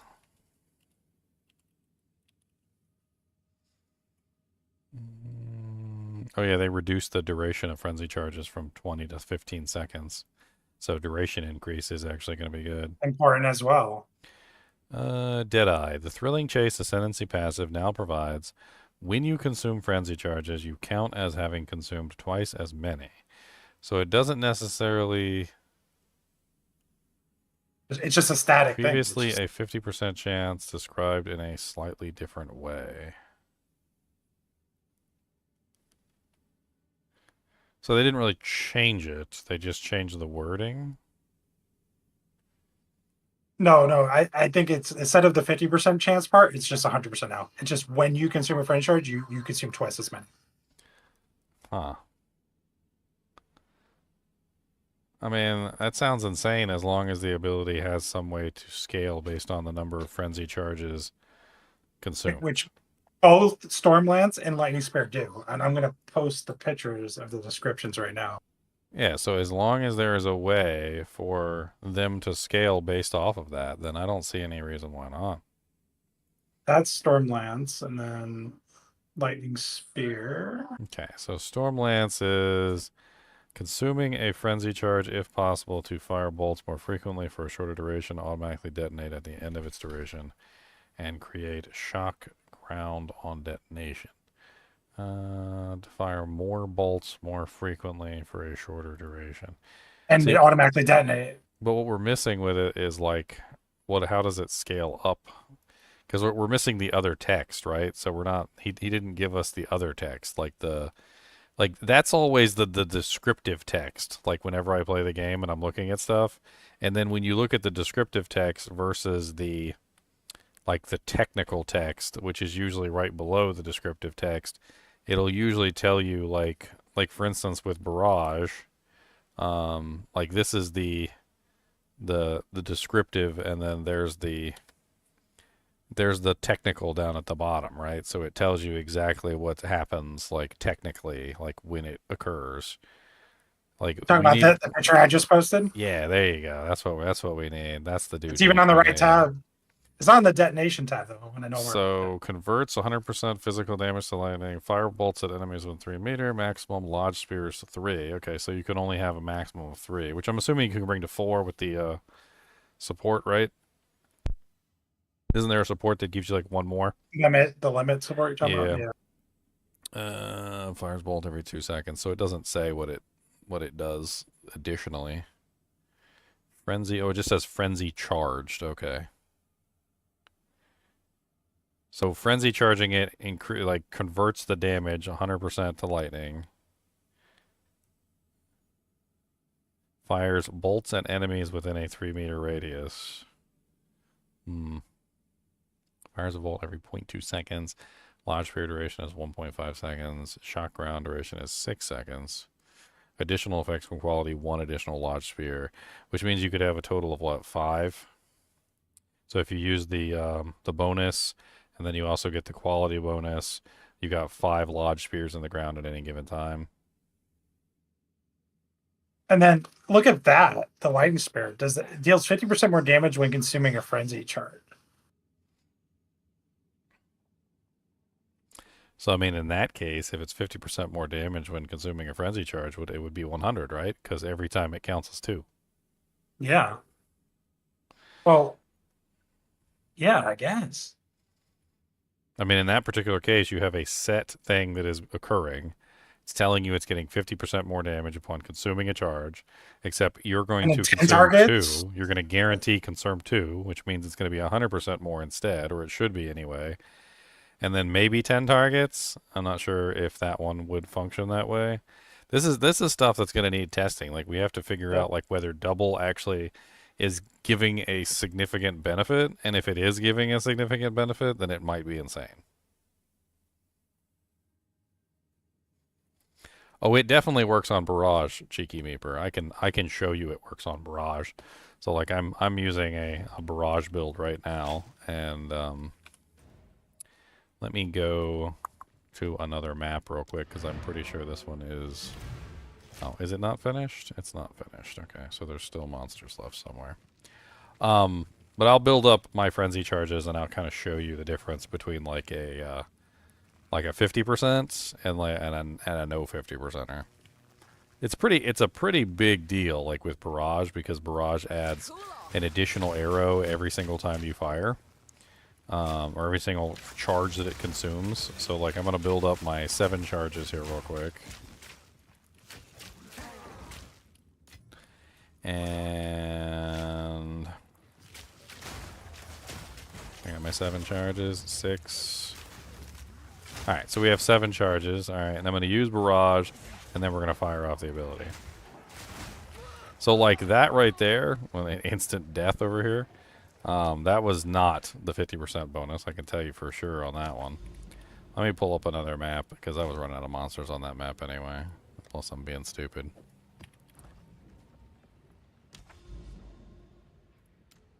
Just go to this one again, it doesn't matter.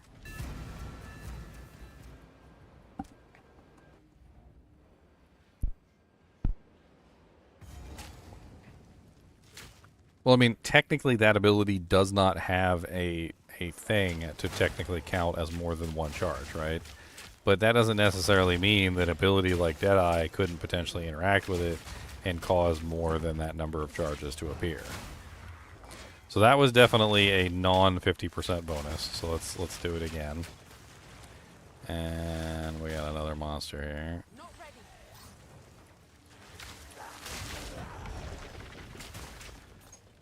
Alright, so another try.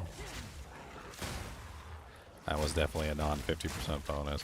It doesn't always go off every single time. Let's see if we can get it to go off. When you see the 50% like bonus, like where it increases and it doubles the effect, you will notice like 100%. And basically what we're saying with this new change is that it's a 100% chance. So instead of it being a 50% chance like it was before, it seems to be a 100% chance now, not a 50% chance. All right, so that was a 100% bonus to the number of projectiles. Did you notice like the sheer like quantity difference between firing like with the bonus and without the bonus? Like it was literally double the number of arrows.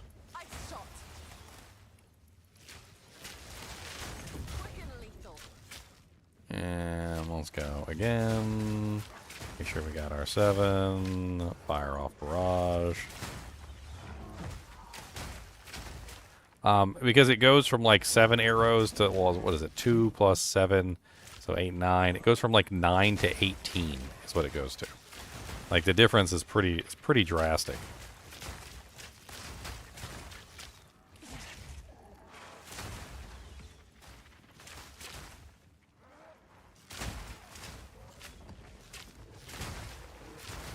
This ice shot ability is so gross in the way that it murders monsters. Yeah, that was only 9. You can tell clearly between the 9 shot and the 18 shot. They're just like way too different. I mean, your current character logging in tomorrow would just always have the 18 shot. Mm-hmm. Which is crazy.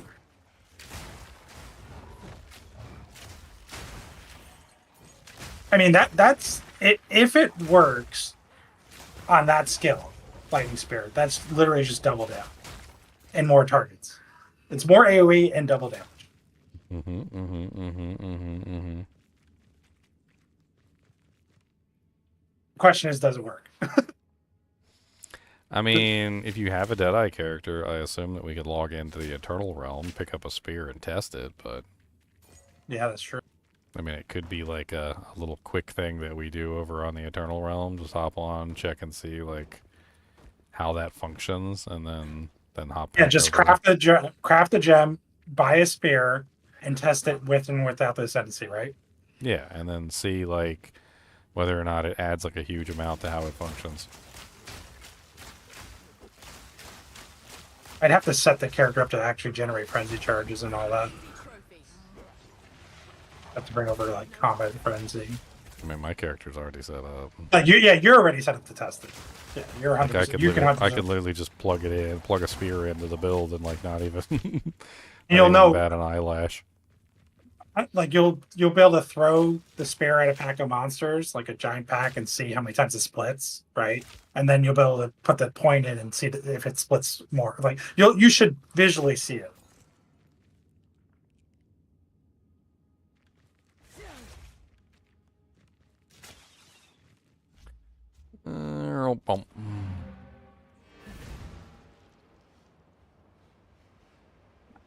I need to go back and take a look at my my little whirlwind ability. Let's go back and take a look at that.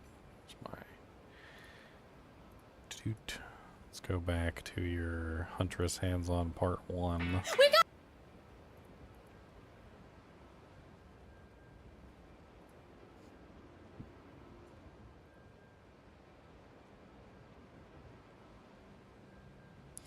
So Whirling Slash itself has the frenzy thing on it, where if you use it while you have a frenzy charge active, I'm pretty sure it said that it automatically creates a stage 3.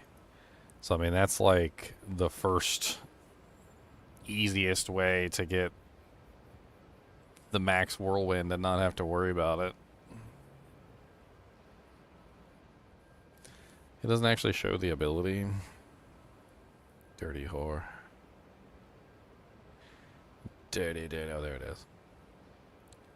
He showed it like right in the beginning. Leaving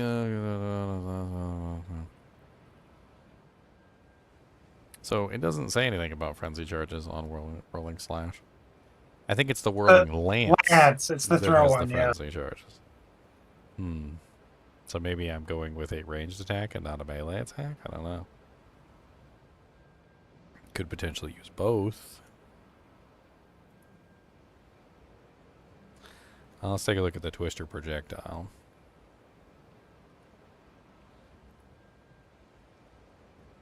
So the Twister projectile says, whip a Twister, flicker your spear, Twister moves for blinding, hitting enemies. If it consumes the whirlwind to create additional twisters, passing over elemental ground. Doesn't say anything about a frenzy charge for it either.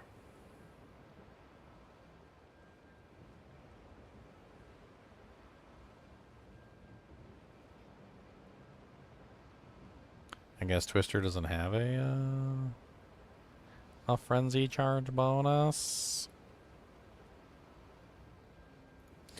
Let's see if I can find better like images with the the bottom text intact.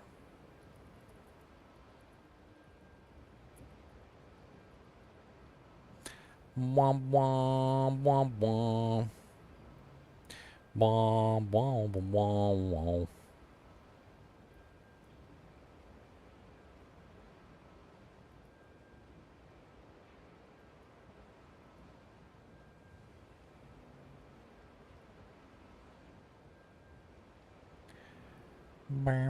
I search for Twister. Nothing comes up for Twister. Just does whatever it feels like doing.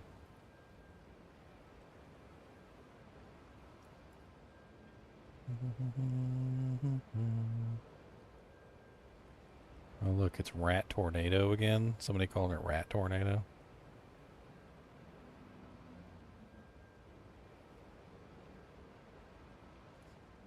I can't believe that like some of these websites that usually have all the information don't already have like all the information already, like PoE2DB. Like why don't they already have like all the information? They can't data mine it, right? Because they didn't apply all the stuff in the client yet. Yeah, but like you don't have to data mine it to get access to it. Like it's in the videos, like it's all over the place. Like why wouldn't they just pull the data and manually enter it?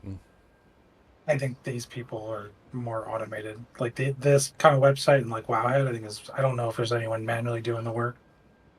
I think it's all just like scripts and stuff. Yeah, which is stupid. Stupid.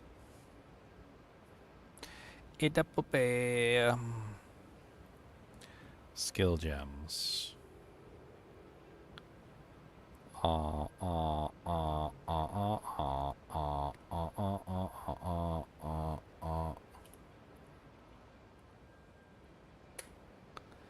Wah, wah, wah, wah, wah, wah. I searched for something and it immediately messed it up. That's beautiful. No, they do not have Twister on their list. They are the poopies.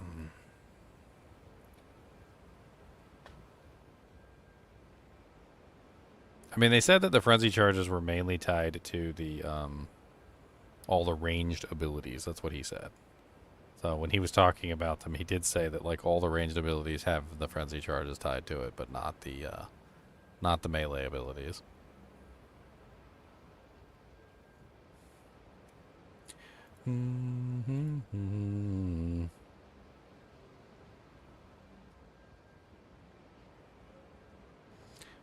You can't hit a target more than once with the twisters anyway. So, like, it doesn't necessarily... You don't have to be in close range.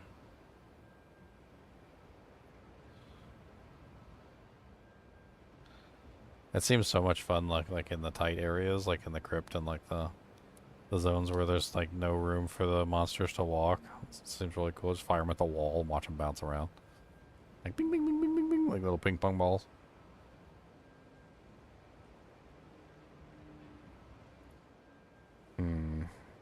The skill looks really good. Really fun. Fangs of Frost did look really neat too. Oh, peacock. Yeah, you're a peacock. Yeah, I think the loyalty pet support will be a good damage reduction early on, especially if you get something that gives you like a buff, like a good aura. We're gonna be fighting over which beast to tame. I am the beast. No, it's my beast. No, it's my beast.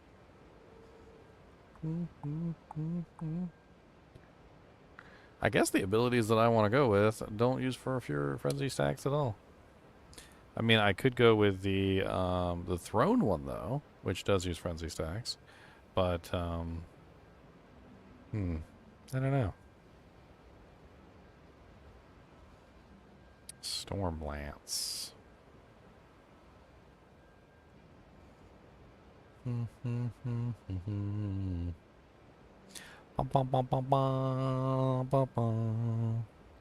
Seems like I might be better off going Amazon.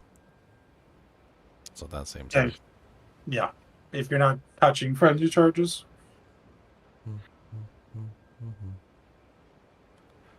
But I also, I'm not 100% sure. Stormlance, it seems like you definitely want to have frenzy charges for. Yeah. So it says that, like, not only is it saying that you're going to fire more bolts, but it also says that they fire more frequently for a shorter duration. So basically it's going to dump all of its bolts faster as long as you fire it with frenzy charge, where if you don't fire it with frenzy charge, it's going to dump the bolts slower over a longer duration. So less bolts over a longer duration, whereas frenzy charge is more bolts over a shorter duration. And detonate automatically. You don't have to worry about a detonate skill. Exactly. And It's create, like the and it detonate's creates built in. shocked ground for you. So Yeah. But can you double that? Like, so can it consume 2 charges at once to give you even more bolts faster? now the And only does it give you twice the detonation? the only other thing I'm thinking of is, like, with the other ability, so the Whirlwind Lance instead of the Whirlwind melee attack. I mean, it says on the actual, like, the Twister ability, it says that when the Twister hits a Whirlwind, it automatically splits up into multiple, like, it consumes the Whirlwind and then splits up into multiple things, right? So, like, I'm assuming it still works with Whirlwind Lance. So in the case of the melee one, I would want to be inside the Whirlwind and then firing the Whirlwinds, or the Twisters, from inside the Whirlwind, right? But with the case of Whirlwind Lance, I could potentially have, they said, I think it was like up to 5 or something of these up at any given time.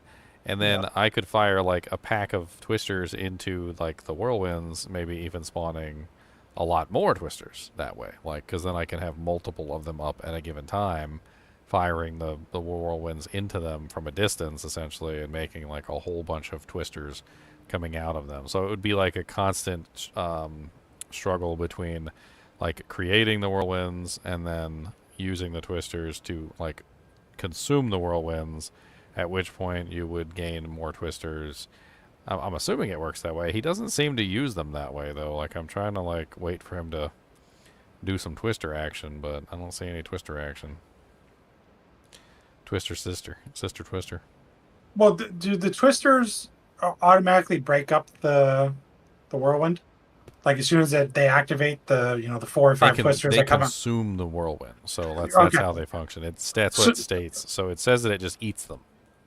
So the benefit would be that you can have, let's say, 5 up at once, and then you fire throw a off twister. 5 twisters. And then it hits each one, and then you do have to do less build up. Basically, it's like you're setting up more ahead of time. Well, I'm also not sure if potentially, just thinking about it, like on top of my head, I'm not sure if that potentially, like the twisters. So like, the twister that you fire consumes the whirlwind, right, and then shoots off 4. Do the 4 that are shot off also have the potential to consume a whirlwind? Because if they do, then you could potentially have like 1 whirlwind in the front and then 2 in the back, right? And then your first one makes 4, and those 4, 2 of the 4 from that get consumed by the next 2, and then those create 4 more each, and so you have 8 plus the original 2, because the 2, and so you get like 10 twisters coming out at one time just by like doing just a little tiny bit of prep work. So you're just like doom doom doom doom doom doom, like, and the frenzy charges puts them at stage 3. So you could have 3 or 5 or whatever stage 3 whirlwinds on the battlefield, and you could have them like constantly bouncing around consuming. And I'm wondering at a certain point, is it self-sustaining? Like, if I have like 3 or 4 like hurricane or like whirlwinds on the battlefield, right? And I shoot off 1 twister at it, and it starts making them, like producing them like like nuclear proton charges or whatever, right? And as long as I keep chucking new whirlwinds and they keep bouncing around, they keep hitting, and they keep consuming more whirlwinds, right? Then like they're just going to keep creating more twisters, and like so basically it just becomes like a self-sustaining, like nuclear reaction, like it's going into meltdown basically. The other one seems it's more like a combo. It's like 1, 2, 3 melee, throw the twister. 1, 2, 3, throw the twister. Right? That's what it is. Yeah, and there's no way to charge it to full. Unfortunately, it doesn't look like. Like, so you have to attack 3 times, which attack speed would be important in that case. So just getting your attacks off as quickly as possible so you can launch them.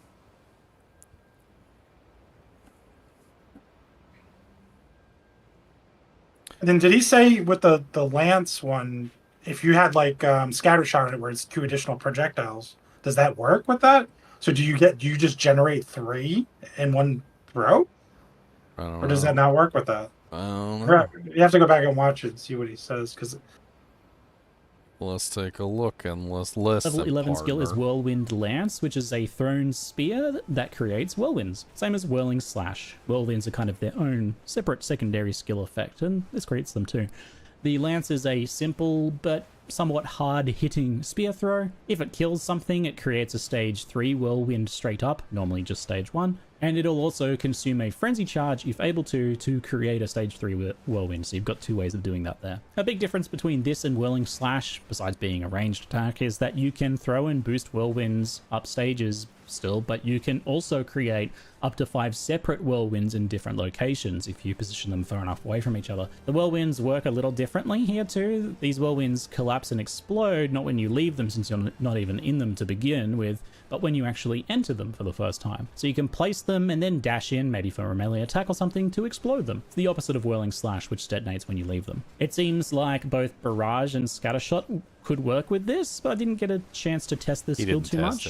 I'm guessing it means that if you threw 3 spears or if you barraged, you would be effectively always creating stage 3 whirlwinds, which could be good. Overall, it's kind of a tough skill to judge. It seems like it has pretty good potential, and you can of course use it as a combo piece to create whirlwinds to empower your twisters at range, which might be the primary use case maybe. Level 12 skills are typically the big cooldown or payoff finisher style skills, and that's He certainly the didn't case test here. it to see if you could make whirlwinds from whirlwinds. He didn't test it. Cody, he didn't test it. He didn't test it, Cody. Can I have that poll? See, he doesn't test it, and that's very mean, and I need the Cody poll to protect me from the evilness. But he also, in his mind, he thinks like Scattershot would just generate straight to stage 3. But what I'm thinking, it's 3 different spears, right? So would that be 3 different stage 1s? So he said that like you had to throw the spear close to the target. So like I think there's like a distance thing there. So like if you throw the spear in the same spot or near the same spot, you get an additional rank of like quality or whatever to your your whirlwind. But if you throw the spear far enough away from the existing twister, then it spawns a new twister. And then if you hit that multiple times, so I don't know if scattershot usually like does like a V, right? Yeah. So like the farther away, like the farther it travels, the further away it would go, right? Yeah. So it's probably going to do them far enough apart that it would be 2 stage 1s, not 1 stage 2. That would be my guess. Yeah, Scattershot's 2 additional projectiles, and then if you were a Deadeye, you get a 4th, right? Yeah. So you'd be throwing 4 across the whole screen. Would you get 4 stage 1s? Because that's insane. It looks too. like if you hit the target, it makes it there. So, like I'm watching it, and it looks like you throw it, and it hits, and it lands, and it like does the do-jank right there. I mean, I would probably be doing something like left click, right click, left click, right click, left click, right click, probably something like that, or maybe like left click, left click, left click, right click, probably just to get like a couple tornadoes on the screen, and then shoot like 1 or 2 twisters out to interact with the whirlwinds, and then like cause the entire thing to like start changing and crash our servers. Yeah, You're exactly. exactly. Oh yeah, You're gonna be the guy. it's gonna be a like a sustained reaction. Like they're gonna go into meltdown. Because I mean, if you think about it, with 1 always creating 4, that means that any time that I have a whirlwind up, you always get 3 additional more than what was put in to create it. So if set up properly and you had enough whirlwinds, you would have an infinite number of twisters being created. You would just have to continually keep creating the whirlwinds for the twisters to interact with. If they interact with the twisters, if the ones that are created by the twisters interact with the whirlwinds, which we don't know if that's the case or not. And if that's not the case, then it could potentially be that maybe the melee one is better. I don't know. And it's even more than that, right? Because I think the quality effect of Twister is an additional tornado, and then you also can put supports into it. Like Deadeye would work with that. Because it is a projectile. You want ES Leech to replace Grim Feast? Yeah, Grim Feast is gone. Gone like a freight train, gone like yesterday, gone like a soldier in the Civil War, bang, bang. I mean, there's a lot of ways you can deal with energy shield recharge. I mean, like, first off, you got Zealot's Oath, which can give you, like, massive amounts of energy shield recharge all the time, just for stacking life regen. There's also this node right here, Adamant Recovery, which gives you an increases and reduction to armor also apply to energy shield recharge rate at 40% of their value, which basically make your energy shield recharge so fast that all you have to do is just like leave combat for a few seconds and like bam, your energy shield is like instantly back, because then you have like massive amounts of armor and regen at the same time. I mean, there's other potential ways you could do it by stacking, like, you know, energy shield recharge rate and like energy shield activation delay, which could potentially help. There's some other interesting ones, like, is it over here somewhere? Where is that one hiding at? I remember you're over here, you cheeky little node. Cheeky little node. Where are you, cheeky little node? I know you're over here somewhere. You cheeky little node.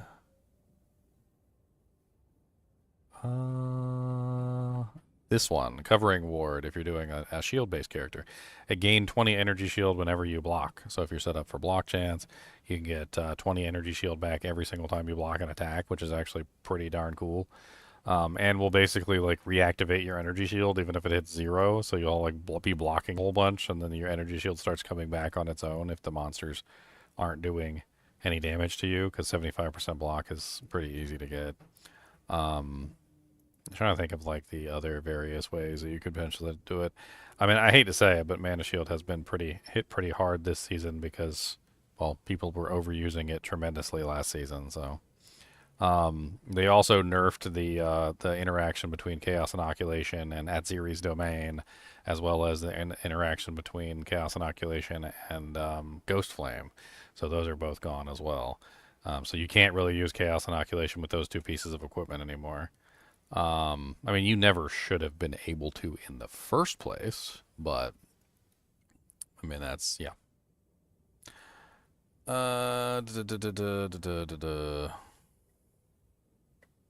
One problem I see with the spear version of what you're doing is you might have harder time getting like the chilled ground and stuff to affect it, like the elemental part.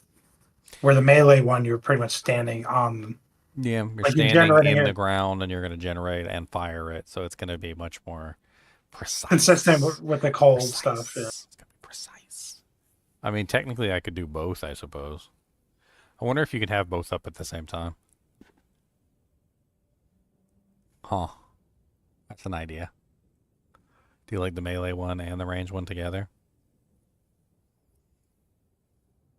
I wonder if the melee one or the ranged one can charge the melee one anyway, like, or vice versa. Like, probably not, because they're two different functions. Like, one explodes when you're in it, and one of them explodes when you enter it, as well as opposed to the other one exploding when you leave it.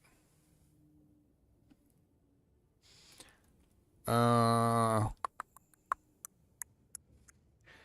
mean, I don't know if Energy Shield is going to be like the best defensive layer this season, Nick. Like, I know that Energy Shield was a good layer last season, and I know that Energy Shield like has been amazing for like basically the entirety of PoE2, but like a lot of the nerfed interactions with Chaos Inoculation, like, and like the two main items that people were using to get like crazy amounts of Energy Shield, all the reductions in Energy Shield, as well as all the reductions in mana for the people who were using Mind Over Matter, might not be the most amazing one this season. I mean, I'm not saying like avoid Energy Shield, but there's other ways. Like, I was using Zealot's Oath last season with pretty good effectiveness. I've also heard of quite a few people using Adamant Recovery with really good effectiveness. Who was the streamer that was like using Adamant Recovery for like ridiculous benefit? I can't remember who it was. It was Crip. Like, he had like insane levels of mana shield regeneration. Like, he said, Leon was saying that like his energy shield came back like in a fraction of a second. Like, it was just back up. Because, you know, you stack a bunch of armor mods, you got tons of armor, and then you got tons of energy shield too, and so you're running like armor energy shield build, and you get this on there, and so every single percentage of armor that you have is also applying to your energy shield recharge rate, so you're getting like ridiculous energy shield recharge rate, which is absolutely insane. So that is a really strong combo.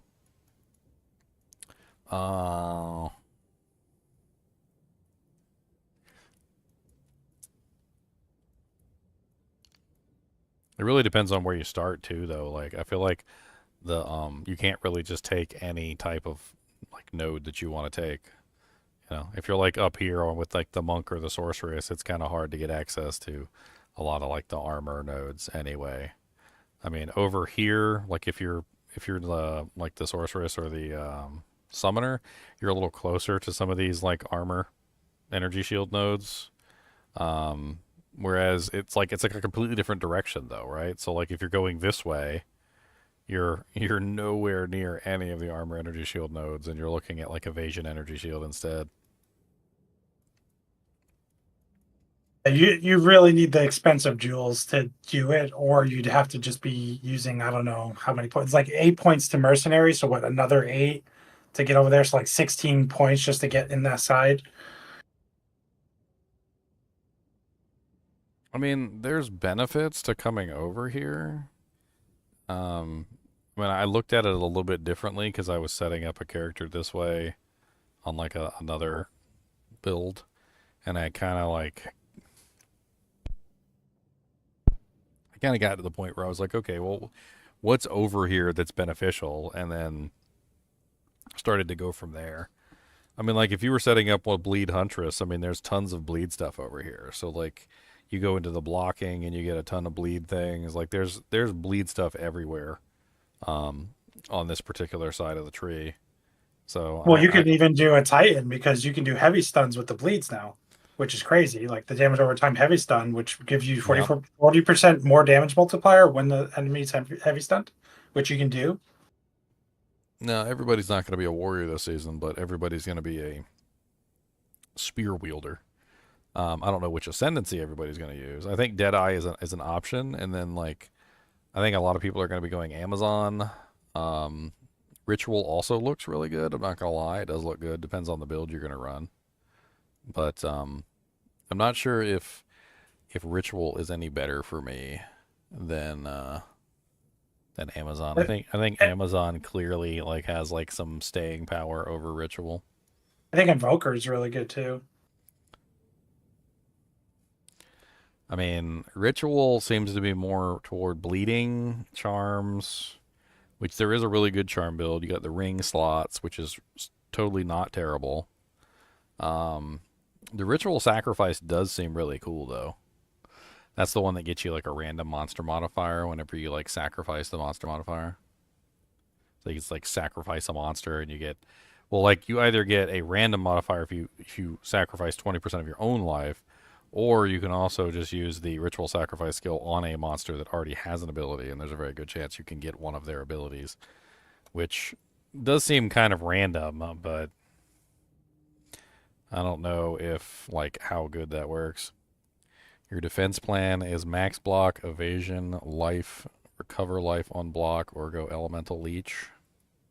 Yeah, because you need some kind of recovery. So the fourth one's really my recovery. I could have separated it, but I think my main thing is I'll do the max block. The buckler seems to have block and evasion like hybrid. It's a hybrid shield. So it's like if you do go evasion, you can get that 50% increased defenses from the equipped shield, and then that also increases your evasion rating. I do think that evasion and block are just too similar. I think that's the main problem. Like evasion and block are basically the same thing. Like you're either evading the attack entirely or you're blocking the attack entirely. Either way, you're not taking the damage and you're not mitigating the damage. You're just. But you're getting two chances at it, right? Because you're getting. Well, yeah, I can either block it and then I didn't block it. Well, now let me try to evade it.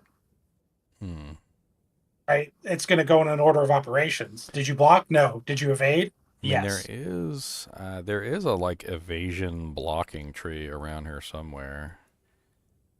Did you look at the buckler? The here base it is, right here. So it's shield evasion, 30% increased evasion from equipped shield, 5% block chance, 5% block chance, 30% increased block chance. You take 10% of damage from blocked hits. 15% block chance. You take 5% damage from blocked hits. Well, I don't know why they got like attack skills deal 25% increased damage while holding a shield. 75% increased evasion from equipped shield. So that one's actually pretty good. So like you could take it's right there next to the spear. It's like directly next to the spear. Yeah, okay, I see it. Yeah, that's really good. Yeah, I mean that's like an entire like evasion side of the block tree. I mean, even if you didn't want to take the evasion side, there's a little bit of block chance there as well. I'm not really sure about that. You take 10% damage from the blocked hits. That could be interesting from a perspective of like if you have an ability that requires you to take damage and your blocking is blocking all the damage, like maybe there's something there from like, I don't know, recoup or like, because you know like with recouping you take damage, you recover mana or like that kind of thing. Like if you did take some damage through the block, even if it was a minor amount, it would help restore your mana and stuff like that. There's that belt that gives you like 50% recoup damage as mana. That could be interesting. Although if you're running full evasion, that's also going to make it relatively difficult. Are those block chances straight up additive? Like if you have a 25 base, is it 30%, or is it same as crit? So like there's the base and then those are like additive bonuses after. But I did notice that unique pair of boots, you know, I don't don't know if you know the one I'm talking about, the one that has block chance on it. Let me see if it's in the guild stash. Booties. They're actually pretty easy to get your hands on, and I'd love to get them early on. Yeah, Legion Strides. Legion Strides give 10% block chance. That's base. So I use those on like my blocking characters leveling up, and it was absolutely amazing. Just gave you 10% base block chance, added it to whatever the shield had, and then your modifiers were affecting that on top of it, and it was like insane. You could get 75% block chance easy early on. You're saying you want the leveling uniques tomorrow all of a sudden. Now we want Legion those. Strides. The Legion Strides. Honestly, they're not even just leveling uniques. Like until you can solve your 75% block chance, you might just be using those permanently for a little while. Remember the first, like one of the first uniques we dropped was the chest that we gave to Bruzak. It was like 100 spirit. Bruzak. That chest was insane. And then he like proceeded to make a god tier summoner and crash all our computers with it.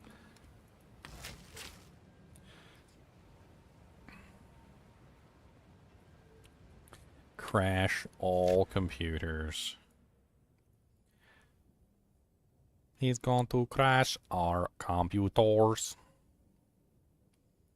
He's going to think. You know, that area over there is pretty spicy for this character. Like, I mean, I'm looking at like this area, and you've got the block nodes here. You've got the block nodes here, right? You've got the beautiful Falcon Dive right there. You've got the whole spear thing, if you want to take any of those spear abilities, right next to Falcon Dive. And then for you, you've got the Fervor Max Frenzy charges, like right there. That's literally right next to all the block nodes and everything. I mean... You got everything. You got everything right there. And then a little bit south, you got even more stuff. And then if I want to go north, there's all the lightning stuff too up there. Stand and deliver. Projectiles have a 40% increased critical damage bonus against enemies within 2 meters. Projectiles have 25% increased damage with hits against enemies with 2 meters. You want to stand right up in their face? Yeah, for like spamming the twisters. That sounds like that would work.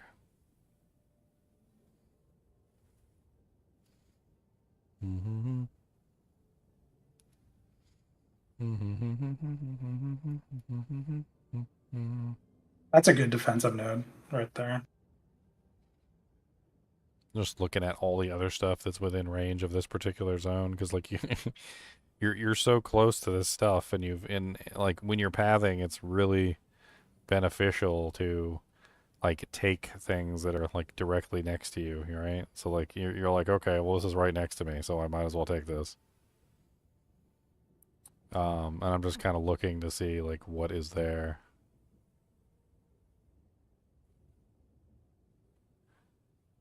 Huh. That's kind of nice too, especially if you're going to be spamming that mark. Enemies you mark cannot deal critical hits. Yeah, that's really strong for a defensive layer. Get some more melee strike range for that ability that already has plus 14 melee strike range. Plus 16 melee strike range.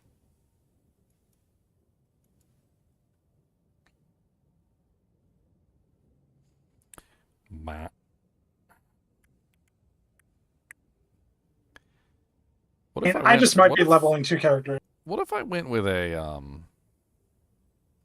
an armor evasion shield?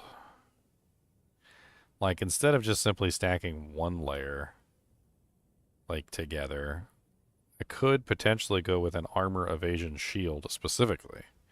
And the reason why you would do that is because number one, you could tag on some of these nice ones that give you bonuses to your evasion rating, right? And then you also have this one over here, which gives you 1% increased attack damage per armor or evasion rating, which doesn't matter. And then you get 50% increased defenses from equipped shield. You could stack a bunch of equipped defenses from your shield, right? And then your armor/evasion rating shield would then give you a massive amount of armor and evasion rating together. Because you can get 50% here, and I know you can get increased defenses from shields on like a bunch of different places. Defenses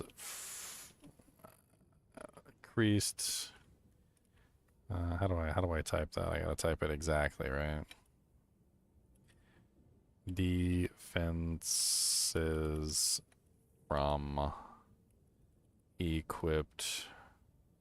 I mean, it doesn't sound like a terrible idea to get like nice to have armor. a massive amount of layer.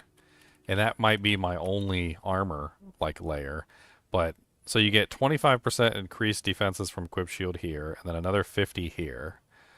You also get, of course, the 30% increased evasion, the 30% increased evasion, and 30% increased evasion, and then 75% increased evasion. So you get 1, 2, 3, 4 nodes right here that will increase the evasion that you're getting from the shield.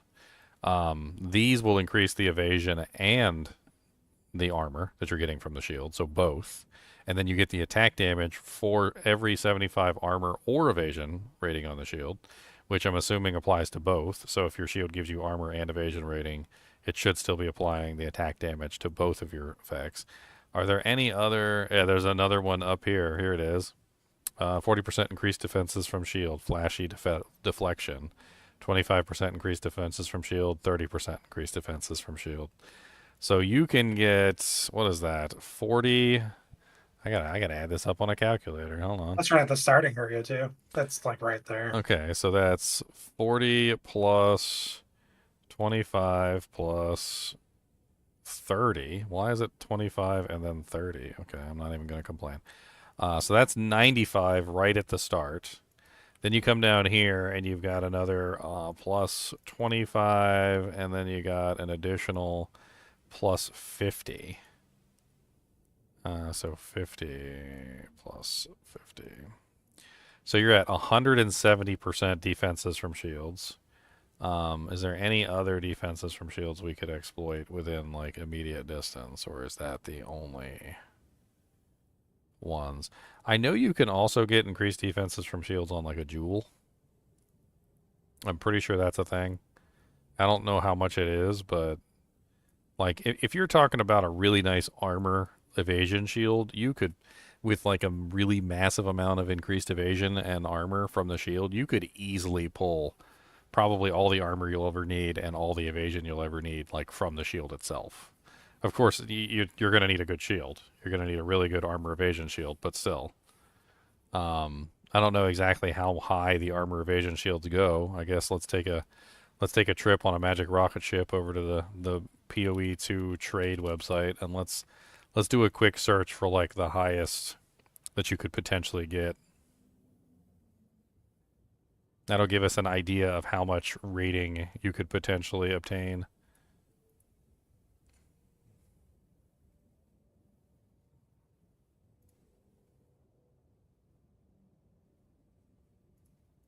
Remember me. I don't know why I typed in remember me. It never remembers me. All right, so shield, or actually this would be a buckler, right? Well, we don't have to do the buckler.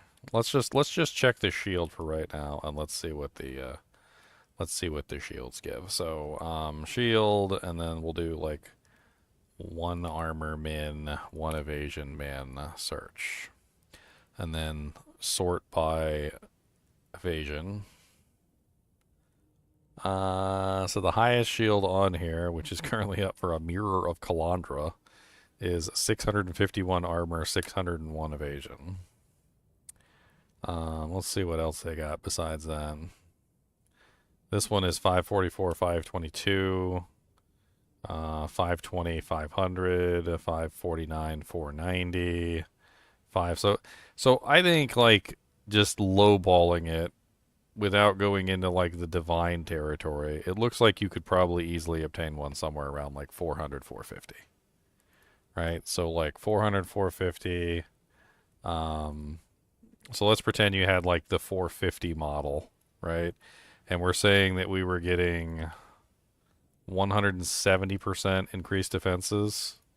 So plus 170%, which brings the like defense and evasion to 1,215.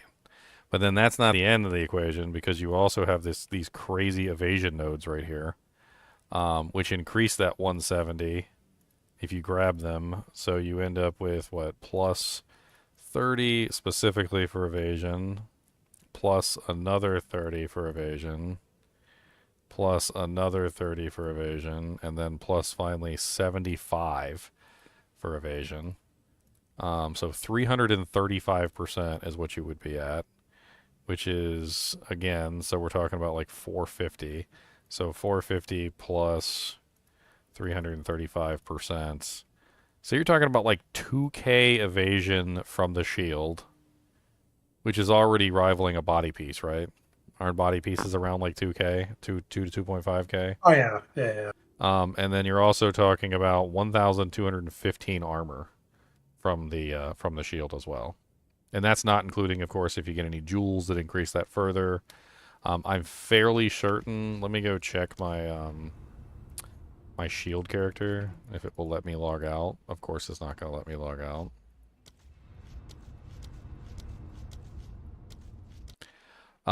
But I'm pretty sure the jewels can have anywhere between, I think it's like 5 or 7% or something extra. So you could stack on a couple jewels with more defenses that way. I mean, it essentially becomes a situation where you're getting a massive amount of your, like, just your general stats are coming from your shield. Like you're just going to have a huge bonus from the shield, either one way or another. You can go full armor, you can go full evasion. Going full armor has its benefits too, because then you could potentially double dip into some of the shield skills, like charging, etc. Like, you know, like the magma barrier, and stuff like that. I forgot. We could use shield charge, yeah. Yeah, or shield charge, or like, what's the other one? Resonating shield. There's a couple various options that you can use with shields. So let me see if she has any of those active. Does she have any of those jewels? Jewels. Doot. Lovely little jewels. Doot. 20% increased damage from broken armor. That's not what's looking for.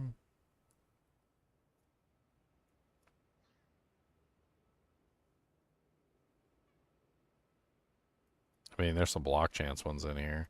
I don't have the ones apparently that give you the other bonus.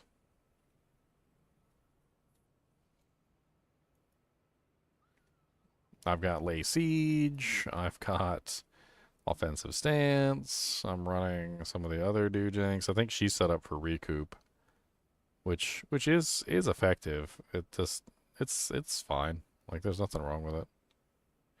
I ain't mad at it. There's also greatest defense over here. 2% increased attack damage per 75 armor or evasion rating on your shield. That's unfortunately a little far away for our poor little Huntress, but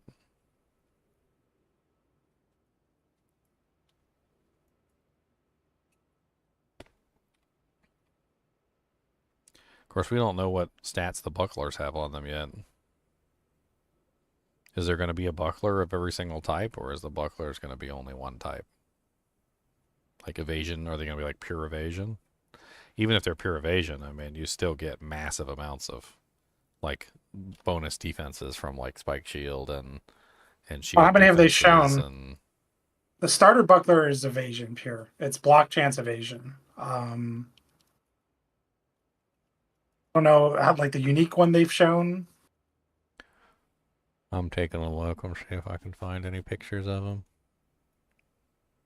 So the unique one is evasion only. That one is. There's more than one buckler, though. More than one unique buckler. Evasion rating.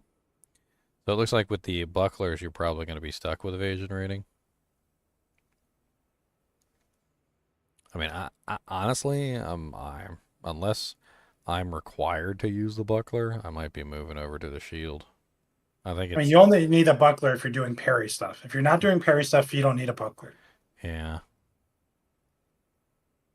So you can go shield, or you can go no shield at all, but you can go shield. I would definitely go shield.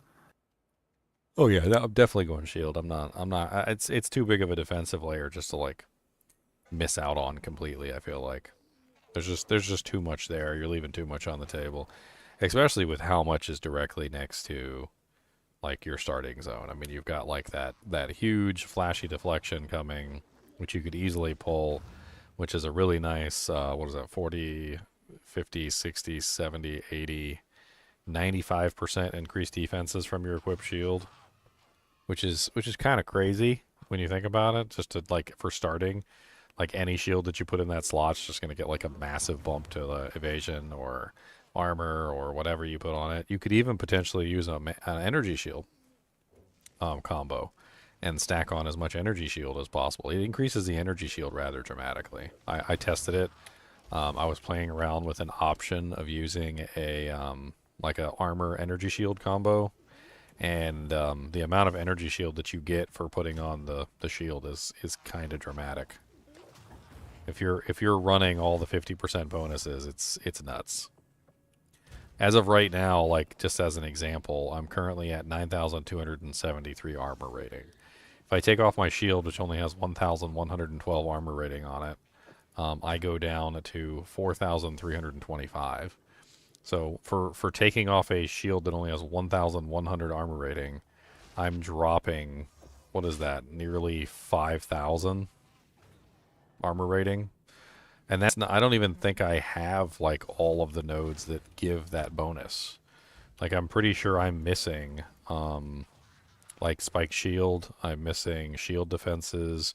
I do not have flashy deflection or the shield defenses on that side. So like I could have a lot more than what I currently have. I think I'm getting 25% from shield defenses over on the left side of the board. And I think there's another one that I snatched. Where's that other one that I grabbed? Core of the Guardian. That one's over on the left side of the board. That one's 100% defenses from the equipped shield. That's near Zealot's Oath. So that's a huge bonus right there. And that's also, of course, next to offensive stance, which is another damage bonus. Like it's not necessarily like a terrible thing to come over here. It's just whether or not you can actually make it point wise. Because there is some really good mods. So that's no wonder I have 125 is what I'm currently sitting on. And that's not even anywhere near what you could potentially have over there. So if I'm sitting at 125 from shields, do I have any other besides that? Like let me do like a quick increased defenses. Gotta actually like make sure I type it right, otherwise it doesn't work.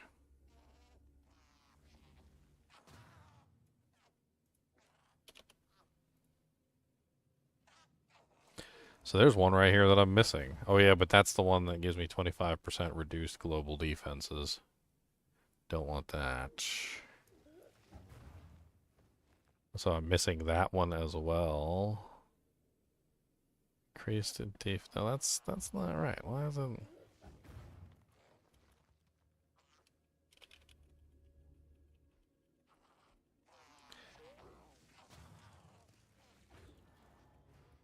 Trying to make sure I don't have any other ones that I'm missing.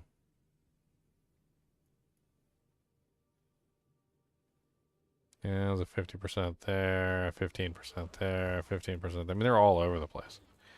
I mean, it's take it or leave it, right? Like at a certain point, if there's that many of them, it's really just a matter of like how many can I squeeze in. And then if you're using a shield that has two defensive layers, I mean, and you're getting like 400% bonus to your defensive layers from your shield now becomes like the main thing that's keeping you alive, which is kind of crazy. You're like, oh yeah, I'm getting like, like 7,000 armor and like 7,000 evasion from just my shield, no big deal.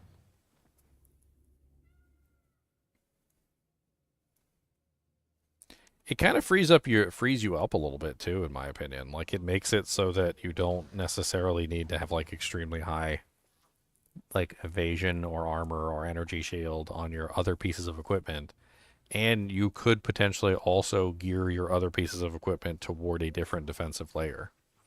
Like once you reach the appropriate amount of, like, you know, whatever the other defensive layers that you're trying to achieve. You don't have to necessarily stack only one defensive layer at that point. Is there I saw there's mana on block, there's the energy shield on block. Is there life on block on the tree or only from that unique shield? I don't know. I mean, I know what you're talking about. There's the one over here which gives you energy shield on block. That one's pretty cool. Somewhere around here. I forget where it was. Yeah, this one. Covering ward, gain 20 energy shield when you block. And then there's mana on block is over here, which is easy for us to get, by the way. That one's like super duper easy. Because that one's like right inside of our radius of all the other skills that we're probably going to be putting points into. So you get 10 mana when block. Let's try typing in when you block, and let's see if there's anything else. So when you block. Unfortunately, the UI search on this thing is terrible, but at least it mildly glows.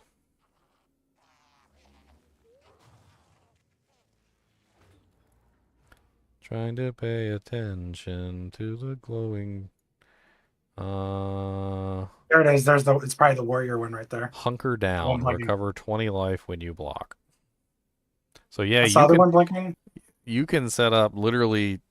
This one right here. What's this one? 6 life gained when you block. So this one's 20 and this one's 6. This one's closer. So yeah, you can have energy shield when you block, life when you block, and mana when you block, like all at the same time. So you're just, every time you block, you're just recovering. And with 75% block chance, you'd be recovering like all the time, so. This one's kind of crazy too right here. Towering shield, 50% increased defenses from equipped shield, and then 25% increased chance to block if you've blocked with an active block recently. I mean, this character is definitely going to be about blocking. I can say that much. Problem is getting over to like this side of the tree kind of burns a lot of your points. So you're like, we're going to be stuck over here on this side of the tree. So it's not necessarily impossible because we are going to be pathing in this direction anyway, right? So like we definitely have to path down here. And I think like this section over here is almost like a no-brainer. Like we're definitely pathing down this direction. We're grabbing things like Falcon Dive. We're grabbing things like Spiked Shield and whatnot in this area. Possibly even Reprisal around that side. Also, the whole spear thing is down here if we want to add like the spear bonuses. So like we're going down this way anyway, so we can potentially get access to, you know, like some of this stuff over here. It's not impossible. And there may be some other things in the area that we want to get access to. I don't know. Trying to think like what else is over here. Like sometimes it really just comes down to, oh, that one's really close. Look at that one right there. It's not a notable. It's not anything, there it is. It's not anything super important, but it's a That's little 5. huge. It's a 5 life when you block. It's It'll add right. up. It's next to the movement speed parry one, or the one that like the parrying motion. Yep. So yeah, you can get the. So you can't get the energy shield one, which is way over here, but you could put it on an amulet or something. But you can definitely grab the mana one, which is right here, and the HP one, which is right here. So you have a constant, like, inflow of mana and HP every time you're blocking. Not that you want to get smacked in the face, but when you do get smacked in the face, it's nice to have some bonuses. I wonder which order of operations it rolls first. Does it roll your chance to block before evasion, or does it roll your evasion chance before blocking? I would assume it goes evasion then block, because Diablo 2 is defense and then block. So it's defense first, and then if they actually hit you, then it's block, and then if they penetrate the block, then it's dodge, void, and evade, which is the last layer underneath of everything else.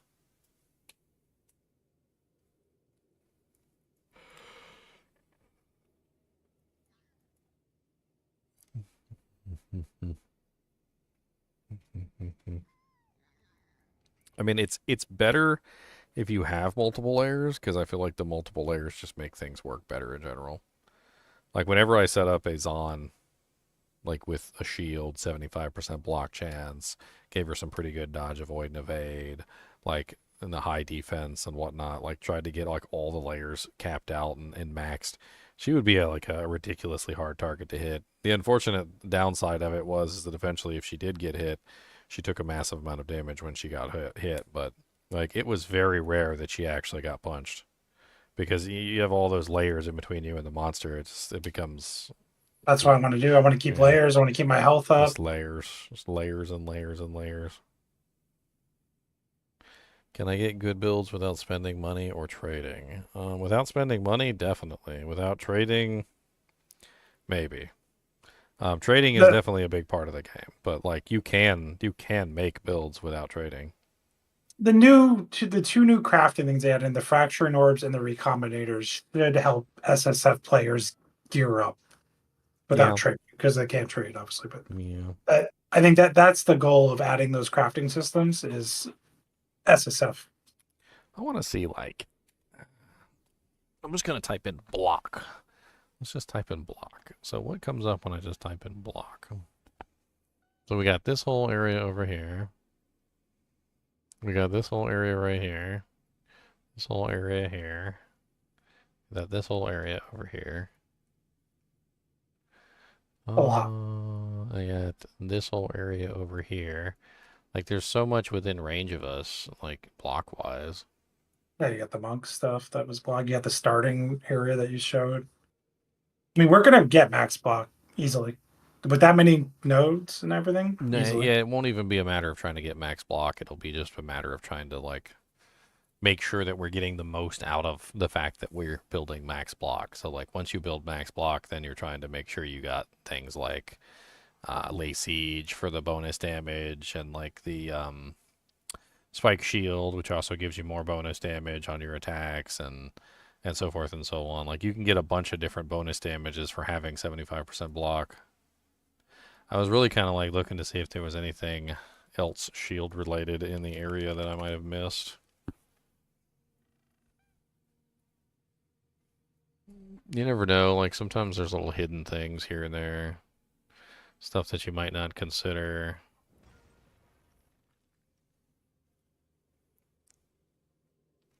Oh yeah, I forgot about energy shield. Energy shield also has the word shield in it. Energy shield is poopy. Well, that pretty much isolates being able to search for the word shield, unfortunately.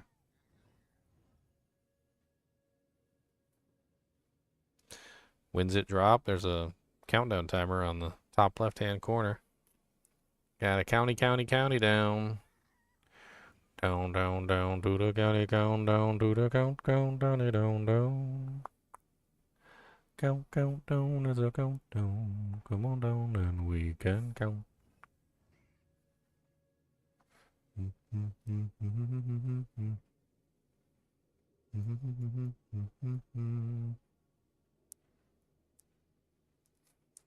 That's a good one over there. It's not that far away either. It's Defender's Resolve, 12% increased block chance. Stagger empties 50% faster while your shield is lowered.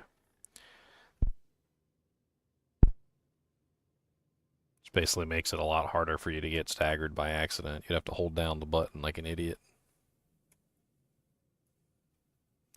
Holding down the button like a dummy dumb. Why you gotta be a dummy bum?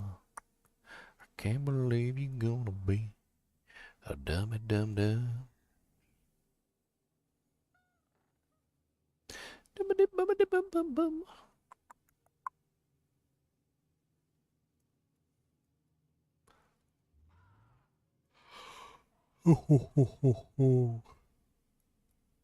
They didn't show much. They showed one spear and one buckler. I mean, there could be other bucklers that have other mods, I guess. We don't know. We're just gonna have to find them. There could be.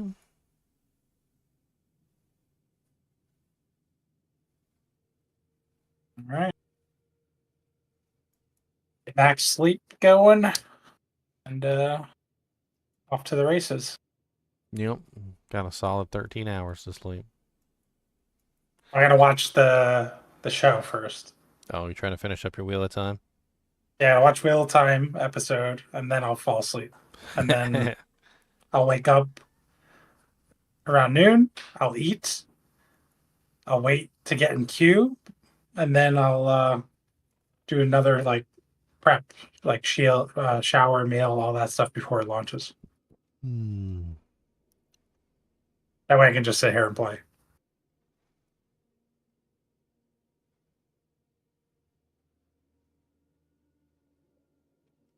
Yes.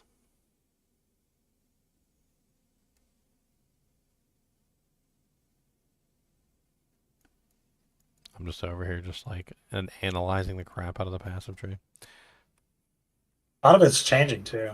Yeah, I know. There's some keystones coming in. There's a keystone that gives you an extra companion. I think one companion is enough. maybe two companions. I don't know. I think I'm gonna hop off too. I'm gonna get ready and get some sleep. Maybe get some food in me. All right, guys and gals, it's been fun. It's been 9 hours. We got 13 hours, 23 minutes, and 24 seconds before we get to. Oh, my countdown timer is slightly off. 13 hours, 23 minutes, and 11 seconds before we get to the launch. I will see you guys tomorrow. I'm probably going to be starting early before the actual launch, so you guys are welcome to hang out with me until the launch happens. It's going to be at 3 p.m. Eastern Standard Time, I believe, which is 13 hours and 22 minutes away. But I'll be starting at I think like 2, maybe a little bit earlier than 2. It depends on what time I wake up. Obviously, I got plenty of time to sleep, so might be up way too early. As always, I appreciate you guys and gals joining me. Be sure to hit that like button and the subscribe button. The live stream for the stream tomorrow is already up if you want to hop over there and hit a reminder on it. And as always, keep watching.